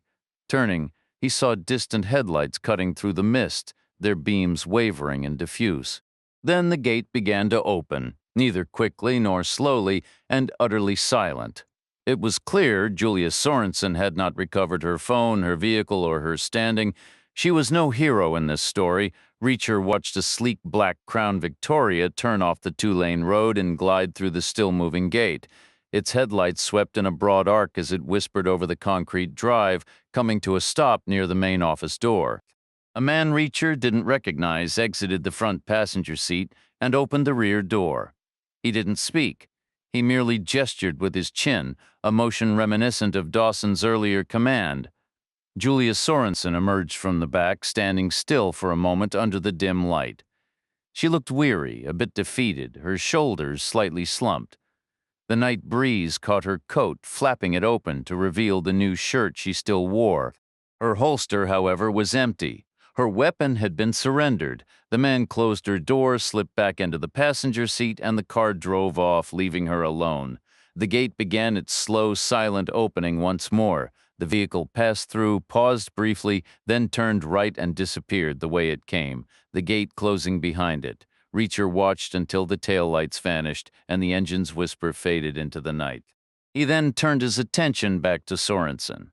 She remained motionless for another moment before finally heading inside. Reacher mentally counted the minutes, time for the obligatory greeting from the kindly receptionist, the forced smile, the welcome spiel about room options, the whole routine. "We've been expecting you." He estimated 4 minutes, maybe less if it was a quick exchange between fellow agents, or perhaps longer if Sorenson decided to voice her outrage and resentment. Exactly 4 minutes later, she reappeared, key in hand, looking resigned. She checked the numbers on the low signposts and started in his direction, pausing at a fork to take a different path at a slight angle. "Julia," Reacher called softly. She stopped. "Reacher? Over here?" She stepped off the path and walked across the crushed stone toward him. "What happened to you?" he asked. "We're not supposed to communicate," she said. "Or what? They'll throw us in a cell." "Well, we can't talk out here. Where can we go?" They went to Reacher's room. Sorenson took a long look around and said, "This is utterly bizarre. It looks exactly like a regular motel." "It is a regular motel, or it was," Reacher replied. "The Kansas City field office bought it 3 years ago," they told me. "You never heard about this place?" "Not a word." "Are the others here too?" Reacher nodded. "Delfuenzo and her daughter and the eyewitness. All safe and sound. Honestly, they're having a pretty good time. Even though they're essentially prisoners, they've been told they're sequestered like a jury for their own protection. It's not exactly the same thing. They're treating it like a little vacation, mini golf, and free beer. Is that even legal? I'm not a lawyer, probably, though it probably shouldn't be. You know how these things go? Who brought them here?" she asked. "And who was in the burned car?" "Alan King was in the car," Reacher said, "but he was shot in the heart first by McQueen. McQueen is actually one of your own, working undercover. He's out of the Kansas City field office. That's why Dawson and Mitchell showed up so fast to keep an eye on you at the pumping station. They were running damage control. McQueen torched the car, and then he and Delfuenzo were extracted by part of his bureau support team. They used a bureau sedan, which matches the tire marks we saw also out of Kansas City. McQueen arrived here with them but took off again right away. From what I heard, he said he needed to get back into position before his cover was blown. That's rough," Sorenson said. "He's going to be under tremendous pressure now with King dead. How does he explain that? Not easily, I'd imagine. But you were right about the shooting. He missed you on purpose. He aimed high. There wasn't much he could fake when it came time to deal with Delfuenzo, though, so he took King out instead. He did the right thing. I hope he makes it through. What about you?" Reacher pressed again.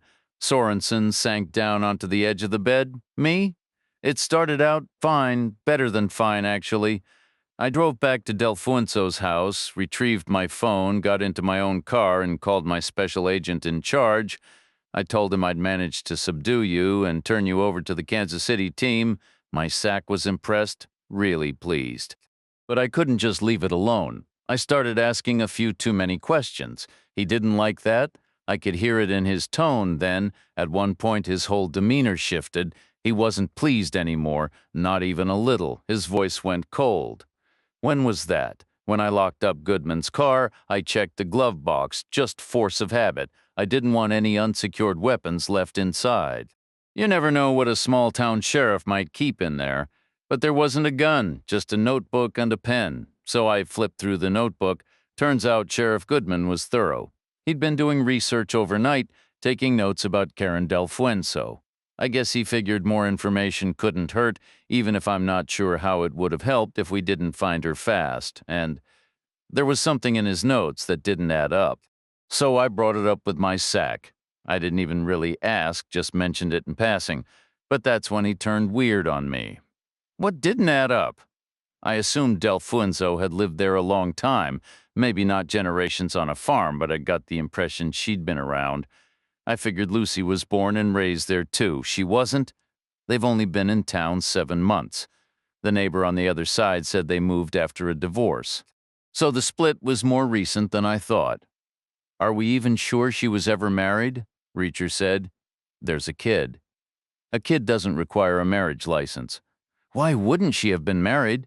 She handles everything on her own, Reacher observed, and she handles it well, like she's had to for a long time. She's sharp. Taking care of some guy would probably drive her up the wall. So smart women shouldn't get married? Are you married? She ignored the question. I don't care if it was a big wedding in Hawaii or a one-night stand in a New Jersey motel. The point isn't that she's a single mom. The point is, she's a single mom who moved to this town just 7 months ago, Reacher said. The Kansas City team told me this operation is 7 months old. That can't be right. Why would they lie? No, I mean Delfuenzo can't be involved. How could she be? It has to be a coincidence. It has to be, because we've already got one coincidence, Reacher said. So now we have two, which is one too many. What's the first coincidence? Sorenson said. You remember Alan King's brother, Peter King? The one who throws punches? Apparently my night shift guy ran a search on him, trying to be helpful right after he got off the phone with Mother Sill the first time. DMV, postal records, banks, credit card companies. The cell phone carriers, which we can generally access without issue, provided the results earlier tonight. What did they show, it appears? Peter King relocated from Denver to Kansas City. When was this? 7 months back. Reacher shifted in his seat, running a hand through his hair. Alan King mentioned his brother wasn't on speaking terms with him. Was Alan King living in Kansas City? Sorenson asked.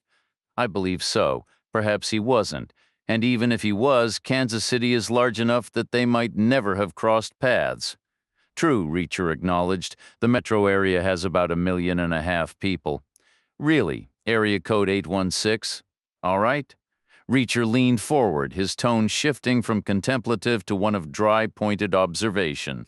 So now we're looking at 3 so-called coincidences. 7 months ago, Delfuenzo moves out to the middle of nowhere in Nebraska at the exact same time. Peter King relocates to Kansas City, Missouri, where his brother may or may not have been living or even willing to talk to him. And simultaneously, your Central Region Counterterrorism Unit, which is headquartered in Kansas City, Missouri, decides to launch a complex undercover operation that appears to be focused on a location suspiciously close to Delfuenzo's new remote home. Let's be honest, 3 coincidences isn't a pattern, it's a blueprint. I agree, Sorenson said. Theoretically, that's too many, but we don't actually have 3 coincidences. We have 2 confirmed connections. How are they confirmed? Reacher pressed his palm into the soft hotel mattress, testing its give first. Peter King was unquestionably Alan King's brother, and Alan King was definitively a criminal. An undercover FBI agent found it necessary to shoot him through the heart and incinerate him. I'd say that's a fairly clear indicator of bad character, wouldn't you? And the second connection, Reacher stood up. Your special agent in charge had you brought here specifically because you discovered Del Fuenzo's move 7 months ago. This facility is for individuals who inadvertently uncover evidence of ongoing undercover operations. Therefore, Del Fuenzo's relocation was part of one. What role did she play? Reacher moved toward the door. Let's go ask her. They paused outside Del Fuenzo's room. Sorenson gave a soft knock. After a long moment, the chain rattled and the door opened a sliver, dim light spilling out. Del Fuenzo's voice was a hushed whisper. Who is it? Reacher assumed she was whispering because her daughter had just fallen asleep. Sorenson replied, Karen Del Fuenzo? Yes. I'm Julia Sorenson from the FBI field office in Omaha. I was involved in the effort to bring you back last night. Del Fuenzo shushed her impatiently, just as Reacher expected. Her 10-year-old had finally settled. She stepped out, guiding Sorenson away from the door to a spot where they could talk without disturbance. I'm sorry, Sorenson said. I didn't mean to disturb you. I just wanted to introduce myself and check on you. I'm fine, Del Fuenzo said. While they spoke, Reacher quietly slipped into the darkened room. He had been there before and knew the layout. The only light came from a faint orange glow in the bathroom switch. In its dim illumination, he could see Lucy asleep in the bed farther from the door, curled fetal under the blankets, her dark hair fanned across the pillow. Reacher located Del Fuenzo's bag on the other bed, near the armchairs. He remembered seeing her toss it there earlier. It had landed with a solid bounce, as if it still held her water bottle. Moving silently across the carpet, he carried the bag into the bathroom. He laid a folded bath towel across the vanity counter, smoothing it with one hand beneath the dim light from the switch. He upended the bag onto the towel. It was a move meant to muffle the sound, and while it prevented any loud clattering, there was still a series of distinct, sharp thuds. He paused, listening. Lucy's soft, steady breathing continued from the other room. He sifted through the items now spread before him. There was an assortment of personal things, some makeup, a hairbrush, a couple of plastic combs, a slender glass perfume bottle, 2 packs of gum, each about half empty. A wallet held $3 in cash, no credit cards, and a Nebraska driver's license issued 7 months prior to Del Fuenzo, bearing the address Reacher had just come from. She was 41. Also on the towel were an emery board, a toothpick from a steakhouse still in its wrapper, 71 cents in loose change, a ballpoint pen, and a house key on a chain with a small crystal pendant. He spotted the pack of aspirin. No water bottle was present. The only substantial, weighty object was a Bible, a hardcover King James edition, larger than a typical novel, but smaller than an encyclopedia, with a fair heft to it. Its covers were a deep red cardboard, the spine and front bearing faded gold lettering that read Holy Bible. It showed little sign of use. In fact, it seemed it hadn't been opened in ages. Actually, it couldn't be opened at all. The pages were crinkled and fused together by a yellowish, dried substance, a spill of some kind, perhaps, maybe pineapple juice or orange or grapefruit, something sugary from a small carton or a child's cup that had tipped over inside the bag. But why keep a ruined Bible? Was there some unwritten rule against throwing out a damaged one and getting a new one? Reacher wasn't exactly an expert on religious customs. The book felt unusually heavy for its size. He tried to pry the front cover from the first page with his nails, but it was sealed shut, uniformly and completely. He imagined juice spilling, soaking the book evenly, but that didn't add up. A random spill would leave a patchy stain, not coat every page the same. Part of the book would have been spared. The wet sections would swell, the dry ones wouldn't. He'd seen water-damaged books before, from burst pipes, from blood, and the damage was never this consistent. It was almost too perfect, which made him suspicious. Using one of Del Fuenzo's combs, he worked it edgewise between the gummed pages, levering back and forth until he'd carved out 2 small, fingertip-sized recesses in the pulpy material.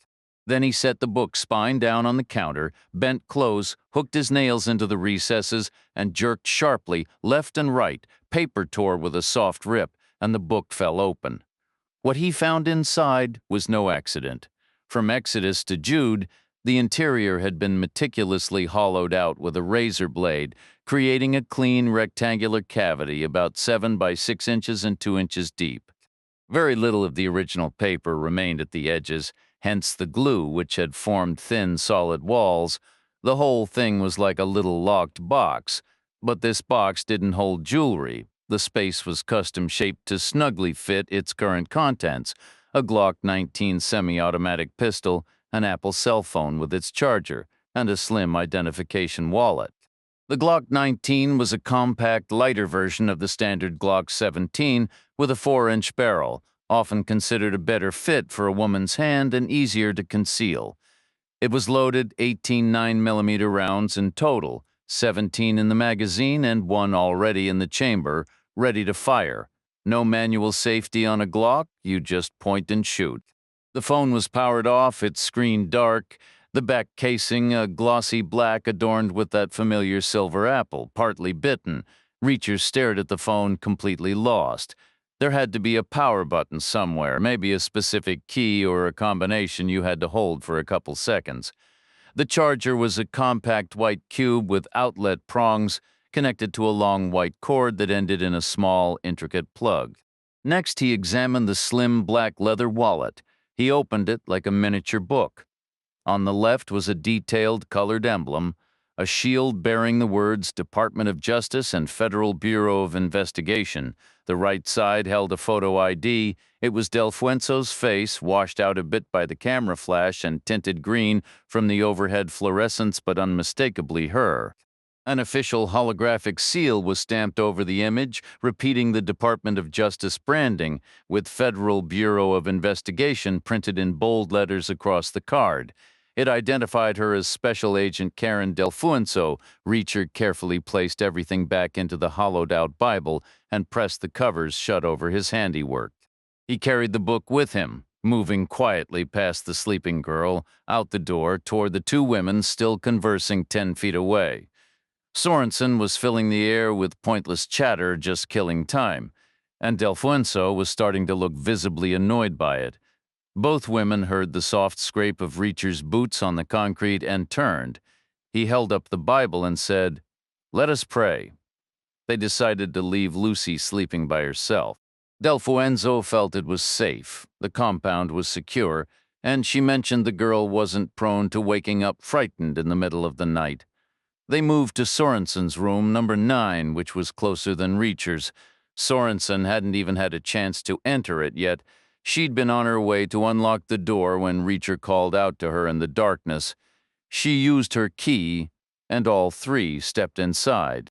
The room was a mirror image of Reacher's 2 armchairs, a queen bed, and 2 tidy stacks of clothing, though this set was the women's selection, identical to what Delfuenzo was wearing. The bathroom, no doubt, was similarly stocked with toiletries and towels. Delfuenzo settled into one of the armchairs, and Reacher handed her the Bible. She held it in her lap with both hands, clutching it as if it were a valuable handbag in a risky neighborhood. Sorenson took a seat on the bed, her room, her prerogative, and Reacher occupied the other chair. "Naturally, I have about 1,000,000 questions," he began. Delfuenzo's response was sharp. "You've created a massive problem for everyone. You never should have touched my bag. What you did was borderline criminal." Reacher shot back, "Get real." Sorenson turned to Delfuenzo and asked, "Weren't you searched when you arrived here, or during transport?" Delfuenzo shook her head. "No, I wasn't." "Same here," Reacher added. "Not even a pat down." "That's a major security lapse," Sorenson noted. "I thought Kansas City was supposed to be competent at this." Delfuenzo gave a slight shrug. "I was acting the part of a random, terrified victim, so I'm not shocked they let it slide. But they absolutely should have searched Reacher. His role was always ambiguous." "So Kansas City has no idea who you really are?" Reacher pressed. "Obviously not," Delfuenzo replied, a hint of sarcasm in her tone. "Otherwise, do you think I'd be stuck in their charming little prison camp?" "Then, who are you?" "That's not something I can discuss." "Did King and McQueen approach from the south off the interstate, heading to the old pumping station?" "Why does that matter?" Because it's the crucial piece of this puzzle. No, they came up from Kansas. How? An accomplice drove them. Had they ever been to that crossroads before? Has anyone? So they'd never seen Sin City. They didn't know they could steal a car there, and yet that's exactly where they went. Why? Delfuenso remained silent. Reacher answered his own question. Because you were McQueen's emergency contact. That's why. But Kansas City didn't place you there because Kansas City doesn't have a clue who you are. Honestly, it's almost funny how a simple roadside bar became the linchpin in this whole mess. So who was it that placed you there? Reacher pressed. Delfuenso remained silent. It had to be someone else, Reacher continued. Someone with more authority, obviously, to bypass Kansas City in secret. My money's on the Hoover Building. Some high-ranking official in a suit weighed down with concerns. Delfuenso offered no reply. Which leads to the next question, Reacher said. What? Precisely were those concerns? Were you actually a military policeman? Delfuenso asked instead. Reacher didn't respond. Sorenson answered for him. Yes, he was. I've reviewed his record. He received 6 commendations. A Silver Star, the Defense Superior Service Medal, Legion of Merit, Soldier's Medal, a Bronze Star, and a Purple Heart. Medals were common, Reacher dismissed. Don't make too much of it. Delfuenso finally relented. There's an issue with the Kansas City office. What sort of issue? Reacher asked. Substandard results. How substandard? They're getting agents killed. For the next 10 minutes, Delfuenso laid it out. The central region was perpetually active, home to critical targets, vital civilian infrastructure, military bases, and industrial plants. The constant online chatter from both domestic and foreign sources often fixated on these locations. Most of it was just fantasy or empty threats, but a concerning amount was credible. In response, Kansas City initiated a series of 4 undercover infiltrations. The operation started flawlessly by the book, but then they unraveled. None yielded useful intelligence, and 2 ended with undercover agents dead, yet the chatter never ceased. Then a new voice emerged online, obsessively discussing liquid volume, gallons, then hundreds of thousands, eventually tens of millions of gallons, with a strange recurring focus on Nebraska's water supply. No one could decode the specific threat, but the intensity grew daily. A 5th operation was greenlit. Kansas City created a fictional federal dissident to make contact.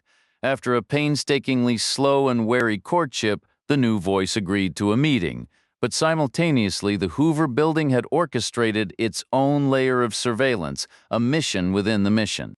Under the pretense of a standard high-level evaluation, they insisted Kansas City use an agent completely unfamiliar to the Midwest for the undercover role. The stated reason was enhanced security. The real reason was to plant their own reliable man at the operation's core. The name they provided was Special Agent Donald McQueen, recently transferred from San Diego. And as a safeguard, a hidden observer on the ground, they quietly relocated Karen Delfuenso from the main counterterrorism unit in Washington, D.C. It was a full-blown clandestine relocation, complete with a rented house, a cover job, and her daughter Lucy enrolling in a local school. Honestly, it felt less like a transfer and more like being erased. That's a significant disruption, Sorenson noted. Were you all right with that arrangement? It was acceptable, Delfuenso said, a hint of weary resignation in her voice. You know the drill.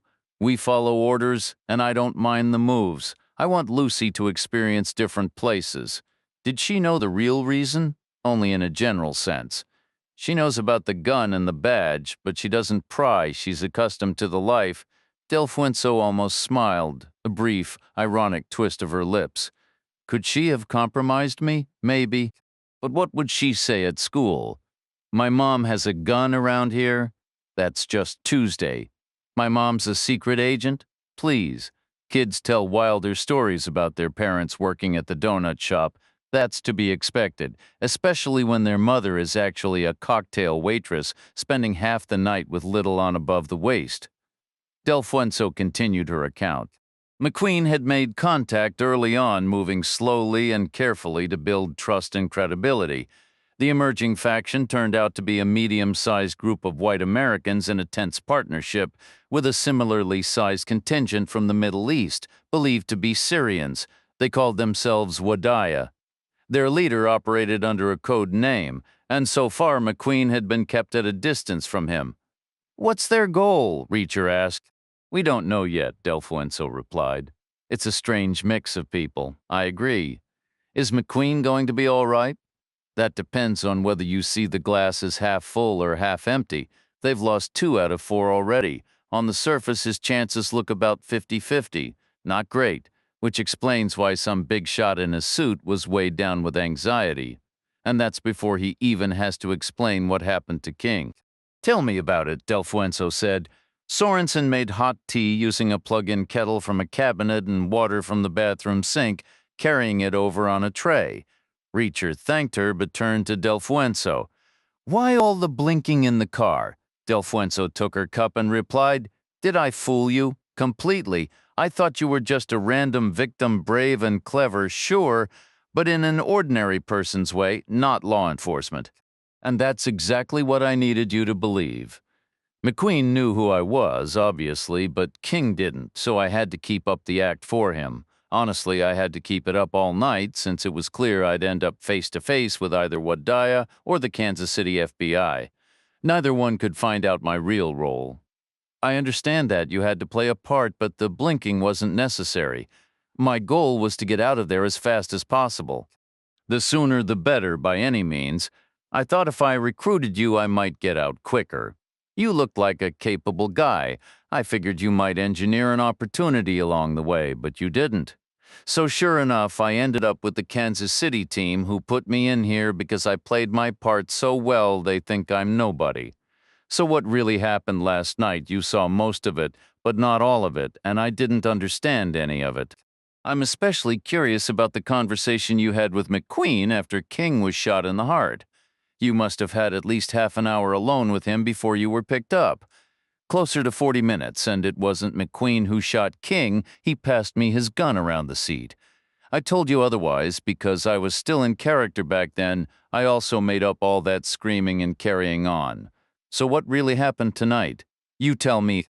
Reacher shrugged. "I have no idea," he said, "but I don't think either King or McQueen was carrying the knife too big for a suit pocket. They had nothing in their hands. One of them could have had it strapped to a forearm, but that seems unlikely. I think the other guy had it, and I think he always planned to use it. He was unzipping his coat as he walked into the bunker. You spoke to the eyewitness? I'm sure he'll deny it. He's following the rules for the free beer. Delueno said these things are always joint efforts. King and McQueen went on behalf of Wadaya to meet with someone representing another group, probably about funding or some other kind of cooperation, logistics, or supply. It was supposed to be a friendly meeting. The plan was for King and McQueen to get a ride there, and then the new guy would take them onward to his headquarters. Like a ritual dance. But it went to hell immediately. The new guy started shouting something at them, then pulled out a knife and tried to kill them. McQueen took the man's weapon away from him and snapped his arm while he was at it. Sorenson added. "Really?" Reacher asked. "That's what the coroner mentioned to us earlier today?" Sorenson confirmed. Reacher pressed on, then what happened? Delueno explained. McQueen ended the man's life. It was self-defense, almost an instinctive reaction. "That's nonsense," Reacher countered.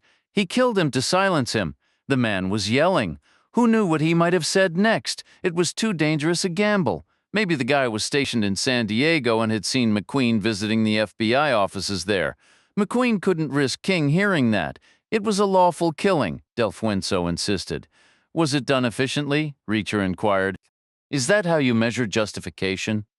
"Execution can matter if the line is blurry. I don't have those details." "I do," Sorenson interjected. "I examined the body. He did a thorough job. A horizontal cut across the forehead to impair vision, followed immediately by an upward thrust under the rib cage. One fluid motion, satisfied?" Delueno asked. Reacher mused. "That forehead move is a bit dated, don't you think?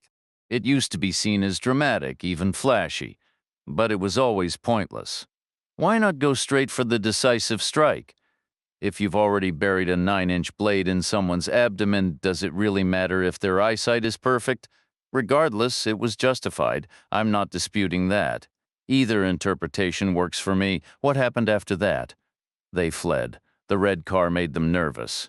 They assumed either local police or the rival crew would come searching for it.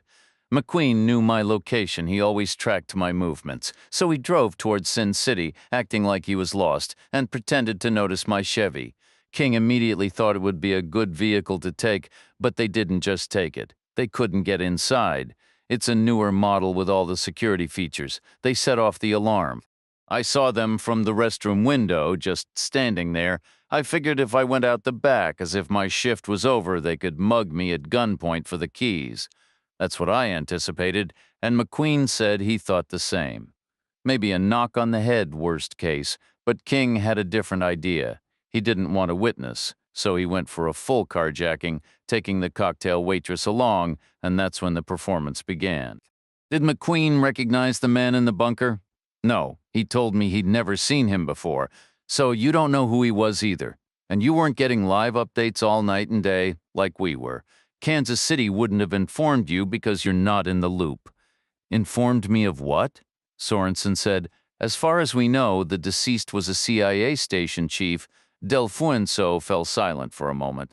Then she stated, I require instructions on this. She opened her manual and retrieved the cell phone and charger. After plugging everything in, she held a button until the screen activated, displaying a text message in all capital letters. It's an emergency, she announced. McQueen has just vanished from our tracking. Delueno dialed the encrypted number stored in her device and received the most recent information. Saying McQueen had dropped off the radar was an understatement. In reality, his GPS signals had vanished from the monitoring screens. He had been carrying 2 transmitters, one in his phone and another concealed in the back of his belt. For 7 months, they had logged his every movement. Now, an hour ago, both signals had blinked out almost simultaneously. The odds of 2 independent failures at the same moment were too astronomical to consider. McQueen was in serious trouble. Reacher asked where was he last pinpointed. Delueno replied at his usual position. Which is where? A Wadiah safe house. Where exactly? Outside Kansas City. Reacher inquired, does your team have a strategy? Delueno answered, we are not involving the Kansas City field office. That was decided long ago. They're being isolated effective immediately because they cannot assist us with a situation of this nature. Their history suggests they're likely responsible. What's our move? A tactical unit is being deployed straight from Quantico. When do they arrive? They're mobilizing now. How soon is now? They'll reach Kansas City in 8 hours. That's considered fast. This is a large country. Logistics take time. 8 hours is far too slow. I'm aware, but we're already here. The 3 of us. We're only 100 miles out. That's 2 hours, not 8. No further debate followed. Reacher hadn't expected any. An undercover operative was compromised, and he knew the Bureau's unspoken rules would be at least as rigid as those he'd lived by in the Army. Deep cover was the hardest job there was. The only thing that made it tolerable was knowing someone had your back, ready to move, the second things went wrong. They allowed themselves 3 minutes to get ready. Reacher was already set. He never unpacked, his toothbrush still tucked in his pocket. Delueno scribbled a quick note for her daughter Lucy. Sorenson changed out of her formal suit and into the casual clothes from the pile on her bed, remarking that the night ahead felt like a denim kind of mission. In a quiet moment before they moved out, Delueno locked eyes with Reacher. Don't forget, Wadiah has your name and your description. I know, Reacher replied, and McQueen has almost certainly informed them you're the one who took down King. Keep that in mind as well. What are you, my keeper? Don't waste energy worrying about me. They had only one firearm among them, the Glock 19 from Delueno's hidden stash. She carried it in her right hand, her credentials open and ready in her left, phone in her pocket. Their first stop was Trapattoni's room. His light was still on and he answered the knock quickly, her ID visibly through him. The cocktail waitress persona was gone, the victim narrative erased. Her credentials clearly outranked his, an ace from headquarters that made his field office issue seem secondary. Reacher didn't follow all the bureaucratic nuances, but the man fell in line without protest, grabbing his jacket and following them straight to Bale's quarters. Bale proved more resistant, his ego getting in the way. The encounter began the same: lights on, a prompt answer to the knock, stunned silence when the ID was presented. Then he started arguing. He hadn't been briefed. Del Fuenzo wasn't in his chain of command equal rank, meant he didn't have to take orders. He stood his ground, rigid and self-important. Del Fuenzo was stuck. Calling headquarters for backup wasn't an option. The suits would never greenlight a ragged after-hours operation run by two agents and a civilian. Too much liability, too far outside protocol. All that remained was persuasion, agent to agent, and it was going nowhere. So Reacher stepped in. Not a heavy blow, just a sharp left-handed jab to the diaphragm, enough to buckle him slightly. While Bale was bent over, Reacher pinned his arms back. Sorenson swiftly relieved him of his sidearm, the spare magazine from his belt, his cell phone, and his car keys. Trapattoni, watching closely, surrendered the same items without a fuss and with noticeable speed. Reacher directed Bale into an armchair, and Trapattoni took the other. Del Fuenzo's voice was firm. "Your duty now is to remain here and oversee the guests. One of them is my daughter. I expect her safety and care to be your priority." There was no reply. Reacher added, "You've handed over your service weapons. Where I'm from, stepping out of line like that is a serious mistake. I imagine it's the same for you. Follow instructions, and this stays between us, cause trouble, and I'll make sure the whole world hears about it. You'll be a joke. Robbed by two women, you'd be the punchline for years. You wouldn't even get hired to clean up after dogs." Silence answered, but Reacher felt the resignation in the air. They inspected both vehicles and picked Bale's, which had the fuller tank. Del Fuenzo took the wheel, with Sorenson riding shotgun. Reacher stretched out in the back. A short distance later, the woman in the office followed Trapattoni's lead, not Bale's. She offered to watch over Lucy and activated the gate mechanism without hesitation. The three of them climbed back into Bale's car and pulled away. They navigated the traffic circle, rolled down the concrete lane, and passed through the open gate. Turning right, they headed north toward the interstate, the gate sealing shut behind them. They had a car, 3 phones, a Glock 19, 2 Glock 17s, and 88 rounds of 9mm ammunition. They were set Chapter 62. The 20-plus miles of unlit country road were a challenge at high speed, making any real talk impossible until they'd merged onto the eastbound highway. Bale's car handled as solidly as Sorenson's or the Impala had, quiet, smooth, and unflappable, even pushing 100 miles an hour. Impressive engineering, Reacher noted. Once the ride settled, Del Fuenzo broke the quiet. "So what does a CIA head of station actually do for a living?" "He manages operations in a specific foreign region," Reacher explained, "usually based out of the main embassy. He handles defectors and runs the local assets who work on our behalf." He added, "Or she. Are there many women in that role?" Del Fuenzo asked. "Couldn't tell you. I was Army. Did you report to women officers?" "Whenever luck decided to throw me a bone." "These local assets," she pressed, "what sort are we talking?" "The standard variety. Foreign nationals who, thanks to blackmail, bribery, or belief, decide to sell out their own countries to us. Every so often, the station chief meets the most crucial ones in person. How does that work?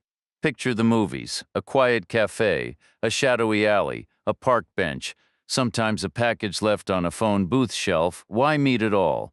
The ones being blackmailed need a reminder of the stakes. The ones on the take need their cash. The true believers need their egos stroked, and the station chief needs to gather the intelligence. How often do these meetings happen? Could be weekly, could be monthly, whatever keeps that particular asset on the hook. And between these cloak and dagger moments, this guy is pretending to be, what? A trade official? Or a cultural attaché? Or any other vague title that sounds like a light workload.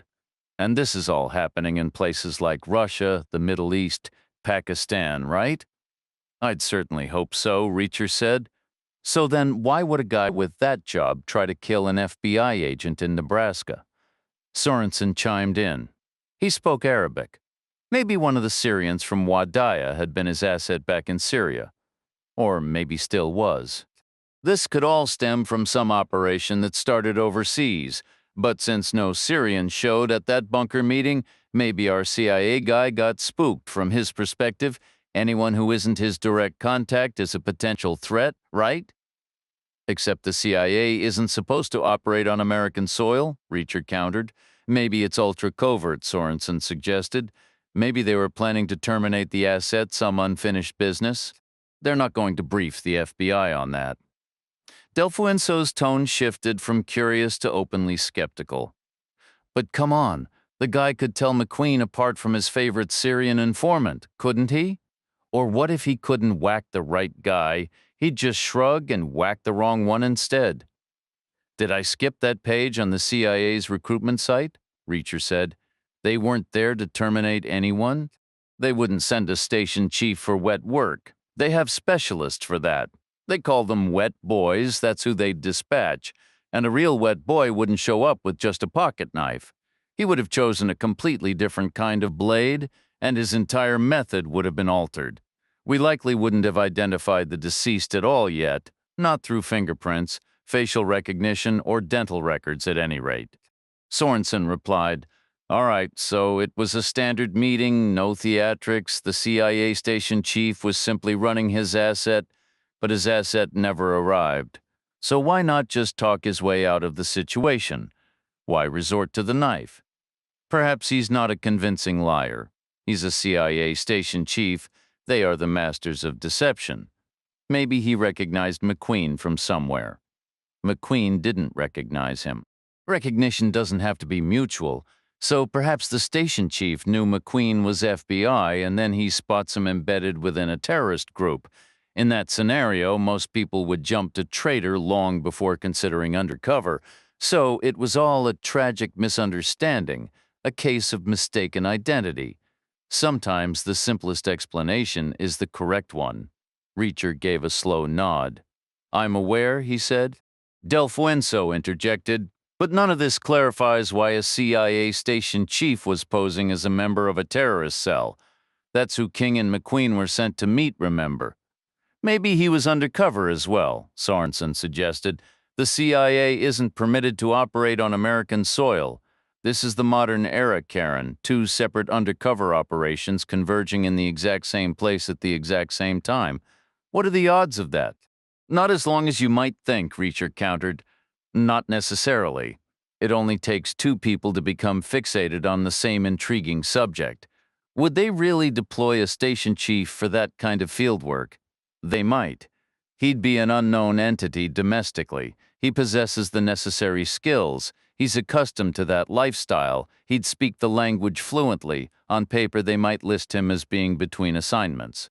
Delfuenso said, her voice taking on a harder edge, If they were responsible for my agent's death, I'd tear their entire operation apart. So, why hasn't there been any official blowback? You've probably already heard from them, Reacher said, his tone shifting to one of dry, almost sarcastic wariness. Just not directly right now. It's likely still a quiet, one-on-one conversation in some plush back room in Washington. Two seasoned gentlemen in expensive suits, probably puffing on cigars, and deciding how to spin the whole mess without getting their shoes dirty. The image was deliberately cynical, highlighting the bureaucratic distance from the field. The internal clock in Reacher's mind, synchronized with the highway signs counting down the miles to Kansas City, indicated they would arrive with time to spare. The drive would take about an hour and 40 minutes, maybe an hour 45 at most. This didn't account for the final leg, of course. The individuals they were after probably weren't holed up in what the highway department considered the city's precise center. Reacher doubted they were conducting business in a downtown hotel lobby. It's a house in the suburbs, Delfuenso said, as if reading his thoughts, south and a bit east of the city. How far from the center? Roughly 12 miles. So, door to door, about an hour and 53 minutes, he calculated. He asked, What's the area like? respectable, and densely populated. That complicates things considerably, but a strategically sound choice, I imagine. Delfuenzo nodded slightly as she drove. Wadaya demonstrates more foresight than most groups we encounter. The so-called Paris of the Plains drew a mile closer with each passing 40 seconds, and Sorenson changed the subject. What can you tell us about Peter King? Delfuenzo's eyes flicked to the rearview mirror, meeting Reacher's gaze briefly. Where did you hear that name? Reacher heard Alan King mention it. Delfuenzo nodded in recollection. Yes, I remember that. And then Alan King slipped up, mentioning a population of 1.5 million where he lived, right after insisting he was based in Nebraska. Right after claiming a 3-hour drive despite a full gas tank and cold water bottles, Sorenson said, "We know Peter King relocated from Denver to Kansas City about 7 months ago. You know more than you should for an outsider. Was his move just a coincidence?" "There are no coincidences in our line of work. You know that as well as I do. Is he law enforcement, an agent? Why would you assume that?" "I'm trying to extend him the benefit of the doubt, that's all. He served his country. So, unfortunately, Peter King is not law enforcement or a federal agent. Is he tied to Wadaya? We believe so. How deep is that connection? We suspect he could be the one in charge." "I see. Looking at their structure, there are only a few positions we haven't matched to a name, and only a few names we can't place. One of those positions is the top spot, and one of those names is Peter King. Putting the two together seems like a reasonable conclusion. Even with a brother in the group he doesn't speak to, he wouldn't speak directly to anyone in the ranks. Not if he's the leader. That's not how these cells work. The leader communicates only with a few trusted deputies, maybe 2 or 3 at most. Then there's a strict chain of command, heavily compartmentalized for security. Still feels odd. Delfuenzo nodded. McQueen got a good read on Alan King. There was some strange family tension there. Alan was the younger brother, or I should say, he was. He was a needy person, always seeking his older brother's approval, almost obsessed with him. That's probably why he brought him up last night. There wasn't any other reason to. From what we gathered, there was some unspoken conflict going back more than 2 decades. Peter was holding Alan responsible for something, a failure, a betrayal, some kind of disgrace. In response, Alan was constantly trying to prove himself, and McQueen sensed Peter actually wanted Alan to prove himself, like it was a test of redemption. Tough love, but love all the same. You know how family is, blood runs thick and all that. Given what we know about Peter, he's going to be furious that Alan is dead, which is probably why McQueen's in danger, especially tonight. Delfuenzo nodded again. "Exactly," she said. "Let's just hope he's convincing Peter that it was Reacher who did it and there was nothing McQueen could have done to prevent it." The straight west-east interstate that had carried them so smoothly across Kansas began to fracture into a tangle of beltways and expressways about 10 miles before the state line. Delfuenzo swung south, still on the Kansas side, then picked up a federal highway with a new number heading east. They crossed into Missouri in the passing lane doing 90, following a sign for a town called Lee's Summit. But they turned north well before reaching it, aiming toward a place named Raytown, though they never arrived there either. Instead, they exited earlier, curving north and west into sprawling suburban blocks that backed against what Reacher guessed was a sizable park. In daylight, it might have been pleasant. At night, it was just a vast pool of darkness. By then, Delfuenzo was driving slowly and carefully, guiding the quiet car through uncertain turns, pausing hesitantly, accelerating briefly through lit stretches, then slowing again in the shadows, as if she was either unsure of the destination or uneasy about reaching it. Reacher asked, "Have you been here before?" She said, "None of us have, except McQueen. It's too early in the operation for that. Right now we're supposed to stay back and observe what unfolds. But I've read the file, I know the address, I've looked at the house on Google Maps, so I understand the basic layout." The basic layout was classic American suburbia, plain and simple. That much was obvious. There were public sidewalks on both sides, moss-touched concrete slabs pushed up in places by tree roots, dotted here and there with fire hydrants. Reacher could make out houses set at regular intervals on lots, most modest, some small, a few larger, all dark and asleep. Many had white siding, some were painted in colors, most were single-story, wider than they were tall. A few had narrow windows tucked under the eaves, hinting at extra rooms upstairs. Every house had a mailbox, foundation shrubs, a lawn, and a driveway. Most had cars parked outside, one, two, sometimes three. The houses they passed showed quiet signs of family life, kids' bikes left out on damp lawns, soccer nets and basketball hoops standing in driveways. A few homes flew the American flag, hanging motionless in the still night. Not what I pictured, Reacher admitted. Del Fuenzo gave a small shrug. I told you, it's a normal, busy neighborhood. Do the Syrians really blend in here? The lighter-skinned ones claim Italian heritage. The darker ones say they're from India, Mumbai, Delhi, places like that. Most folks around here can't tell the difference. They say they work tech jobs downtown. She eased the car to the curb and cut the engine. All right, we're about 2 blocks out. What's the plan? Reacher had breached houses before, more than a few times, but never like this. Usually it was with a full military police unit, teams at the front and back, armored support standing by, radios crackling, medics ready, and almost always in a secured zone cleared of civilians. Now he felt exposed and underprepared. We could just light the place up, he mused, smoke them out. But if McQueen's restrained or locked in a room that won't help him, better to hit 3 points at once. Cellar if there is one, front door, back door. How's your shooting? Solid, Del Fuenzo said. I can hold my own, Sorenson added. Guns up and out, shoot anything that moves unless it's me or McQueen.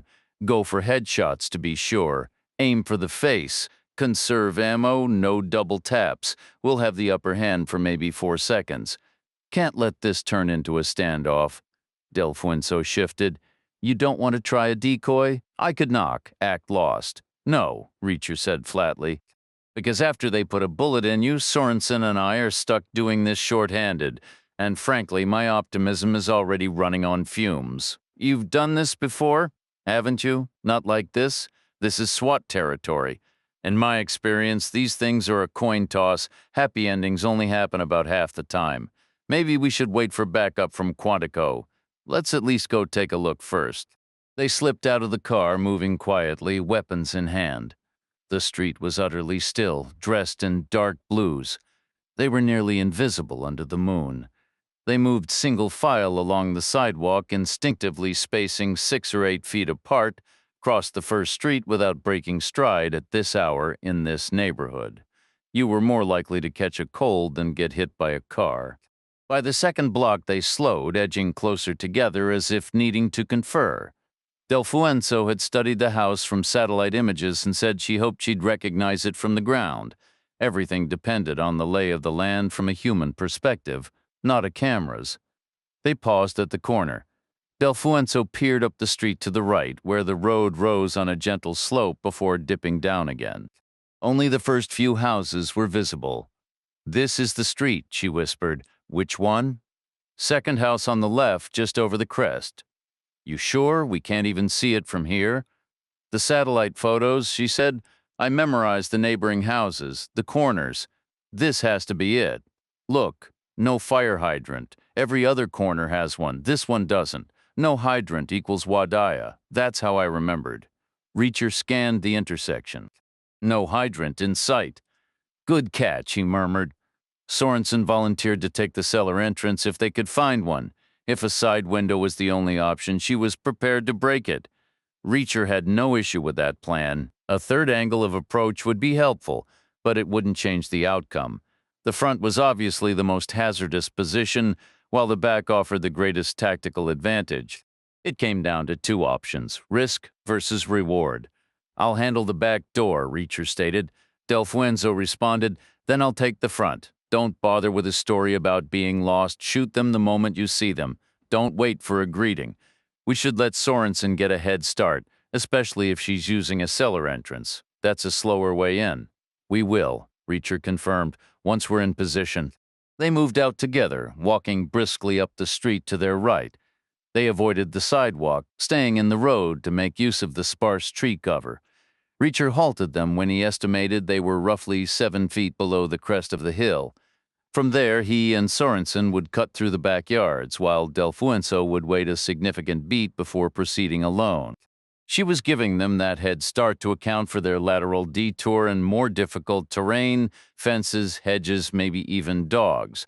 This was Missouri, after all. The state had a history with wire, though the yards here were too manicured for barbed wire.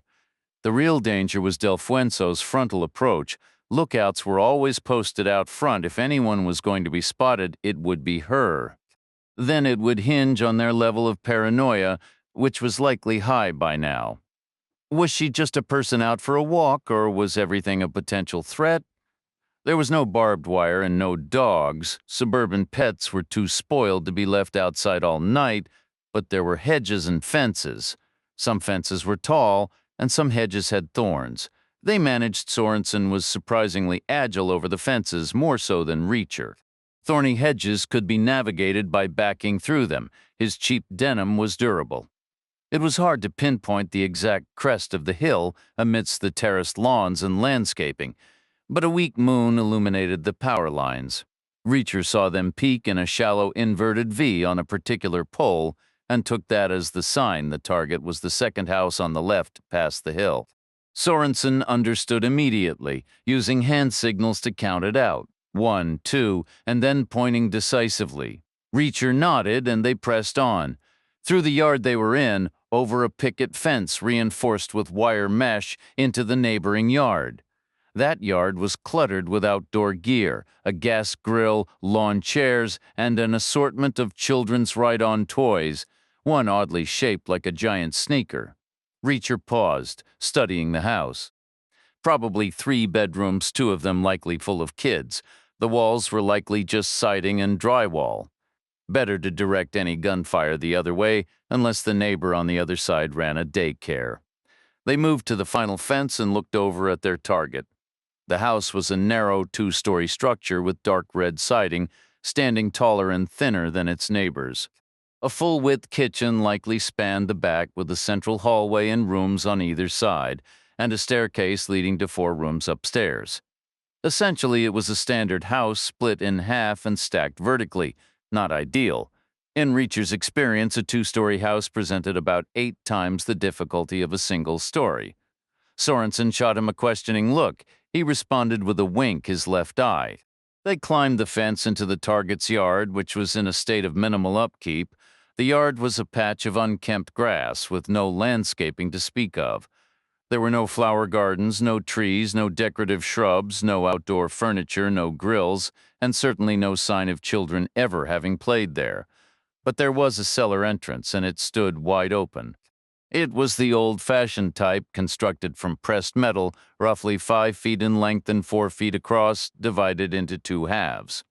It was set at a gentle slope into the earth, the top resting against the house's foundation, sitting about 18 inches higher than the bottom. It led down to a short set of crude wooden steps. The basement below was pitch black. Reacher moved left and right, scanning the house. No lights were on anywhere, save for a faint glow behind a small, textured glass window on the ground floor on the left side of the structure, probably a half-bath, possibly occupied. In the worst scenario, the place could be packed with extremists sleeping 4 to a room, with one of them currently using the facilities with a dining room, a living room, and maybe 4 rooms upstairs. That could mean up to 24 people. He returned to Sorenson. She formed a V with her fingers, pointed them at her own eyes, then brought them together and aimed them down the cellar opening. "I'm checking it out." He gave a curt nod. She descended the wooden steps with deliberate care, placing her weight near the outer edges to minimize any telltale creaks. She reached the concrete floor, ducked her head, and vanished beneath the house. Reacher waited. 40 seconds ticked by. A full minute. Then Sorenson reappeared, her head ducking back into view at the base of the steps. In the pale moonlight, she seemed slightly winded, but she nodded. "All clear," Reacher pointed at her, tapped his left wrist, and then touched his ear. "Wait for our signal at the doors." Sorenson disappeared back into the darkness. Reacher retreated until he had a view down the side of the house toward the street.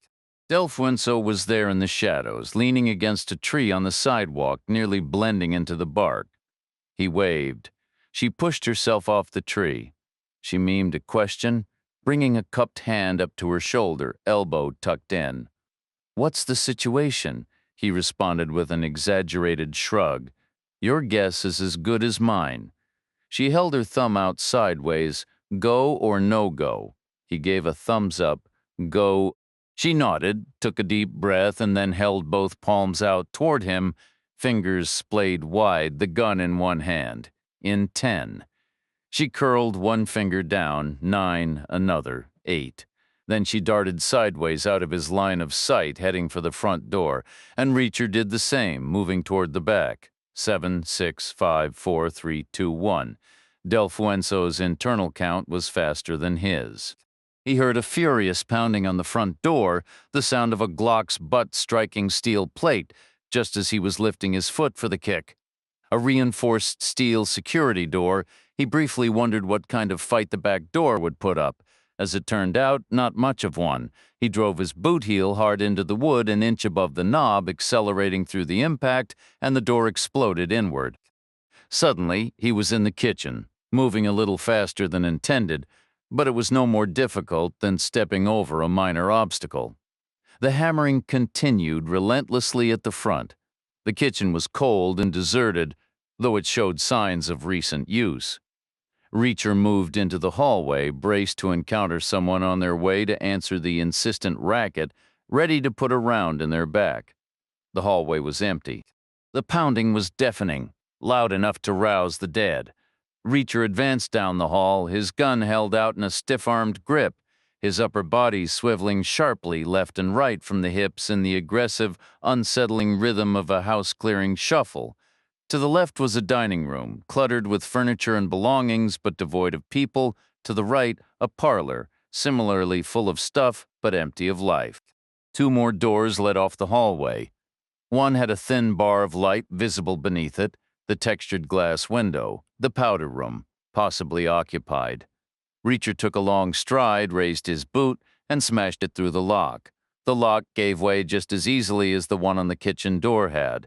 With a splintering crash, the door swung inward, and Reacher took a quick step back, his finger firm on the trigger. The small bathroom stood empty, the light left on as if someone had just stepped out. A moment later, Sorenson appeared through the last doorway, her Glock held ready. "Easy," Reacher said. "It's just me." Behind her, the cellar stairs descended into darkness, completely deserted. The ground floor was secure. "Let Delfuenzo in," he told her. "I'll take a look upstairs." He started up the steps, a movement he'd never enjoyed. Staircases were a tactical nightmare. Gravity worked against you. The high ground belonged to the enemy, and your head made the perfect first target. Yet this time, Reacher climbed with a strange sense of calm. The house felt hollow, devoid of any living presence.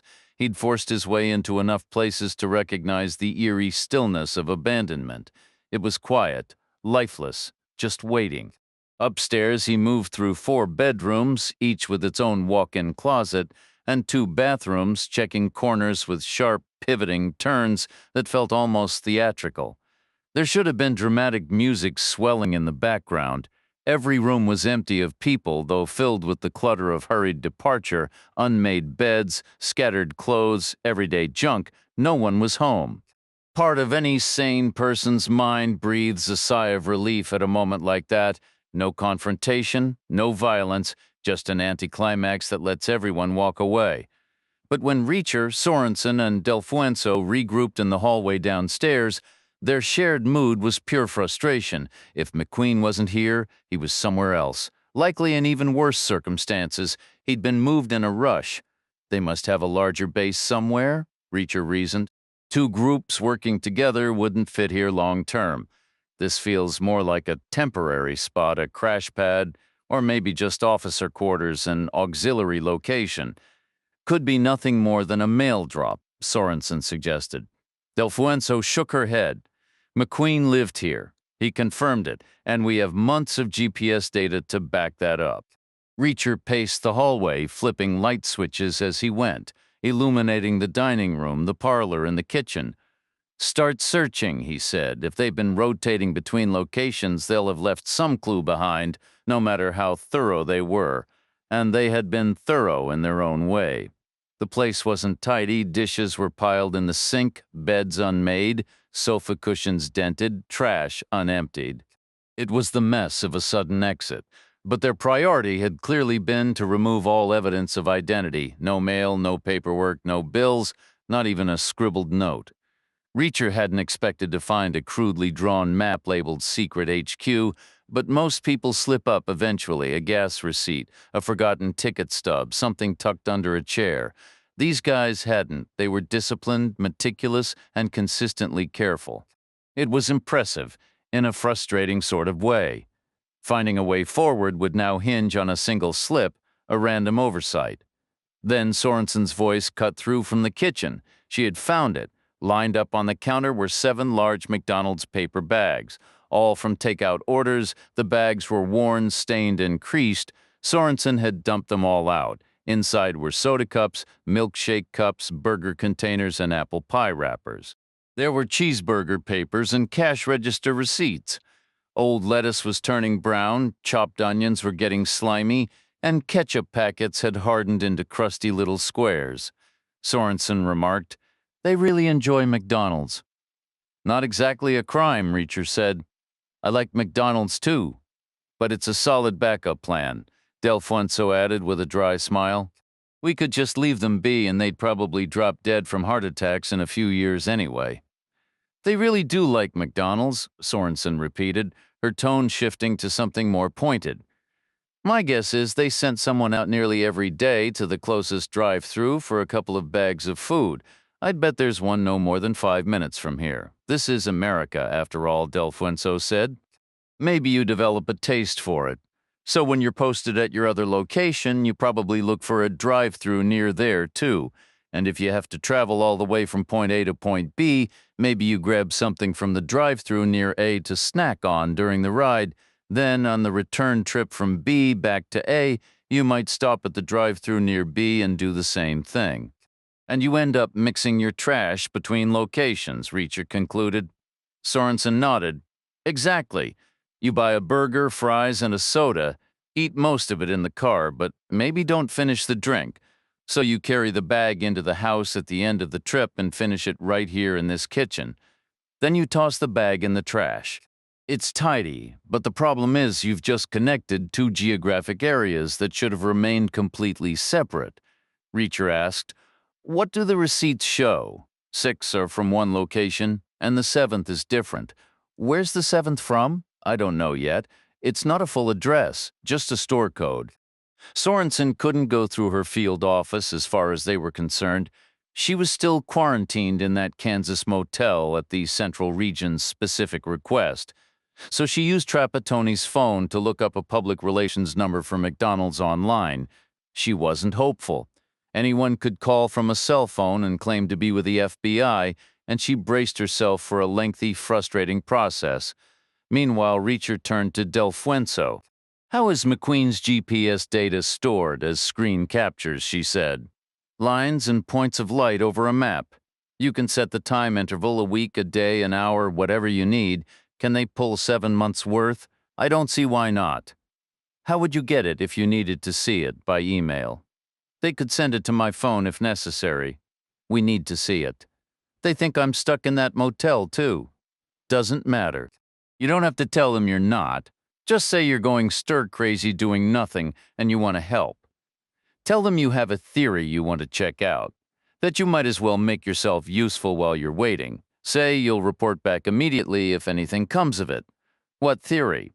Doesn't need to be specific. Be a little vague about it, just insist you need the data." Delfuenzo made her call, and Sorenson was placed on hold for the second time. By then, they were about 2.5 hours into the investigation. Reacher imagined Quantico was already deep into mobilization. He wasn't entirely sure how FBI SWAT teams operated.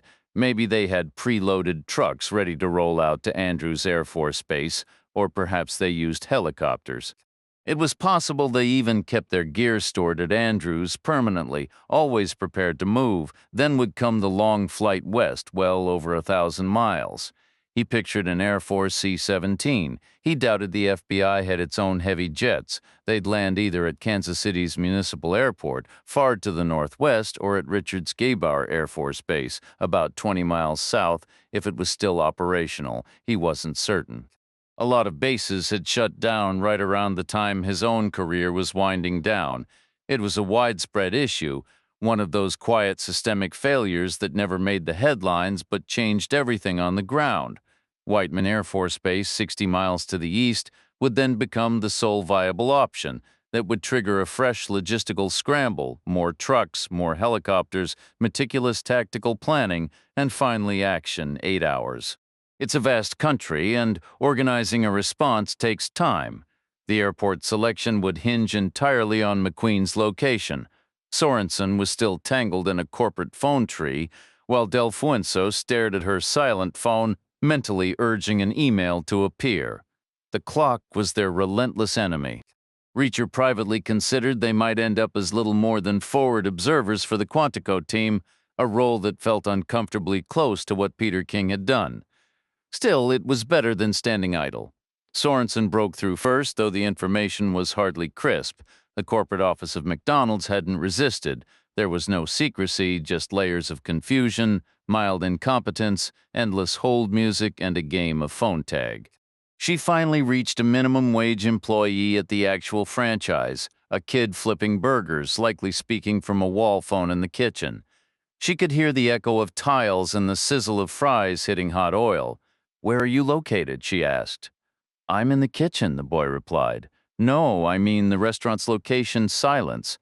She imagined him chewing his lip, wanting to say the restaurant was just on the other side of the counter. She tried again. "What's the mailing address?" "Mine?" "The restaurant's, I don't know. I never mail anything here." "Then just tell me where it is." "It's right past Lacey's. You can't miss it." "And where is Lacey's?" "Just past the Texaco." "On what road?" "Route 65. "What's the name of the town?" "I don't think it has a name. Is it unincorporated land?" "I don't know what that means." "Fine. What's the nearest big town?" "I guess Kansas City." Suddenly, yelling erupted in the background. A manager, Sorenson assumed, barking about cleanup. The kid muttered, "Ma'am, I gotta go," and the line went dead. Sorenson set her phone down on the counter. Reacher raised an eyebrow. "Route 65, she reported, "near a place called Lacey's, just past a Texaco station." Reacher said nothing. Sorenson pulled up a map on her phone, her fingers pinching and spreading the display. Her expression grew more dismayed by the second. "Just terrific," she sighed. "Route 65 runs north to south through the whole state from Iowa to Arkansas. It's nearly 300 miles long. Any markers for Lacey's? This is a map, not the yellow pages. Lacey's is probably a store or a bar or maybe a bait shop." She switched to a search, typing Lacey's plus Missouri. "It's a small grocery chain," she announced after a moment. She tapped the link and waited for the slow connection. The site loaded, and she resumed her zooming and scrolling. "They have 3 locations on Route 65, each about 20 miles apart, forming a kind of arc, all roughly 60 miles from the city. They were 2 hours and 40 minutes in. "Progress," Reacher said, with a dry edge to his voice that suggested they were chasing a ghost. Then Delfuenzo's phone chimed, an incoming email. The data arrived as a 7-month timeline superimposed on a faded satellite map covering 5 central states: Kansas, Nebraska, Iowa, Illinois, and Missouri. This expanse covered over 340,000 square miles and more than 26 million people. McQueen's movements were traced in thin amber lines. His recent loop from Kansas up to Nebraska, over to Iowa, and back down to Kansas appeared as a faint, jagged rectangle. A few other long, spidery routes were visible, but most of his travel was tightly concentrated around the Kansas City area, with only rare ventures into the wider, empty heartland on the map. The amber tracking lines piled up into a frantic, overlapping tangle. In places, they merged into a near-solid mass, glowing fiercely where they doubled back on themselves. A few spots burned so brightly they looked like holes scorched into the screen itself. "Can you zoom in?" Reacher asked.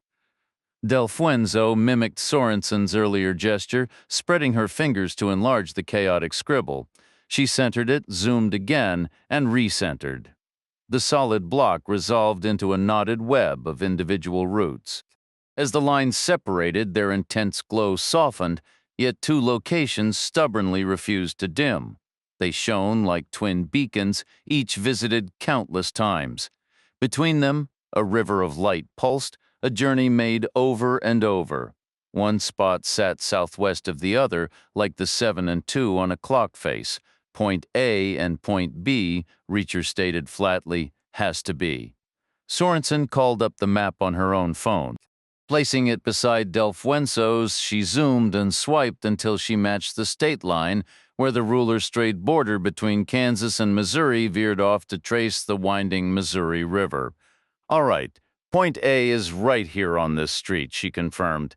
In this specific house, obviously then, with both index fingers moving in synchronized, delicate sweeps across the two screens, she scrolled north and east. And point B is practically in the shadow of the northernmost Lacey's store. 60 miles through labyrinthine suburbs and down unlit country roads. They were already 2 hours and 50 minutes into the drive, plus another hour now, maybe more. Let's move, Reacher said. Bale's car had GPS, a small technological mercy. Sorenson read the address for the Lacey's store from her phone, and Delfuenzo punched it into the navigation system. Then she hit the lights and siren, accelerating with a roar. Stealth was pointless now, at least concerning Point A. Point B would require a different approach, which Delfuenzo said she'd figure out when they arrived. The same satellites that had tracked McQueen guided them out of the tangled suburbs with surprising efficiency. Score 1 for the machines, Reacher thought wryly. The computer's cold logic initially sent them down a bland street that seemed a certain dead end, but a hidden right turn and a gentle left curve deposited them neatly onto a beltway on-ramp. 6 fast miles later, they swung east onto I-70, skirting the southern edge of Independence, Missouri, President Harry S. Truman's hometown and Reacher's personal favorite commander-in-chief. The highway stretched out, straight and empty, and holding 100 miles per hour was effortless. A flicker of optimism cut through Reacher's focus.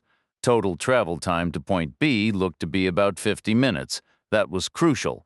Even if the Quantico team was already airborne, which they had to be, they still had a long haul ahead. They exited the interstate onto a minor road in the middle of vast open country. By now, Reacher had surrendered to the GPS. He watched the arrow and the gray guidelines. He saw how Route 65, their target dogleg north of their position, jutting east toward a town called Marshall, some historical quirk probably. The GPS was cutting the corner, aiming to merge with the highway just past a famous Civil War battlefield. Reacher knew his history. That field had witnessed a brutal 9-hour artillery duel. The kings of battle with observers calling shots. They'd even used crude incendiary rounds. Confederate gunners heated cannonballs and fires, hoping to set the Union lines ablaze, while Union artillerymen sported the red stripes on their trousers. Out his window, moonlight revealed fields churned by livestock, all fenced with wire. He saw gates, water troughs, and massive feed piles shrouded by tarps and weighted down with old tires. Farm country again, Sorenson observed, the landscape blurring past. Is that what we're heading to? A farm. A farm would fit, Reacher agreed, his tone shifting from contemplative to grimly pragmatic. Somewhere isolated. You've got barns for vehicles and storage, plenty of outbuildings that could be converted into dormitories, maybe a whole complex of them. Perfect for housing a lot of people who don't want to be seen. I'm not sure what counts as a medium-sized group, Reacher said. Could be a handful, could be up to 20. Delfuenzo replied. So 2 groups, anywhere from a dozen to 40 people. That's plenty, Sorenson noted. Wouldn't you agree? Reacher stayed silent. They had 88 bullets. Army statistics, he remembered, claimed it took the average soldier 15,000 rounds to take down a single enemy. By that math, 40 opponents would require 600,000 rounds. 88 wasn't going to cut it. They'd have to be a whole lot sharper than the average grunt. Route 65 didn't look like much for a highway that carved the state in two. It stretched 300 miles but felt like any other back road, maybe a bit wider, a touch smoother, but otherwise utterly ordinary.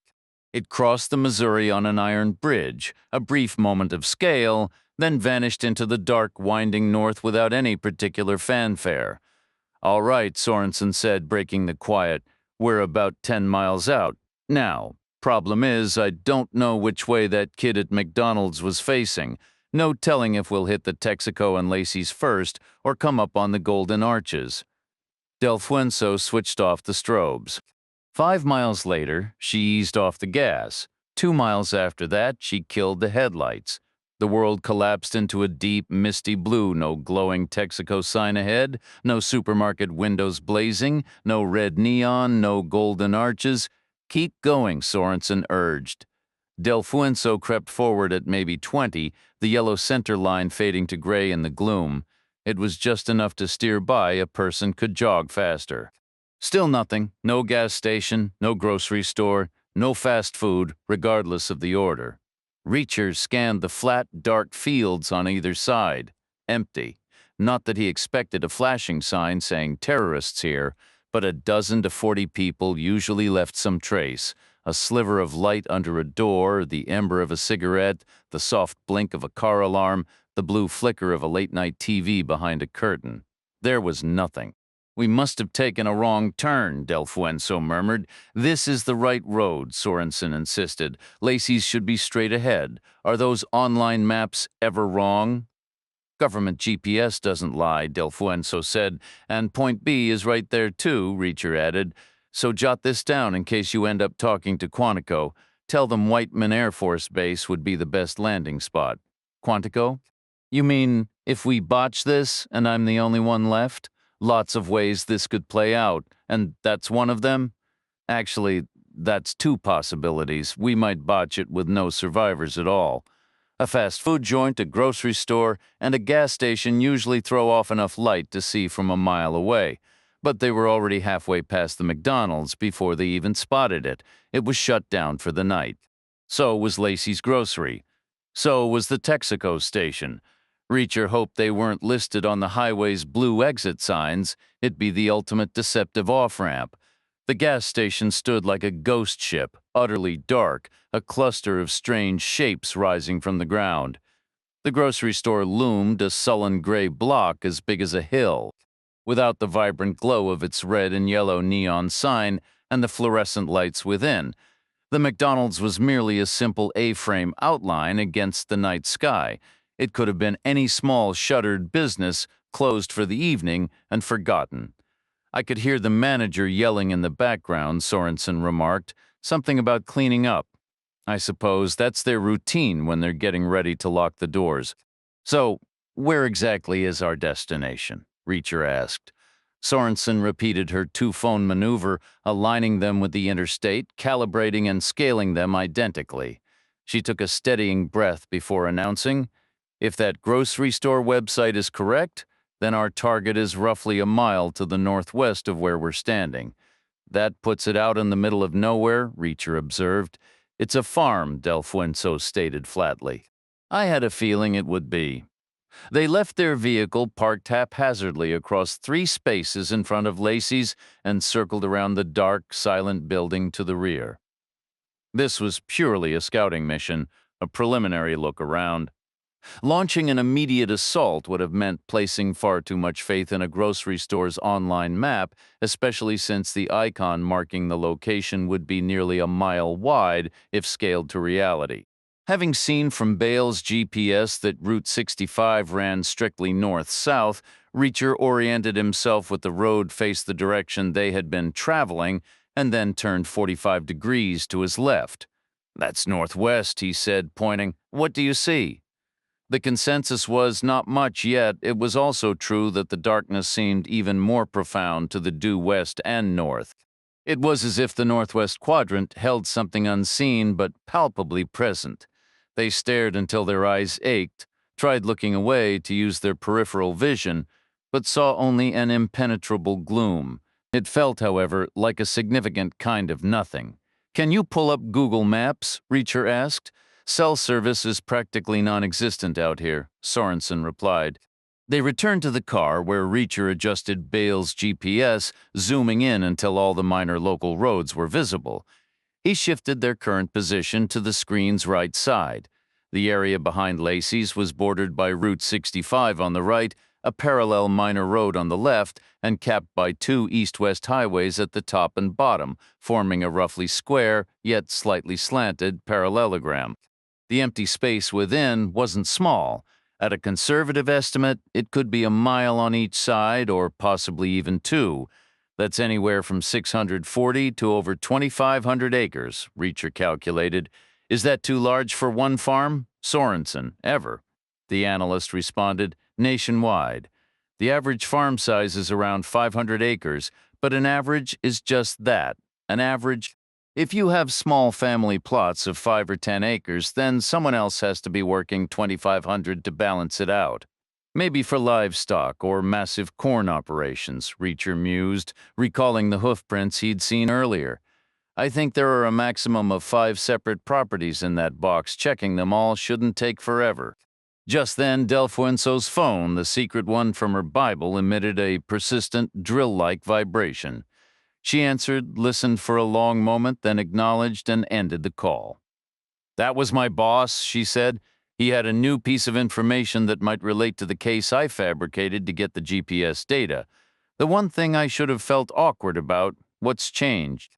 Now the folks at the State Department are insisting the man found dead in the pumping station had no connection to them. They're claiming he was just some random person, absolutely not a consular officer or any type of employee. They're doubling down, hands over their ears, singing la la la to block out the facts. His prints were taken. He's officially in the system now. A regrettable mix-up. Field forensics is often rushed and imperfect. That's nonsense, Sorenson shot back. My team knows what they're doing. I'm aware they're capable. So what's really going on? Maybe it's state's damage control that's rushed and sloppy. Reacher gave a slow nod. Why not just buy a full-page ad in the newspaper? This method practically confirms the guy was CIA. To us, perhaps, but we already suspected. This lets everyone else rest easy. Or is it a legal maneuver? This way they can officially deny operating on U.S. soil. Everyone knows they operate here. They stopped pretending otherwise years ago. Then they're revealing something else, too. This wasn't just a CIA officer. He was a compromised one. He wasn't under deep cover. He was making a special appearance. Why else disavow him so completely? You think a station chief was working both sides? They can handle basic math over there. Being a triple agent might stretch their organizational skills, though. The idea of a CIA insider communicating with Wadaya doesn't sit right with me. That conversation never happened, Reacher stated. Your guy used the knife too early for any meaningful exchange. They had been together before. They must have been, at least briefly, I believe. All three walked to that bunker as a group. It was as if the first man had suddenly sprinted ahead, forcing the other two to scramble after him. Likely, Reacher agreed, so words were probably exchanged. Most likely. I want to know what was said. We'll ask McQueen once we locate him. Tell me the answer to that word challenge, the one where you have to speak for a full minute without using the letter A. Is that how you'd prefer to remember me? It could help me win a few rounds at a bar. That was a game with Alan King, I overheard. Later, Reacher said, after we've found McQueen, he'll want to hear it too. He was asleep earlier. I doubt that man ever truly sleeps. How many acres was the property? The acreage isn't the point. This is about structures. We'll recognize it when we see it. And they did see it and know it precisely 10 minutes later after covering 600 yards on foot. They regrouped behind the grocery store in the same spot as before. Orienting themselves with the road as a guide, they turned 45 degrees to the left once more, facing northwest. Reacher took a final look at McQueen's GPS trail. At the highest zoom, it curved around an angle, resembling an upside-down letter J. Clearly, there was a vehicle entrance from the main east-west road above. McQueen had driven north on Route 65, passing the McDonald's, the Lacey's store, and the Texaco station before turning left, and then left again into a driveway. He had repeated that route enough times to etch the evidence into the digital record. The bright endpoint of his track landed almost perfectly on the diagonal line across the imagined parallelogram roughly halfway along its length. In terms of distance, that translated to half the square root of 2 miles at the short end, or half the square root of 8 at the long end, either about 1,300 yards or close to 2,500, a 20-minute walk, or perhaps 40, or something in between. They would be approaching whatever was there from a rear three-quarter angle, not a bad position, certainly better than coming at it head-on from the front or directly from the back, though not as ideal as a full-side view. If any building had a blind wall, it would be on the side, or a wall with only minor obscured windows, perhaps for a half-bath or a laundry room, like that suburban house 60 miles away. They spread out laterally as far as they safely could. Delueno took up a position far to the left, and Sorenson started out far to the right. Reacher stayed in the center, able to just make out both of them, though they couldn't see each other. Delueno moved out first. A few minutes later, Sorenson stepped out into the dirt, with Reacher bringing up the rear. Three figures spaced far apart both laterally and in depth, their dark clothing blending into the even darker night. They might not have been sharper than your average soldier, but they certainly weren't any less capable. The ground beneath them was a mess of heavy, churned mud, uneven and treacherous. Parts of it felt slick underfoot. Probably animal waste, Reacher guessed, though he still couldn't detect any odor. To maintain a straight path, he fixed his gaze on a notional point far off on the horizon. In his right hand, held low at his side, was Bale's Glock. Off to his left and ahead, he could just make out Delueno's form, a faint shadowy outline that seemed to flicker in and out of existence. Yet she was moving well, taking short, determined strides that ate up the ground.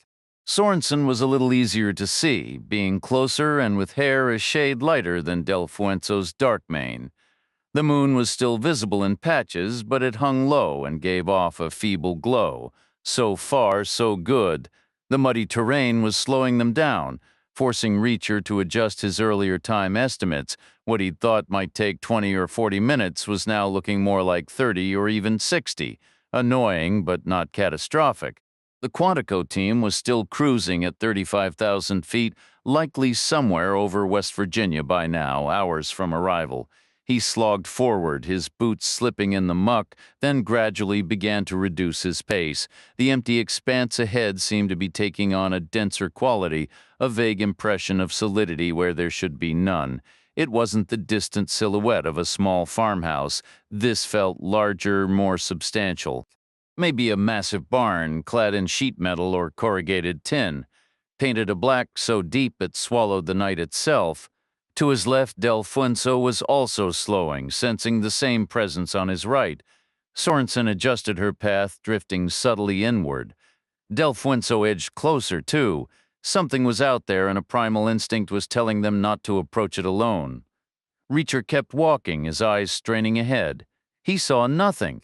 His vision had always been excellent. He'd never needed glasses, could read in poor light. In theory, the human eye should detect a candle flame over a mile away in total darkness. Initial adaptation was supposed to happen in seconds, the iris widening, retinal chemistry amplifying the signal like a volume knob being turned up. But Reacher saw only void. It was as if he'd gone blind. Yet this particular nothingness felt like a kind of perception in itself. There was a presence. A sudden breeze kicked up, flapping his pant legs and bringing an unexpected chill. Sorenson had stopped and was waiting for him up ahead to the right. Delueno was angling in toward him. They were abandoning their tactical separation, coalescing into a single larger target, not ideal.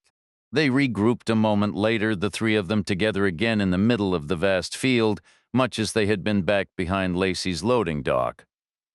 "This is strange," Sorenson whispered, her voice barely audible. "There's a huge shape out there." "What kind of shape?" Reacher asked. Maybe her eyes were better, like a vast patch of emptiness. "A hole in the air." "That's exactly what I'm seeing," Reacher said. "A big patch of nothing." But it's a low patch of nothing, Delfuenzo cut in, shivering as another gust hit her. Start high, look at the sky, then bring your eyes down slowly. You'll see an edge, a line where one type of nothing shifts into another. Reacher looked up. The sky to the north and west was a thick black quilt of cloud, utterly lightless. Far behind them to the southeast, a fissure in the clouds showed a sullen grayish moonlight, weak and diluted. Those higher clouds were shifting on the wind. The gap might widen or snap shut entirely. He faced forward again, starting high and dragging his gaze downward, searching for Delfuenzo's elusive edge. He stared until his eyes ached, but he saw no transition to him. It was all the same profound, unbroken nothing. He asked, "How far down?" "Just above the line where the sky meets the ground. Barely." "I can't even make out that line." "It's there. I'm seeing it." "No doubt. We need to move nearer. Are you ready?" "I am," Delfuenzo replied. Sorenson gave a silent nod, her fair hair shifting in the gloom. They pressed forward, keeping near. 10 paces. 20, peering into the void and seeing nothing. 30 paces, then it materialized. Perhaps closing the distance helped, or perhaps the wind parted the clouds just enough to let a sliver of moonlight through. Possibly both. It was no farmhouse. It resembled an overturned warship, a massive beached hull turned belly up. It was dark, solid, with oddly curved contours.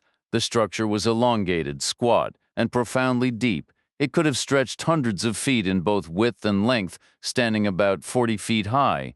It was roughly the scale of a Lacey's supermarket, yet infinitely more substantial. Lacey's was a flimsy, profit-driven box. It looked like a strong gust would carry it off, and many similar buildings had. But this thing hunkered in the field seemed impervious. The way it was settled into the earth hinted at concrete measured in feet, not inches. The rounded junctions where walls met roof spoke of tremendous fortitude. Its corners were softened and there were no visible doors or windows. A waist-high tubular steel railing appeared to encircle the roof's perimeter. They advanced another 40 yards for a clearer look. Reacher glanced back. The wind was worrying the tear in the cloud cover behind them, and the moon was emerging. This was a mixed blessing. He needed more light, but not too much, as excess illumination could become a liability. Turning forward, details resolved. The building wasn't merely black. It was also a matte, non-reflective dark brown and dark green applied in thick, random, jagged strokes, a camouflage pattern. To Reacher's memory, it was an old U.S. Army design from the 1960s. Delfuenzo whispered, "What is this place?" "Uncertain," Reacher said, clearly a decommissioned military site. The perimeter fence is gone. Some local farmer probably gained the land. Its original purpose is unclear. It's definitely blast-resistant. Could have stored surface-to-air missiles needing large doors for transport vehicles, or it might have been an ammunition plant where the concrete was meant to contain internal explosions rather than defend from outside attacks. The main entry points would tell us more decommissioned when that camouflage hasn't been refreshed in 50 years, likely abandoned post-Vietnam. That leans toward an ammunition factory. Demand for bullets and shells dropped after that conflict, though missile stockpiles were also reduced. So, either is possible. Why is it still standing? Structures like this are practically indestructible. They were engineered to withstand far more than demolition equipment. How would you even begin? How does someone end up with a place like this? They might have purchased it. The Department of Defense is usually willing to offload surplus for a price, or they could be squatters. Nobody conducts regular checks on these relics anymore, not enough personnel. There are too many scattered around, a fine legacy of your grandfather's tax dollars. It's enormous, I know. Care to adjust your headcount estimate? You could fit more than 40 people in there. You could fit 400. Or 4,000, Delfuenzo countered. Didn't McQueen provide a number? A terrorist roster is always fluid. He never saw everyone assembled. My bet is still on 24, maximum. They'd be echoes in there. So, how do we proceed with extreme caution? Where do we begin? Reacher looked at her, then at Sorenson. The man out in the field was relying on a team that would respond instantly if he signaled trouble. But instantly, Reacher thought with a wry internal twist, was one of those comforting words that often crumpled under the weight of reality, a stark reminder that in situations like this, swift action was a hope, not a guarantee. They were nearly 4 hours into an operation that had initially felt like it would stretch on forever, was 4 hours a blink, not even close. So how much more unbearable would 8 hours have been? He suggested the cautious approach would be to set up thorough surveillance. We need to observe that structure from every angle, Delfuenzo countered. That could take all night. Then let it take all night. You're saying we should wait for the team from Quantico. It's one possibility, not a great one, Delfuenzo pressed, especially for Don McQueen. I know. So the reckless alternative is to move in without proper intel. Is that really our only option? Call it a calculated risk. Honestly, in what way are we prepared at all? We're armed, Reacher said. We're alert, and they might be getting complacent, Sorenson added. If we don't act now, any later action becomes pointless. That's our reality, isn't it? And that's a classic tactical dilemma. Did your training cover situations like this? My training covered everything. It usually began with a history lesson. Back in the Cold War, the Soviets had missiles that could level cities. That bunker ahead was built to withstand a direct hit. We have 3 sidearms, but put yourself in McQueen's shoes. I want to get him out, Delfuenzo said, just not with our help. There were certain realities I never had to spell out to my own unit. It was understood part of the job. What realities? That you could die or end up permanently injured doing this. Is there any way to lower those odds without burning half the night? Yes, there is, Reacher replied. They spent the next 7 minutes discussing potential scenarios. Crafting a detailed plan was pointless. No plan survives the first shot. It always falls apart. Here it was especially impossible. They were operating in the dark. They turned their backs to the building, sat in the dirt in a row, and talked through possibilities. If this happens, then that, they established some general principles and agreed on basic protocols. Reacher felt cautiously hopeful about getting near the concrete walls. A missile storage facility or an ammo plant wouldn't have built-in firing ports. You couldn't just drill your own, not even with a missile warhead. So the place wasn't an armed fortress. Approaching from a distance should be safe enough. After that, plenty could go wrong. There would likely be lookouts on the roof behind that steel railing on a patrol walkway. Probably not many, and all of them untested in actual combat. Reacher remembered his military history. Sometimes sentries caused more problems than they solved. They ran out of words, an uneasy quiet settled over them. The FBI probably had some standard morale-boosting chatter for moments like these. The Army certainly did, but inside jokes don't travel well between different worlds, so no one said anything funny. All 3 just got to their feet silently, turned around, measured off their starting distances, and took their positions. They peered into the darkness, each fixing on a personal mark. Ready? Reacher asked. Sorenson said, all set. Delfuenzo nodded. Yes, remember, keep your pace and your line, don't waver, go. They rose and began to advance. Everything proceeded smoothly, until a rifle round struck Sorenson in the head. Reacher perceived the events in a strange reversed sequence. Because of physics. Because he was near Sorenson and far from the building, he heard the sickening impact of the bullet first, then the sharp crack of its passage through the air, and finally the distant boom of the rifle shot from 400 yards away. By the time that last sound reached him, he was already flat on the ground. He reacted at the first crack of the rifle, diving for the dirt. Before his body even settled, his mind had already processed the situation. It was a sniper shot, likely from an M14 or something similar, a .4308 caliber round. There was no night scope on the weapon. If there had been, he would have been the primary target. That meant Sorenson had been spotted only because her pale skin and hair caught just enough moonlight to make her a faint silhouette against the dark. All of this clicked into place in an instant, and he knew with absolute certainty that Sorenson was gone. The sound was unmistakable, a headshot. a 168-grain bullet traveling over 2,600 feet per second, carrying more than 2,600 foot-pounds of energy, dropping over 2 feet from 400 yards out. It was a pitch no one could hit back. There was no surviving it. He waited in the silence, but no second shot came. Moving carefully, he rubbed dirt on his hands and smeared it across his face. He scanned the darkness but couldn't see Delueno, which was a good sign. She was down and hidden. Turning his head, he caught a faint, pale gleam in the dirt, Sorenson's hand. He whispered her name, Julia, knowing there would be no reply. Then he tried for Delueno. "Karen, are you there?" A tense, breathy whisper came back. "Reacher, are you hit?" Sorenson was. Bad. As bad as it gets. He began to crawl, elbows and knees feeling absurdly exposed, yet trusting the darkness to hide him.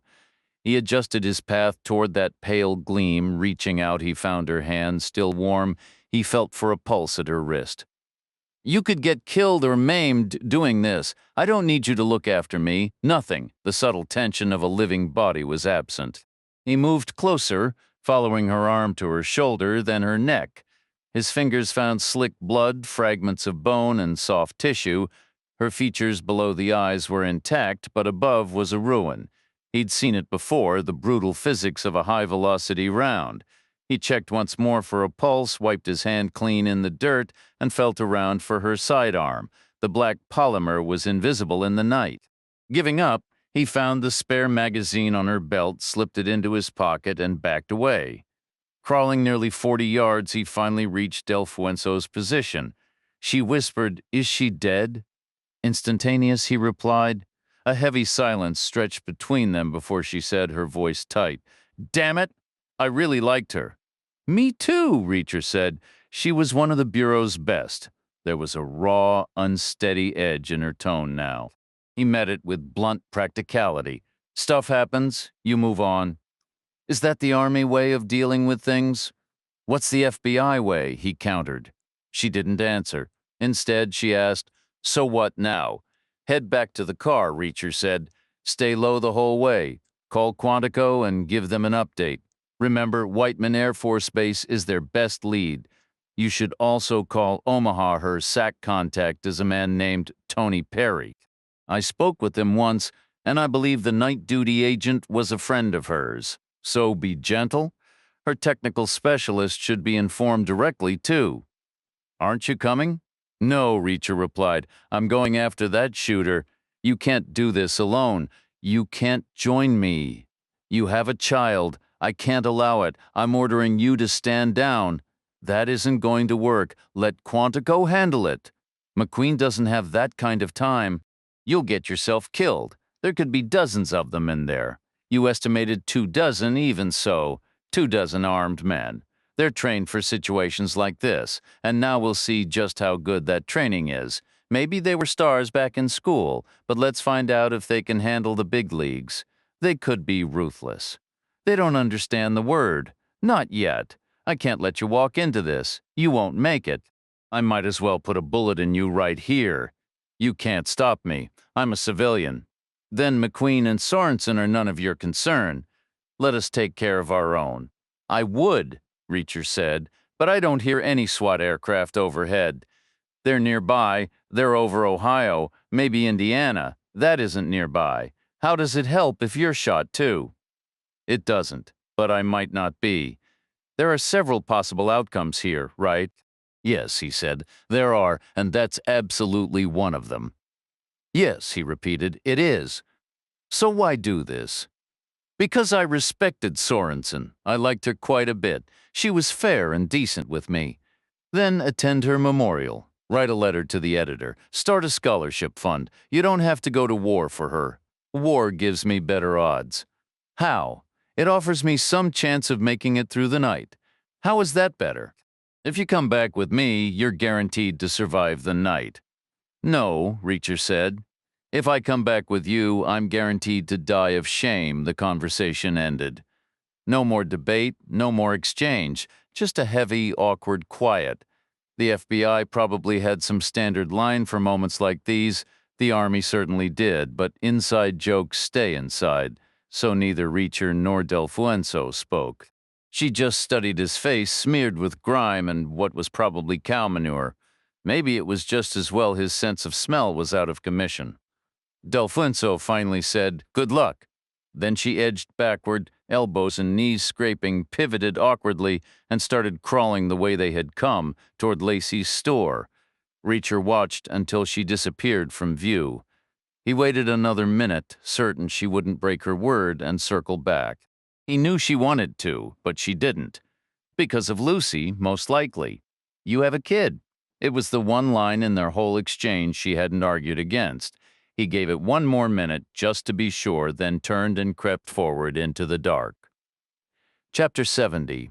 West Point had spent countless hours on tactics and strategy, and Reacher had absorbed it all in an academic sense. But in practice, he trusted his own instincts. They were built entirely around the opposition. No sense obsessing over his own capabilities. He knew his few strengths and his many weaknesses. What mattered were the other guys. What were they good at? Well, they could shoot, or at least one of them could. That much was clear. A headshot at 400 yards in near total darkness wasn't miraculous, but it was solid work. Beyond that, they wouldn't have much going for them. And their weaknesses would be glaring, mostly born from fear. Years of secrecy and paranoia would have warped their judgment. In fact, Reacher was betting they were making two critical mistakes right then. First, they were overcomplicating his approach. They were operating on the assumption that anyone who had been with Sorenson would now either abandon the mission or shift their approach by at least 90 degrees, attacking from a new direction. They briefly toyed with the idea of a double bluff from such an opponent, but in the world of paranoia, a triple bluff is always more compelling than a double. Consequently, their primary focus was locked on the three fresh angles of approach, not the one that was now considered spent. The southeastern corridor was, in their minds, effectively neutralized. They'd probably still post a sentry or two there, but it wouldn't be their top-tier personnel. Those guards would spend most of their time nervously glancing over their shoulders toward where they believed the genuine threat would materialize. This perception of safety created an opportunity. They were preparing to dispatch a team into that supposedly sterile corridor to retrieve Sorenson's body. Their concern stemmed from not knowing her full identity, coupled with the practical problem of leaving her exposed. This wasn't their property. Some farmer's ancestor had surrendered the land to the Department of Defense decades prior, and now the descendant had reclaimed it and was working the fields at dawn each day for the sake of operational secrecy. The body had to disappear, and quickly. In the paranoid mind, time is always a luxury you don't have. Reacher gave them 5 to 10 minutes, right on schedule. A vehicle emerged from one of the larger doors on the north side. It was a pickup truck, its paint a nondescript gray, perhaps just primer, difficult to discern, clearly in the faint moonlight. It wasn't a crew cab, just a standard model. The truck traced a path similar to, but tighter than the inverted J pattern left by McQueen's GPS, bouncing across the uneven dirt without headlights, a testament to secrecy and that ever-present paranoia. The cab was a pool of shadow, revealing no details, but Reacher calculated a minimum of 2 occupants, a maximum of 3, with 2 being the most likely. The truck slowed to a crawl and 2 figures leaned out of the windows, scanning the ground. Sorenson's hair was a dark, clotted mass by now, but the pale gleam of her skin in the moonlight was enough to guide them. They rolled the final 20 yards and backed the tailgate toward where she lay. Both men exited together and stood for a silent moment, confirmed as just 2 by the brief glow of the cab's dome light. They were unarmed, nothing in their hands or on their backs. They approached her with a hesitant, almost puzzled shuffle, like any 2 soldiers handed an unpleasant and mundane task.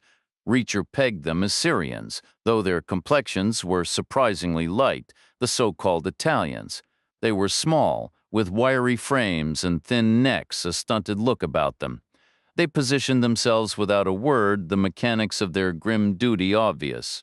The geometry was simple. The man on the left would handle one half, the man on the right the other. They would collect what they could, and the scavengers of the coming dawn would handle the rest. They bent their knees, preparing to lift, and then, as if from a dark fable, The ground behind them erupted. A giant nightmare figure surged upward, shedding earth and debris in a cascading torrent. It took one long, deliberate stride. Its right fist, a brutal hammer, descended in a vicious clubbing arc onto the back of the left-hand man's neck, a blow with the focused driving force of a railroad spike. The impact was followed by an almost elegant sweeping follow-through, the fist arcing down past the knee before whipping back up in a convulsive reversal of motion. The giant figure twisted at the waist, and its rising elbow caught the right-hand man squarely in the throat. With a sickening final crunch, Reacher pressed his knee into the first man's chest, sealing the man's nose with his fingers and covering his mouth with his palm. There was no resistance. The man was already gone. The second man fought briefly, but it was over quickly. Reacher cleaned his hands in the dirt and walked toward the pickup. Their weapons were tossed on the truck seats, 2 Colt submachine guns with canvas slings. Essentially compact M16s chambered for 9mm parabellum rounds, American-made. They could fire 900 rounds per minute from 20-round magazines with options for full auto, 3-round bursts, or single shots. Reacher wasn't impressed. The U.S. had never truly mastered the submachine gun, not like the Europeans with their superior Steyr or Heckler & Koch models. Just ask the experts at Delta or the folks at Quantico.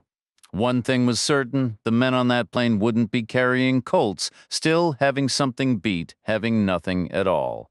He inspected the guns. They were loaded and functional. After closing the passenger door, he circled to the driver's side, adjusted the seat, and got in.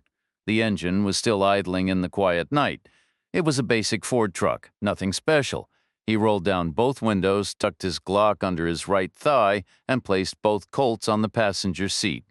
Ready, counting silently to 3, he shifted into gear and eased forward. The ground, which had felt uneven and treacherous on foot, proved just as rough under the tires. The truck jolted and slid, its stiff suspension bouncing over the rutted earth.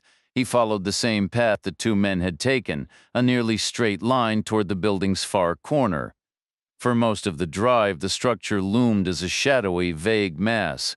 But as he drew nearer, details emerged until suddenly it was right beside his open window, like passing a moored ocean liner.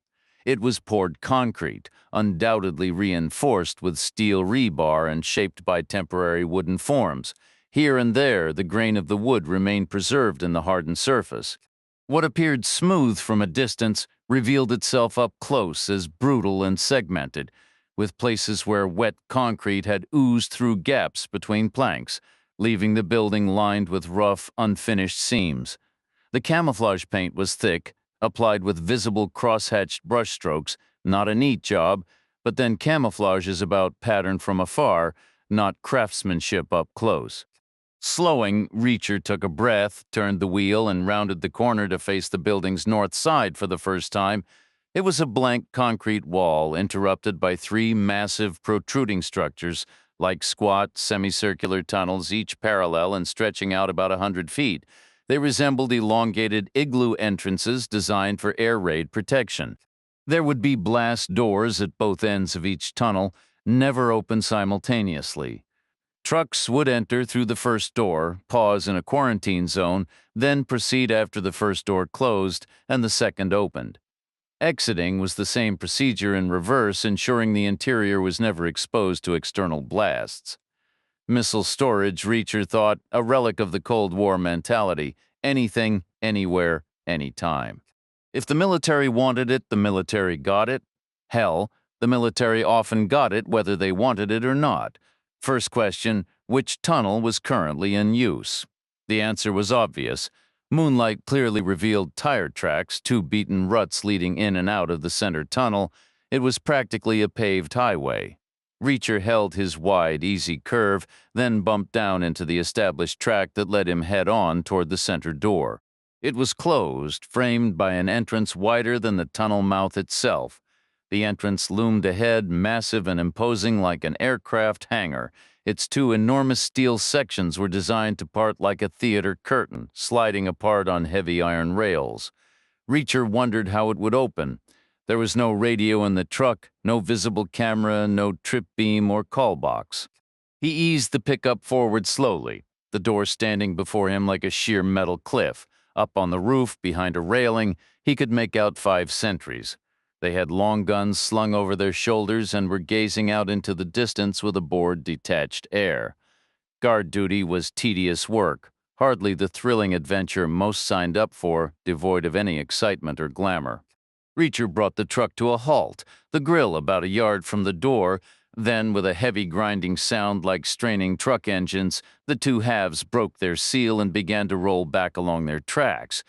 The entire structure had to weigh hundreds of tons, built to military specifications, likely blast-proof. The gap widened 2 feet, then 3 inside the tunnel. A line of dim bulbs in wire cages cast a weak glow along the ceiling. Reacher quietly pulled the Glock from under his leg, keeping it low and out of sight. The doors stopped once the opening reached about 7 feet, just wide enough for a vehicle. He took a breath, counted to 3, then placed his left hand on the wheel, touched the gas, and rolled inside. Immediately, he registered 4 key details. First, a man standing right beside him, next to a large red button by the first door. Second, another man about 100 feet down the tunnel, stationed by a similar red button near a second door. Reacher recalled his earlier advice to Delueno: shoot them in the face before they can even say hello. He followed his own counsel with the first guard, though not exactly in the face. He raised the Glock slightly and put a round through the center of the man's forehead, right where Sorenson had been hit. Conserve ammunition, no double taps needed. The shot did its job perfectly. The man wore a baggy green uniform with a handgun and an oddly ornate flapped holster on his belt, something more like folk art than standard military issue. Reacher glanced ahead. The second guard was still 100 feet away, too far for an accurate pistol shot, so he stepped out of the truck and hit the big red button. The massive door behind him began to grind shut. He waited. The second guard waited too, still keeping his distance. With the shot impractical, Reacher got back in the truck and fastened his seatbelt. Then he stamped on the accelerator and drove straight at the man. The guard froze for a critical second, fumbled with that elaborate holster, then abandoned the attempt and ran. But he ran away from his door, a foolish move. It wasn't a quick escape hatch. The mechanism was too slow. The man was betting he could evade Reacher inside the tunnel itself, a serious strategic error. He wasn't considering his opponent's mindset. His plan was to duck, weave, and then press himself against the concrete wall, assuming no driver would risk wrecking his vehicle. Reacher drove on, steering with his left hand. Just as predicted, the guard feinted one way, then the other, before flattening himself against the wall like a matador, expecting Reacher to swerve away at the last moment. It was a fatal miscalculation. Reacher plowed straight into him at about 30 miles per hour, ramming the front of the truck ruthlessly into the concrete. The impact caught the man between the knees and waist, crushing him. Reacher saw the shock on his face an instant before the hood crumpled upward like a concertina, obscuring the view. The collision slammed Reacher against his seatbelt, shattered the windshield, and sent the truck lurching onto its front wheels before it crashed back down, throwing him hard against the seat. Smoke and steam billowed from the wreckage. The sound was brief but deafening, a brutal symphony of echoes ricocheting off the concrete walls, the shriek of tearing metal, the crunch of collapsing steel, the crystalline shatter of glass, and the discordant clang of components being ripped apart. Bumpers, headlight casings, hubcaps, that sort of thing, Reacher noted. Then an abrupt, heavy silence filled the tunnel. He remained motionless for a heartbeat. He calculated that almost nothing of the commotion would have penetrated beyond the massive second door. If anything was heard at all, it would be a faint murmur. That door was engineered to withstand the fury of a nuclear blast. The sharp report of a 9mm pistol and the cacophony of a car wreck were mere whispers against its bulk. He shoved the warped car door open and extracted himself from the wreckage. Moving around to the mangled front end, he saw the second man was nearly severed, bleeding profusely from multiple wounds. He had dark hair and skin clearly not from around here. But then geography doesn't change biology. We all bleed the exact same shade of crimson. That universal truth was vividly on display. Reacher ended the man's suffering with a single close-range shot behind the ear. It was a round he could ill afford to waste, but then again, basic decency often comes with a cost. The two Colt submachine guns were tangled together in the passenger footwell, tossed there by the impact. Reacher straightened them out and slung one over each shoulder. He ejected the Glock's nearly spent magazine and replaced it with the fresh one he'd taken earlier. In a tight spot, 2 rounds could be the difference between walking away and not. Then he continued down the tunnel and pressed the large red button. A starter motor whined. There was a diesel cough. And then 2 enormous truck engines roared to life, beginning the slow process of opening the second door. On foot and this close, the experience was entirely different. The engines were as loud and powerful as anything you'd find in a long-haul rig, and the doors themselves were monolithic, like moving slabs of a fortress. From this perspective, they seemed to glide open with surprising speed, or perhaps that was just the adrenaline talking. It was a relatable illusion because the gap would be wide enough for a man long before it could accommodate a vehicle. Everything is relative. In another 10 seconds, the opening would be like stepping onto a stage. The big diesels labored, and the gap widened to 2 feet, then 2.5. Reacher raised the Glock, took a breath, and stepped through. No one was there. He found himself in a cavernous, empty garage roughly 40 feet square. The only vehicle was a sad-looking pickup truck hunkered in one corner, its paint faded to gray primer, sagging on a flat tire. The rest of the space was just vast emptiness and old oil stains on the concrete floor, stretching back to a recently built plywood wall that partitioned the space.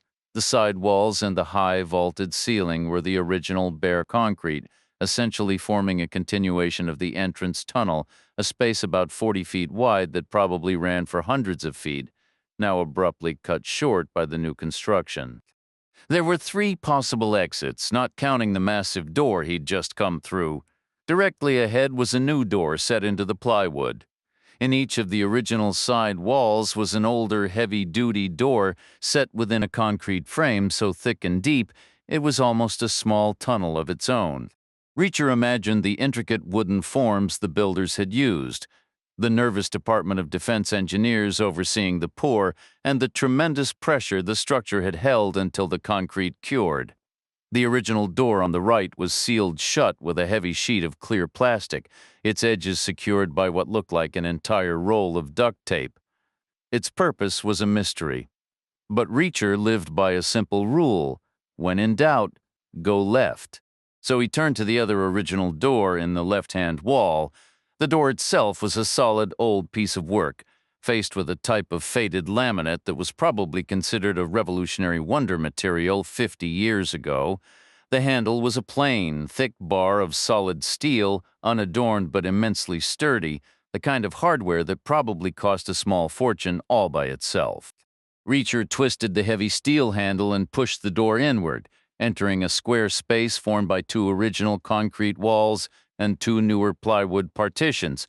It was a break room of sorts, furnished with low-slung comfortable chairs. A man was seated in one of them, not McQueen. He began to rise, but Reacher put him down with a single shot to the chest. Center mass was the smarter choice. It offered a larger target and didn't require the instant, absolute shutdown of a headshot.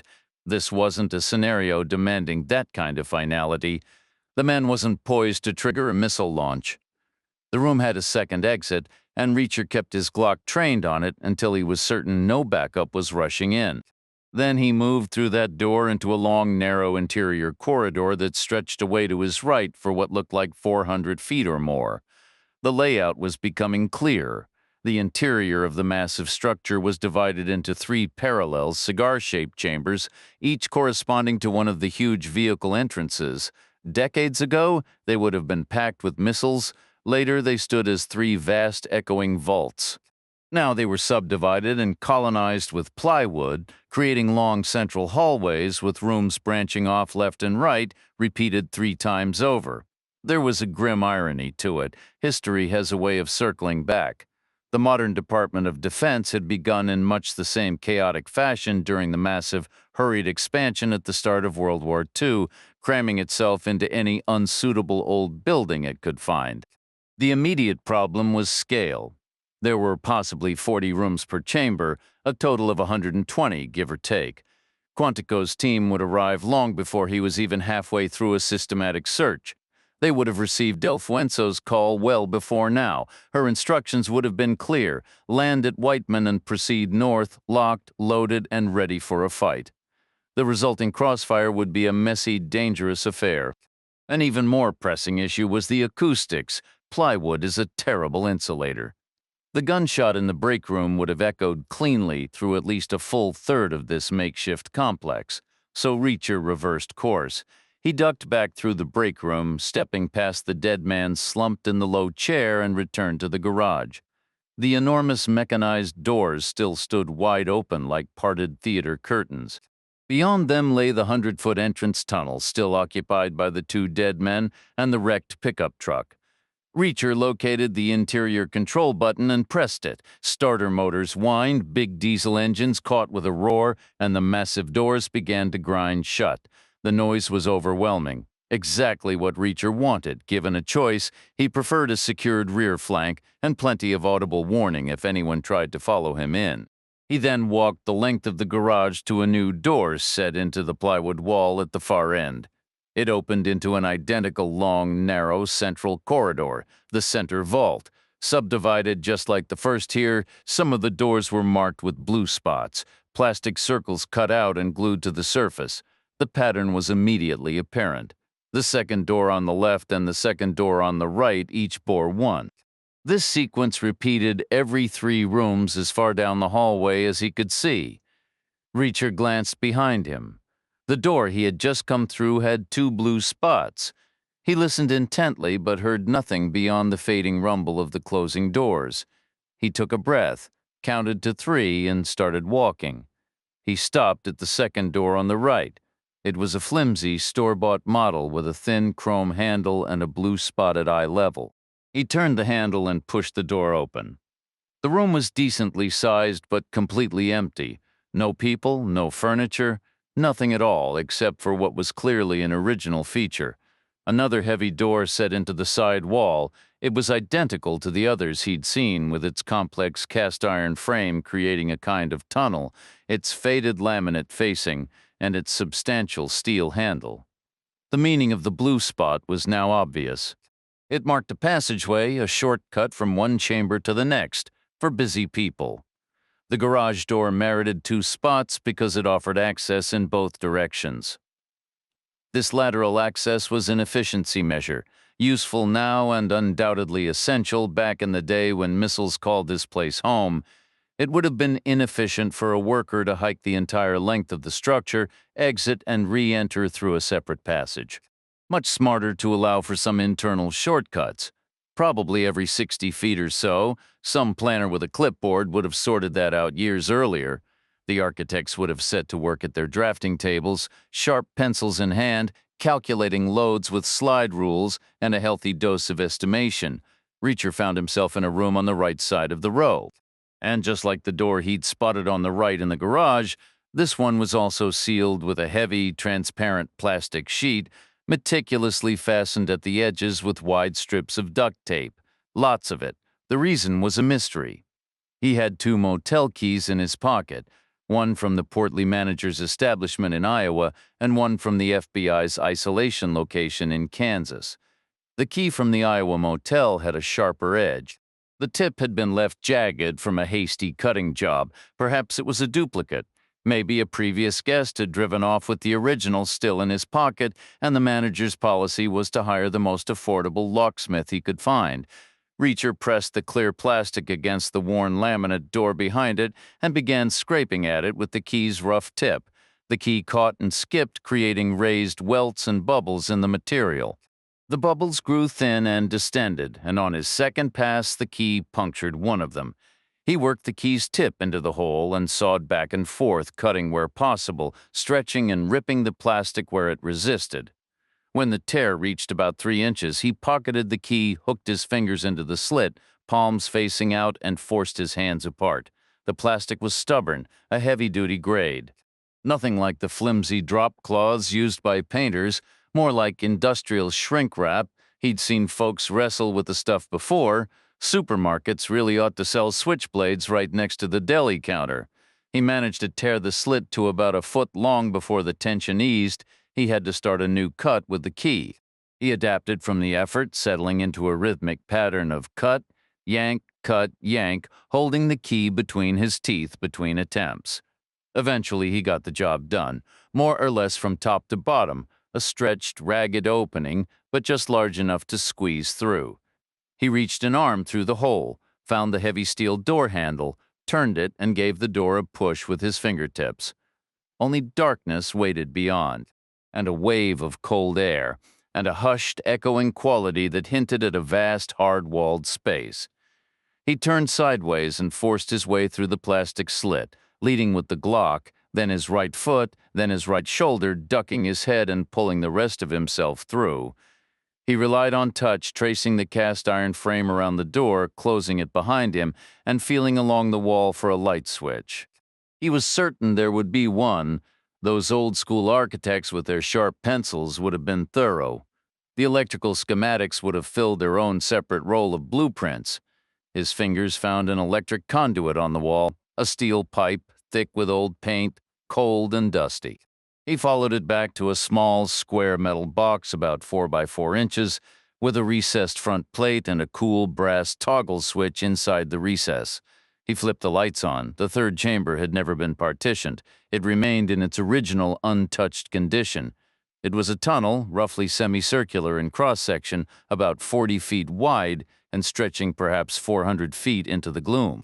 The side walls were just above head height, while the vaulted ceiling arched to a peak some 30 feet overhead. It was formed from concrete, poured and cast like the exterior, with the ghostly grain of wooden forms still visible in places, along with stepped curves, thin, ragged ribs, and seams where the formwork had once leaked. The surface was unpainted, but no longer raw. Time had softened it to a mellow, faded, and dusty state after decades of patient silence. The far wall was featureless concrete, while the entrance was sealed by heavy blast doors with a locking mechanism identical to the one Reacher had encountered earlier. The space within was far from empty. Parked in a precise line down the center were 8 massive flatbed trailers, each close to 50 feet long and a dozen feet wide, arranged bumper to bumper without their tractor cabs. They sat there like a line of sleeping beasts, their front arms raised and extended like the feelers of some colossal insect, ready to couple with a powerful engine. Each was coated in a sandy, desert-toned paint, a faded camouflage. Reacher recognized them instantly. These were M747 trailers from the Army's retired heavy equipment transporter system, built by Oshkosh to haul Abrams tanks, a job that proved too punishing for the hardware. After the Gulf War, they were shifted to less demanding duties, though the cargo they held here was scarcely light. Every trailer carried a pair of enormous containers, each the volume of a small garden shed, or more vividly, like 4 compact cars stacked 2 by 2. They were constructed of thick welded steel shaped into squat rounded cubes roughly 12 feet in every dimension, with protective framing so seamlessly integrated it was hard to distinguish from the vessel itself. They were built to hold liquid on an immense scale, tens of thousands of gallons per unit. A heavy shroud of dust lay over everything, the yellow-painted containers, the trailer decks, the concrete floor, gray, silent, and utterly untouched. The air was cold and still under the trailers. Tires sagged, some completely flat, and cobwebs stretched in delicate nets. The whole scene felt less like a storage room and more like an archaeological dig, as if they'd just broken the seal on a tomb forgotten for decades. It was entirely plausible these rigs had been backed in 20 years prior, unhitched, and then sealed away forever. 8 trailers, 16 giant tanks, a silent fleet meant for a grim purpose. The faded yellow steel of each container bore a stenciled emblem no larger than a basketball, a design born in 1946 at the University of California Radiation Laboratory. three sleek black blades on a yellow field. Most saw a simple propeller. Reacher saw the truth, nuclear waste. With a grim finality, Reacher flicked off the lights and edged back through the plastic sheeting. He crossed the vacant outer chamber and stepped into the corridor. Three men stood waiting. They moved off down the hall, arms laden with binders, their conversation a low murmur. They wore shirt sleeves and dark trousers, no weapons in sight. None was McQueen. Reacher watched them go. The potential fallout wasn't worth the commotion, too much noise for no real payoff. Far up on the left, they disappeared through a door marked with a blue spot, clearly cutting sideways into the first massive chamber. It was a matter of coordinates, 4 doors down, 1 room over, 1 room back. Navigating this place wasn't so different from the Pentagon, all angles and calculated moves. They had emerged from an office ahead, and to his left, its door now standing open where it had been closed. Reacher drew a slow breath, counted to 3, and covered the 30 feet. The office was roughly 20 by 17 feet, with 1 concrete wall and 3 of plywood, every inch lined with shelves. Desks crowded the floor, all of them buried under mountains of paper, loose sheets, clipped stacks, bundles and rubber bands, and more in binders. The pages were dense with numbers 6, 7, and 8 figures long, lifeless data waiting to be crunched. They had been crunched. Most sheets looked like ledger entries. No computers in sight. This was an analog kingdom of arithmetic. Footsteps echoed in the corridor again. Reacher listened intently. A door opened and shut. Then silence. He slipped back into the hallway. If McQueen was here, he'd be deep in the belly of this place, maybe 400 feet back, far from any exit, tucked into one of the rear chambers. Searching it would be a complex, dangerous puzzle. The long central hallways were death traps. No cover, nowhere to run. The blue spot rooms offered some refuge, but they were few and far between, and fixating on escape routes only slowed your advance. A classic military dilemma. Did they train for this? Not like this. Not without a team, gear, air support, and comms. All things he lacked. He checked the office opposite. Same dimensions, same shelves and desks, same seas of paper covered in those meticulous multi-digit figures, all added and subtracted, all carefully accounted for. The room next door was identical. He backtracked to the first office, the one with the lateral door. More footsteps sounded. Closer now, he stepped inside and shut the door. Suddenly, the hallway erupted with noise, running feet, raised voices. He moved fast, leading with the Glock through the slit in the plastic barrier, sealing the door behind him. The most direct path was a straight line. Reacher broke into a jog, hustling the full 400-foot length of the third chamber, weaving past derelict trailers and those ominous towering bottles. Dust puffed up from the floor with each step like kicking through a layer of fine, gray snow. For the first time, he felt a grim gratitude for his busted nose. The scarred nasal passages kept him from a sneezing fit that would have given him away instantly. The final original door stood 10 feet from the tunnel's end, perfectly aligned with the last yellow container and its faded radiation symbol. He yanked it open, fished out the fat man's motel key, and forced his way through the heavy plastic sheeting. Cut, rip, it was easier going this direction. The plastic billowed into the room ahead, and he could keep good tension on it. The space beyond was empty, constructed as a room but serving as a makeshift lobby. He pressed his ear to the corridor door. The sounds were distant now, the chaos of a hurried search, men combing through rooms, moving away from him. He was behind their lines, deep in the rear. He opened the door a crack and peered out. Hundreds of feet to his left, maybe 5 men were conducting a room-by-room sweep in and out, methodical but moving farther away. The door directly across from him bore a blue spot. It would be empty. The space was constructed as a room but functioned as an entry hall. Reacher began 1 room over directly across the hallway, no blue marking. He moved toward it, deliberate and quiet. He opened the door. An office space, filing cabinets, workstations, documents, a man seated at one of the desks. Reacher fired, a single shot to the head. The report of the pistol tore through the enclosed air, the flimsy plywood walls doing little to dampen the sound. Reacher retreated to the doorway. He looked out. Far down the corridor, the 5 searchers had stopped dead, their bodies caught mid-stride while their attention snapped toward the noise. Reacher tucked the Glock into his pocket and swung the Colt submachine gun from his shoulder. He switched it to full automatic, raised it, and lined up the shot. He squeezed the trigger and rode the recoil, 20 rounds gone in under 2 seconds, the cyclic rate humming like a precision instrument. All 5 men fell likely, 3 killed, 1 injured, 1 scrambling in terror. Not that Reacher was tallying. He already knew the tally. He was ahead.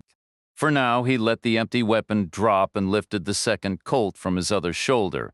Time to check the first chamber, time to keep them off balance. He moved back to the door marked with blue. He opened it and stepped through. Built as a room used as a lobby, but it wasn't unoccupied. A staircase rose in the center, a steep metal framework like a ship's ladder. It climbed into a vertical shaft cut through the concrete overhead. At the top sat a heavy steel hatch, massive with counterbalanced arms and a large locking wheel, submarine style. It was shut. Reacher reasoned it would be domed on the exterior, engineered to seal tighter under the concussion of a blast. The locking wheel drove bolts through a geared sequence into receivers around the rim. The wheel was turned to the open position. None of the bolts were engaged. Clearly, the men on the roof had closed the hatch behind them to conceal any light from below, preserving their night vision and maintaining secrecy, but they'd left it unlocked for their return. Basic logic. The smart play would be to climb up and spin the wheel, locking whoever was outside out there. Then Reacher could proceed inside without interruption. But the sniper was up there, with his M14, his partially spent magazine, and probably a satisfied grin on his face. Reacher killed the lobby light. He waited 4 seconds in the darkness for his pupils to adjust, then another full minute for his night vision to sharpen. He found the handrail by touch and began to climb. Reacher reached the top of the ladder and groped in the dark, relying on the mental image he'd formed earlier. The hatch likely weighed several tons, perhaps more if it was a composite of steel and concrete, which seemed probable given the era's preoccupation with radiation. Those mid-century architects would have been thoroughly briefed on such hazards, possibly by specialists from places like the University of California. No sense in a blast-resistant hatch if it leaked gamma rays afterward, but no person could lift multiple tons from a ladder. Meaning the springs had to counterbalance most of the weight, meaning a solid push should swing it open. He pushed, the hatch rose 2 inches, accompanied by a deep, resonant twang and a grind of springs. Loud, he waited. A thin band of murky grayish light outlined 3 sides of the frame. He estimated the sentries would be posted along the perimeter railing. That put most of them a good distance off. The roof was vast, like a sports stadium. Only those on the southern edge were close. He pushed again, harder. The hatch lifted another foot, more metallic groaning in response. No reaction from outside. He shoved once more, and the hatch swung fully open, 90 degrees like a door above him. He saw a square of dense Missouri night sky. The hatch was hinged along its northern edge. The ladder was fixed to the eastern wall, forcing him to emerge with his front, back, and right side exposed. Speed was essential, but achieving it was a challenge. He couldn't keep his finger on the trigger during the climb. This was the moment of peak vulnerability every mission held, and he despised it. Stairs were bad enough. Leading with his head was worse.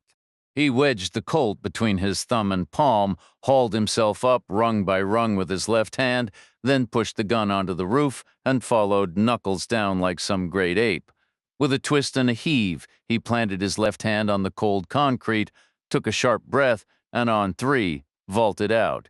He rose into a crouch, the Colt held high, sweeping side to side in the familiar tense shuffle of clearing a building. He found himself near the roof's southern edge. To his half left, the southeastern corridor lay empty. To his right, a single shadowy figure stood far off at the western rail, looking away. Turning north, he spotted 5 men staring out toward the 2-lane road where Bale's GPS had pointed. They'd mistaken Sorenson's approach for a feint, convinced the real threat was coming up the highway, a classic case of overthinking spiked with paranoia. He clicked the second Colt a single shot, moved behind the upright hatch for partial cover from the west and north, and rested his left elbow on it. Sighting on the lone figure to the west was straightforward, about 200 feet. With a rifle or even an HK submachine gun, it would be easy with the Colt, a gamble, still better than the Glock. A handgun at that distance was mostly hope and a prayer. Reacher was a proven long-distance shot. He'd won competitions. But this wasn't a range. He needed to watch two things at once, his current target and the reaction of the 5 men 300 feet to the north when the shot rang out. He needed to see them turn to pick out the distinctive shape of the M14 to identify the sniper. Because the sniper was next, he settled the front sight on the western target, exhaled, and kept his lungs empty. Calm, quiet. He could feel his heartbeat, but the sight stayed steady. His finger tightened on the trigger. Smooth, microscopic, relentless pressure, flesh against metal. The break came. The gun fired, flash and roar, bull's eye. The figure jerked and dropped straight down. The 5 to the north spun as one. The sniper was in the middle, third from either side. Reacher saw the M14 in his hands, held out front, turning with him. That familiar shape, 47 inches of walnut with a dull gleam in the moonlight, almost 400 feet away. Reacher shifted around the hatch lid, slow and deliberate, no rush. He sighted in, breathed in, then out and out again, and fired. A miss, but not a disaster. The round drifted left and down, catching the next man low in the throat. Reacher leaned a hair clockwise to adjust and fired again. By then, the 4 survivors were scattering. A 9mm round takes a third of a second to travel 400 feet, long enough for a man to move out of the way. Another miss. No one fell. 1 in the chamber, 17 in the magazine. Reacher thumbed the selector to triples, his go-to with a second-tier weapon. Quantity over quality. He aimed generally right and fired, sketching a random little triangle in the air like jabbing with a 3-legged stool. The right-hand man went down. 3 left. From left to right, numbers 1, 3, and 4, they all dropped to their knees and returned fire. Wild misses except for the M14. That .308 round came close. The lack of pressure didn't seem to bother him much, which was revealing. The man was perfectly fine when there was no heat, but when things got intense, he wasn't exactly top tier. Reacher imagined the epitaph, terrific with unprepared women in the dark, not so great otherwise. He fired another round, this time aiming at the 3rd and 4th men, the sniper, and the guy right next to him, as if they were a single combined target, a 2-for-1 shot. The 4th man dropped. The sniper did not. That left 2. Reacher had a round ready to go, plus 11 more in the magazine. He also had the Glock and 2 extra mags. One was full, the other was missing 2 rounds. If it came to it, he could use the Glock's ammunition in the Colt. Both were 9mm parabellums, the beauty of standardization. He had no clue what the 2 remaining men had left. The M14 probably had a 20-round box. The other guy's weapon could have been anything. This could turn into a lengthy standoff, close quarters in plain sight, an old-fashioned infantry scrap, the true masters of combat, a messy, brutal brawl, which happened to be Reacher's favorite kind. Numbers 1 and 3 were still on their knees, not particularly close together. Reacher slammed the hatch shut and stretched out behind it. He switched back to single fire. He settled around the curved metal of the hatch, making himself as comfortable as possible. The sniper took a shot at him. An improvement this time, the round struck the hatch with a loud clang and spun off, a massive ricochet that might have reached all the way to Lacey's general store. Reacher stayed perfectly still, calm and quiet. He returned fire, and he hit the sniper. Low on the left side, he figured possibly the hip, just a flesh wound. Not lethal, but definitely a distraction. The man twisted away and dropped flat, making himself a smaller target. His companion did the same, going prone and opening up with a frantic burst of covering fire. It was only dangerous to anyone in the next county over, but at least the guy was showing some team spirit. Reacher lined up on the muzzle flash and took his time. He aimed slightly high and to the right, compensating for what seemed like a consistent drift, and tried to skip around off the concrete and up into the man's face. It was too dark to see if it worked, but the firing definitely stopped. Maybe he was just reloading or taking a sudden nap, but he looked awfully still. Then a car passed in the distance on the two-lane road, maybe 600 yards off, its bright lights carving a moving sphere in the mist that backlit the scene for a second. Reacher concluded the guy was permanently out of the fight. He was splayed in an unnatural position. Shifting his aim just a hair, Reacher focused back on the wounded sniper, 1 in the chamber, 9 in the box, 10 chances a stationary target 400 feet away. He applied the same high and right adjustment and fired again and again. He felt the impacts, but he couldn't be certain. There was no return fire. Then the same car came back along the two-lane going the opposite direction, lost, perhaps, or concerned about the gunshots, probably not a cop, no blue or red lights, and no sane officer would cruise back and forth through a potential line of fire. The drifting bubble of light outlined the view once more, soft and indistinct. The sniper wasn't moving. He looked curled in, head down, lifeless. Reacher fired another round, and another one in the chamber, 4 left in the magazine. He had all the visual information he was going to get. He could fire 1,000 more times and be no more certain than he was right now. He pushed out from behind the hatch and began a low crawl north, using his elbows and toes. It was slow and painful on the rough concrete. No reaction from ahead, no incoming rounds. Reacher held his fire. There was no point in giving away his position with a muzzle flash. He paused 150 feet out, just for a moment to assess. Still no movement, just vague humped shapes in the gloom. Then the same car drove by on the two-lane for a third time. Same bright lights, same moving bubble of illumination. Reacher began to feel a twinge of concern about who it might be.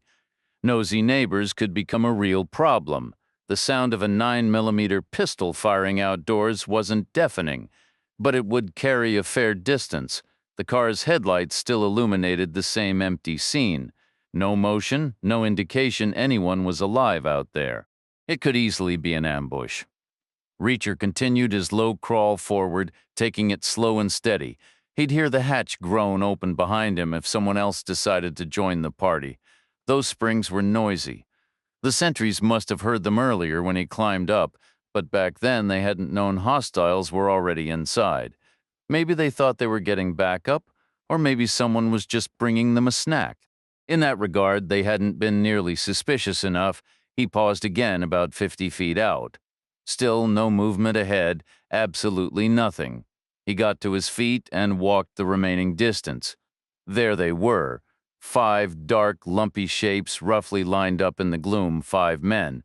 4 were already gone. The sniper was still breathing, though hit 3 or 4 times and clinging to life. Lucky, but not in any meaningful way. Reacher towed the M14 rifle aside, slung the Colt back over his shoulder, grabbed the wounded man by his belt, and dragged him to the guardrail. He hoisted him up by the belt and coat collar and dropped him over. The body bounced once off the curved concrete edge and fell 40 feet to the ground. Let's see if they can hit a major league fastball now. Strike 3, friend. Reacher turned and jogged the 400 feet back to the domed hatch, heaved it open, and felt for the ladder with his boots.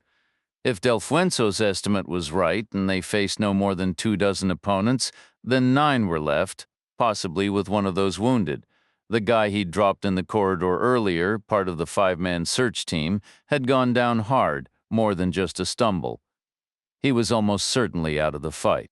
That left 8 still on their feet, better than a sharp stick in the eye, as they say, a decent rate of attrition so far. Reacher opened the door marked with a blue spot and checked the corridor. Empty, he began clearing rooms one by one, working from the back of the building toward the front. Every room told the same story: desks, shelves, and stacks of paper. No people. It took him nearly 10 minutes to clear the second large chamber. He entered the first chamber through the garage and started over, moving in the opposite direction, front to back. Desks, shelves, paper. No people, not in the first, second, third, fourth, or fifth room. He figured they must all be huddled together in the far back corner. Safety in numbers, a defensible position. unless, of course, they were all engaged in some elaborate game of cat and mouse, silently shifting from room to room around him. Unlikely, but possible. The third room on the left was set up as a kitchen, a stove, a refrigerator, a sink, and drawers stuffed with utensils. The room across the hall was a dining area with trestle tables and benches. Beyond that came the sleeping quarters, dormitory-style rooms with bunk beds sleeping 8, 3 rooms total, plus 2 private rooms with single Spartan iron cots and rough linens. Then came washrooms and toilets, followed by yet more offices filled with desks and paper, so Del Fuenzo had been pretty much on the money, accommodations for a maximum of 26 people, just the wrong side of 24. One of those would be McQueen, therefore 9 hostiles were still vertical somewhere. Then it was 8. The next room had a man working frantically at a desk. Reacher shot him point blank in the chest with the Glock without a word. Then it was 7 because the gunshot stirred up activity and he caught another man sprinting for safety down the corridor, shooting him in the back. After that, everything went quiet again, a silence that felt profound even with the ringing in his ears from firing so often indoors. The next room was empty. So was the one after that, which marked the halfway point in the chamber. 20 rooms left to go, 10 on each side. 3 more blueprints on the right, each one a path into the central chamber. They were constructed like rooms but functioned as passageways that left 17 potential targets still ahead. The progress was slow.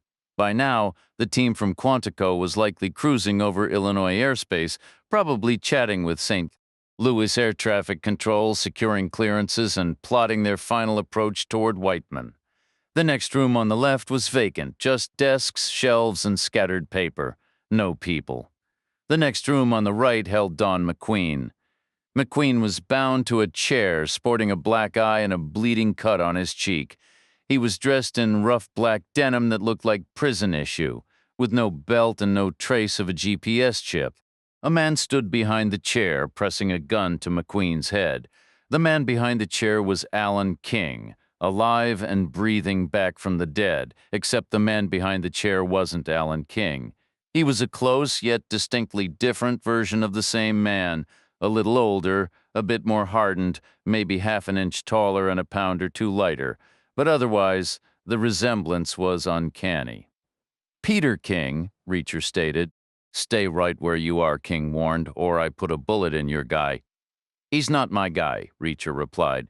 Peter King's weapon was a Beretta M9, standard Army issue. In Reacher's personal ranking, it beat the Glock. Its muzzle was jammed tight into the hollow behind McQueen's right ear, a dangerously precise placement. So, first objective, get that Beretta to shift. I need you to lay your weapons on the floor, King demanded. I suppose you do, Reacher said, but I won't be doing that. I'll shoot him. Already told you, he's not mine. Doesn't change a thing for me. I'll drop him anyway. Reacher raised the Glock. Be my guest, he said, then I shoot you. You pull your trigger, I pull mine.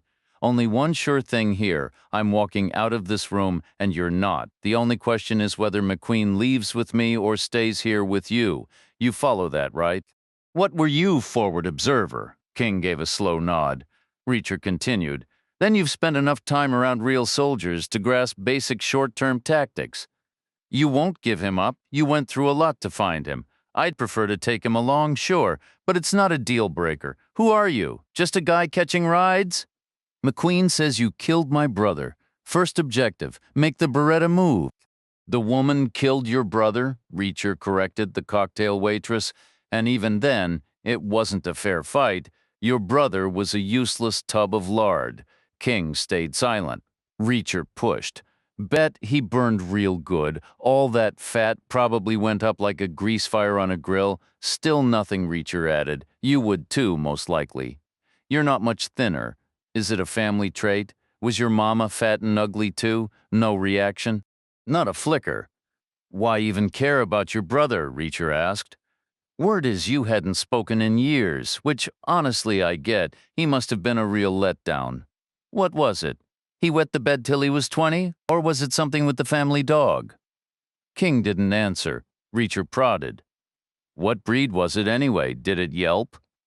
The Beretta didn't budge. Stalemate. Tell me, Reacher said. his tone shifting from needling to something quieter, almost reflective. I'd like to understand. I want to know what drove you apart for over 2 decades. Because I had a brother once. He's gone now. We were both busy, lives going different directions, but we talked when we could. We got along, we had our moments, we showed up for each other when it counted. I never made him ashamed, and he never made me ashamed. Silence hung in the room. One concrete wall, 3 plywood ones, creating a weird, muffled acoustic. Then King said, "It was more than 20 years. What was?" Alan was a coward. How? He ratted someone out. You, his best friend, over what? Robbing a liquor store, doesn't matter what they were doing. King said. Alan walked away, but his closest friend stayed behind. And you'd never pull a move like that, would you? No, I wouldn't, because you're a real man. You've got that straight, King replied. So stand and face me like one, Reacher said. Take your weapon away from McQueen's head, count to 3, and make your play. What? Like some old-fashioned showdown? Call it whatever suits you, but quit hiding behind a man who can't fight back. That's a coward's game. He's no innocent. He's a federal agent. He's strapped to a chair. You can deal with him later. You think you might lose this? There are 2 ways this ends. We should both be ready for either. Silence hung between them. Coward, Reacher said, we count to 3, correct? If you're able, then we fire. One of us will. Start with your weapon at your side. You first. On 3, King stated. Guns down, both of us, then we count to 3 again, then we shoot. Reacher studied the man's eyes. They seemed steady. Fine by me, he replied. King began. 1. Reacher waited, King continued. 2. Reacher held still. King said 3. Reacher lowered his Glock, letting it rest easy against his leg. King mirrored the move. McQueen let out a tense breath and leaned back. Reacher kept his gaze locked on King's. King drew a breath and said, All right, Reacher answered. Whenever you're ready. On 3, right? Go ahead.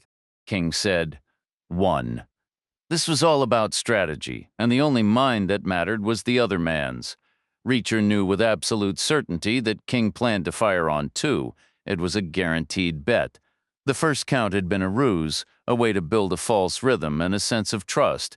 It set an expectation for a reason. King had it all worked out. He was a planner, you could see it in his eyes. He was clever, but not clever enough. He wasn't thinking like his opponent. Reacher raised the Glock and shot him in the face right after the count of 1. What followed was more difficult, not less. First, Reacher couldn't free McQueen from the chair. The thin cord was pulled brutally tight. The knots hardened into unyielding lumps. Second, the remaining men in the other rooms had finally gotten the picture. They must have heard the nearby gunshot, and when King didn't emerge victorious, they launched into a desperate, disorganized last stand.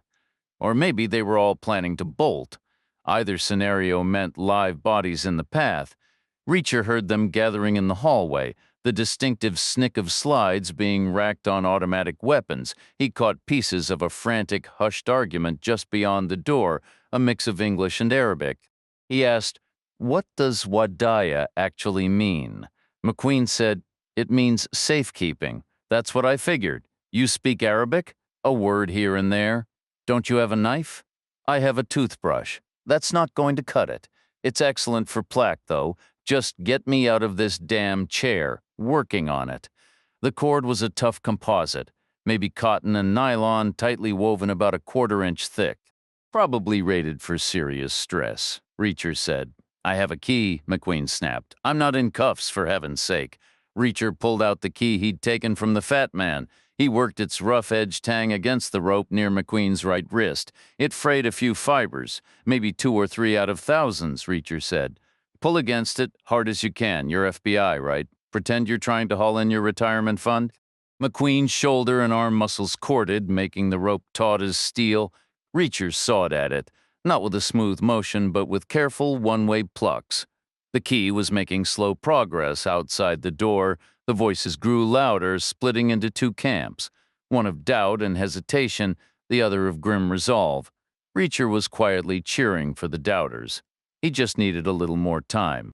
McQueen kept the pressure steady, A faint sheen of sweat now visible on his forehead from the strands of rope gave way, one by one, then in bunches, until a whole section frayed apart. McQueen finally wrenched his right hand free. Reacher scooped up Peter King's Beretta from the concrete and pressed it into McQueen's grip. McQueen glanced at it, then at the Colt slung over Reacher's shoulder. "That thing would be more useful," he muttered. "These hallways are a shooting gallery." "Only 5 rounds left," Reacher replied, already working on the left wrist. The fibers strained and popped under the blade. "I'm saving it to use as a blunt instrument. You could reload it. No time, not a good moment to be unprepared." "What about your Glock?" 13 rounds. Unlucky number. Tell me about it." Reacher paused his sawing, swapped the magazine for the full one he'd taken from Bale back in that Kansas motel room a lifetime ago.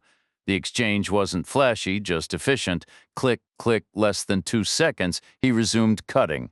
The angry voices in the corridor hadn't faded. "What's the total head count tonight?" Reacher asked. 24, McQueen said, not counting me. "Then there are 6 left. That's it? Damn. I've been busy for a while. Who are you, really?" "Just a traveler catching rides where I can." "Well, you've been effective, whoever you are. Did they give you your own room here?" "No, those were reserved for Peter King and the top man."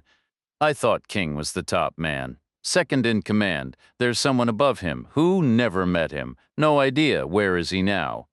"Your guess is as good as mine." The door swung inward. McQueen fired from his chair. A shadowy figure crumpled backward into the hall. Reacher lunged forward and slammed the door shut. 5 left, he said. "How would you handle this if you were them?" McQueen asked. Reacher didn't hesitate. "I'd open every door along this corridor and station a man in the first 5 rooms with blue markers. They'd see us before we saw them. We wouldn't make it 10 feet. That's what I'm afraid of." "Are they that clever?" "In some ways, yes," McQueen said, his voice tight. "Don't underestimate them. I'm starting to get that impression. You know what this operation is really about?" "I've pieced most of it together," Reacher said. "Then you understand we have to secure this building intact. It's critical. Speak for yourself. All I need is to get to Virginia." "What's in Virginia?" "Lots of things. It's a major state, 12th in population, 13th in economic output. Nice place to visit." The last rope around McQueen's left wrist parted. Reacher handed him the Colt and crouched to tackle the ankle bindings from behind. The ropes here were tougher, the fibers coarse and unfinished. Progress was slow. Reacher adjusted his method, using the last sharp edge on the tool to pry at the knot and the key from that FBI motel in Kansas as a wedge to force it open. It was meticulous work, gaining ground millimeter by millimeter. After 5 minutes, McQueen was mostly free. 5 minutes after that, he was up and out of the chair, trailing ragged coils of cut rope from his wrists. He held the Colt in his left hand, the Beretta in his right. Ready to move? They were 200 feet from the first heavy door, 300 from the second, 300 feet from the cool night air outside, 300 feet from anything resembling safety. "Ready?" Reacher asked. McQueen gave a sharp nod. Reacher turned the handle and pulled the door open. The escape fell apart from the first step. Those 300 feet might as well have been an impassable canyon. The 5 remaining men had done the smart thing. Every door along the corridor stood wide open left and right, creating a gauntlet of potential ambush points. Wherever Reacher and McQueen moved, they risked taking fire from the darkened rooms as they passed. Or maybe not. It was utterly unpredictable. A deadly game of chance. 5 hostiles, 39 doors, not including the one they had just left. Standard infantry doctrine would have called for clearing each room with grenades or blasting through the flimsy walls with heavy weapons, but they had no grenades and no heavy weapons. They were down to 2 handguns and a submachine gun with almost no ammunition left. A serious problem, Reacher said. "We need a distraction," McQueen asked. "What kind of distraction?" "We could start a fire." "We absolutely cannot do that. We need to preserve the evidence in those files. Besides, I don't have any matches. Trying to get to a kitchen to use a stove would mean fighting our way across the whole floor. At that point, we might as well just make a run for the exit." "We should move laterally. There's a clear path through the 3rd chamber." "Pick a door," Reacher said. He couldn't see the blue markings. All the doors were swung open into the rooms. He remembered there were 6 doors marked with blue spots, constructed like proper rooms, but used as passageways with 5 enemies active. One of those passages had to be clear. Roughly a 17% chance, 17.6 repeating. If you wanted to be precise, back to back? McQueen asked. Who takes point, Reacher said. Does it matter? It might, Reacher replied. He wasn't putting much faith in a 17% chance. Odds were they'd bump into someone in whichever connecting lobby they chose. One of the 5, any gunfire would immediately alert the other 4. If those 4 gave chase directly, the man walking backward would bear the brunt of the fighting. But if the survivors were smart and began flanking maneuvers through the lateral rooms one by one, then the forward-facing man would face the greater threat. You take point, Reacher decided. McQueen moved into the corridor. Reacher followed, walking backward, and they advanced together, slow and silent and careful back to back, almost touching but not quite from that moment on. It was entirely about trust. Reacher fought the urge to glance over his shoulder, and he knew McQueen was fighting the same instinct, but neither man did. Each was responsible for his own half of the world, no more, no less. They covered 20 feet, reaching the next set of doors, one left, one right. McQueen slowed and took a steadying breath. Both doors stood open, no blue spots. The rooms were empty. They moved on. Another 20 feet, another pair of doors, one left, one right.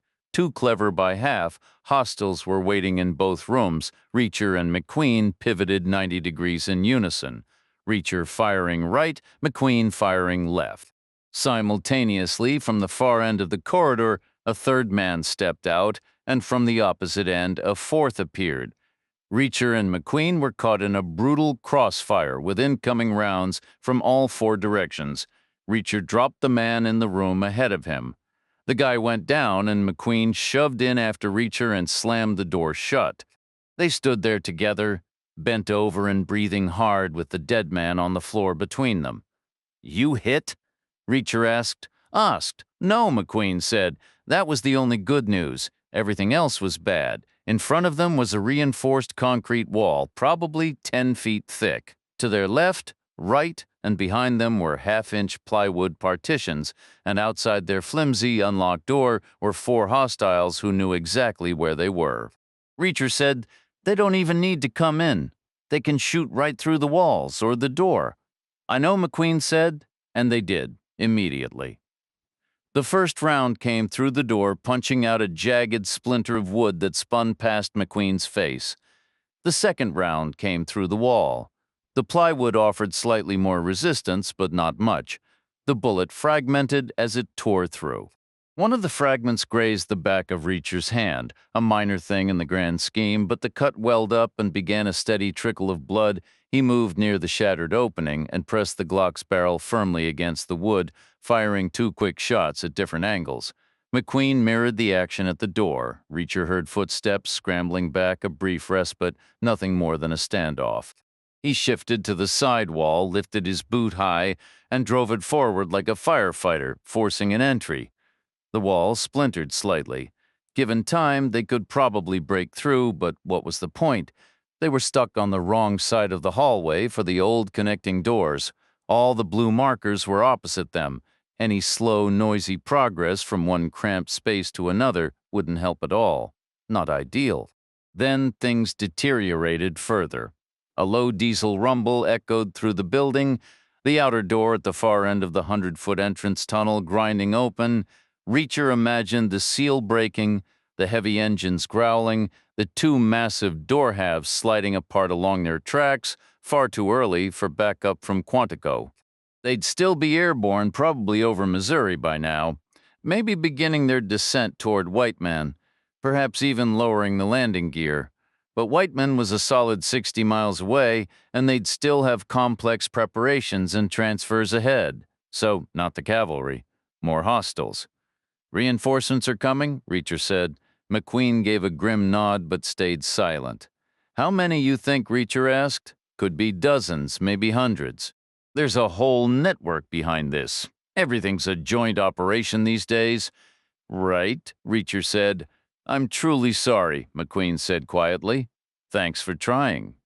They shook hands, an awkward, wordless gesture in that bleak plywood room, McQueen still trailing frayed cords from his wrists, Reacher's hand streaked with blood from a cut. The diesel noise started up again, the outer door closing so the inner one could open, the old fail-safe circuit still dutifully cycling. McQueen said, "They'll likely bring them straight here." Reacher nodded. "Then let's not just wait around, make them earn it. The third chamber is our best shot. They might hesitate to fire in there," Reacher agreed. "The flatbed trailers, the massive yellow containers, the radiation warnings. Don't stop for me, no matter what happens," he said. "Better one of us gets out than neither." "Same goes," McQueen replied. "I'll go first, left and through, you head right. You want the Colt back? Keep it. Remember, it pulls left and down."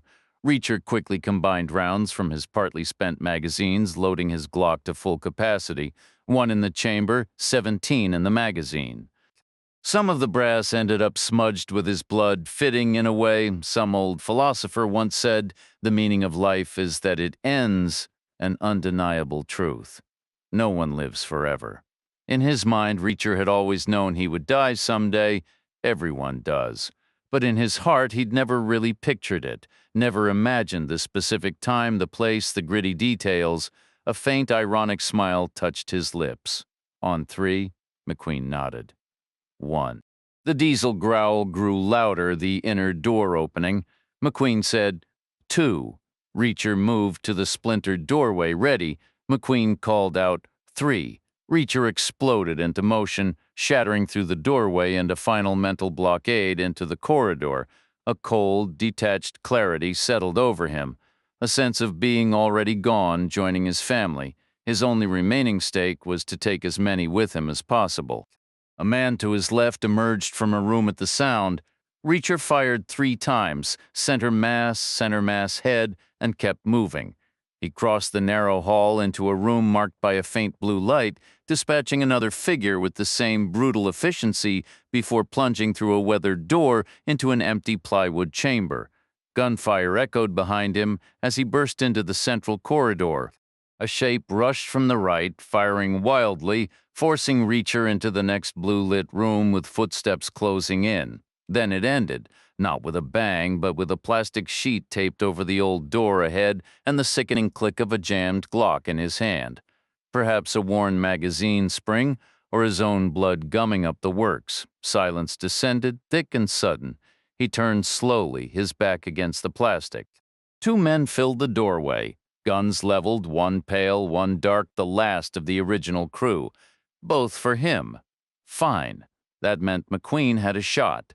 Get to the garage, Reacher thought. Hide in that beat-up truck, let them pass, then hit the door and run.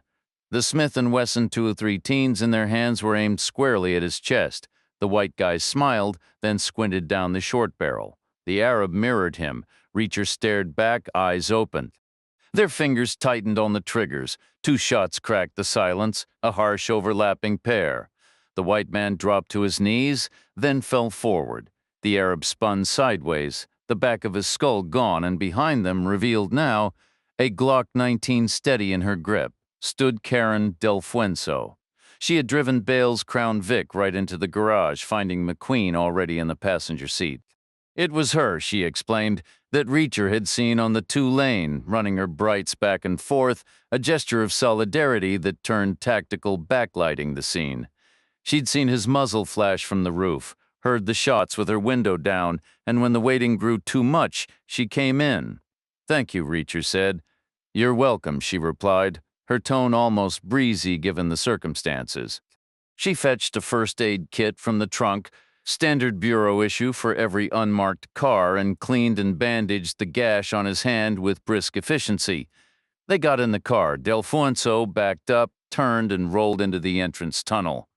Reacher got out again and hit the large red button. With a groan of old machinery, the inner door began to close, triggering the failsafe to open the outer one. They emerged into the cool night air, bouncing across the rough dirt where the old approach road had been ripped out long ago.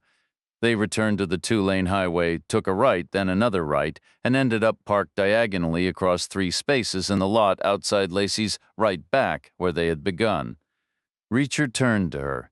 "Any update on when Quantico will get here?" She shook her head. "They're running behind. Still looking at about 3 hours.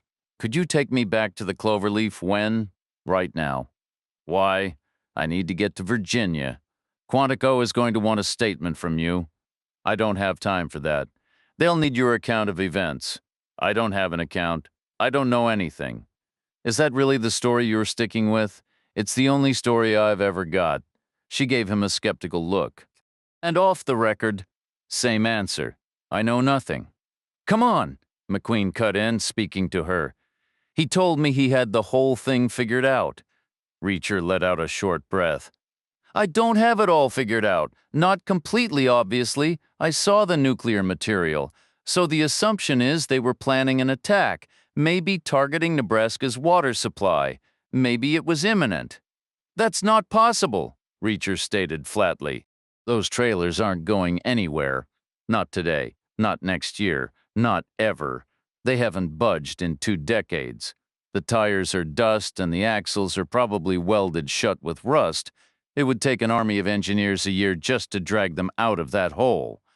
"Then why is it even there?" she pressed. "That place was never designed for that kind of cargo." "Because nobody wanted it," he said. "Classic not in my backyard." "It was probably a temporary stopgap. Then they never found a permanent home for it, so everyone just forgot. Out of sight, out of mind.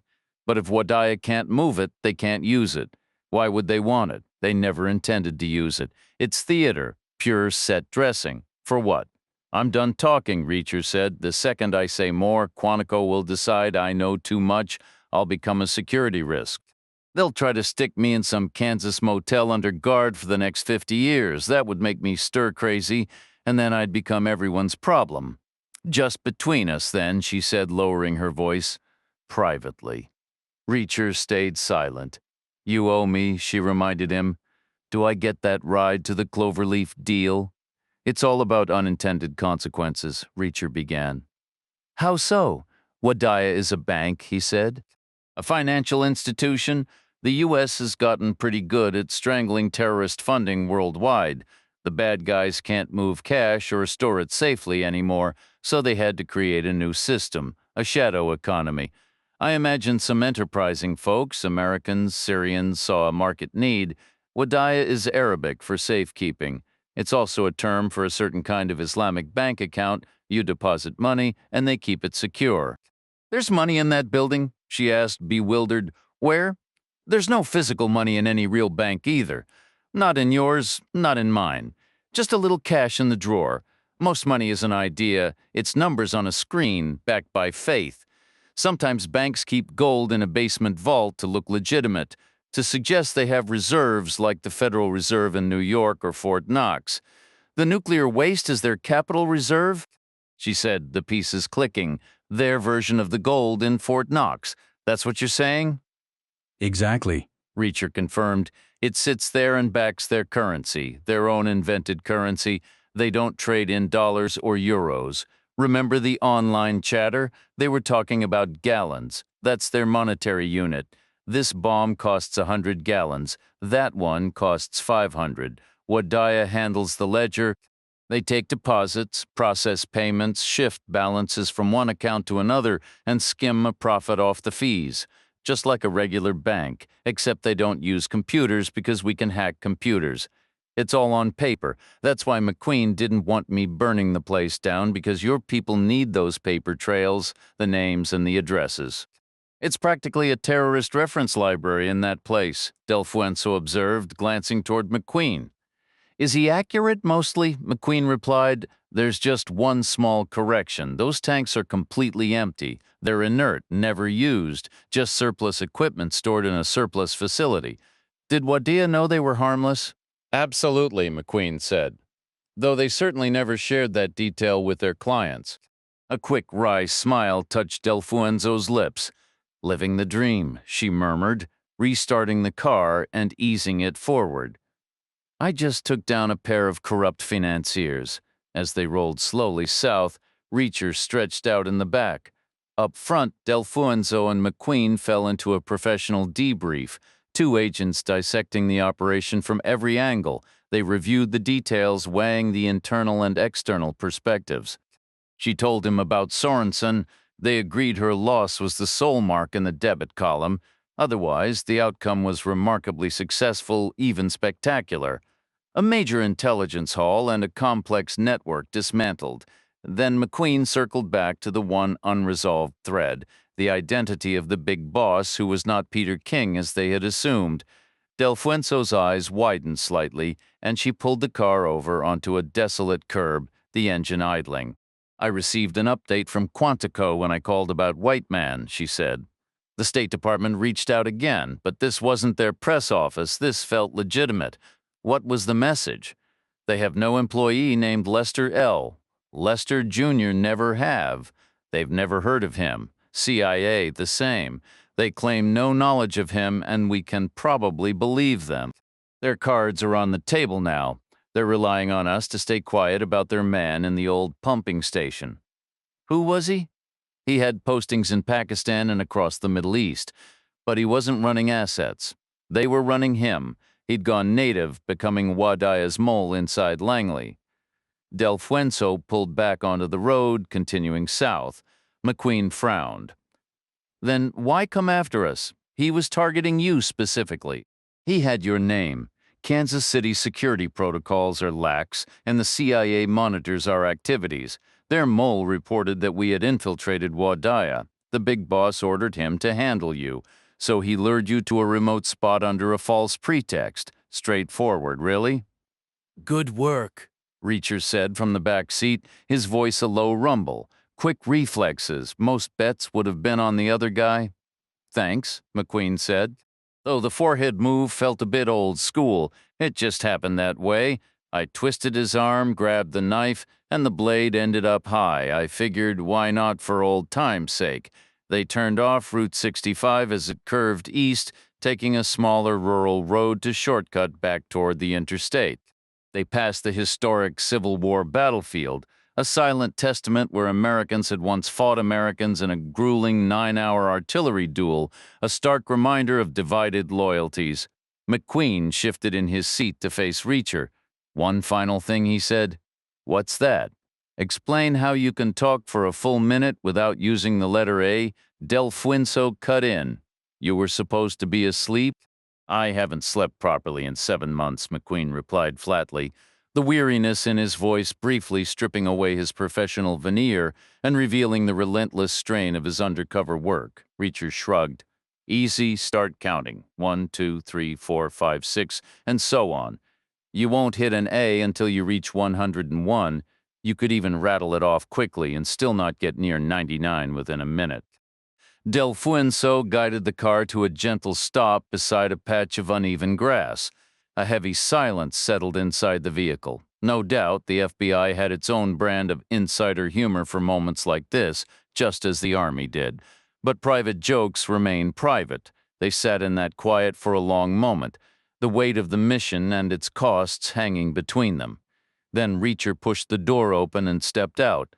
He didn't look back.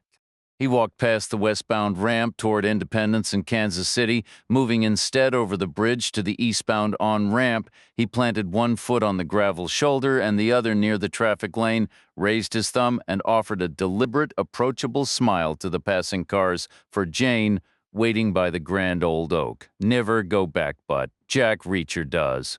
A new high-octane suspense novel featuring a character hailed as one of the most compelling figures in modern thrillers.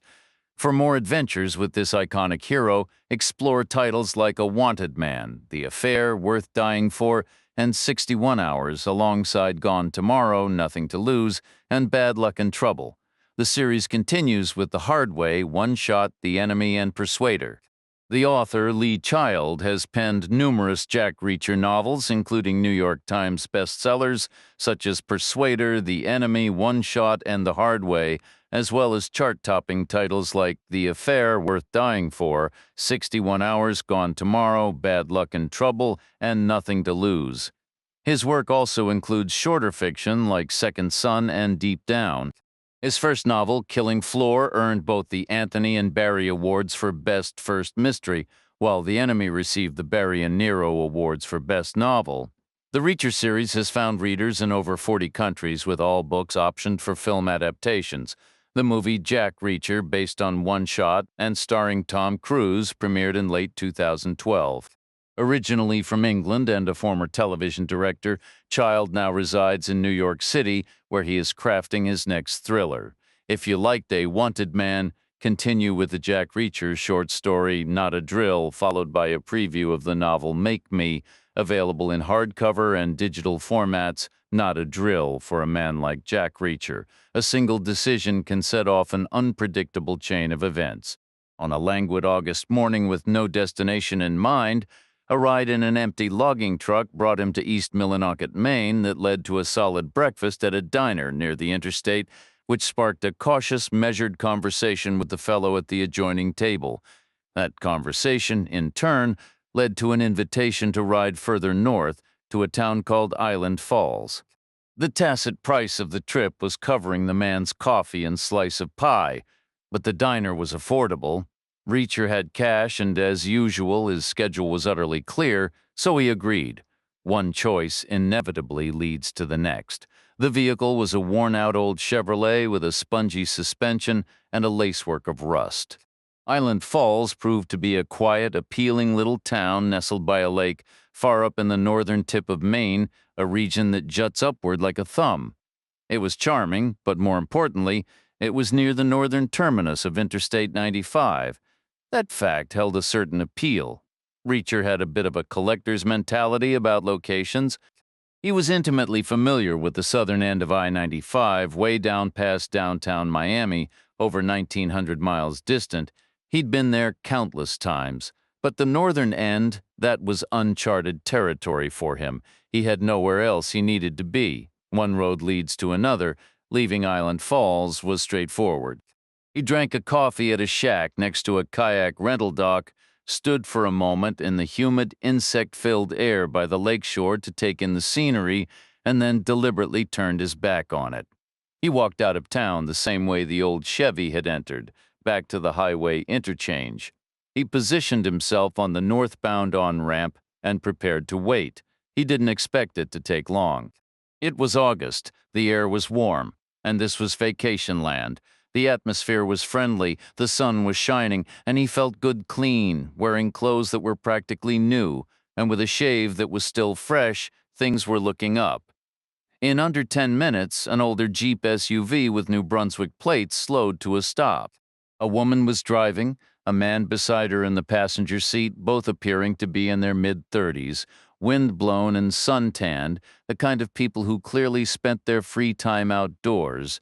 They were probably on their way back from an adventurous trip, maybe kayaking, maybe camping, maybe a bit of both. The back of the vehicle was packed with gear, the passenger window rolled down, and the woman leaned over to get a better look. The man asked, "We're only going as far as Fredericton. I'm afraid that's not too far. Would that help you at all?" Reacher said. "Is that in Canada?"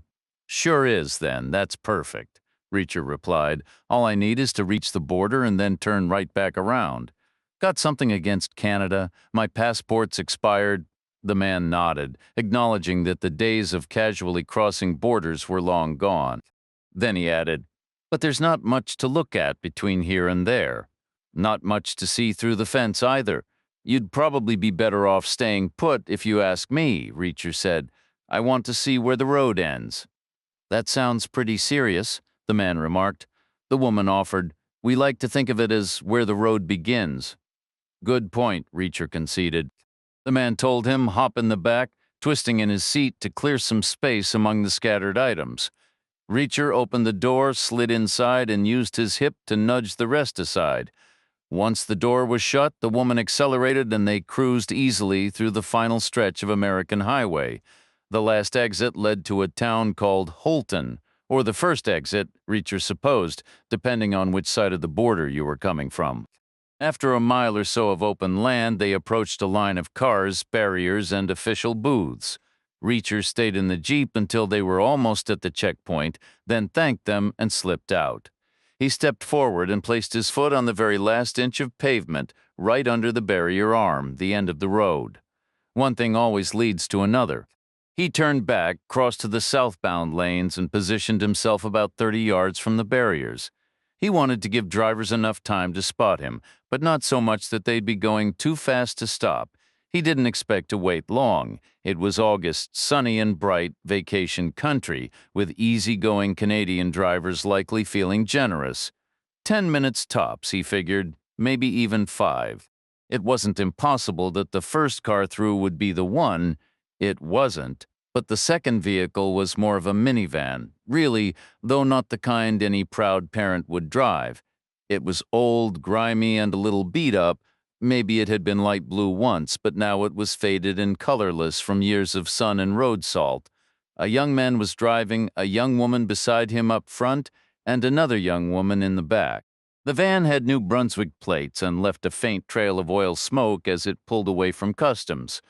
Reacher had ridden in worse. It slowed and stopped next to him. The passenger window was already down. The woman in the front said, "We're headed to Naismith."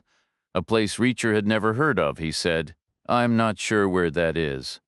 The driver leaned over and explained, "The Allagash, man. About an hour west of Route 11 after you head north for a while. It's a small town where you pick up the wilderness trail through the forest. It's a really cool spot," Reacher asked. "North of here? Beautiful country, man. You should see those woods. They feel ancient. Step off the path, and you might be the first person ever to walk there. I mean it. 10,000 years of untouched nature."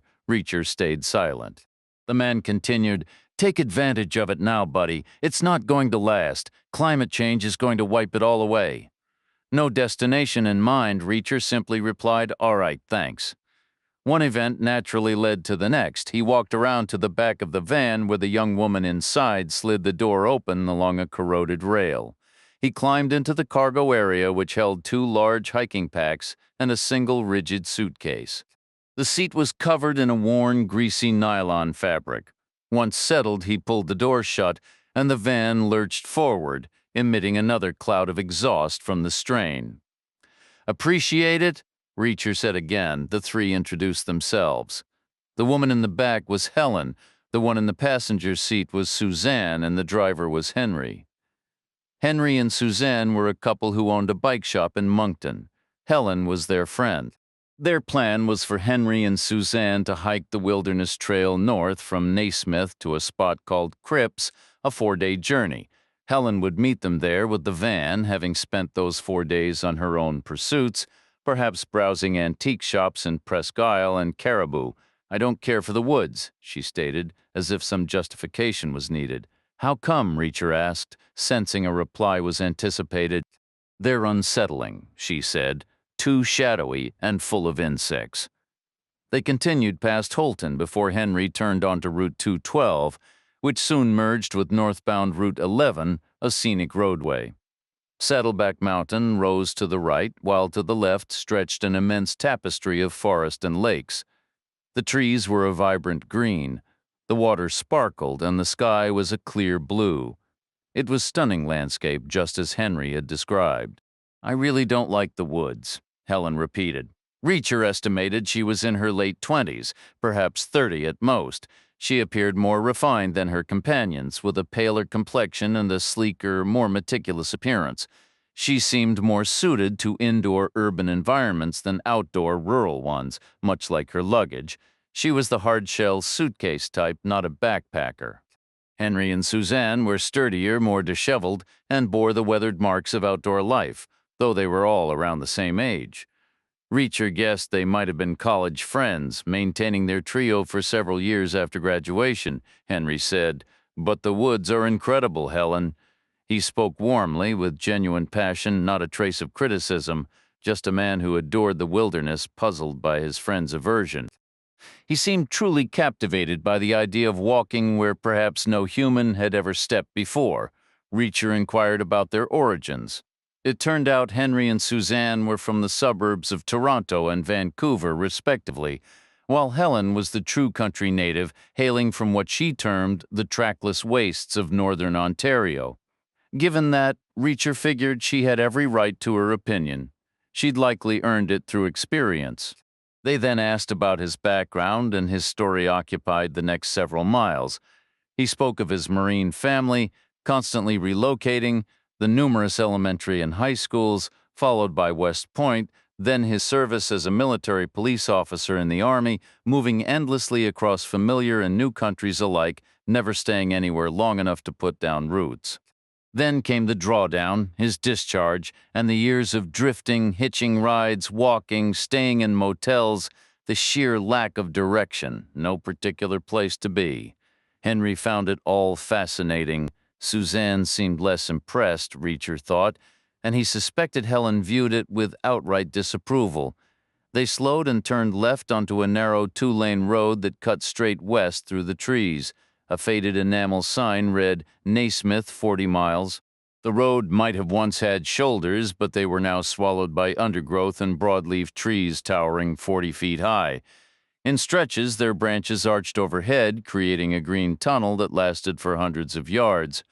Reacher gazed out the windows, left and right, taking it all in. Vigility dropped to just a few yards into the dense wall of green on either side of the road. Reacher wondered if a forest could feel any more ancient or untouched.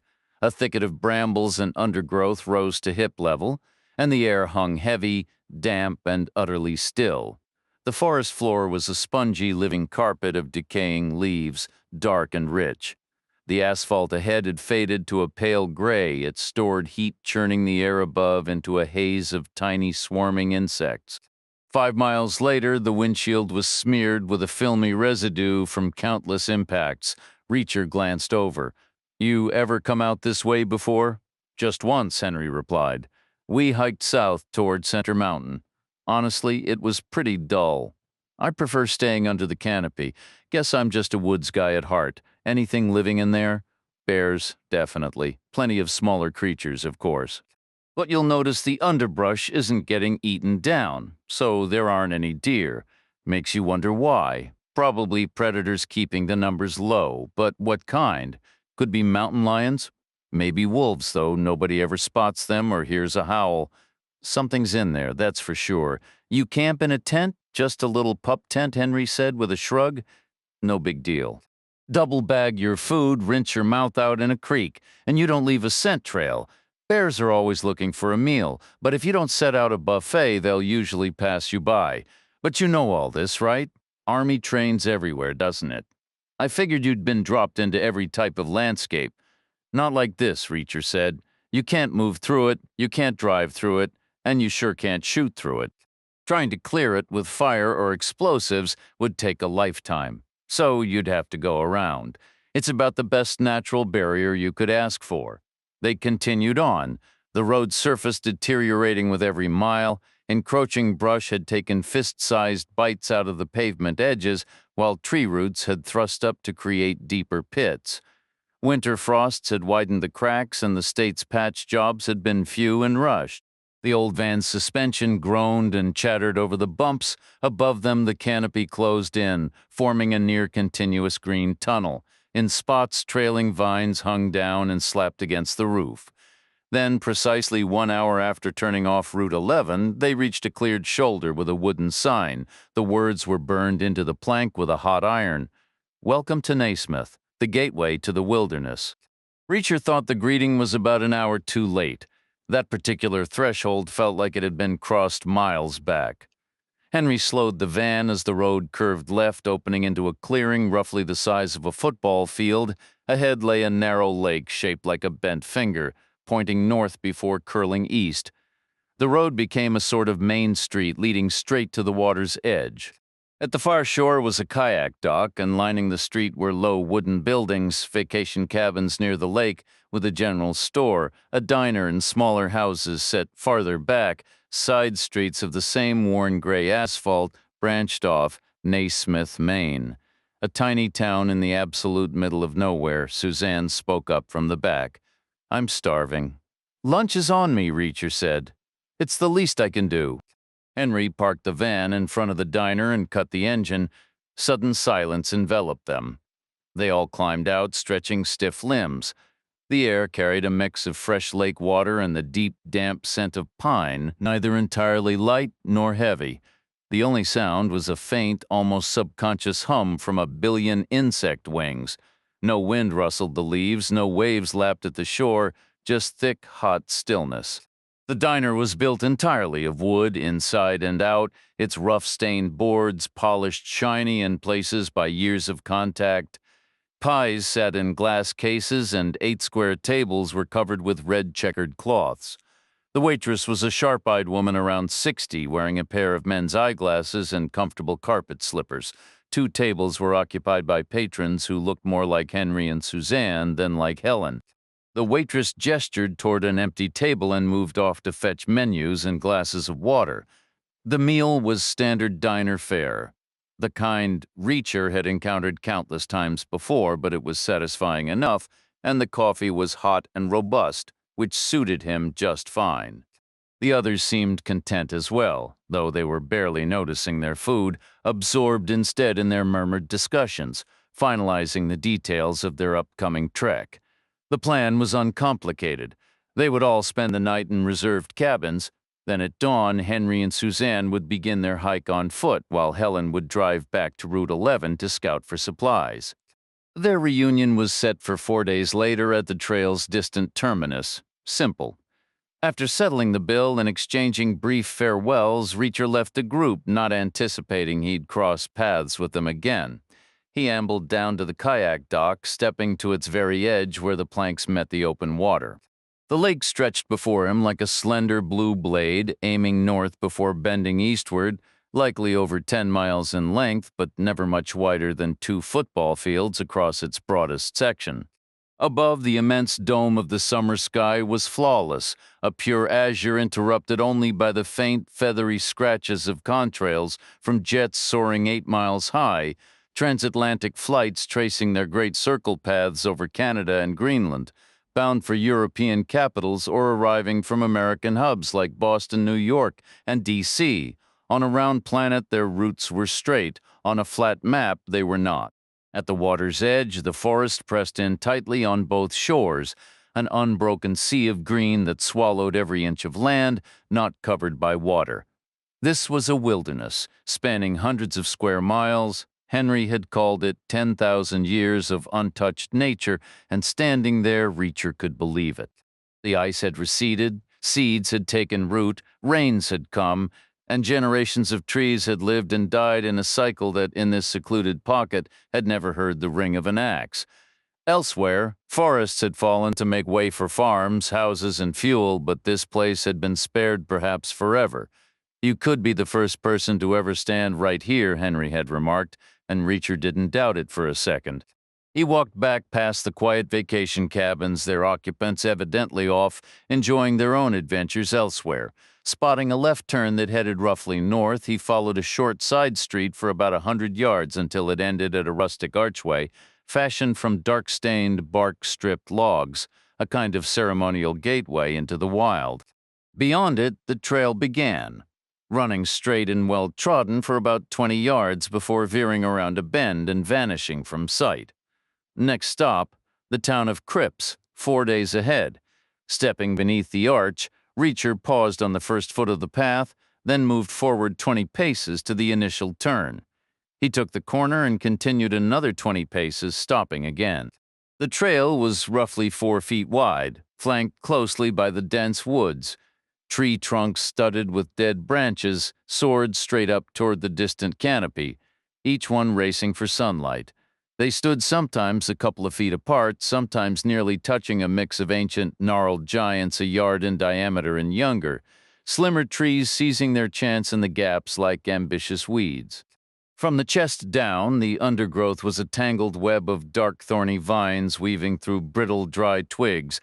The air was utterly still and silent, the light a dim, greenish filter. Reacher turned a full circle. Though only 40 yards from the arch, he felt immeasurably far from everything. He walked on another 20 paces. Nothing changed except the path's gentle, meandering sway from side to side. He figured the local parks service probably kept the path clear, letting hikers trample down any new growth, Without that regular human effort, he imagined the trail would vanish in a year or two. 3 at most, swallowed back into the wilderness until it was completely blocked. He noticed wider spots that had been cleared here and there, likely for campsites, maybe near the streams. There really wasn't any other place to spend the night out here. He lingered another minute in the cool green-tinted light and the profound quiet, then turned and walked back to Naismith's modest main street. He followed it out to the shoulder where the welcome sign stood, but there was no traffic leaving town. After a moment's thought, it made sense. It wouldn't pick up again until morning. Checkout for the rental cabins was probably around 11, so the day's departures were already done. The diner and store might get supply trucks, but the chance of one heading out right then was slim. He stood there in the deep silence a little longer simply because he liked it, then walked back through town toward the lake. The cabins were scattered randomly, like dice tossed onto the ground. Reacher reasoned the one farthest from the water would be the least wanted, and he was right. It served as a manager's place, with a front room set up as an office. One window pane was converted into a service hatch with a shelf holding a small brass bell and a ballpoint pen tethered by a chain. He rang the bell, and after a long pause, an older man with a stiff, arthritic gait appeared. Yes, there were vacancies. The nightly rate was reasonable. Reacher paid in cash, signed the register with the chained pen, and got a key to a small, stuffy wooden cabin that carried a scent of heat and damp. Not the best spot, but it offered a sliver of a sideways lake view. The rest was just trees. Inside was a bed, 2 chairs, a bathroom, a basic kitchenette, and a short shelf of worn paperback books. Out back, a small deck held 2 folding chairs with faded, weather-beaten fabric. Reacher spent the rest of the afternoon in one feet, propped on the other, reading a book from the shelf. He was warm, alone, utterly relaxed, as content as he could recall being in a long while. He woke at 7 but stayed sprawled in bed like a starfish for an extra hour, letting the early hikers and boaters get their start at the diner ahead of him. He wasn't in a rush. Around 10 o'clock seemed perfect to catch the first wave of folks heading out. A ride back to Route 11 would do, getting all the way to I-95 would be a nice bonus, and Bangor or Portland or anywhere south of there would be the cherry on top. He was thinking New York might be next. Yankees tickets should be easy to come by during the dog days of summer, with people out of town and plenty of space in the cheap sunny seats. He showered, dressed, and packed, which just meant folding his toothbrush into his pocket. On his way out, he saw the maid moving between cabins and told her his was empty and ready. She looked like she could be the waitress's sister from the diner, and probably was. He walked on, thinking about coffee, pancakes, a quiet corner table, and maybe a leftover newspaper to read. He didn't get the quiet, empty room. Henry and Suzanne were there, along with about 9 other people, all clustered and talking in a tense, upset manner, like a scene in a movie where a town learns the water supply has been poisoned.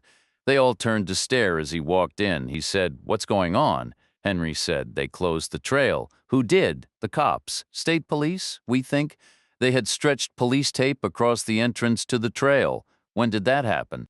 "Sometime overnight." "Any idea why?" "No one has a clue, and they won't tell us anything," Suzanne added, frustration clear in her voice. "We've been on the phone all morning. The only response we get is that the trail is shut down until further notice." Another hiker spoke up. "It's the same story over at the Cripp's End. We started from that side last season. I've still got the motel's number from back then." "They've got tape strung between the trees there, too." Reacher considered it. "It's a 4-day hike, isn't it?" "That means there are probably plenty of people still out on the trail. Maybe something went wrong out there." "Then why the secrecy?" someone asked. Reacher didn't answer. It wasn't his concern right now. All he really wanted was a stack of pancakes and coffee, even more urgently. He scanned the diner, caught the waitress's eye, and claimed an empty booth. Henry followed right behind him. "Can they even do that? Just close the whole trail like that?" "Do what?" Reacher said. "Shut down public access. Looks like they just did. But is it legal? How should I know?" "Weren't you some kind of cop? Military, police? Not a park ranger?" It's public land, Henry insisted. I'm sure they have a reason. Maybe a bear decided to have a hiker for lunch. One by one, the whole disappointed group drifted over and crowded around the booth, 11 people standing, Reacher sitting. The guy who mentioned the Crips Motel pressed, "How'd you know about a bear attack?" Reacher looked up. "Know what? That someone was attacked by a bear." I said maybe it was a joke. "Bear attacks aren't exactly funny." Another voice chimed in. "Maybe it's just a training exercise." "What kind of exercise?" "You know, a drill for a medical emergency or something, so first responders can practice." "Then why say until further notice? Why not just say it'll reopen by lunchtime?" Someone else asked. "Who should we call about this?" Suzanne sighed. "They're not telling us anything." "We could try the governor's office." Another woman shook her head like, "He's going to tell us if the local people won't." "It can't be bears. Then what is it?" "No idea." Suzanne turned to Reacher. "What do you think we should do?" Reacher said. "Find somewhere else to walk. We can't. We're stuck here. Helen has the van. She already left. Didn't want breakfast here. Can't you call her?" "No bars. Bars aren't open this early." "I mean no cell signal. We tried the payphone at the store, too. She's out of range somewhere. Go kayaking instead. Probably just as good." Henry crossed his arms. "I don't want a kayak. I came here to hike the trail." Eventually, the small crowd dispersed, grumbling as they filed out to the parking lot. The waitress came over and Reacher placed his order. He ate quietly, finished his coffee, paid in cash, and left a little extra on the table. Before leaving, he asked her, "Does the trail close down often?" "Never has before," she said. "Did you see who put up the tape?" She shook her head. "I was asleep. But the guy who runs the kayak rental says it was soldiers." "Soldiers?" She nodded. "He claims he saw them. He lives closest to the trailhead, says they woke him up." Reacher added another $1 to her tip and stepped outside. He turned right, intending to head out of town, but then paused and doubled back. He found the short side street that led to the trailhead. Henry and Suzanne were still there, backpacks on, standing under the wooden arch. 3 strands of blue and white plastic tape stretched across it, knee-high, waist-high, chest-high, each printed with police line "Do Not Cross." The tape twisted slightly in the breeze. Henry said, "See? I believed you the first time," Reacher replied. "So what's your take?" "My take is the trail is closed." Henry turned away, glaring at the tape as if he could stare it into Vanishing. Reacher walked back to Main Street and continued toward the town limits, passing the welcome sign on the shoulder. He figured the morning's departure would be quicker than usual given the circumstances, but the first vehicle he spotted was coming toward town, not leaving. It was unmistakably a military vehicle, a Humvee to be exact, decked out in black and green camouflage. It tore past with a roar of grinding gears and squealing tires, took the bend and vanished. Inside were 4 tough-looking soldiers, all wearing the latest Army combat uniform. Reacher waited. A minute later, a car rolled out of town, but it was packed, 2 up front, 2 in back. No space for a hitchhiker, especially one his size. He recognized faces from the diner, people he'd seen earlier looking miserable and grumbling, boots-laced backpacks stacked in the corner with nowhere to go. He kept waiting. Next came another Humvee, this one heading into town, not out. Engine growling, drivetrain clattering, tires whining, 4 more soldiers in ACUs.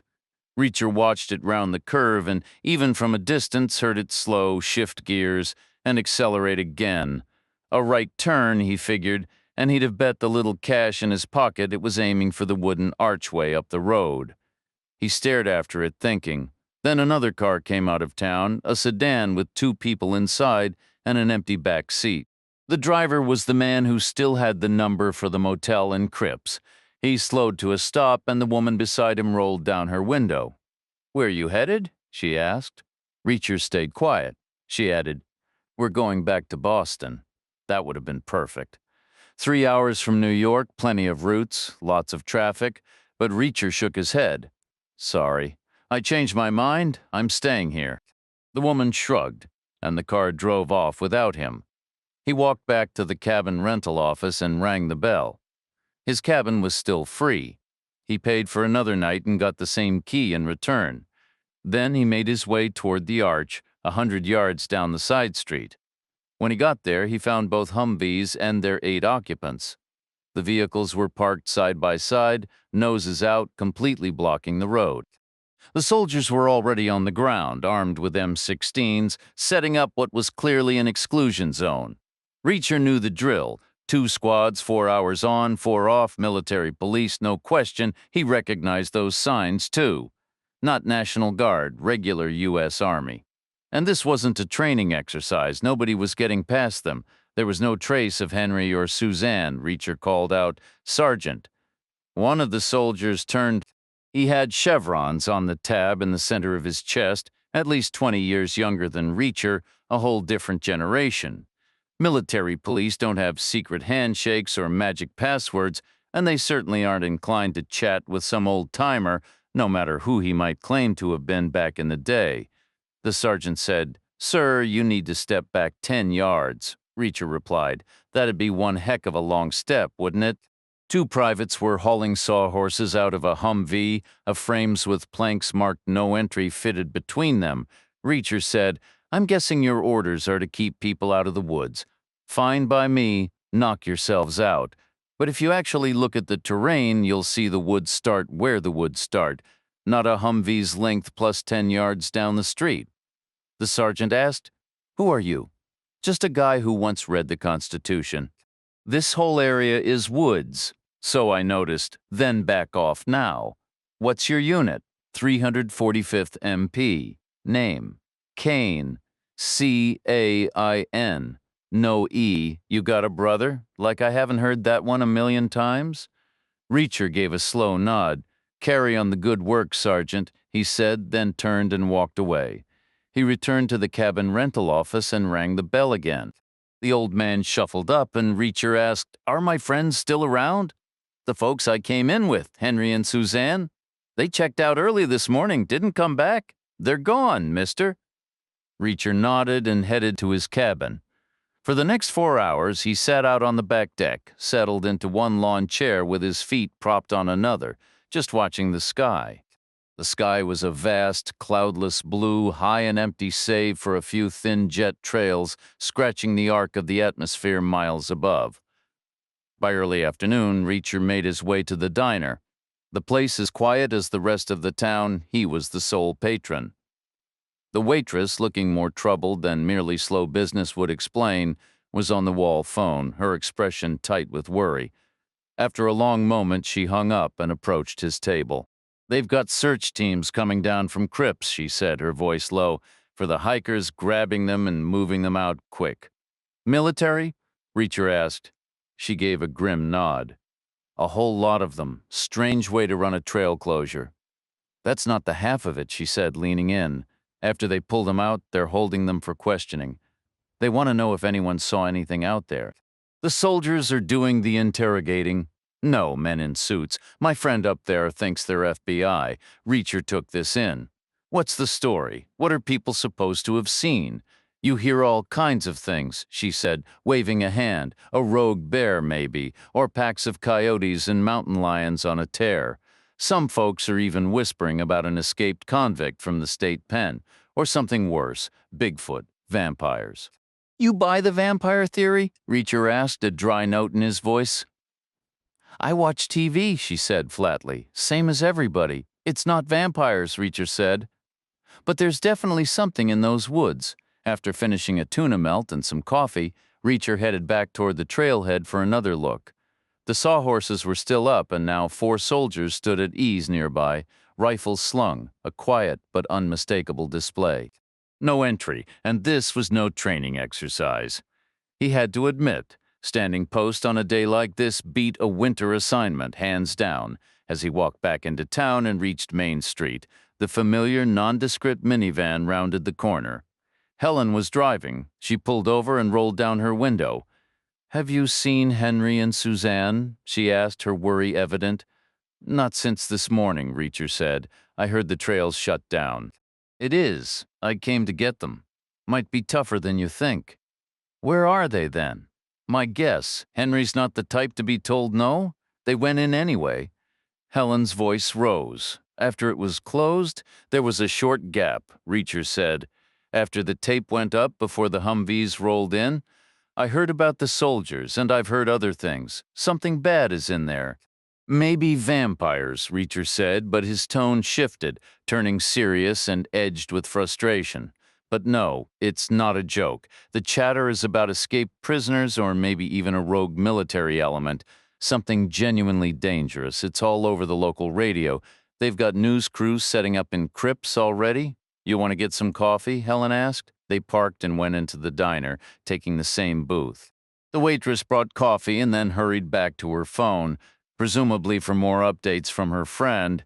Helen stirred her coffee absently. Henry is such an idiot. He loves the woods, Reacher said. Can't fault a man for that, but there's clearly something in there now. He's not stupid, but he acted stupidly and he dragged Suzanne into it. Suzanne could have said no. Honestly, she's just as impulsive.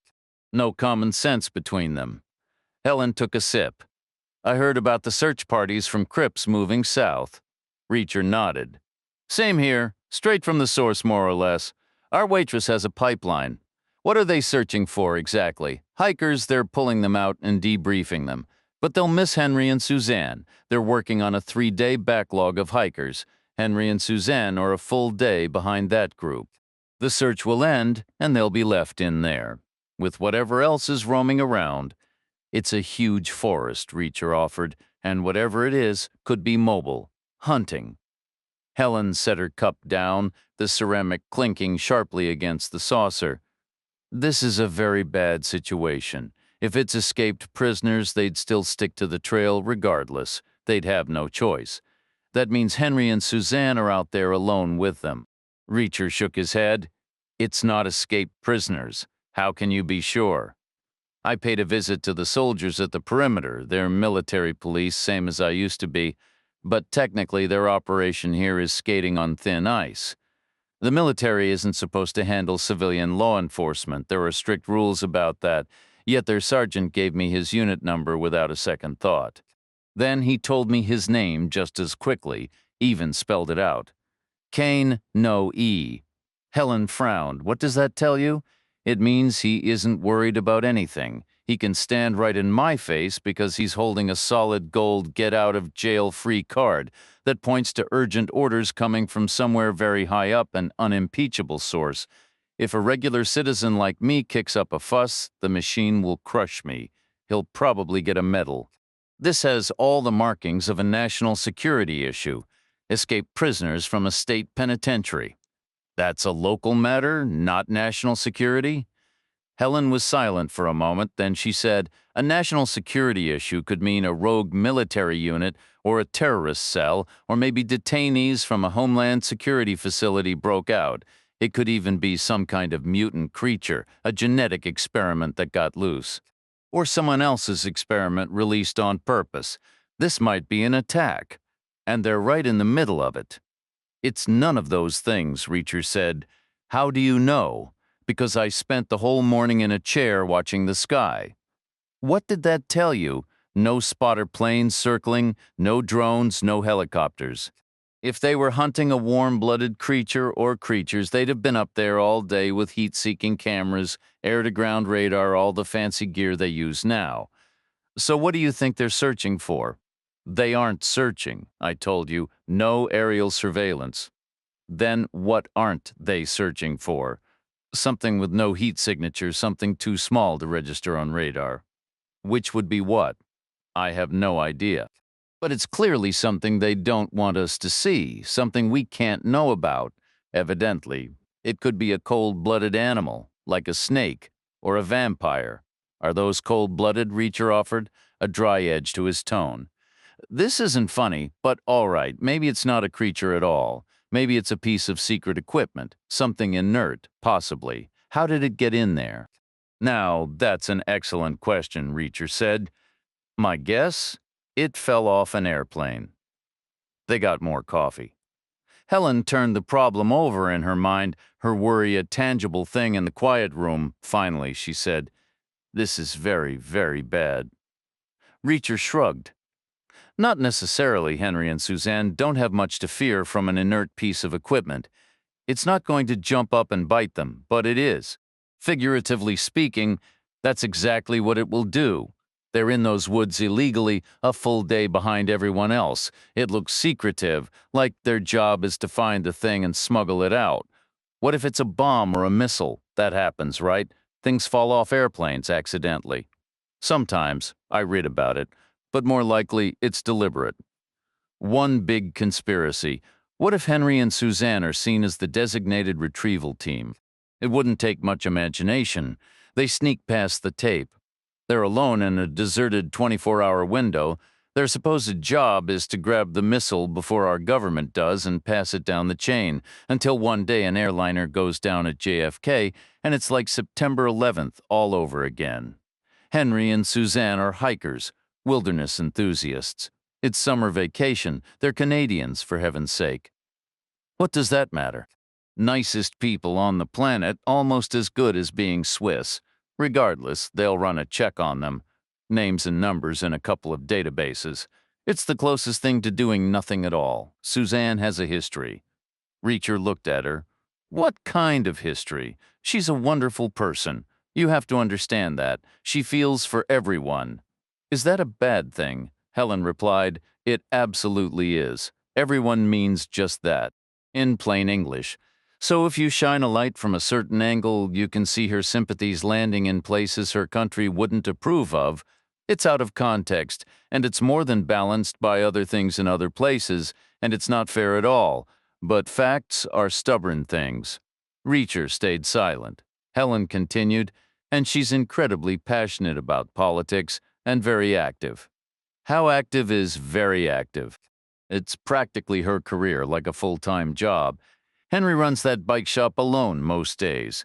So she's in more than a couple of databases, a couple hundred at least, probably red-flagged in most of them.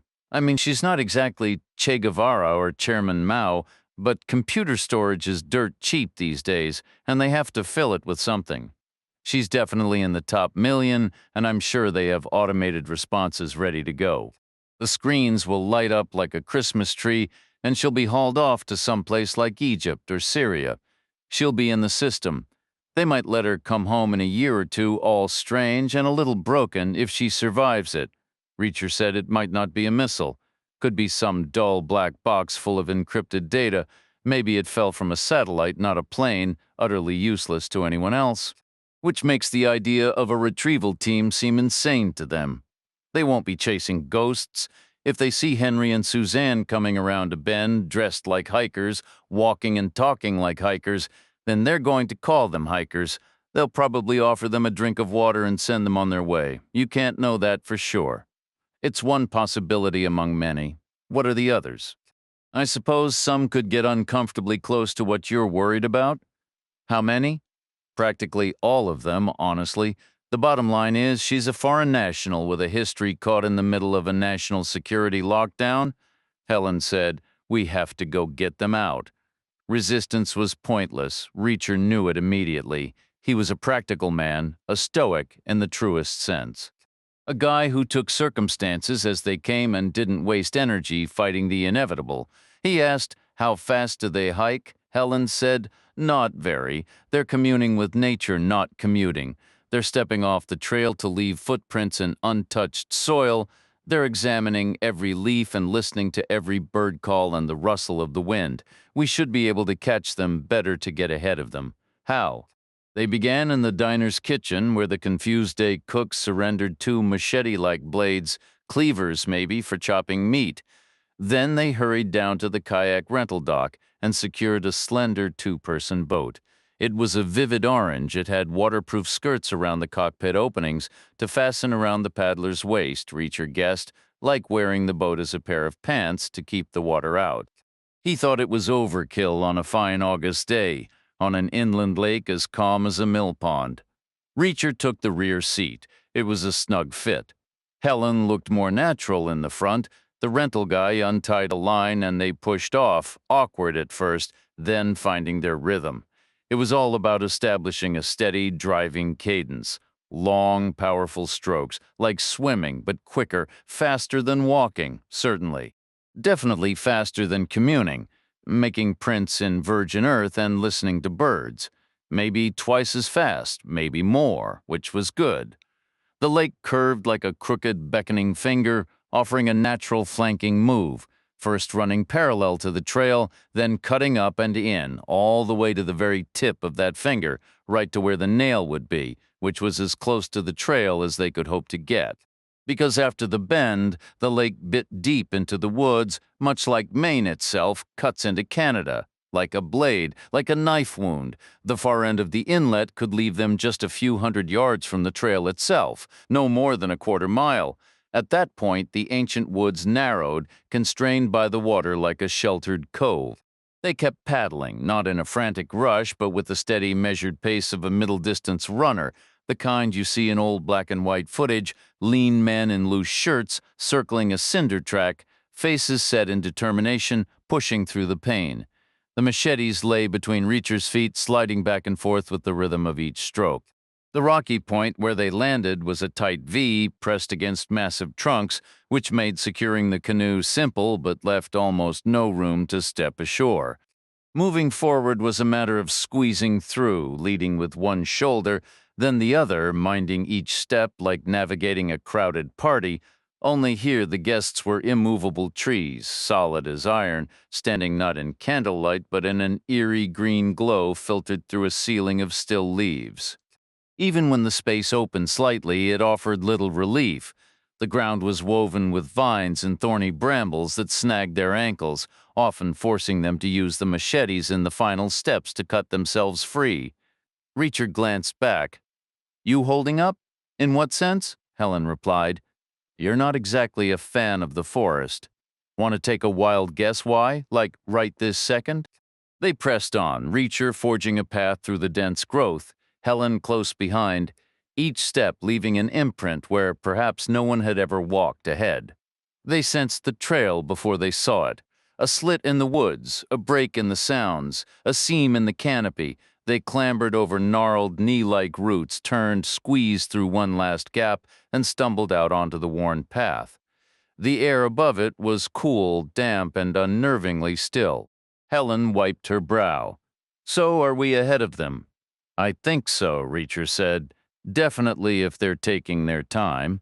Maybe not if something spooked them into hurrying. But my gut says we made it, and when it comes to guesses, I tend to be conservative. Do we wait here? The smart play is to move and meet them head on. That way we turn them back closer to Naismith than this spot. We could be walking away from them.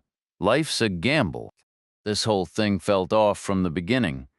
Maybe they rushed the whole way just to log the miles. They might have passed here half an hour ago. I don't think they rushed. They seemed genuinely into it, strolling, stopping, taking it all in, just them and the trees. My bet is they're 30 minutes up ahead. You've done this sort of thing before, right? Now and then. Were you usually right often enough? She took a deep breath, the damp air filling her lungs. "All right, we'll hope to meet them. And if we don't, I'm going to call you some very un-Canadian names. A few might even be multisyllabic. Sticks and stones," Reacher said. "I'll lead," Helen offered. The trail was easier underfoot, a straight shot without constant dodging, letting them notice more than just the ground in front of them. And there was plenty to see. Primeval was the right word. It wasn't necessarily Reacher's preferred scenery, but he couldn't shake a faint primitive connection. The thought that 100 generations of his ancestors might have lived in woods like these. They had to live somewhere. For a moment, the tension lifted, replaced by a strange, almost sarcastic appreciation for the absurdity of it all. Two people crashing through a millennia-old forest, betting on the pace of strangers. Helen caught his slight smirk and shook her head, a shared, wordless laugh passing between them before they moved on, alert and listening for any sound ahead. The forest was a tapestry of pale lichen and soft emerald moss, the trees contorted into whispering shapes as they strained toward the light. An ideal spot for an ambush lay just ahead to the left, demanding caution to the right. Two defensible positions offered themselves. The plan was to use the first with the second as a fallback. 100 generations had passed through these woods, and by sheer definition, every single one of them had survived to tell the tale. They pressed forward into air that felt still and damp like the breath of a long-sealed cellar. The path underfoot was a cushion of dark, decaying leaves, soft as a carpet. There were no other hikers. Not in the first 5 minutes, nor in the 10 that followed, making each subsequent minute feel increasingly charged with possibility. The imagined window for an encounter was shrinking rapidly. If it was going to happen, it had to be soon, but it didn't. Not in the next 5 minutes or the next 10, which was starting to make the math feel impossible. It was difficult to picture Henry and Suzanne moving so slowly as to make the timing work, unless they'd gotten cold feet and turned back toward Naismith entirely. A sudden pang of second thoughts, perhaps, leading to an honorable retreat. They might have stepped onto the trail just as Reacher and Helen were pushing their kayak away from the dock. There was simply no way to know. The path ahead remained empty. "Reacher," Helen said, her voice tight, "you called this one wrong." "Start with the big words," he replied. "I'm always listening. Maybe something already happened to them." "But what?" he countered. "There are no search parties coming from Naismith, no other hikers out here. Their missing gear isn't going to leap up and bite them, not literally anyway. You can use that line later for effect, but so far, nothing major could have occurred." "Then where are they? They must have stopped. Maybe they found the perfect campsite and pitched their tent already." "I think they moved faster and we missed them. I think we're behind them. You blew it." "Life's a gamble," Reacher said again, the phrase feeling worn thin. They moved quicker now, ignoring the secluded museum-like glades that beckoned from either side. A new breeze stirred the high canopy, a sound of rustling leaves and the soft groan of wood. Furtive creatures rustled in the underbrush, and clouds of insects hung in the air to be avoided or swatted through. Then the trail twisted around the massive, moss-covered trunk of an ancient tree, and there, ahead in the dim light, were two brightly colored objects stacked neatly on the forest floor. Red, orange, and yellow nylon, with straps and buckles. Backpacks. Theirs, Helen confirmed. Reacher nodded. He had seen those packs that very morning at the Wilderness Arch, being shouldered for the journey. They approached and stopped beside the luggage. It wasn't abandoned. Both packs were set upright, leaning together with deliberate care. They stepped off the trail, Reacher said, took a little detour. "No sense dragging bags through the brush?" "When?" Helen asked. "Recently, I hoped that would mean they're close, beyond the constant hum and click of the forest." There was only a deep, waiting silence. No voices, no sound of movement through the tangled growth. "Nothing. Should we call for them?" Helen whispered. "Not too loud," Reacher advised. "Henry? Suzanne?" She stage whispered, the names sharp and anxious rising at the ends. No answer came. "Suzanne? Henry?" Still nothing. "They can't be far," she insisted, a note of desperation creeping in. Reacher's gaze swept the dense brush to the left and right. Logic dictated that if they had left the trail, they would have done so near their bags. It made no sense to neatly stack the packs and then choose an entry point 100 yards away. So Reacher knew exactly where to begin the search. He was no expert tracker, not in the wilderness. It wasn't like the movies where a man crouches, studies the ground for a moment, and declares someone passed by 3 hours ago with a blister on their ankle. But in one spot, there were broken shoots and torn leaves. It was easy to picture a planted foot, the careful sweep of a short stride, then another with a second person following close behind, turning their shoulders to slip through the tight spaces. Helen asked, "Should we follow it?" Reacher said, "Call for them again. Henry? Suzanne? Where are you?" Nothing came back. No echo from the trees. Reacher pushed into the brush, eyes scanning ahead for any sign of disturbance, a kicked twig, sap weeping from a crushed stem. It was an imprecise art. Often there was no clear new path to take. He had to stop every few yards, examine the whole arc in front of him, and pick the least improbable route from several equally likely angles. He reasoned that rabbits and other small creatures could brush aside grass as easily as a passing foot, but only human weight could snap anything thicker than a pencil, So he guided his choices by looking for the bright, fresh wood inside broken twigs. On he went, a living algorithm of yes and no, no and yes, moving deeper into the woods. Every 10 yards they halted to listen, the primitive parts of their minds filtering out the usual forest sounds and searching for anything out of place. They heard nothing the first time or the second or the third, but on the fourth stop, Reacher felt a certain tension in the air nearby, a held-breath stillness that the ancient part of his brain registered as either predator or prey, and therefore worth attention either way. 100 generations of survivors had honed that sense. Then he caught a faint sound, halfway between a wheezing click and a whirring crunch spiked with tiny squeaks and whistles and mechanical resonance, all wrapped in a faint hollow echo. Like a Nikon camera, but not quite, an electronic imitation, thin and insubstantial, a cell phone taking a picture. Then another. Reacher moved forward, stepping high over vines, squeezing through gaps, until he suddenly saw Henry and Suzanne standing shoulder to shoulder, not 10 feet away. They were looking down, taking cell phone photos of what lay on the ground before them, no heat signature, and far too small to register on radar. That was absolutely certain. It was a dead man, small, with dark skin, lean and ascetic in appearance, dressed in faded orange prison clothing. He lay on his back, his neck and limbs arranged in positions that made no anatomical sense. He looked soft inside, almost liquid, as if his bones were shattered and his organs pulverized. Reacher said he fell from an airplane, not off it, exactly out through the door, from way up high. So he blacks out from lack of oxygen, or maybe the sudden cold stops his heart right then. Either way, he falls like a rag doll, smashes through the canopy, and hits the forest floor. He was dead on arrival. The canopy springs back so you can't see him from above. He cools fast to the surrounding temperature, so infrared won't spot him, and to radar he looks just like a tree root or a pile of broken branches. Suzanne said, "I hope the cold gave him that heart attack," Reacher said. "The real question is, did he jump or was he pushed? He jumped." "Who is he?"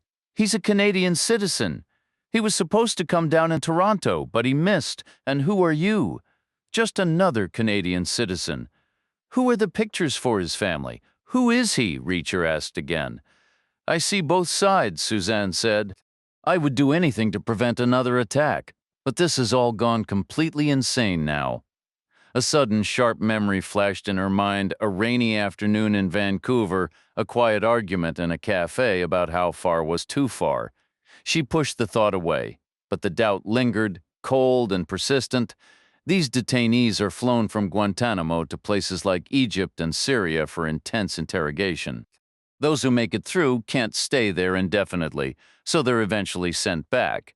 But what do you do with them then? Guantanamo is perpetually at capacity, and you can't simply release them. They've seen too much, they know too much. So what's the solution, and how do I know this? There's an underground network operating in the shadows of the dark web where these truths circulate. Certain procedures have been established. Ground crews can disable specific safety protocols, allowing an aircraft door to be opened mid-flight. This happens at very low speeds and altitudes, typically over the remote northern Atlantic, in areas with minimal radar coverage. They descend, the hatch opens, and the problem vanishes permanently. Word spreads, of course. A man in that situation knows his options: die under torture or be tossed from the plane on the return trip. There are no good outcomes, so he decides to seize control. He chooses to jump on the outbound flight, aiming for a surprise over Toronto. It's a statement. The hope is for a sympathetic international press, a chance to exert outside pressure. Reacher gave a slow nod, a deliberate provocation, right on Canada's doorstep. Toronto wasn't far. What went wrong, he asked. Surprisingly little. These networks have resources, information, experts. They knew the standard flight route and the timing. It's a matter of mental calculation, and then committing. That timing can never be perfect, of course. He trained for months, but a sudden headwind, a minor miscalculation, small errors have large consequences. Who were the photographs for? Reacher pressed. His family. It's all that's left. Nothing about this exists. Officially, denials would be immediate and absolute. They'd claim the photos were forgeries, poor lighting, grainy quality, the work of foreign agitators. The story would be buried in a day. Would Toronto have made a difference? They believed so. An urban area is different from wilderness. Witnesses, police, media, things don't disappear as easily. They saw it as a potential turning point. You sound like you understand their reasoning deeply. I try to understand how everyone thinks. It's the only way to make sense of anything. Not that this guy was some angel. He was a brutal relic, a vicious killer from another era. I wasn't sorry he was jumping, but he'd already given them everything he knew. Sending him anyway? It's just routine now, a senseless habit. How did you know where to find the scene? Post-operation analysis from specialists. Why involve you? We were the closest. Out of how many options? Plenty. Including Helen. Helen spoke up. Naturally, Henry added, it was her idea to bring you along. At least this way there's an American witness. You've seen it. You can't unsee it. Reacher said, we need to get back to Naismith. But they didn't get far as a group. Retracing their steps was simple. Following the clear trail of disturbance, Reacher had left. Then, about 100 feet from the main path, he heard sounds ahead and caught a flicker of movement through the trees. He raised a warning hand, and Suzanne, Helen, and Henry froze behind him.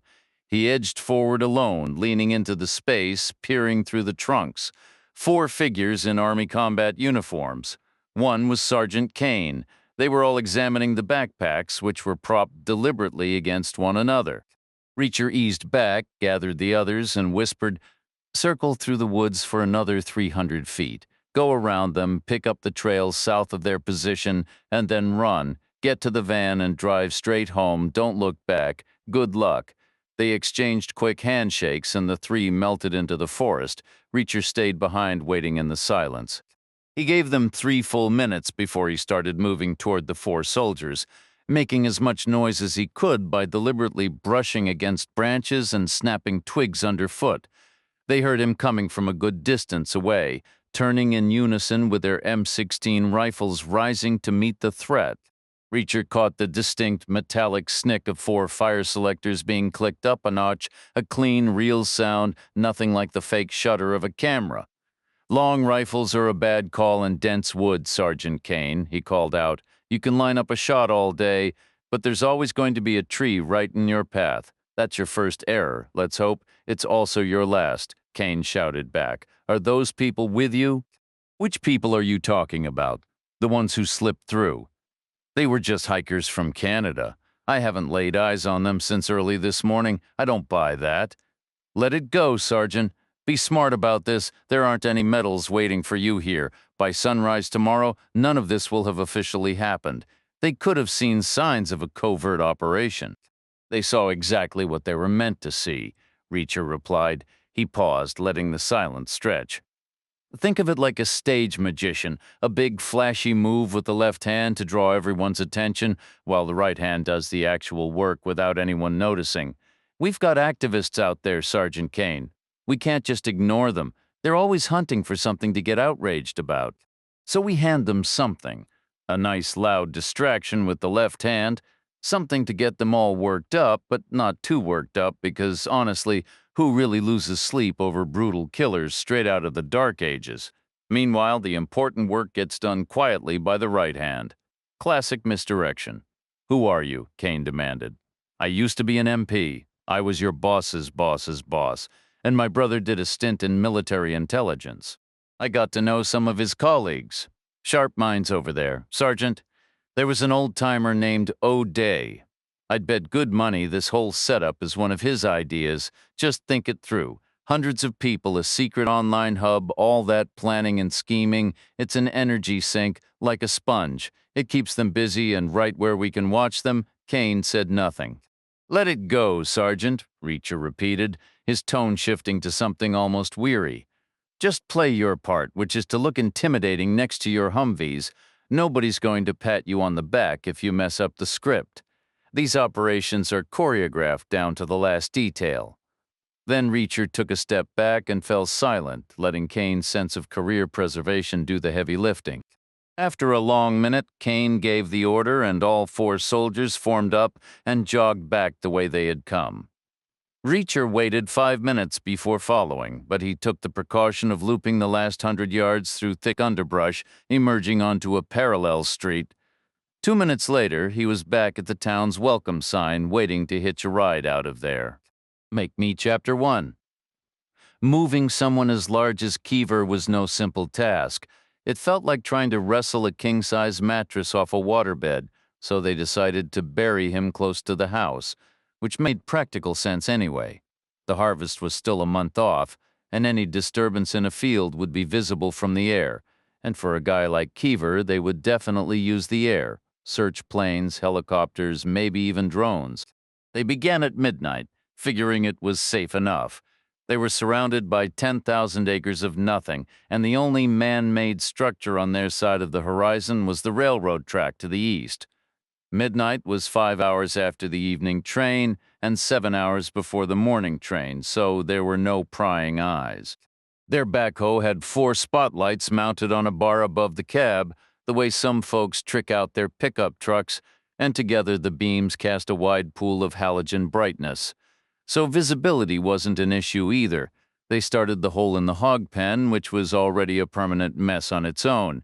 Each hog weighed about 200 pounds and had 4 busy feet. The dirt was constantly churned up. Nothing to see from the air, not even with a thermal camera.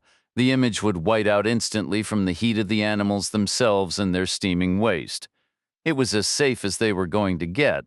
Hogs were natural rooters, so they dug the hole deep. That wasn't an issue. Their backhoe's long arm worked with a steady rhythm, taking smooth, articulated 7-foot bites. The hydraulic rams flashed under the electric lights. The engine growled and roared and fell silent in turns, the cab dipping and rising as each bucket load of earth was dumped to the side. When the hole was finished, they reversed the machine, turned it around, and used the front bucket to nudge Keever toward his grave. It scraped and rolled him, coating his form in dirt until he finally tumbled over the edge and landed with a dull thud in the shadows below the lights. Only one thing went wrong, and it happened right then. The evening train came through 5 hours behind schedule. The next morning, the AM station reported a broken locomotive had caused a backup 100 miles south, but they didn't know that at the time. All they heard was the lonesome whistle at the far-off crossing, and then they could only turn and watch as the long illuminated cars rumbled past in the middle distance, one after another, like some phantom parade from a dream seeming to go on without end. But eventually the train passed. The rails hummed a little longer, and the red taillight vanished into the midnight gloom. They turned back to their work. 20 miles north, the train slowed, then slowed further, easing to a hissing stop. The doors slid open, and Jack Reacher stepped down onto a concrete ramp in front of a grain elevator as large as an apartment building.